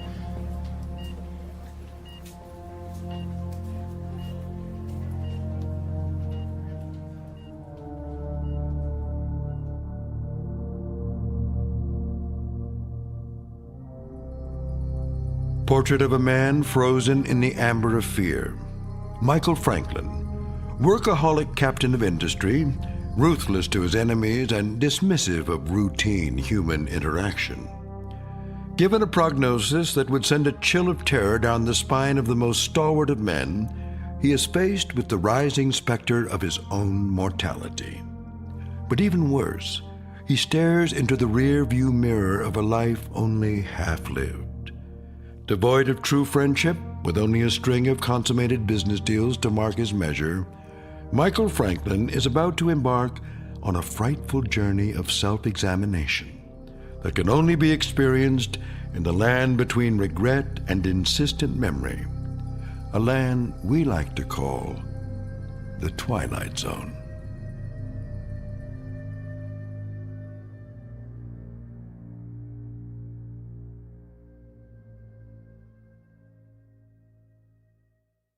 And now, The Twilight Zone and our story, 10 Days, starring Ned Bellamy with Stacy Keach as your narrator.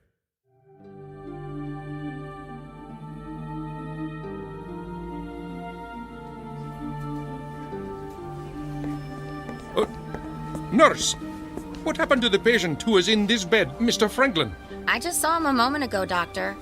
I have no information about his condition. I certainly hope he isn't about to do something foolish.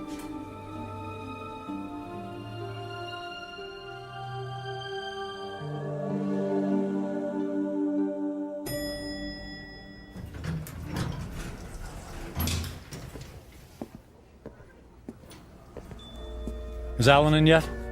Oh, yes, Mr. Franklin. Are you all right, Mr. Franklin? I'm fine. I don't believe I've ever seen you in the office without shaving or changing your clothes from yesterday. I was in a hurry this morning. Is he in a meeting? He just finished a call. Fine. I'll only need a minute. Oh, but he's got another appointment at... I'll only be a minute.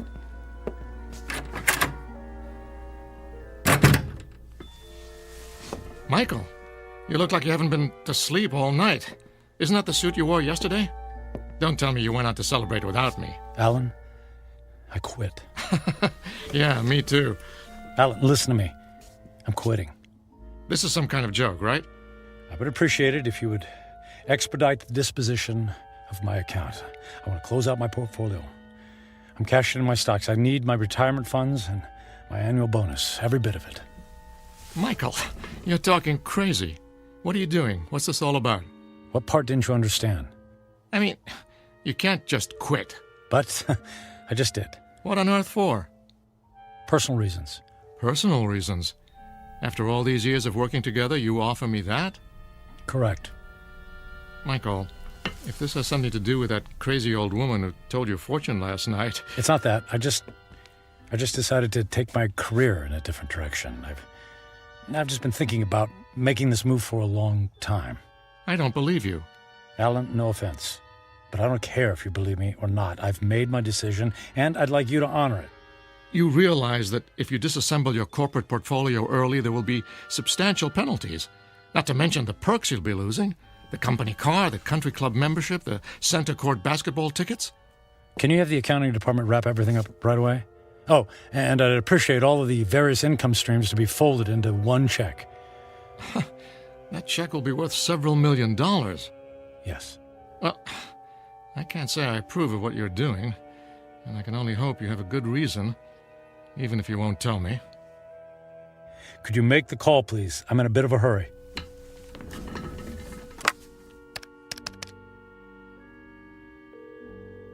After 12 years, I don't see why there's such a... yes, this is Alan Fisher in corporate. I have it's an unusual request. Michael Franklin has decided to leave the firm, and he wants all of his outstanding monies gathered into one check for immediate pickup. Yes, I understand the amount is substantial. Very good. He'll be right there. All right, Michael. The check is being... Michael? Michael? Where did he go?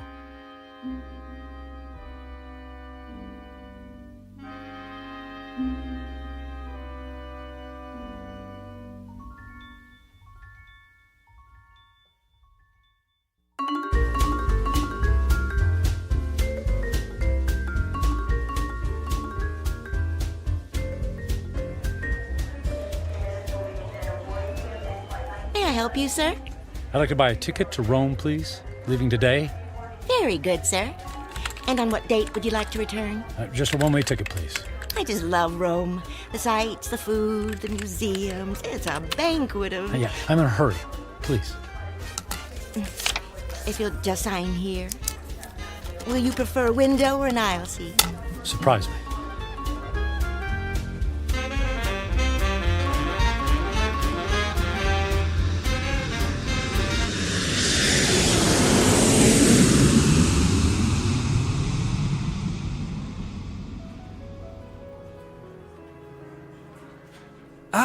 Mr. Franklin, welcome to the Grand Hotel, Rome's premier destination. Our presidential suite has been prepared. All 3 fireplaces are ablaze, the champagne is on ice, and your veranda opens onto the courtyard where Rome's finest string quartet is waiting to play for you. And of course, an entire staff of valets are at your disposal. And the concert tickets for this evening? The limousine will gather you at 6 o'clock. You will be driven directly to the private entrance where a personal elevator will whisk you to the ambassador's box.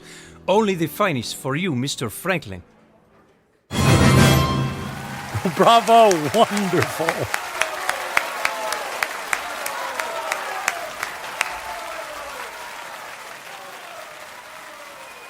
Excuse me, Mr. Franklin. The young lady in the next box has sent this fine wine to you. Well, please ask the lady if she would care to join me. Right away, Mr. Franklin.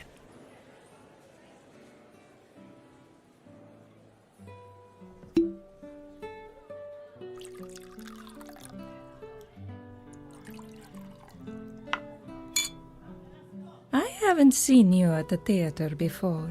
Do you come to Roma very often? You might say this is a once-in-a-lifetime vacation. I want to see and do everything. All the finest foods, all the finest wines. I want to hear the best music and experience all the riches the world has to offer. All at once? Why settle for the ordinary when we can fill our lives with the amazing? Oh, you are a man of action. Speaking of action, would you care to dance? I would love to dance, but not here. There's a fabulous nightclub in the center of the city, very exclusive. The limousine awaits.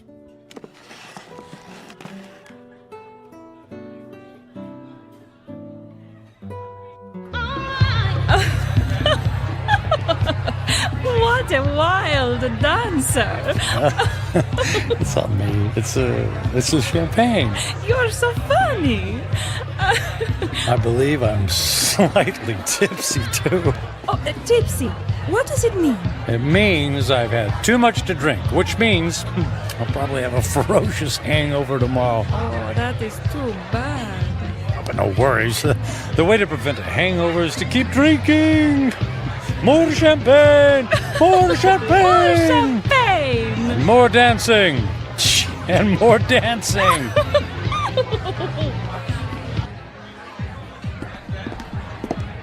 Michael, are you sure you can afford to buy drinks for the whole restaurant? That's only money. And look how much fun they're having. Look how much fun I'm having. Waiter! Another round for my friends. 3 cheers for a friend Matthew. It's Michael. Okay, cheers for Michael.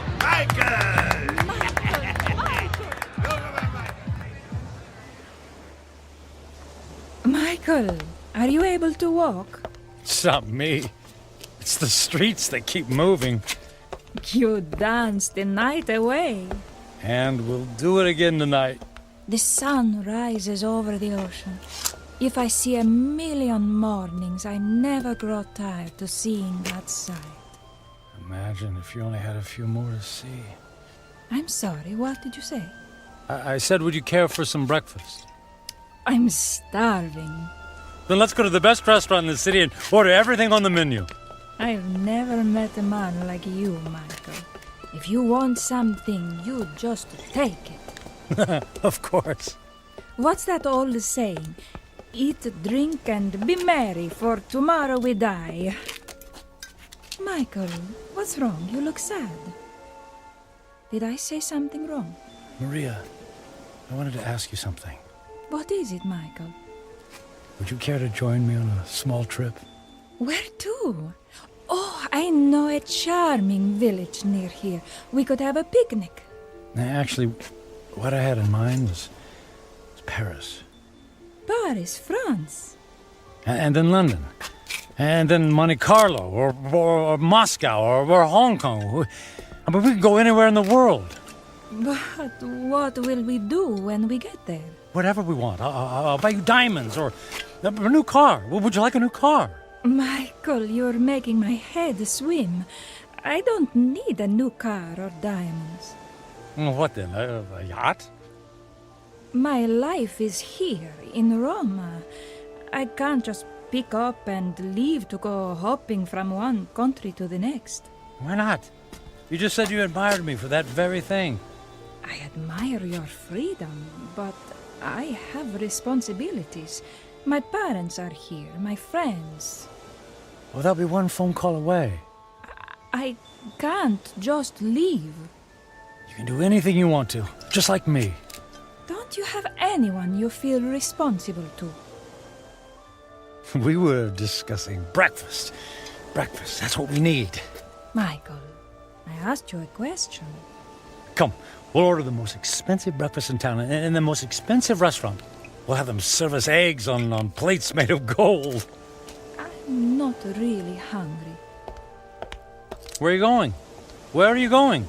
I have things to do. But what about Paris, London? You're willing to give all that up? If I left with you, then I would be giving up something. Like what? My life here. It's who I am. The people I love, the friends I have. So window dressing. None of that is important. And what do you think is important? I am. And what I want. I see. Goodbye, Michael. Fine. I'll go to Paris by myself. There's lots of beautiful women there, too.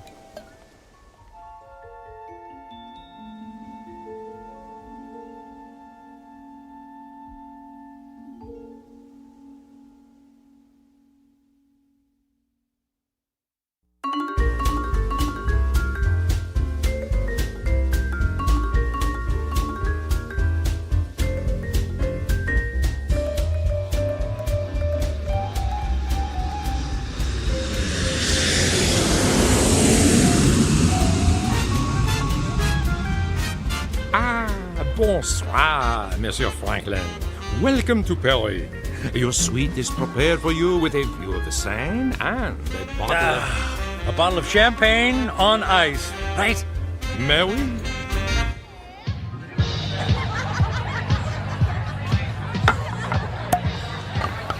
What did you say your name was? My name is Angelique.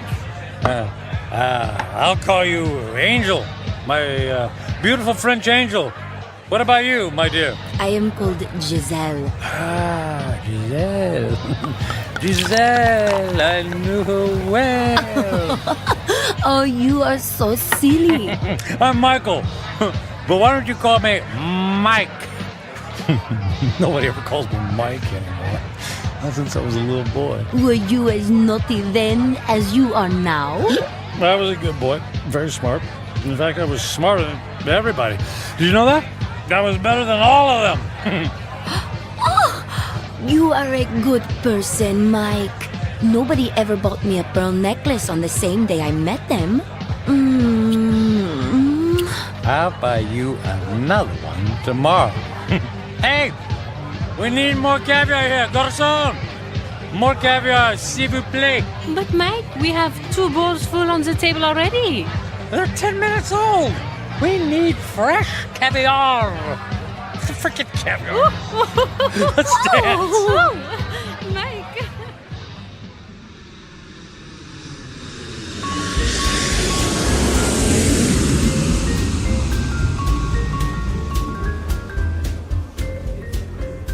Welcome to London, Mr. Franklin. Your suite has been prepared for you and... Bottle of champagne on ice. Got it. Let's say, just on second thought, cancel my room. Book me on a flight to Monaco. I got an itch to gamble. Right away, sir.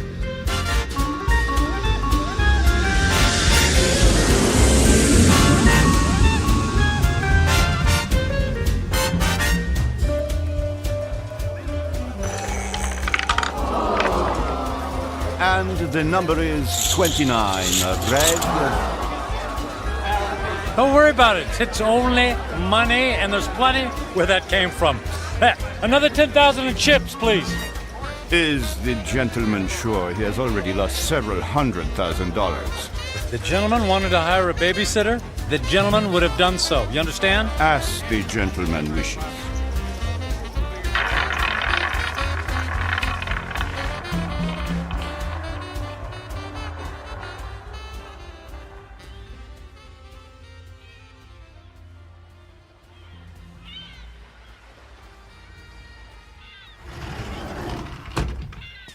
Mr. Franklin. Good morning, Mr. Franklin.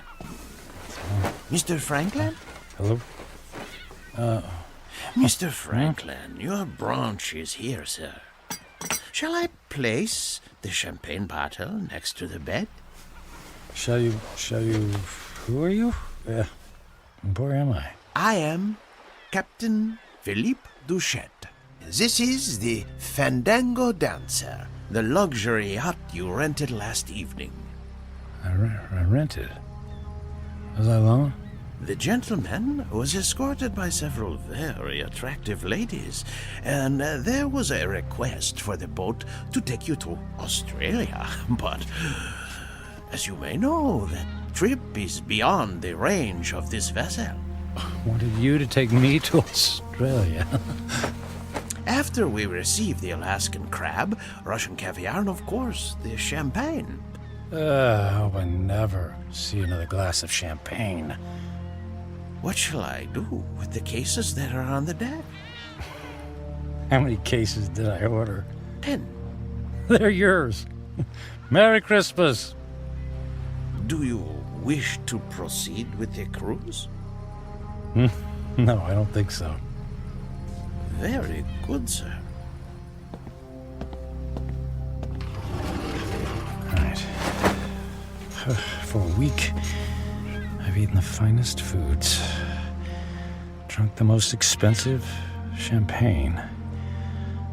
I've slept in the most exquisitely comfortable beds with the most luxurious silk sheets. I've held beautiful women in my arms. I should be the happiest man on earth. I should have a permanent grin tattooed on my face. Why am I so miserable?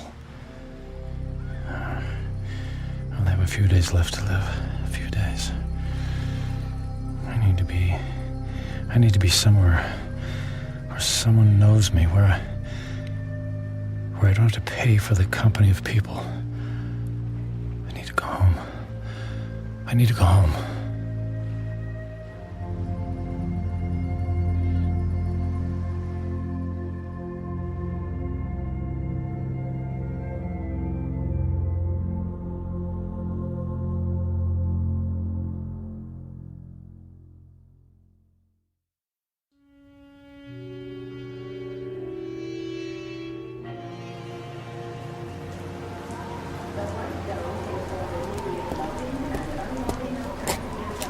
Taxi!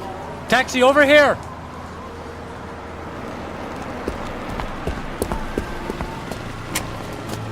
Hey, where to, mister? 1020 Clark Street. Hop in.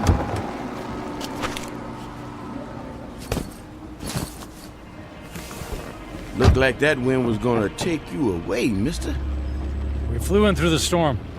It was quite a bumpy landing. Well, it'll probably blow over soon. Say, I don't think I've seen you around here before. Well, I haven't lived here for quite some time. That must be it then. Oak Grove being such a small town and all, I know just about everybody around. Yeah, well, as I said, it's been a few years. Just visiting? That's right. Family? Not really. What'd you say your name was? I did, but it's Michael Franklin. Your dad was the high school teacher. That's right. Oh, I don't think I remember seeing you at the funeral. What was it, 4 years ago? I wasn't here for the funeral. You didn't come to your own father's funeral? Not that it's any business of yours, but I had meetings in Japan and couldn't fly all the way back here. Is that all right with you? Is it okay with you? Look, if you don't mind... You'd prefer if I stopped flapping my gums, right?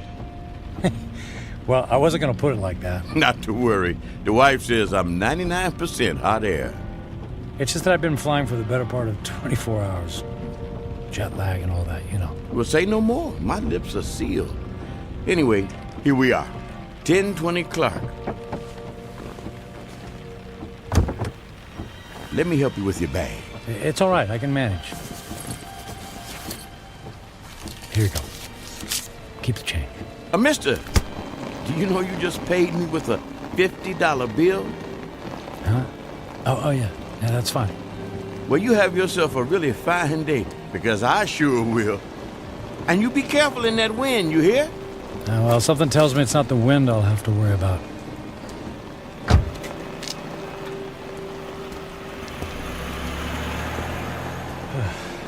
Here goes.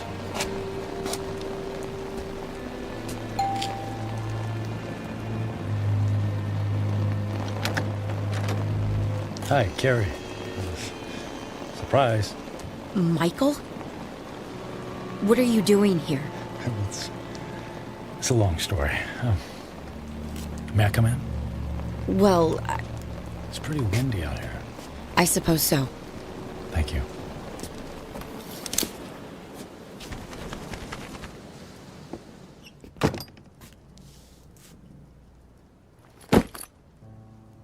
Michael, what's going on?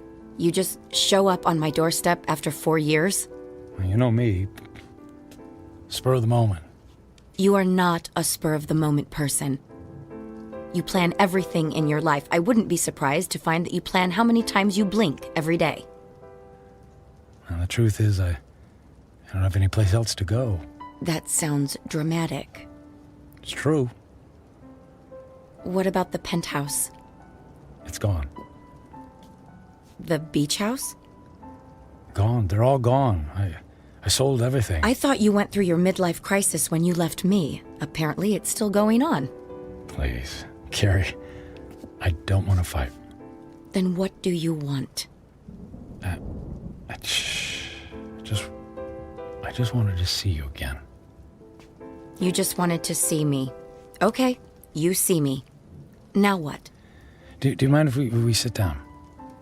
Michael, I have to be at work in an hour, and I'm in the middle of a term paper. You went back to school. I'm getting my master's. That's wonderful. Congratulations. Thank you. I mean, you planned it for years. It's great that you finally decided to do it. Yeah, well, if there's nothing else on your mind... So, how have you been? Busy. I don't have a lot of downtime, but that's how I like it. You redecorated things here. You redecorated the house.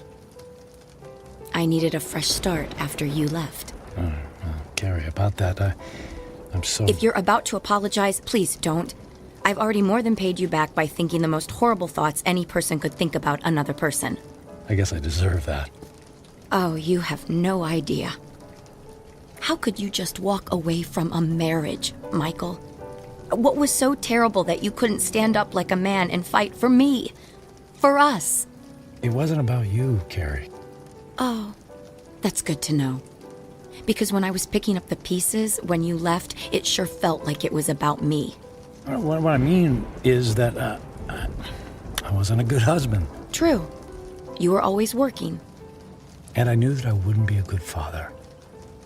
True. You never even walked the dog. So, I didn't give up on you. Or us. I gave up on myself. Well, that makes everything all better. You can go now. Carrie, please. Oh, I could just clobber you for coming back here.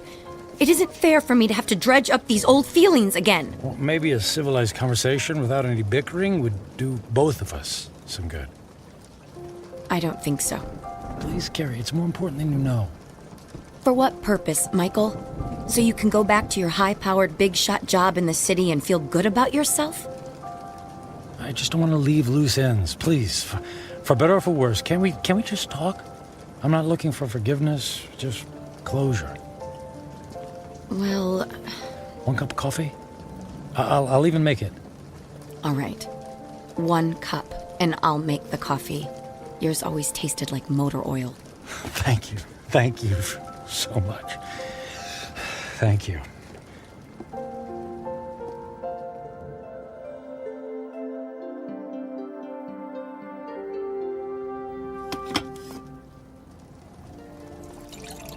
So you quit your job, sold your homes, and now you're here.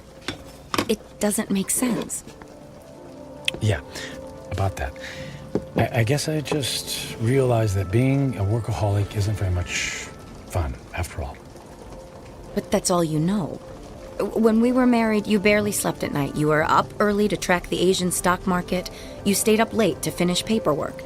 I can count on one hand the number of times we actually went out on anything resembling a date. And even when we did go out, you acted like it pained you to be away from your business calls. That is all over now, Carrie. Money doesn't mean a thing to me. I find that hard to believe. Believe it. It's true. So, what? You're gonna take up oil painting? Or become the stand-up comedian you always wanted to be? Nothing like that. Actually, it's quite serious. Last week, What was that? It came from the living room. Oh, the tree! The wind knocked the tree into my house! Carrie, wait a sec, Carrie, don't go over there. It might be dangerous. That's a tornado warning! Oh my god! The house across the street! The roof just caved in! All right, look, let's get into the basement. The power just went out! I have flashlights downstairs. Wait, outside, look. What? Michael, come on, there's no time! Oh, look, in the street, there's a kid in a bike. Oh no! That's Jimmy from next door! He doesn't know which way to go. Oh, Michael, he's going to be hurt. I'll get him. Michael! What are you doing? Michael! Jimmy, keep your head down. Jimmy, I'm coming for you.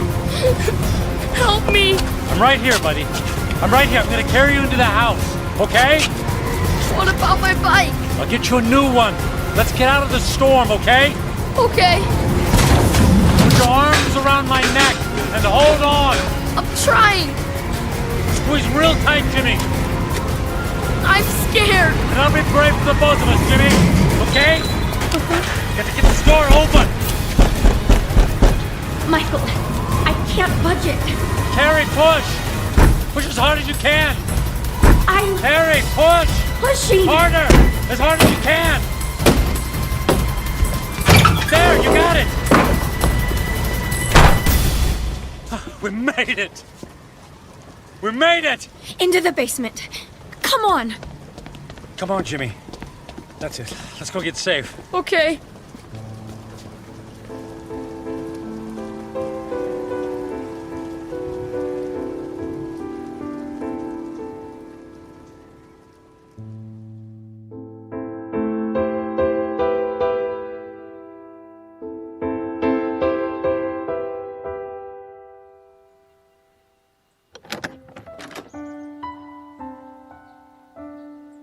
storm's cleared. It's over. Is the wind gonna get me? No, honey. You're safe. Look. That car. It's been overturned. At least there's no more damage to the house. Mom! Jimmy! Jimmy! Oh, Jimmy, we didn't know where you were. We had him in the basement with us. I was so scared. And then the wind came, and then this man came and saved me. You saved my Jimmy? Well, not really. Yes, you did, Michael. You ran right into the path of the tornado and brought him inside. Oh, come here and let me give you a hug. You don't have to. Okay. How can I ever thank you? You don't have to. It was my pleasure. Is our house okay, Mom? Yes, sweetie. We were very lucky. Jimmy, you're a very lucky little boy. Yes, and thank you again for my son's life. Yeah, thanks. You're welcome. Michael, you saved Jimmy's life. You're a hero. I didn't even have time to think. I just saw him and ran. It was still amazing. When the chips were down, you really came through. I'm proud of you.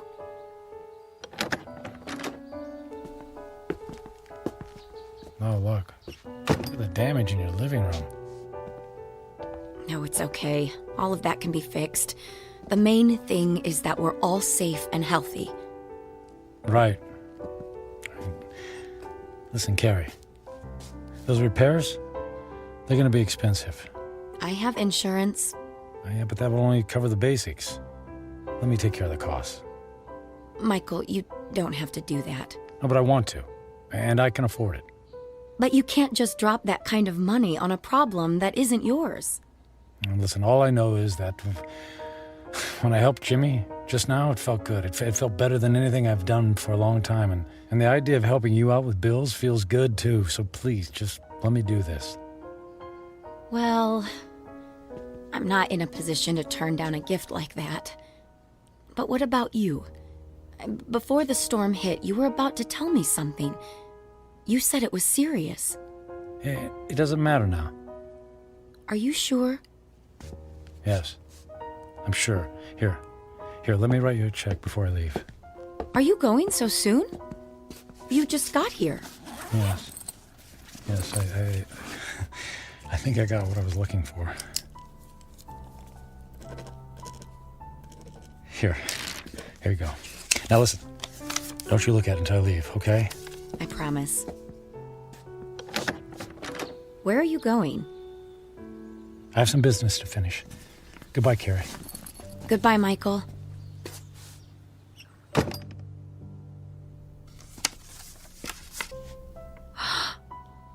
$1 million? Michael! Michael!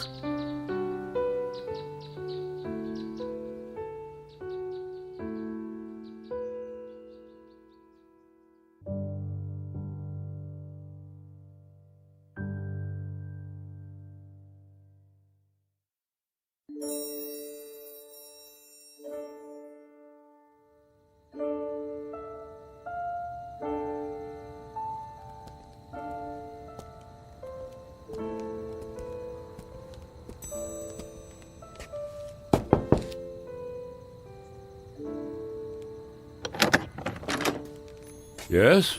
What is it? Forget the late hour, Reverend.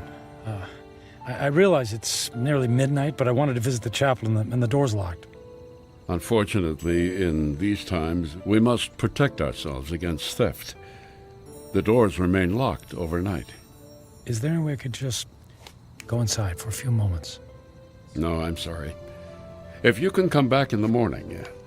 But you see, tomorrow morning will be too late. I only have tonight. Mm-hmm. It always seems that way, my son. But have a little faith. Please. Go home. Get some sleep. I don't have a home anymore. I've just come in from the airport. I came straight here. Please, it's more important than you know. All right. You seem to be in great need. Thank you. Thank you, Father.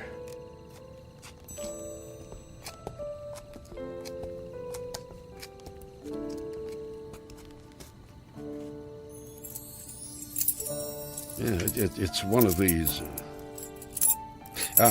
Here we go. I'll come back in 10 minutes. I won't need more than 5.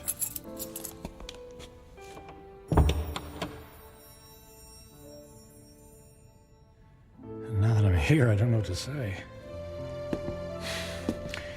It's been a long time since I've set foot in a place like this. In fact, I can't remember the last time. I suppose it's true. People come back when they're in trouble, but I'm not exactly in trouble. In fact, all my troubles will be over in just a few minutes.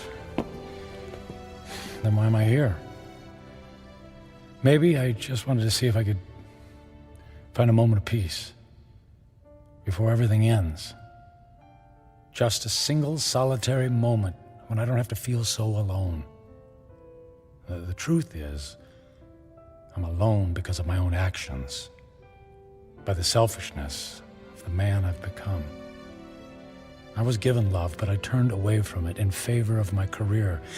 I gave up friendship in favor of business colleagues who couldn't care less if I lived or died. So what did it all mean? What is the sum total of my life? I have no job, no home. I'm gonna die without a single friendly voice in my ears. I did have some good times with Carrie. Thank goodness for Carrie. I don't blame her for being angry. And despite her anger, she took me into her home. She forgave me.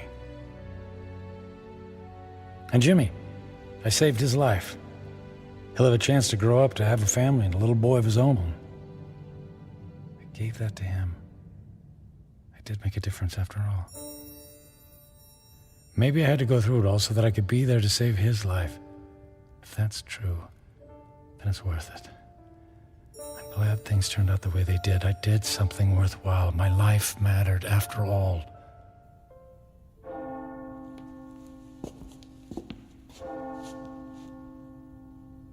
Nearly midnight on the 10th day, just like the old lady said. When the clock strikes midnight on the 10th day to come, you will be dead. I'm not afraid. I thought this moment would be terrifying, but I actually feel ready. No regrets. I'm prepared to say goodbye to everything.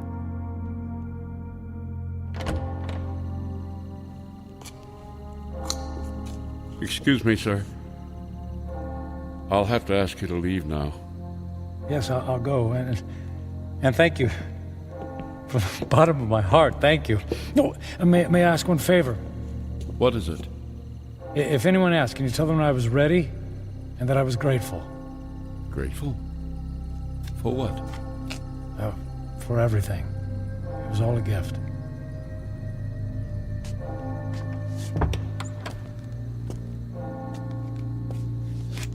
Okay, it's time. I don't know what to do. If I should... How do I... Church bells. They stopped. Okay. It's midnight on the 10th day. And I'm still alive. Nothing happened. Okay. Nothing's happening. The old woman said I had 10 days to live, that I would die at the stroke of midnight. She lied. She lied.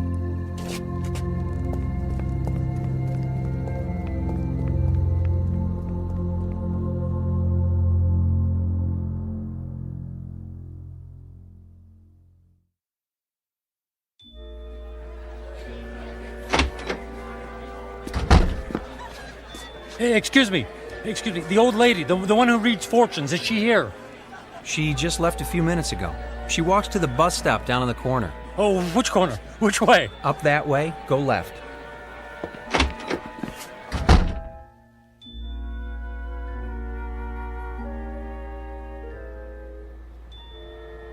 Where is she? Don't let her be. Don't let her be. Ah, there she's. Hey! Don't get on that bus! Wait! What is it? Who's calling? You lied to me. Who is it? Who are you? What do you want? Look, I'll stand in the light so you can see my face. Now, do you remember me? Ah, yes. The angry man. And I'm still angry. You told me in 10 days, at the stroke of midnight, I'd be dead. 10 days are now over. I sold my home. I shut my life down because I believed in you. Yes. I told you that in 10 days you would be dead. So? And I was correct. The man I spoke to 10 days ago is dead. What do you mean? That man was selfish and cruel. That man was friendless and meaningless.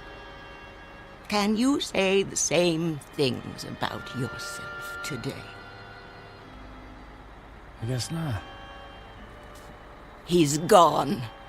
Bury him. Give yourself the rarest of all gifts in life.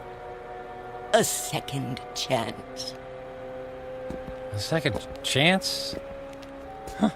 Sounds too good to be true.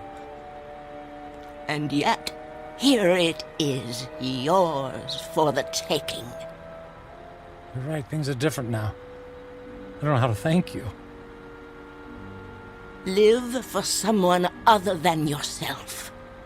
That's the best thing any of us can do. Actually, there might be someone willing to let me try. And her name is Carrie. Thank you. Thanks for the second chance. Thank you.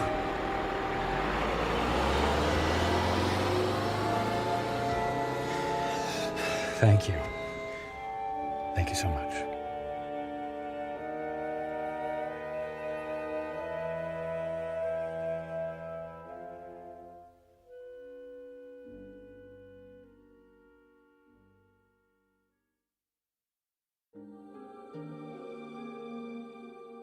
Michael Franklin, a man on a mission to burn every bridge even before he made his way across.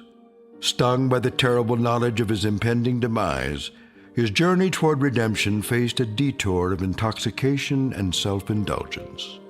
As he now knows, such things are not the stuff of satisfaction, only empty calories and heartache. Ironic, then, that a man who placed such a premium on personal wealth could only feel full upon losing everything. A stark, lonely truth, but an eternal one. Upon such truths are built second chances here in the Twilight Zone.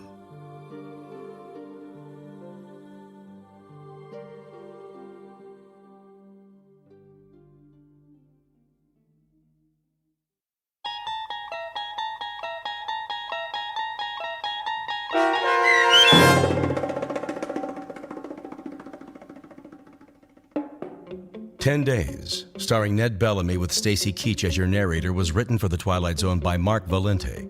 Heard in the cast were Linda Reiter, David Darlow, Ernest Perry Jr., Roger Mueller, Tony Makis, Saskia Balori, Joby Cerny, Elizabeth Lido, Martin A. Strope, C.J. Amari, Molly Glynn, and David Pasquesi.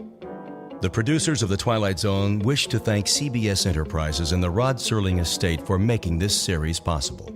This copyrighted radio series is produced by Carl Amari and directed by Joe B. Cerny for Falcon Picture Group.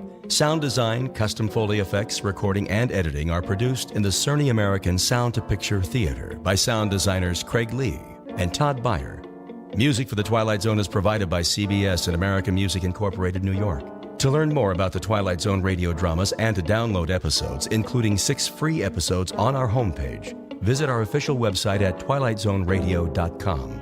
Doug James speaking.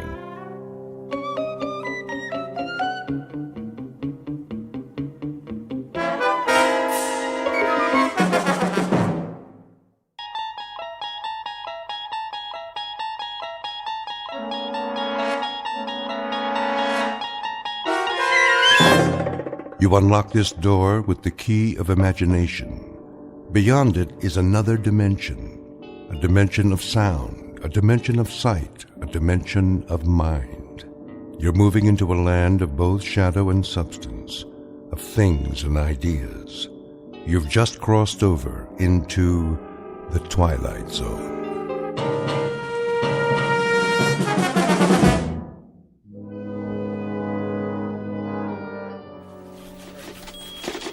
Hey, Miller. Yeah. Hey, your copy ready? Almost. Well, the old man wants it on his desk now. The old man drinks too much coffee. Ooh, easy, pal. Hey, I'm just passing it on.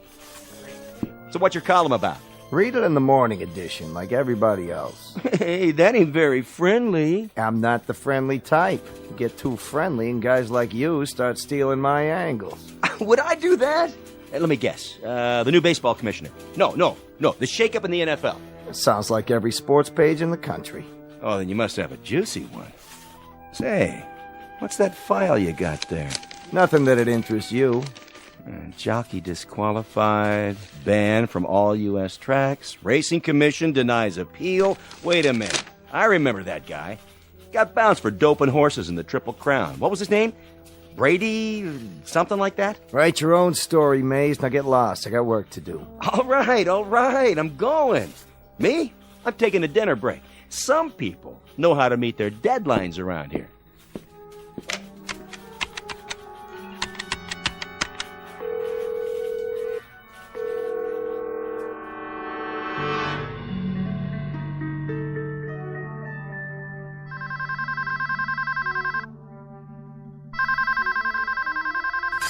Huh?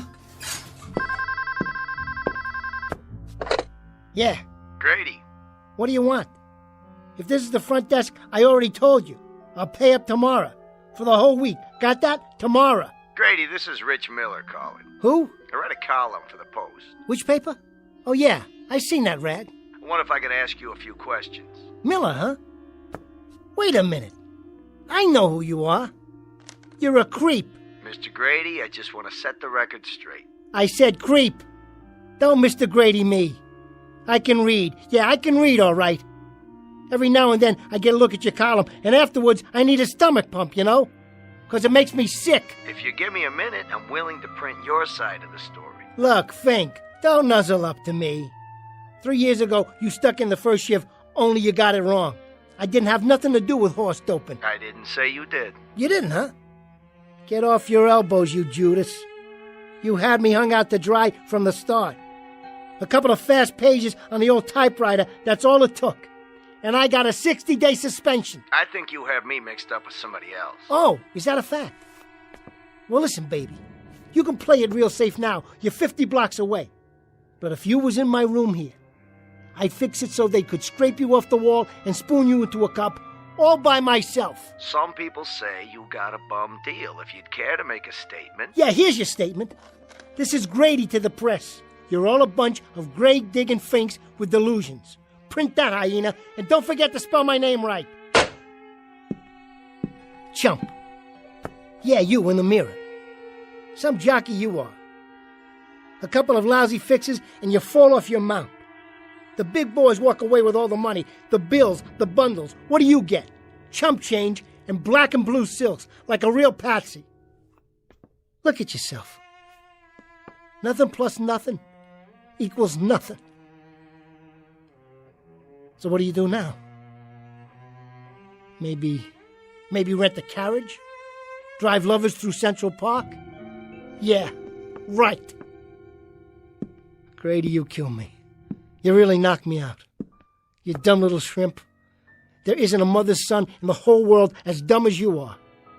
Now what am I supposed to do? Will you tell me that? What in this stinking world can I do, huh? The name is Grady, 5 feet short in stockings and boots, a slightly distorted offshoot from an old and honorable breed of humans who race horses.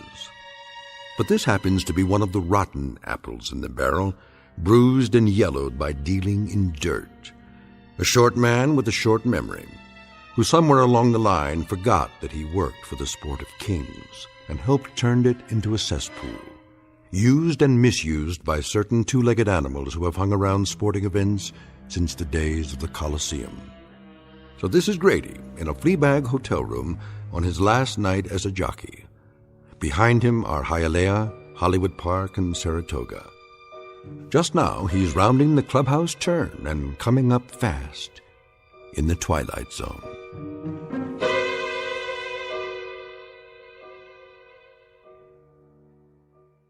And now, The Twilight Zone and our story, The Last Night of a Jockey, starring Bruno Kirby with Stacy Keach as your narrator. Around the far turn, it's Baby Needs a New Pair of Shoes, 2 lengths back Jazz Bakery, followed by Janine L, Lovely Lita, Stratisfaction, Red Dreams, Double Edge, and trailing is Taz. Now, Lovely Lita makes a move on the inside, passing up Janine L, Jazz Bakery, and challenging the favorite, Baby Needs a New Pair of Shoes. Grady's really using the whip. It's Lovely Lita, and Baby Needs a New Pair of Shoes. Lovely Lita bearing down the stretch. They're neck and neck, and it's Lovely Lita, the winner by 2 lengths.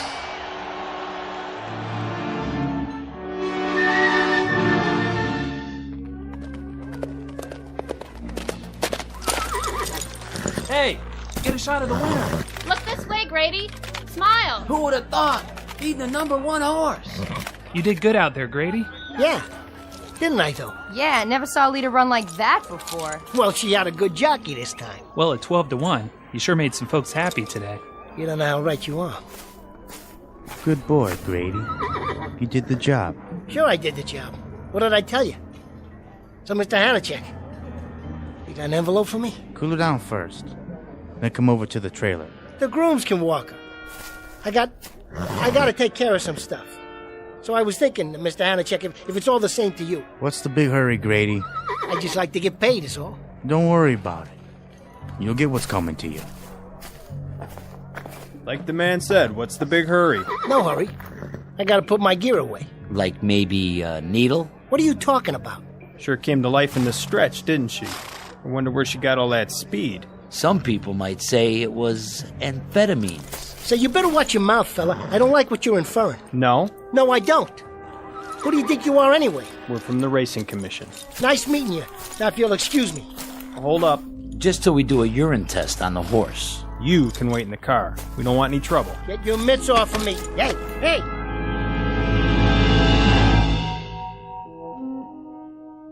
Hey, hey! Hey, hey. How goes it, Mr. Grady?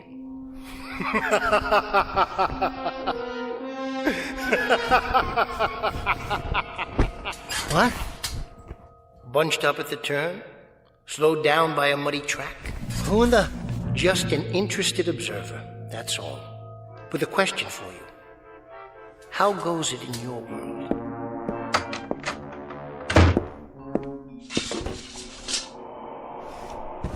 All right, what's the gag? What's the gag? I just thought you might appreciate some company.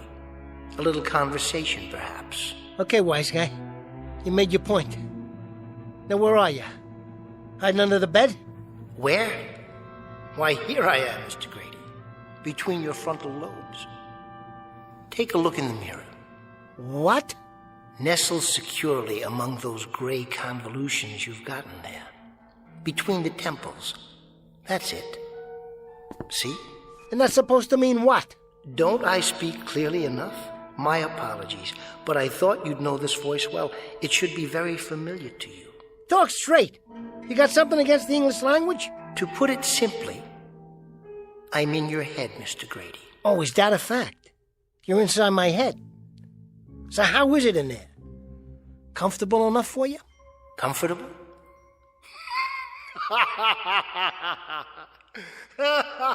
Hey, cut that out, will you? This room ain't big enough for the both of us. You're making my head hurt. You'll forgive me, Mr. Grady, but you must admit, it is a funny question. What's funny about it? Comfortable? Inside your head? It's like sleeping in the middle of 42nd Street during a parade. Noisy, crowded, and quite uncomfortable. To be blunt, I'm sick of it. Time to come out for a while and have a stretch, if you don't mind. What do you mean? Where? Look in the mirror over your dresser. Ah, that's much better. Hey, what is this? Some kind of trick? No trick, I assure you. But you look just like me. Except you're all dressed up. And the way you got your hair combed like some kind of uptown guy with bucks. You like the effect? I picked the jacket and tie with you in mind. And the hair, the way you used to wear it, when you still cared about your appearance. Say, what's going on here? I must be going wacko. Oh, why don't you just get out? Come on, move it. Out of my room, now, scram! And go where? Back in your head? Why, this is much better. And so much roomier than that pea brain of yours. Enough with the insults. Who the heck are you? I'm you, Mr. Grady. Your memories, all your recollections, and all your aspirations. Big deal. I'm every one of your failures and defeats. And yet I also wear the wreath of all your victories. In short, Mr. Grady, I'm what you'd call your alter ego. Me? I wouldn't call you nothing like that. No, I suppose you wouldn't. Yeah, sure. So what do you want? I think the more apt question would be, what do you want? Are you kidding? What do I want? That's right. After all, you are a dumb little toad, aren't you? Watch it, buddy. But that's what you call yourself. An ugly little toad. Or was it shrimp? Why else would you wear elevator shoes and stand on your suitcase in front of the mirror? The bathroom mirror? I have to. When I shave, they hung it wrong. Sure they did, Mr. Grady. Why don't you knock it off? Take a hike. Go for a walk on the short pier. How do I get you out of here? In a word, you don't. You live with me, knowingly, from this point on. You might even come to find me interesting. That'll be the day. After all, I know you pretty well. There isn't one secret thought that's crossed your mind, not one, that I don't know. There isn't a painful memory, an unpleasant recollection, or a bitter little shame that I'm not aware of. Bitter little shame. You don't know me from Seabiscuit, buddy boy. Just so we understand each other, I got no little shames. I got no painful recollections either. Oh, come now, Mr. Grady. I mean, really. Shall we look it up in the little old record book? 2 years ago, suspended from Hialeah. Riding infractions. They never even heard my side of the story. Last year, 6-month suspension. Failure to report a bribe offer. They set me up. And most recently, Mr. Grady, the triple crown of an illustrious career. Lifetime suspension. Race fixing and horse doping. I never had a trial. So here you sit, on an unseasonably hot September evening, in a dirty little room, rent overdue, essentially friendless, career kaput, roughly $6 to $8 in your jeans. This, in a nutshell, is the odyssey of Grady the jockey. 100 million miles from the winner's circle, without so much as a withered wreath to your name. Is it any wonder, Mr. Grady, that an occasional phantom will spring out from the woodwork? Or should I say, from that solid mahogany head of yours? And offer you at least a modicum of solace? You don't have to offer me nothing, and I mean nothing. No? I don't need you. A year from now, you hear me? A year from now, I'll be back up. I'll be right back where I belong, riding 6 winners a day. You'll be driving a carriage in Central Park, Mr. Grady. Or perhaps a fast milk wagon out in the Bronx, unloading homogenized dairy goods. Get out of here. Oh, no, Mr. Grady. I wouldn't think of it. You need me. I'm one of the few uniquely welcome things to happen to you since you first saw the harsh light of day. In short, Mr. Grady, you have desperate need of me. Very desperate indeed. I said split.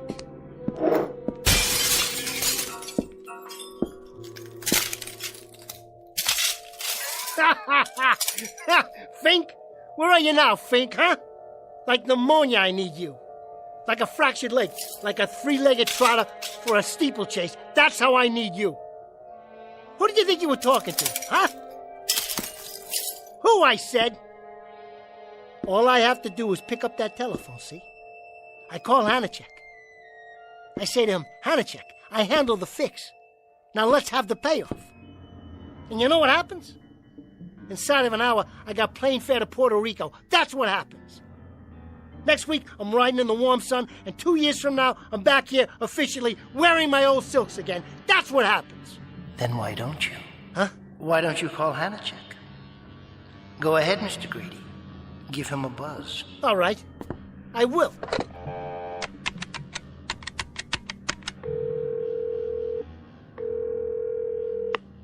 Yeah, this is Grady. Hanachek around? Well, I want to talk to him.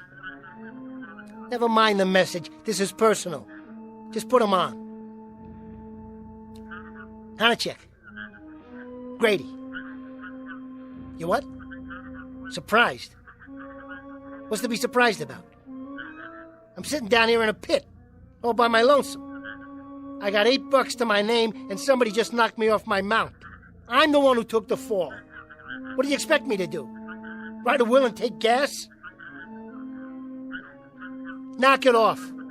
You know what I want. That's right. I think the word is... Sustenance. Sustenance. Look it up in a book, Hanachek. I'm talking about 3 squares a day and a little fur to spread around the nest. Hanachek, I put it on the line for you. I stole a raise, and now they got me nailed up. You walked away with a pile. Well, now it's time for Grady to get his. Hanachek, you double crook. Hanachek! Hanachek! Miserable man, isn't he, Mr. Grady? Ungracious, unappreciative, very predatory. But that's the breed. Like all crooks, they take, they never give. You got that right. What's to do now, Mr. Grady? Write a will and take gas? What do I care? That lousy nickel and dimer? A year ago, I could buy and sell him. Buy and sell him. Well, guess what? I don't need you. I don't need him. I don't need anybody. Now make yourself scarce, will you, buddy? You're getting on my nerves. I was a big man once, and I'll be a big man again. You'll see. Ah, now we get to pay dirt. The moment of truth, the acid test. The ultimate coming together of forces. What are you jawing about? Merely that you can have your heart's desire, Mr. Grady. The time has come at last. Now you'll finally get what you want. What I want? Yes. Whatever it is that you want. More than anything else in the world. So think it over carefully, Mr. Grady. Think it over. Won't you?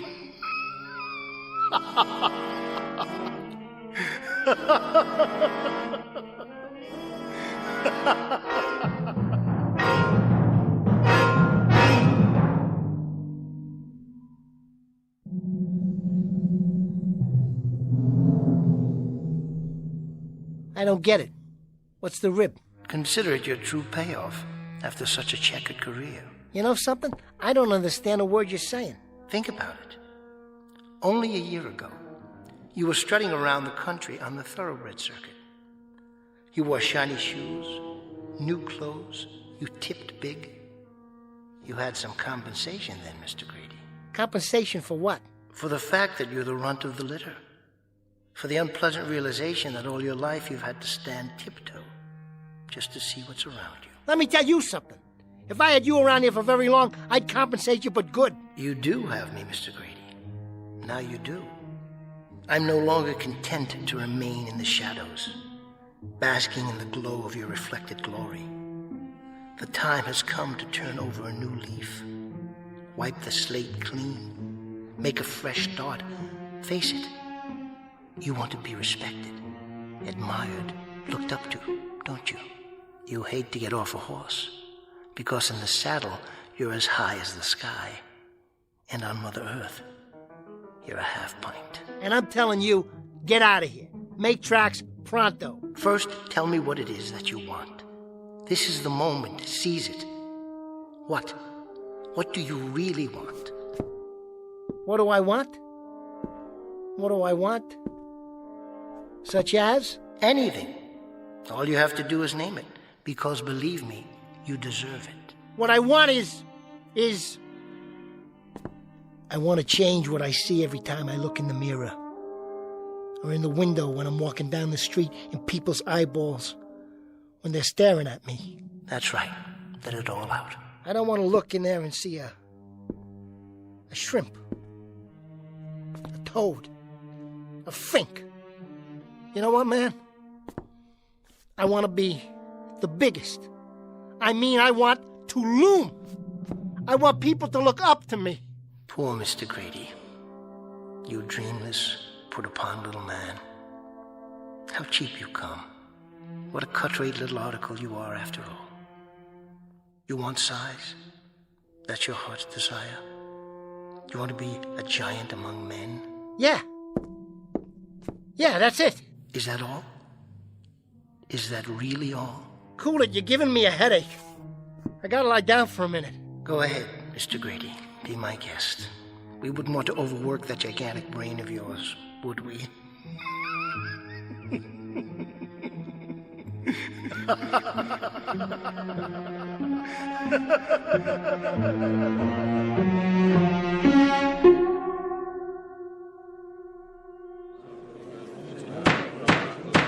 Have anything else to say on your behalf, Mr. Grady? Yeah, Mr. Commissioner. I got plenty to say. I'm a jockey. That's how I make my living. You got no right to take a man's livelihood away from him. What makes you so high and mighty? Racing's a dirty game, all right? But you're making it so dirty, you should go home and take a bath. It ain't me. I'm just a little guy trying to get by. I didn't shoot up no horse with dope. All I did was ride, which is the one thing I know how to do. The only thing. I ride good, get me? Real good. You take away my license, and I can't put food on the table. What am I supposed to do? Fix horseshoes? You know how much that pays? I might as well disappear. Hole up someplace, sleeping in the stalls till I get put out the pasture. But how am I supposed to eat till then? Can you tell me that? You gotta give me another chance. Instead of making me take the fall for the big shots, you gotta give me a chance. It is the judgment of this commission that you be banned from the sport of horse racing in the continental United States for the remainder of your life. Wait a minute! Wait a minute! That's all, Mr. Grady. Your license is hereby revoked. Hold on, you can't do that! Listen to me! This hearing is over. You're dismissed. No! No! No! No! No, no, you gotta listen to me. Go ahead, Mr. Grady. I'm listening. Huh? Have a good rest. A good what? Your nap. I trust it was a good one. Healthful and refreshing. Yeah.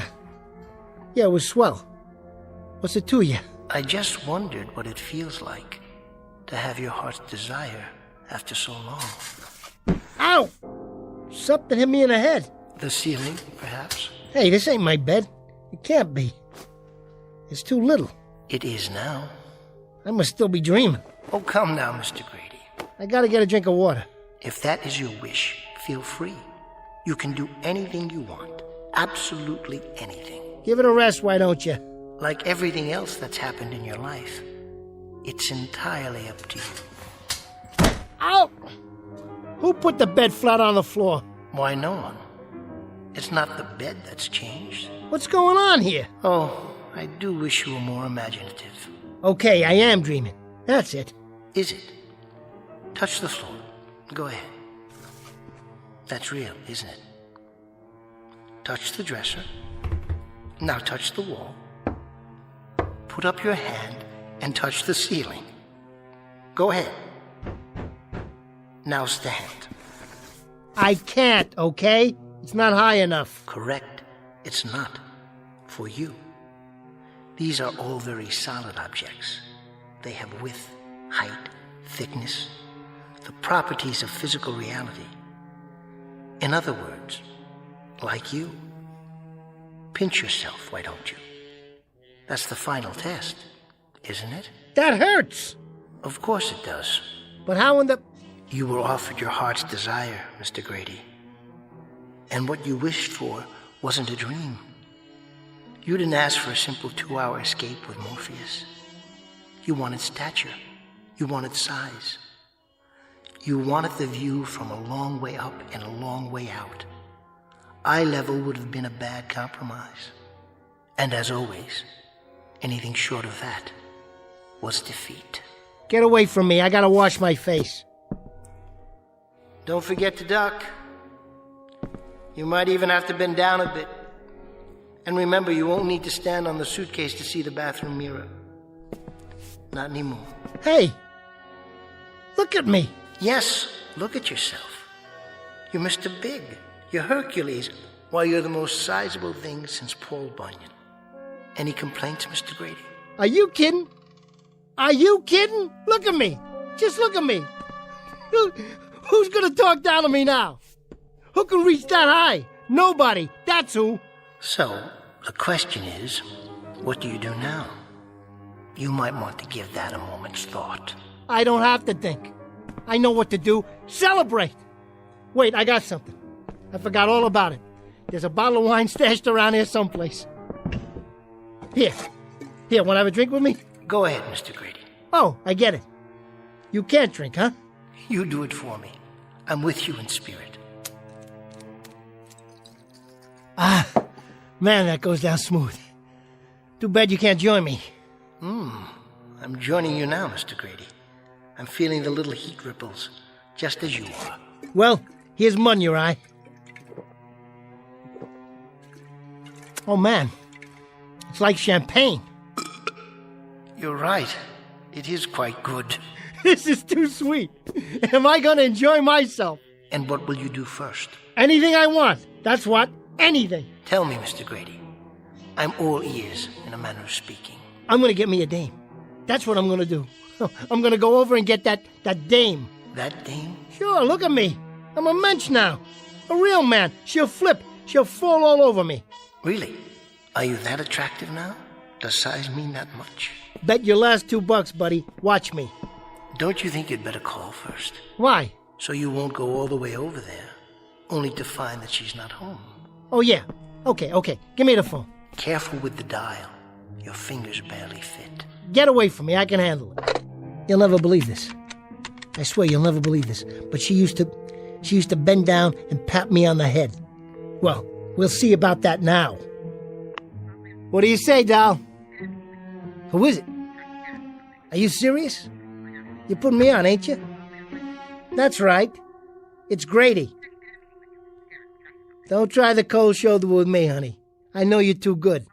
That's right. This is me, your ex-meal ticket. And those were 8-course meals, baby. Don't you forget it. What I want is the following. First, remember who you're talking to. That's number 1. All right. That's more like it. I'll try this on for size. When I was in the money, I spread it around. Remember? Sure you do. All right, now I'd like you to... Reciprocate. That's it. Reciprocate me a little bit. You heard me. Look it up.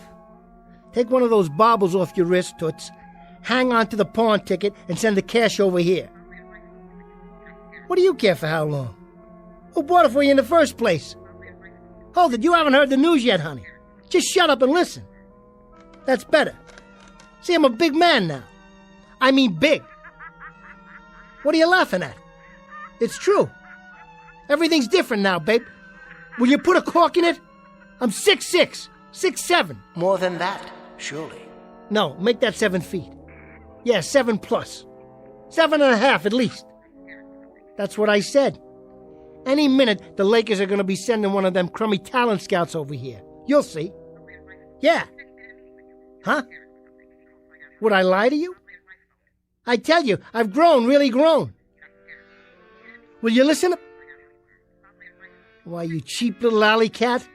I don't take that kind of talk off anyone. Nobody calls me an ugly little runt. Nobody. That's what I said, especially you. Forget it. Go someplace and die for all I care. And I hope it's long, tough, and really, really painful. That's what I wish for you. Well done, Mr. Grady. Just my luck. I gotta go call on a cheapskate with my hat in my hand. A dirty little gimme like that one. You managed to flex your vocal cords in a very manly fashion. At this rate, women all over the world will be flocking to your doorstep. So I struck out once. Big deal. I could pick up the phone and call half a dozen dames better looking than her. Why am I singularly unimpressed? You will be impressed, buddy. You will be. I certainly hope so. What did I tell you? Here comes one now. Are you sure? What do you mean, am I sure? Remember your heart's desire. Do you know what that is? Of course I know. Take care, Mr. Grady. Give it some thought. Some very careful thought. Are you quite sure that you're ready? Because whatever you've wished for, something tells me that you're about to get it after all. In spades.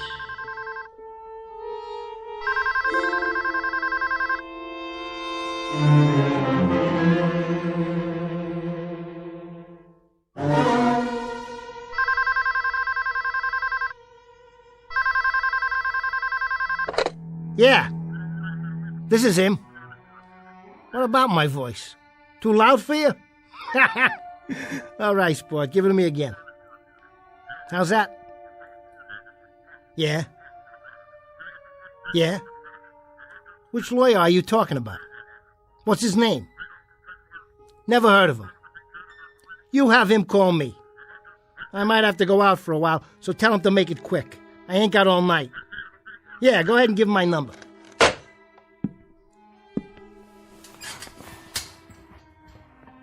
What was that all about, Mr. Grady? Who knows? Some guy from a law office or something? Says I'm getting a call from some other lawyer. At night, can you believe that? Must be important. That's 'cause I'm important now. Sure, that's it. Hey, you still here? I'm still here. How come you're hanging around anyway? I'd say we have some unfinished business, you and I. Level with me. Are you my imagination? Is that it? I'm afraid you don't have very much imagination, Mr. Grady. Then who are you? What are you? What's all this alter ego jazz? I thought you understood by now. I'm your conscience. Yeah, right. You don't look much like Jiminy Cricket to me. Well, I'll put it another way, Mr. Grady. This is something of an oversimplification. But for purposes of identity, I'll try to make it clear and succinct. I'm the fate every man makes for himself. Would you just talk for once and take off the training wheels? I'm doing my best. You generally find me down at the bottom of the barrel. I'm the strength dredged up out of desperation. I'm the last bit of seaweed that a drowning man scrapes for with his cold, dying fingers. I'm the last gasp, Mr. Grady. That's supposed to be clear? Man, I just don't dig you. For my money, you're a big fat nothing with a mouthful of $2 words. Oh, I'm not nothing. I'm something, Mr. Grady. I'm really and truly something. In certain cases, something very good, depending on the person I'm representing. I can work miracles. I may come with heroism, sacrifice, strength. Even more than that, I may epitomize everything noble in the human spirit. Now, in your case, Mr. Grady, the requirements were quite small. Your dreams rather insignificant, taken all together. Your aspirations hardly worth mentioning in the greater scheme. What do you mean, small? What do I mean? Only this, Mr. Grady. If you had asked to win the Kentucky Derby, and win it cleanly and with honor, that would have been quite a monument to your career. Or if you'd asked to perform an act of pure, selfless heroism, and let that be the qualification for the respect you seek, this too would have been exemplary. But as it is, what was your heart's desire? To be a big man. Big in the sense that your hands can smother telephones, your head can hit the ceiling with every step you take, your face can overshoot its reflection in the mirror without the help of a suitcase or a stepladder to stand on. I repeat, Mr. Grady, you come cheap. You're hardly worth the effort. You're a regular wise guy, ain't you? Well, let me tell you something, buddy. As you wish. All I want, all I ever wanted, was to walk down the street and not get laughed at. I didn't want to be called the freak behind my back. I didn't want to be an ugly little creep. The one they need, but the one they don't like to look at. I didn't want to be kicked around from one track to the next because every time I measured off a guy, I was looking into his belt buckle. You're wrong about me, mister. I don't come cheap. I don't come cheap at all. Because now I got my heart's desire. That plain enough for you? You surprised me, Mr. Grady.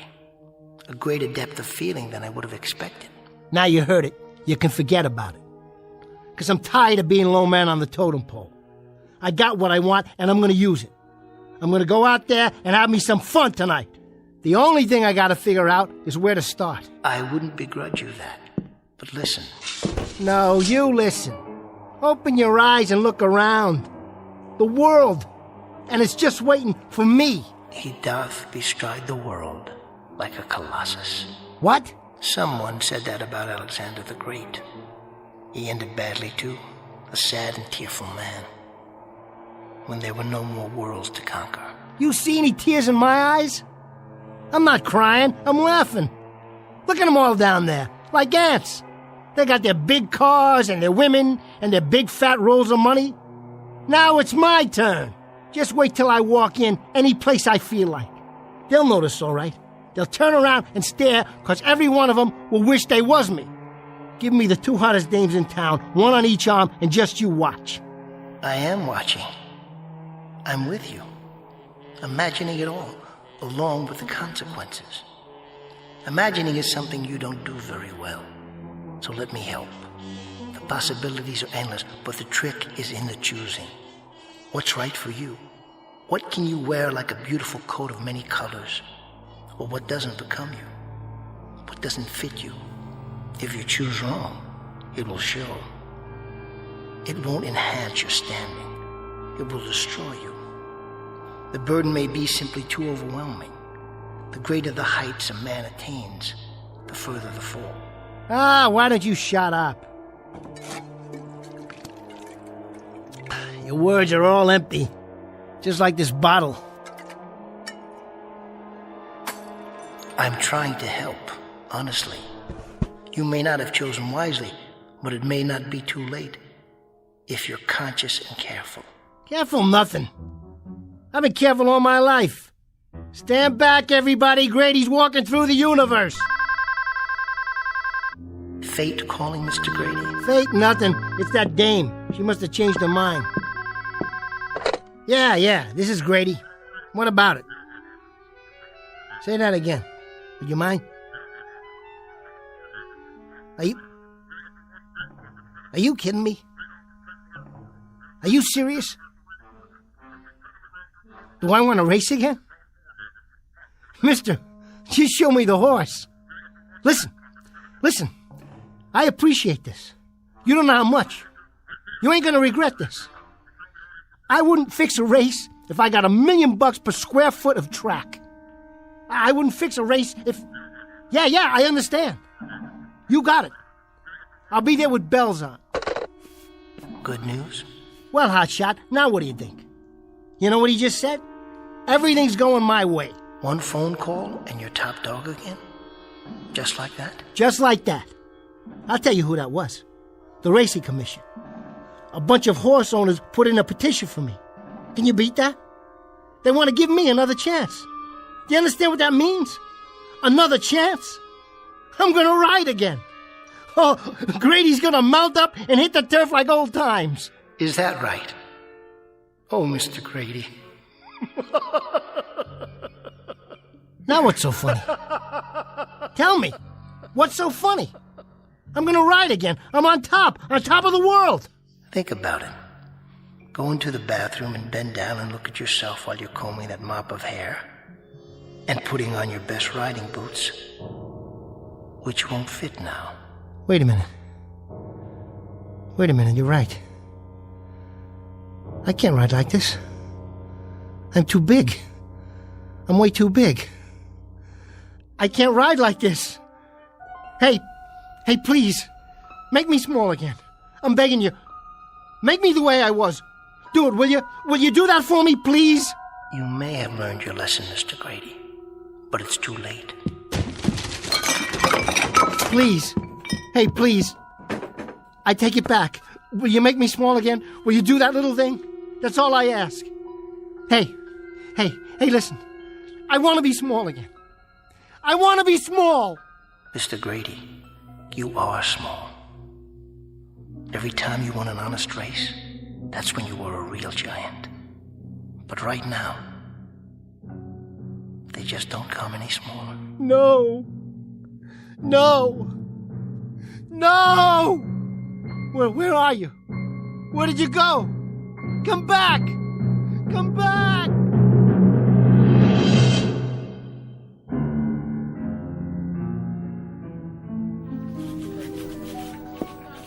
You still here, Miller? What does it look like? Didn't you finish your column yet? Yeah, I finished it, but now I have to rewrite the whole thing. Well, how come? The old man didn't like it? I just got a call from the precinct. That jockey. He took a dive tonight out the 17th floor window of the St. James Hotel. No kidding. Poor little guy? Little? Yeah, I guess you could say that. There's something weird about the body, though. Yeah, what about it? It didn't look right. But they ID'd him. It was Grady, no doubt about it. So, now I gotta do my column from scratch. Well, at least you don't have to worry about Grady anymore. They'll cover him in the obit page. Yeah, but how? Something tells me there's more to this story. A lot more. If I only knew what really happened. Hey, don't let your imagination run away with you. Remember, this is the sports page, not the literary section. Somebody's gotta tell his story. If I don't, who will? The Last Night of a Jockey.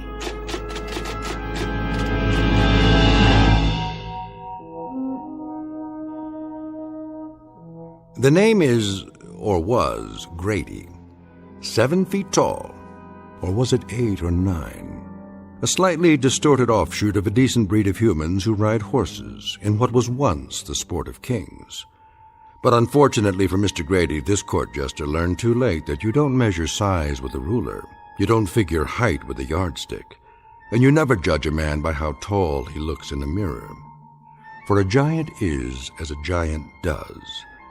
You can make a parimutuel bet on that, win, place, or show, at any window in or out of the Twilight Zone. More from the Twilight Zone after this. Hi, this is Carl Amari, producer of the Twilight Zone radio dramas. I'd like to take a moment to tell you about our official website at twilightzoneradio.com, where you'll get the latest news and information on these Twilight Zone radio dramas. Plus, at twilightzoneradio.com, you can digitally download 3 free episodes or any of our episodes for only $1.95 each. In this age of ever-changing technology, we've decided to make these episodes instantly available to you by making the Twilight Zone radio dramas a digital download-only series. This means that this series will no longer be offered on CD. The CD collections at our website are now being offered while supplies last at buy one, get one free. So be sure to get your favorites before they're sold out. Be sure to visit us often, and I'll see you in the zone.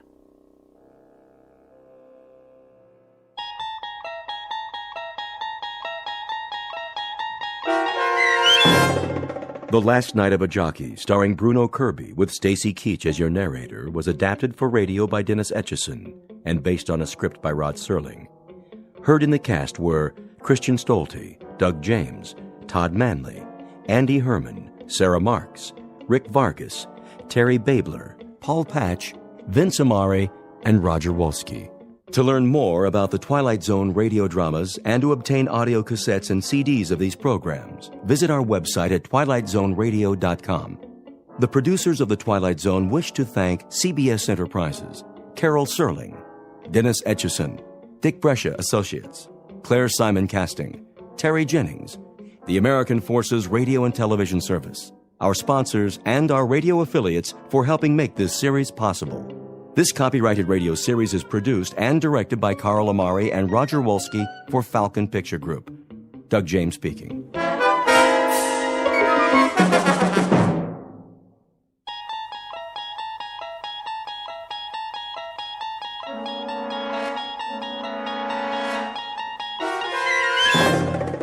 You're traveling through another dimension, a dimension not only of sight and sound, but of mind. A journey into a wondrous land whose boundaries are that of imagination. Your next stop, the Twilight Zone.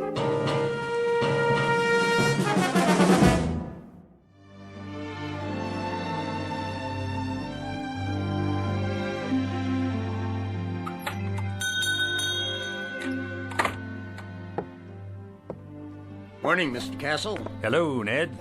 Any mail today? Got it right here. Where's my registered letter? Registered?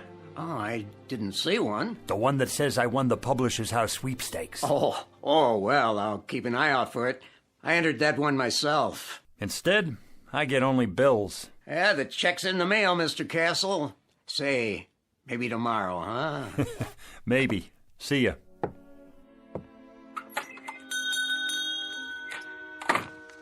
Another bill, and another, and another.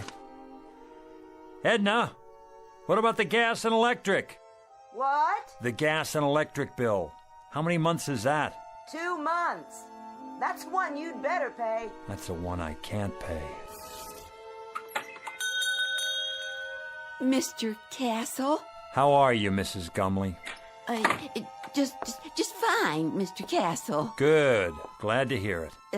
How have you been? Oh, can't complain. Been having a lot of rain, haven't we? What? Oh, yes. Quite a bit of rain for this time of year. Well, it's good for the flowers. How's that? Good for the flowers. The rain, that is. Yeah, very good for flowers.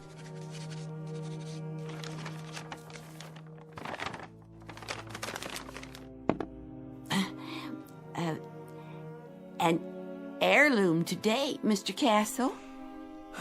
An heirloom, Mrs. Gumley. You don't say.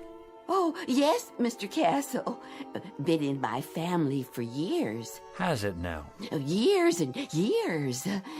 It's supposed to be very valuable. Hand-blown glass is what it is. Mrs. Gumley, it's just a plain old glass wine bottle. Do you know what it's worth, actually? Nothing. Not even a deposit. If you could find the store where it came from, that's what they'd give you. Nothing. I could let it go for $1. Mrs. Gumley, if I could spare $1, I'd give it to you. Believe me, I would. But things have been rough here. The pawn shop business isn't what it used to be. I'm so in debt myself that... I see. Wait a moment. Yes?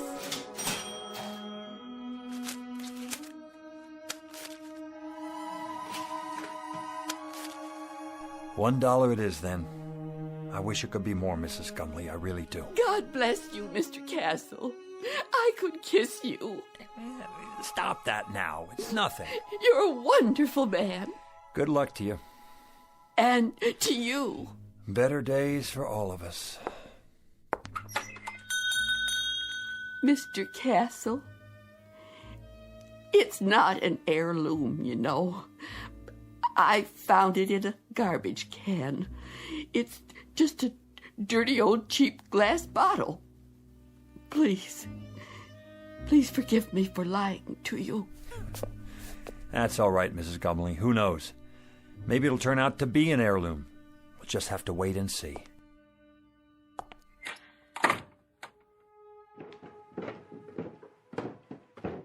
Who was that? No one.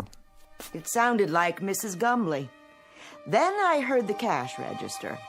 What did you buy this time? Edna. Oh, a bottle. Gorgeous. She said it was an heirloom. Is that right? She has to eat, doesn't she? And you don't? That's not the point. Arthur, we're a couple of weeks away from bankruptcy. Don't you think I know that? Then you'd better start rubbing that bottle and pray, Arthur. Pray that a genie appears, because that's about the only hope we have left. Oh, Edna.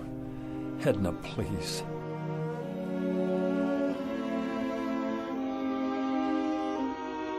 Mr. and Mrs. Arthur Castle, suspended in that brief fragment of time before fate comes out of a bottle.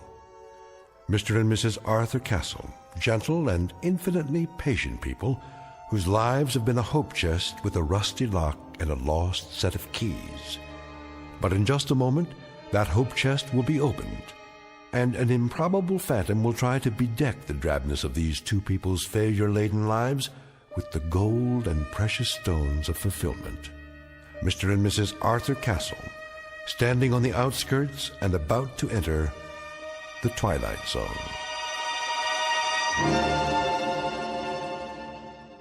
And now, back to our story from the Twilight Zone, The Man in the Bottle, starring Ed Begley Jr., with Stacy Keach as your narrator. Here, give me the bottle straight into the trash with it. If you won't do it, I will. Wait, it's worth a couple of cents. A couple of cents, Arthur. A couple of cents. We've got more creditors than we've got cheap watches. You promised me no more handouts. Look, Edna, maybe all that's left for me is to try and find someone who I can feel sorry for. Can you understand that? I need to feel that I'm doing something of value. Maybe a man can be a failure for only so long, and then it catches up with him. Arthur, you're not a failure. Of course I am. Look around you, Edna. In this clutter, you see the legacy of 100 years. My grandfather owned this shop, and it finally broke his heart. Then my father, and it killed him too. The meanness of it, Edna. The shabbiness of it. The hand-to-mouth of it. This isn't just a hock shop where you buy the pitiful little residue of other people's failures. It's a shrine to failure. That's what it is. It's a mausoleum, a burial ground for people's hopes. Arthur, please don't talk like that. Edna, what happens to us anyway? What happens to us? Have you ever thought of that? We're not old people, and yet this place is making us old.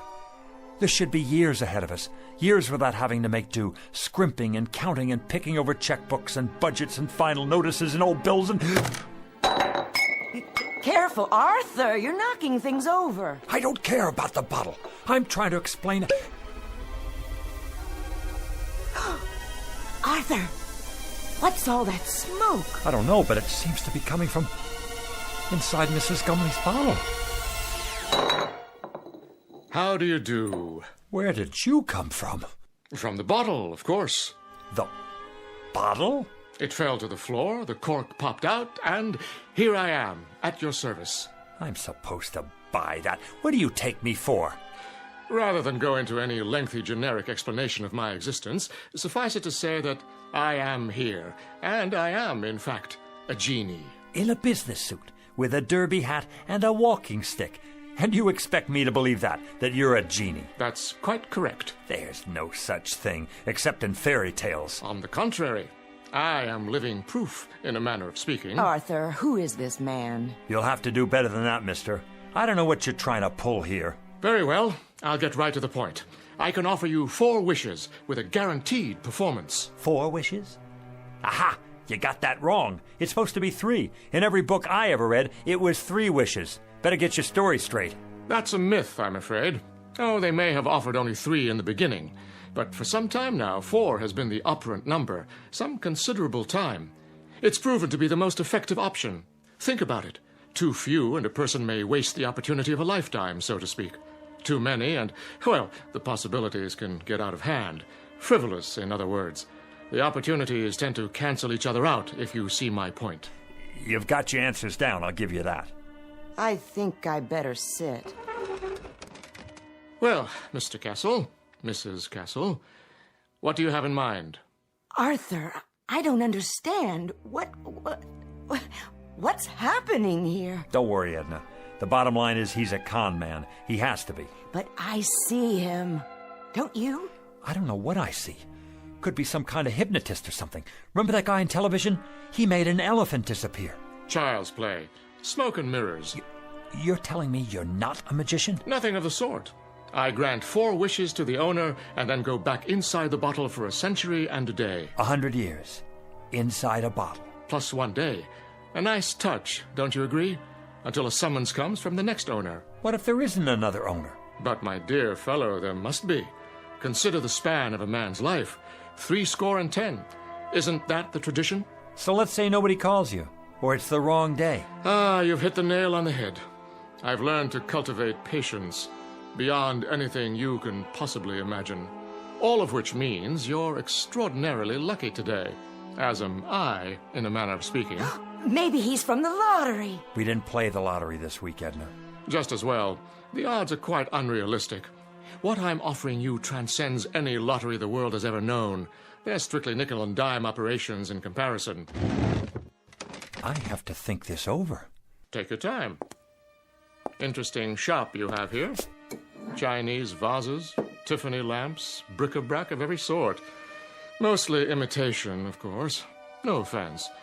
Nonetheless, I have the distinct feeling I've seen some of these items before. How could you if you haven't been out of the bottle in 100 years? I meant the originals. The originals? How old are you? If I told you, you wouldn't believe me. Nice silver cigarette case. Faux Victorian, isn't it? My uncle's.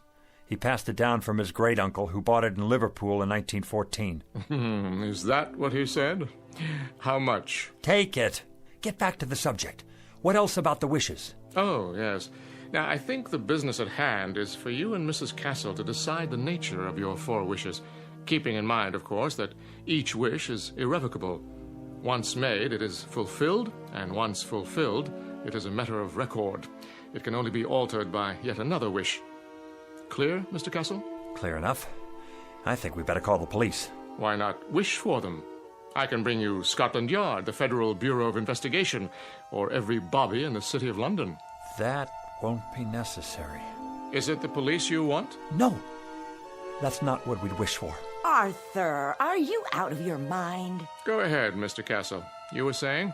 Well, if I had a wish... You believe him? Just for the sake of argument, let's say that I wanted that broken glass in the case over there. Let's say I wanted it to be fixed. The glass display case? Unless that's too hard for you. I broke it cleaning up the other day. One whole side is cracked. Is that all? It's too expensive to replace and impossible to glue together. Impossible. Would you like to make it official, Mr. Castle? Arthur, be careful with this man. You don't know what he's after. Well, Mr. Castle, is that your wish? Yes, that is my wish.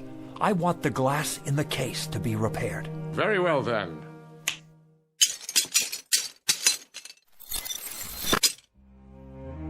Am I dreaming? It's a magic trick. It has to be. No. You're not dreaming, Edna. I see it too. It's like new. How did you do that? Next. What? Well, Mr. Castle, you have 3 wishes left. 3 wishes. 3. Edna, 3 wishes. Anything we want. Think, Edna, think. What do we want? Why, I don't know. I asked you to think. I'm frightened. A new shop, Edna. An expensive shop on 5th Avenue. We could have that just for the asking. But Arthur... Or travel. Take trips. We could see the places we could never afford to visit, like Paris or Rome or even the South Seas. We could take a cruise around the world, first class. Surely there's a catch. Oh, money. $100,000. $200,000. $1 million. We wouldn't have to grub anymore. We wouldn't have to sit here and waste our lives away. Arthur, it isn't right. There's something unholy about it. Clothes, Edna. Expensive clothes, jewels, a beautiful house. No more worries for the rest of our lives. Are you sure? Edna, we don't have to rot away here. We can have anything we want. Anything, Edna. Money. Money? The simplest of all requests, Mr. Castle. Simple? For you, maybe. How much would you like? In what denominations? Edna, how much do we want? I don't know. I just don't know. $1 million. That's what we want. $1 million. In what form? Gold? Silver? Of course, there are market fluctuations in precious metals, so there will naturally be an element of risk. Platinum shows the least movement. Diamonds are relatively stable at the moment. Forget it. Cash only. All negotiable U.S. currency. Very good. Denominations? No 50s or 100s. Make it $5 and $10 bills. Recent dates and no counterfeits. Where would you like it? Savings account or checking? Perhaps a numbered deposit in a Swiss bank. Right here. Here? Where I can see it. On the floor? Don't you worry about that. Just bring it here. I'll take care of the rest. That is your second wish. You understand English, don't you? That's our wish. Coming right up. Oh, just one thing. Aha! Arthur, I told you. Do you mind terribly if If what? If I smoke? Is that all? Of course, if you prefer otherwise. I see the no smoking sign on the wall. No, go right ahead.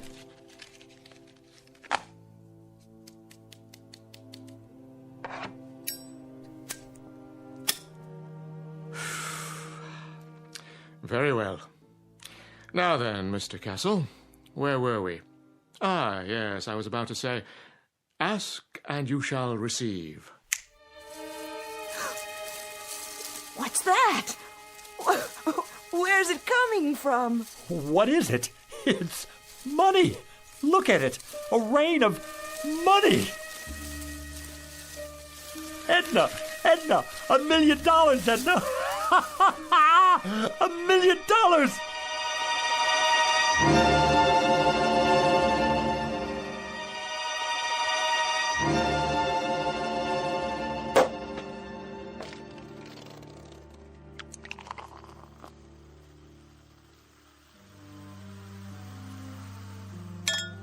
There you are, Edna. Champagne.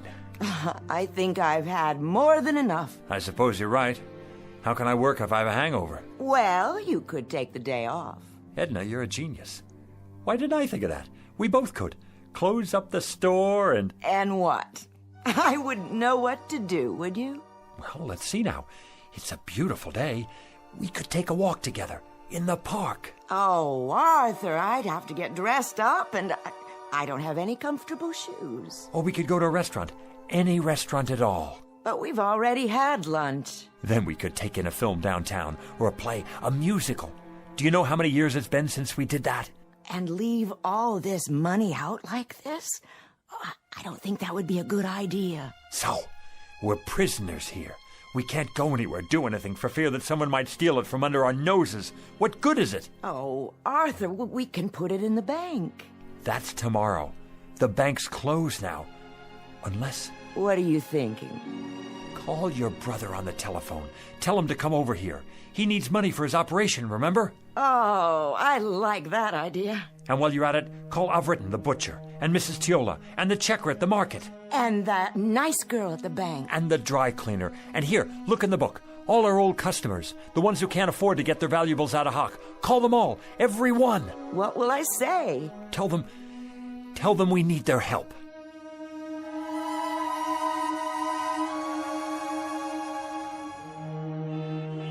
It's a miracle, that's what it is. I couldn't believe it when they called. Where did they get it all? They're such wonderful people. And so generous, too. Hey now, what's going on here? Hello, Officer McLaurin. The line's halfway down the street. Yes, it certainly is. They're having a fire sale in there, or what? It's that nice Mr. Castle and his wife. What about them? They're redeeming things. What things? All kinds of things, as long as you've got your pawn ticket. Even if you don't, they remember. They're redeeming us. That's what they're doing. It's the loveliest gesture I've ever seen. Hi there, Mrs. Gumley. Beautiful day. Indeed it is. Your turn, Mrs. Gumley. Go on in. Hold on. Where'd you get that fistful of money? Right inside, officer. From Mr. and Mrs. Castle, bless their souls. What are they doing, running numbers? Nothing like that. Strictly legit. You're telling me they gave it to you? Sure did. Enough to pay off their tab at the butcher shop and then some. Plus the next 10 years in advance. And whereabouts did they get this bankroll? Don't ask me. But their ship sure must have come in big time. The horses, was it? Or the lottery? I heard it was the sweepstakes that came in the mail. No, it was their cousin. He died and left them a fortune. Well, we'll just have to see about that. They're not breaking any laws. I haven't had my turn yet. You're not going to arrest them, are you? Maybe not, but I'll keep a close eye on the situation. In the meantime, I know someone who might be real interested in all this. Don't you people go blocking the sidewalk now.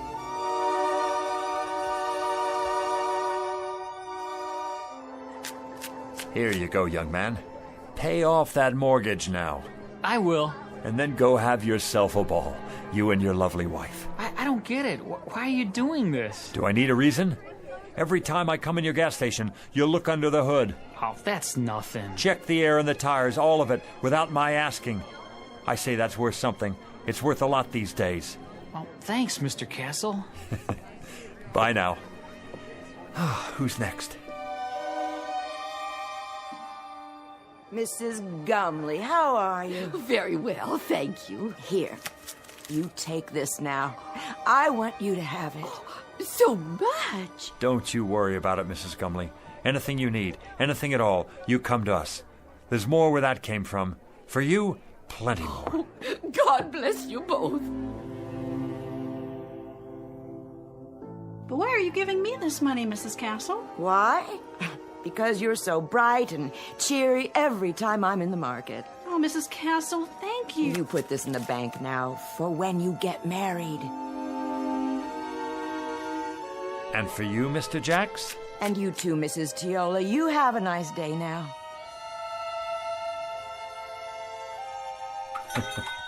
Don't mention it. Buy a round for everybody. On me. Is that all of them? Oh, for now. Put the close sign in the window, would you please? Of course, dear. Whew. Now that's what I call a day's work. You did wonderfully well, Arthur. I'm so proud of you. You know, Edna, I don't care how we spend the rest. I feel so good right now, seeing all those happy faces. I know. It would be nice to get away for a while, though. I agree. Some time in the sun, nothing fancy. How much do we have left? Look in the box. It's still practically full. We didn't put a dent in it. Your father would be proud. Rest his soul. And your grandfather. Tell me your opinion about something, Edna. If you like, dear. I'm wondering, do you suppose I still need to carry on the family business? Well, we don't have a son or daughter. I'd say you've more than done enough, Arthur. All these years. Even if we did have kids, I'd rather leave them money to start their own business. Something with a future. What about your cousin's children? Oh, that would be a wonderful present. And what about you? You've been so patient all these years. What would you like? Well, first, of course, you're going to retire. No ifs, ands, or buts. And then, wherever you'd like to live, Arthur, as long as we're together. Of course we'll be together. You think I'm going to take up with a young floozy? Oh, no, I don't think that. You wouldn't. It's not in your nature. But you're tired. You need to rest. We both do. Rest and live.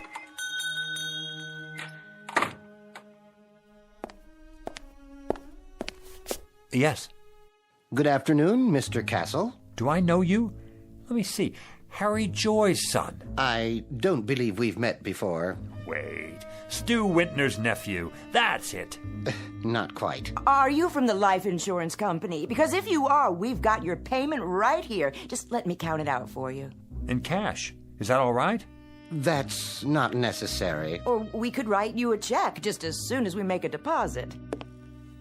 And quite a deposit it will be by the looks of all this. I told you, Arthur, we should have put it away. Let me give you my card. Internal Revenue Service. That's correct. There's a matter of an income tax, Mr. Castle. You just send us the bill and we'll pay it. But send the bill in a hurry, would you please? My wife and I will be taking off for Europe very shortly. Oh, could we? Consider it done. Where would you like to go first? The Eiffel Tower, an African safari, waltzing in Vienna, perhaps? Dancing. We haven't been dancing since I don't remember. Dependents? Just a few details for the record. Ask away. We have nothing to hide. How many dependents can you claim? The whole neighborhood. They don't count.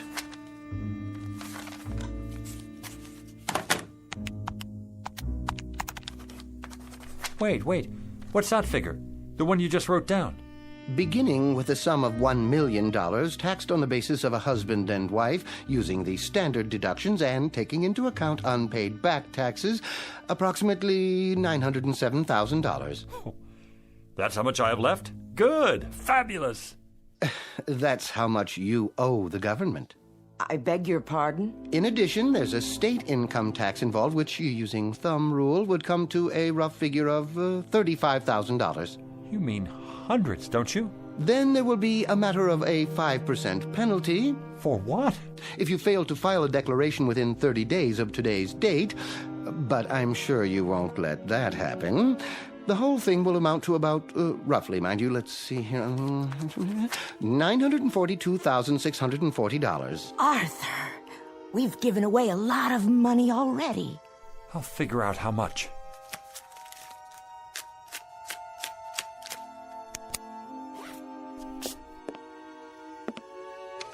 Fill out this form and send it to us with your check. It should be self-explanatory. If you want to use the installment plan, we'll send you a statement after your records have been analyzed. Mr. Castle? Yeah.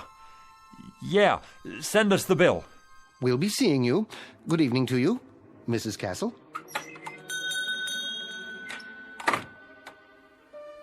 I wonder if we can appeal it. Help me, Edna. You take this pile. 76, 77, 78... Oh, Arthur, where's the genie when we need him? Well, how much is there? $910,535, $910,540. We gave away almost $60,000, and this goes to taxes, leaving us with this. One $5 bill. That's our entire profit, Edna. $5 whole. That was quite a wish, Arthur. Quite a wish. And we haven't even paid the bills yet. If you'll recall, it was my suggestion that you reflect very carefully, Mr. Castle.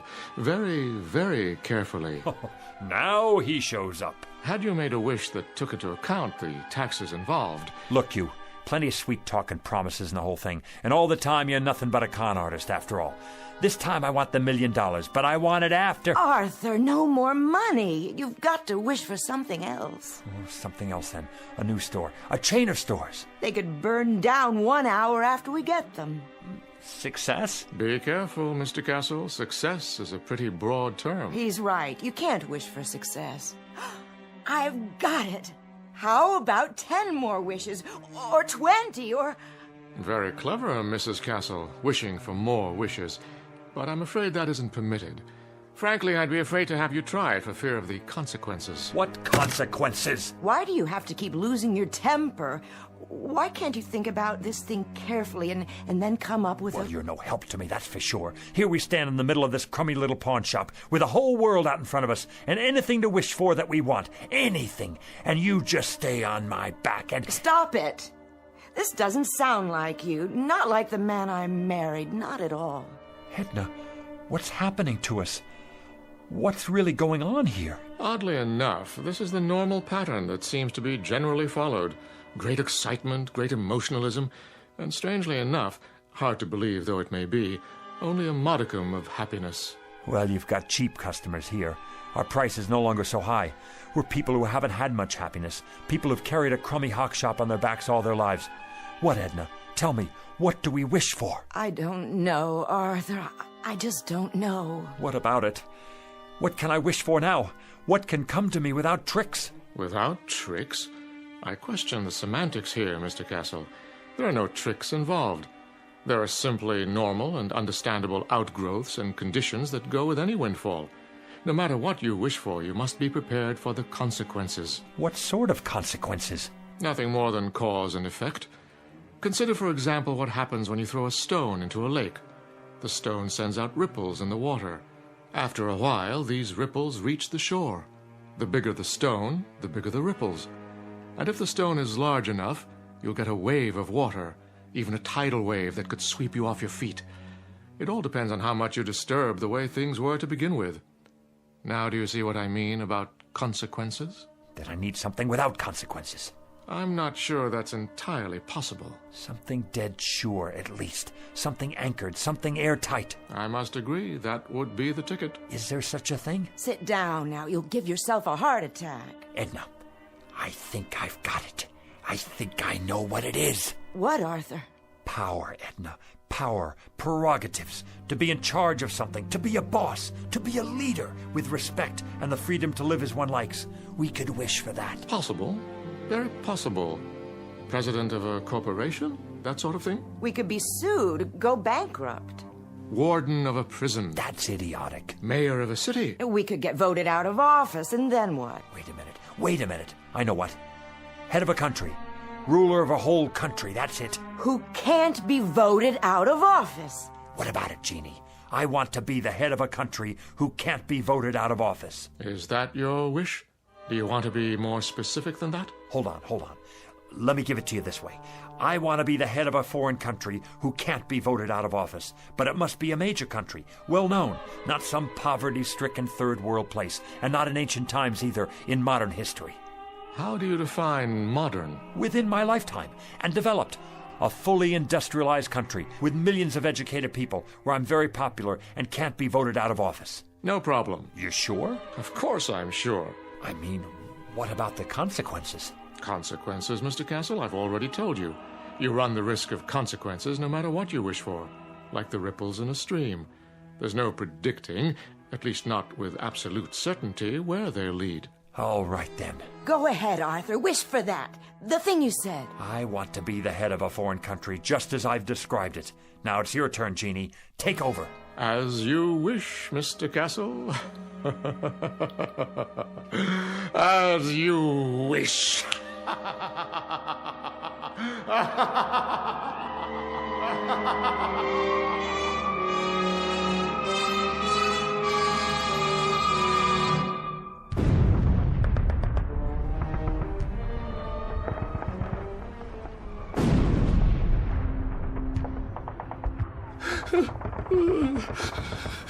You'll forgive me, sir. Yes? I have not slept in 3 nights now, but the situation is as I described.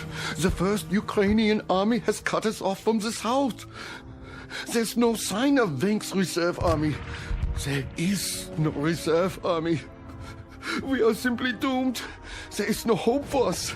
From now on, it is just a mass suicide. Did you hear what I said? They are already in Berlin. What about it, Führer? Führer? What do you want to do? Why do you call me that name? Here is what you asked for. Very quick and very painless, mein Führer. And we have the gasoline for you and Miss Braun. When you're finished. Head of a country. Can't be voted out of office. It's the end of the war and I'm in a bunker and I'm... Heil Hitler! It's almost the end. I've given them the poison. We'll take their bodies out into the courtyard and burn them when it's finished. Have the gasoline ready. I won't take the poison. I wish I were back where it all started. I wish I were Arthur Castle again.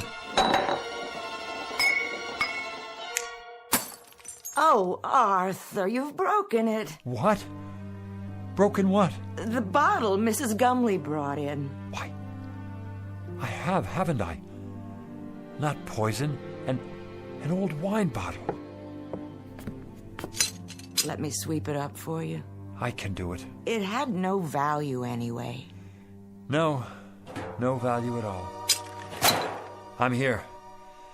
My final wish. I'm really here now. Where is he? Where is who? You know who I mean. The... And why would he be here? You've had your 4 wishes, remember? No, yeah. Well, I guess I'm a 4-time loser. What do you expect? I just wish he doesn't come back. I wish... There you go, wishing again. Right. Why should I? Why did I? Look at what we have here, Edna. We have a business that's been in my family for 3 generations. And each other. We have each other. I'm going to stop wishing for a while. You know, Edna, I can't afford a brand new life. Neither can I. I think I'll just give the old one a new paint job. You know something, Arthur? I think that's a very good idea. What is it? Look, your first wish, the glass case, it's not broken. It's still repaired. So we came out ahead after all. Nothing's ever a complete loss, is it? Careful, Arthur, with the broom handle. Well, we were ahead. Now you have more glass to clean up. You know something? I don't mind cleaning up any of it. Not at all. In fact, not at all.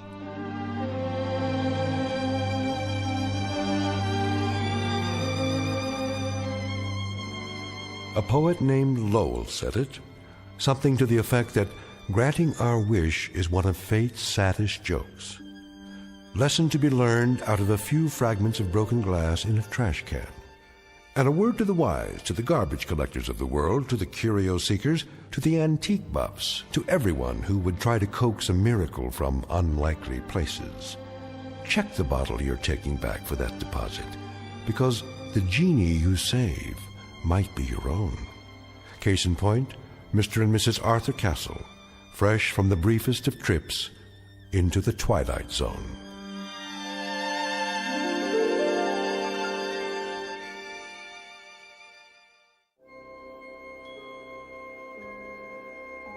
Hi, this is Carl Amari, producer of the Twilight Zone radio dramas. I'd like to take a moment to tell you about our official website at twilightzoneradio.com, where you'll get the latest news and information on these Twilight Zone radio dramas. Plus, at twilightzoneradio.com, you can digitally download 3 free episodes or any of our episodes for only $1.95 each. In this age of ever-changing technology, we've decided to make these episodes instantly available to you by making the Twilight Zone radio dramas a digital download-only series. This means that this series will no longer be offered on CD. The CD collections at our website are now being offered while supplies last at buy one, get one free. So be sure to get your favorites before they're sold out. Be sure to visit us often, and I'll see you in the zone.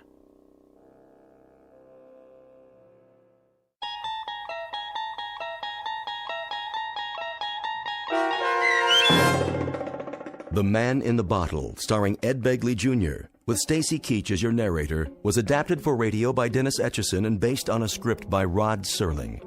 Heard in the cast were Linda Ryder, David Darlow, Guy Burrill, Rosalind Alexander, Richard Hensel, Rich Komanik, Carl Amari, Diane Trice, Irene Olson, and Richard Shavson. To learn more about the Twilight Zone radio dramas and to obtain audio cassettes and CDs of these programs, visit our website at twilightzoneradio.com. This copyrighted radio series is produced and directed by Carl Amari and Roger Wolski for Falcon Picture Group. Doug James speaking.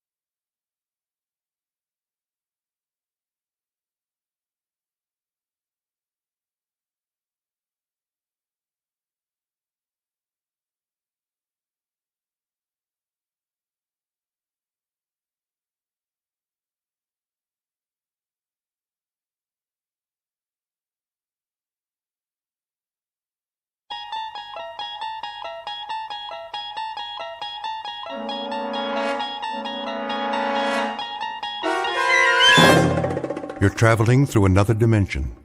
A dimension not only of sight and sound, but of mind. A journey into a wondrous land whose boundaries are that of imagination. That's the signpost up ahead. Your next stop, the Twilight Zone.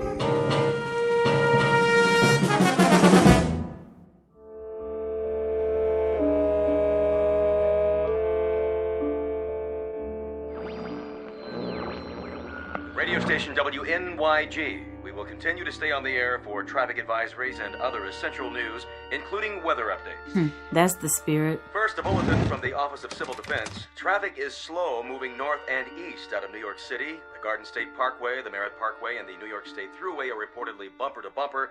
Motorists are advised to remain off the highways until further notice. It is now 11:55 Eastern Standard Time. The temperature is 104 degrees. Humidity 91%, barometer steady. Forecast for tomorrow. I got your forecast. More of the same.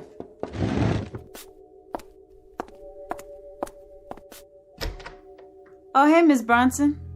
I hope you don't mind, Norma. Not in the least. Come on in. I can't stay. Of course you can. I always like it in your apartment. It's so much cooler.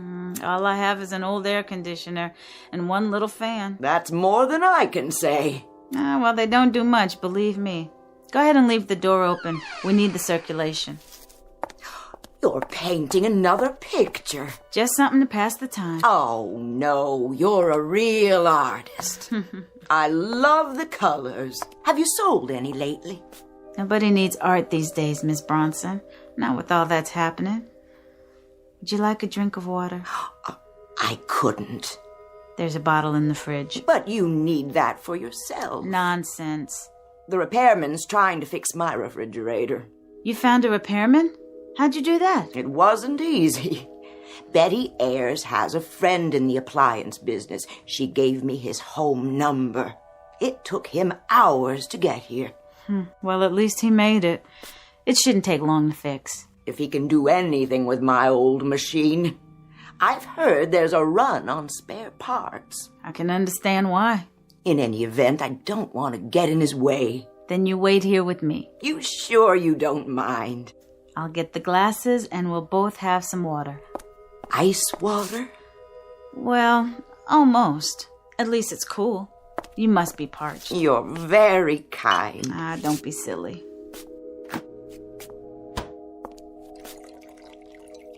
Thank you, Norma. I haven't had anything cold to drink all morning. Who's there? Well, hey, Susie. I'm thirsty. Are you, sweetie? Yes. Then come on in. Why, that's the first word I've heard the child say in ages. She just stands and watches. I think she's not right. Who is these days? Come here, Susie. Don't be afraid. Would you like some too? Sure you would.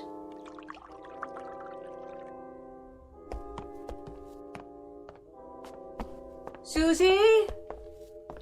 Don't take the lady's water. Oh, it's all right, Miss Schuster. I've got plenty. Nobody has plenty. Mrs. Bronson, is that you in there? We're leaving now. Did you get gas? Yeah, I got 12 gallons. I figured it'd at least take us to Buffalo. You're carrying everything with you? Yeah, just what we can fit in these suitcases. Where are you going?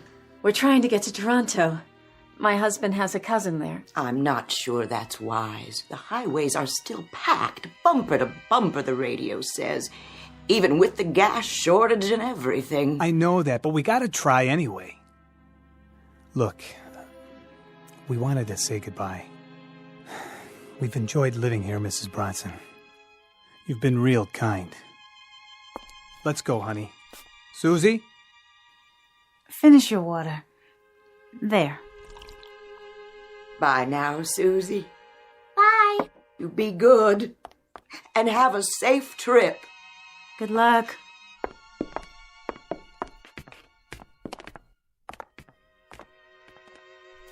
And now we are two. They were the last?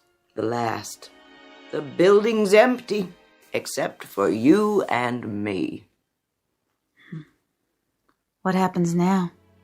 I don't know. I heard on the radio that they'll only turn the water on for an hour a day starting tomorrow. They said they'd announce what time. Aren't you going to leave? No, of course not. You'll stay here and paint your pictures no matter what, won't you?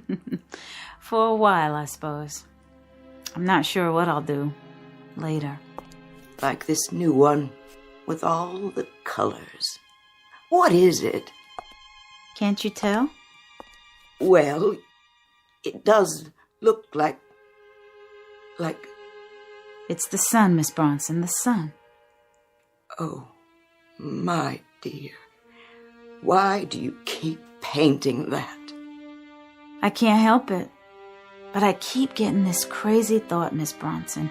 This crazy thought that I'll wake up and none of this will have happened. I'll wake up in a cool bed and it'll be night outside. Wouldn't that be lovely? And there'll be a wind. Yes. And branches rustling. Shadows on the sidewalk. A moon. Oh, Norma. Traffic noises outside instead of all this nothing. Automobiles, garbage cans, milk bottles, voices, anything. Isn't it odd? Isn't it odd the things we take for granted while we had them? There was a scientist on the radio this morning. He said that it would get a lot hotter. More each day now that we're moving so close to the sun. And that's why we're...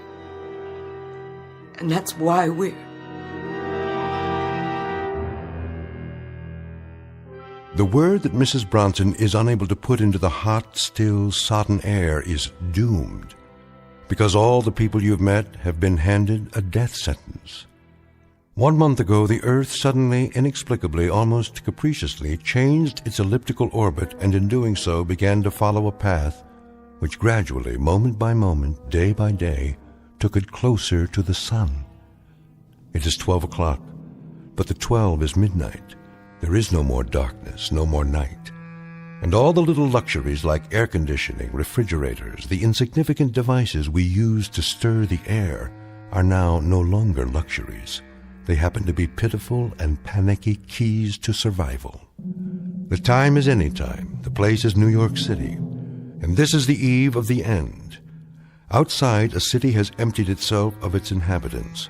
They have trekked north toward Canada in a hopeless race against a sun which has already begun to overtake them. This is a world of heat, a brilliant white orb that draws closer with every tick of the clock. It is high noon, the hottest day in history, and you're about to spend it in the Twilight Zone. And now, The Twilight Zone and our story, Midnight Sun, starring Kim Fields, with Stacy Keach as your narrator.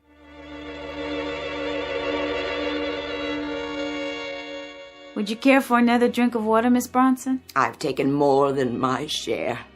Forgive me, Norma. Aw, after all you've done for me, don't you talk that way. Oh, there's the repairman. Hey, you looking for Miss Bronson? She's in here. She's running again, ma'am. Oh, I'm so glad. I tell you, I wouldn't sign no guarantee as to how long she'll run, but she shouldn't give you any trouble for a while. Oh, that's such a relief. You don't know. Yeah, I do. I've been to 4 buildings already today. People treat me like I'm a lifesaver or something. You are. Hey, I'm only doing my job. I don't like to ask, but was you going to pay for this in cash? I have a charge card. Well, the boss says I should start collecting in cash. On account of the banks shutting down and everything. What? Is that true? I didn't hear anything on the newscast. I know they cut back their hours. Yes, ma'am. Most branches don't open at all anymore. And cash machines? Forget it. The gangs are hauling those away right and left. It's a cash business nowadays. So, we've been working around the clock. Have you? Refrigerator's breaking down every minute and a half. Everybody and his brother trying to make ice. Then, with the current being shut off every couple hours, that's tough on the machines. You know, the compressors. You can't get decent copper tubing to save your life. Look, Miss Bronson, about the bill. How much is it? I gotta charge you $100. For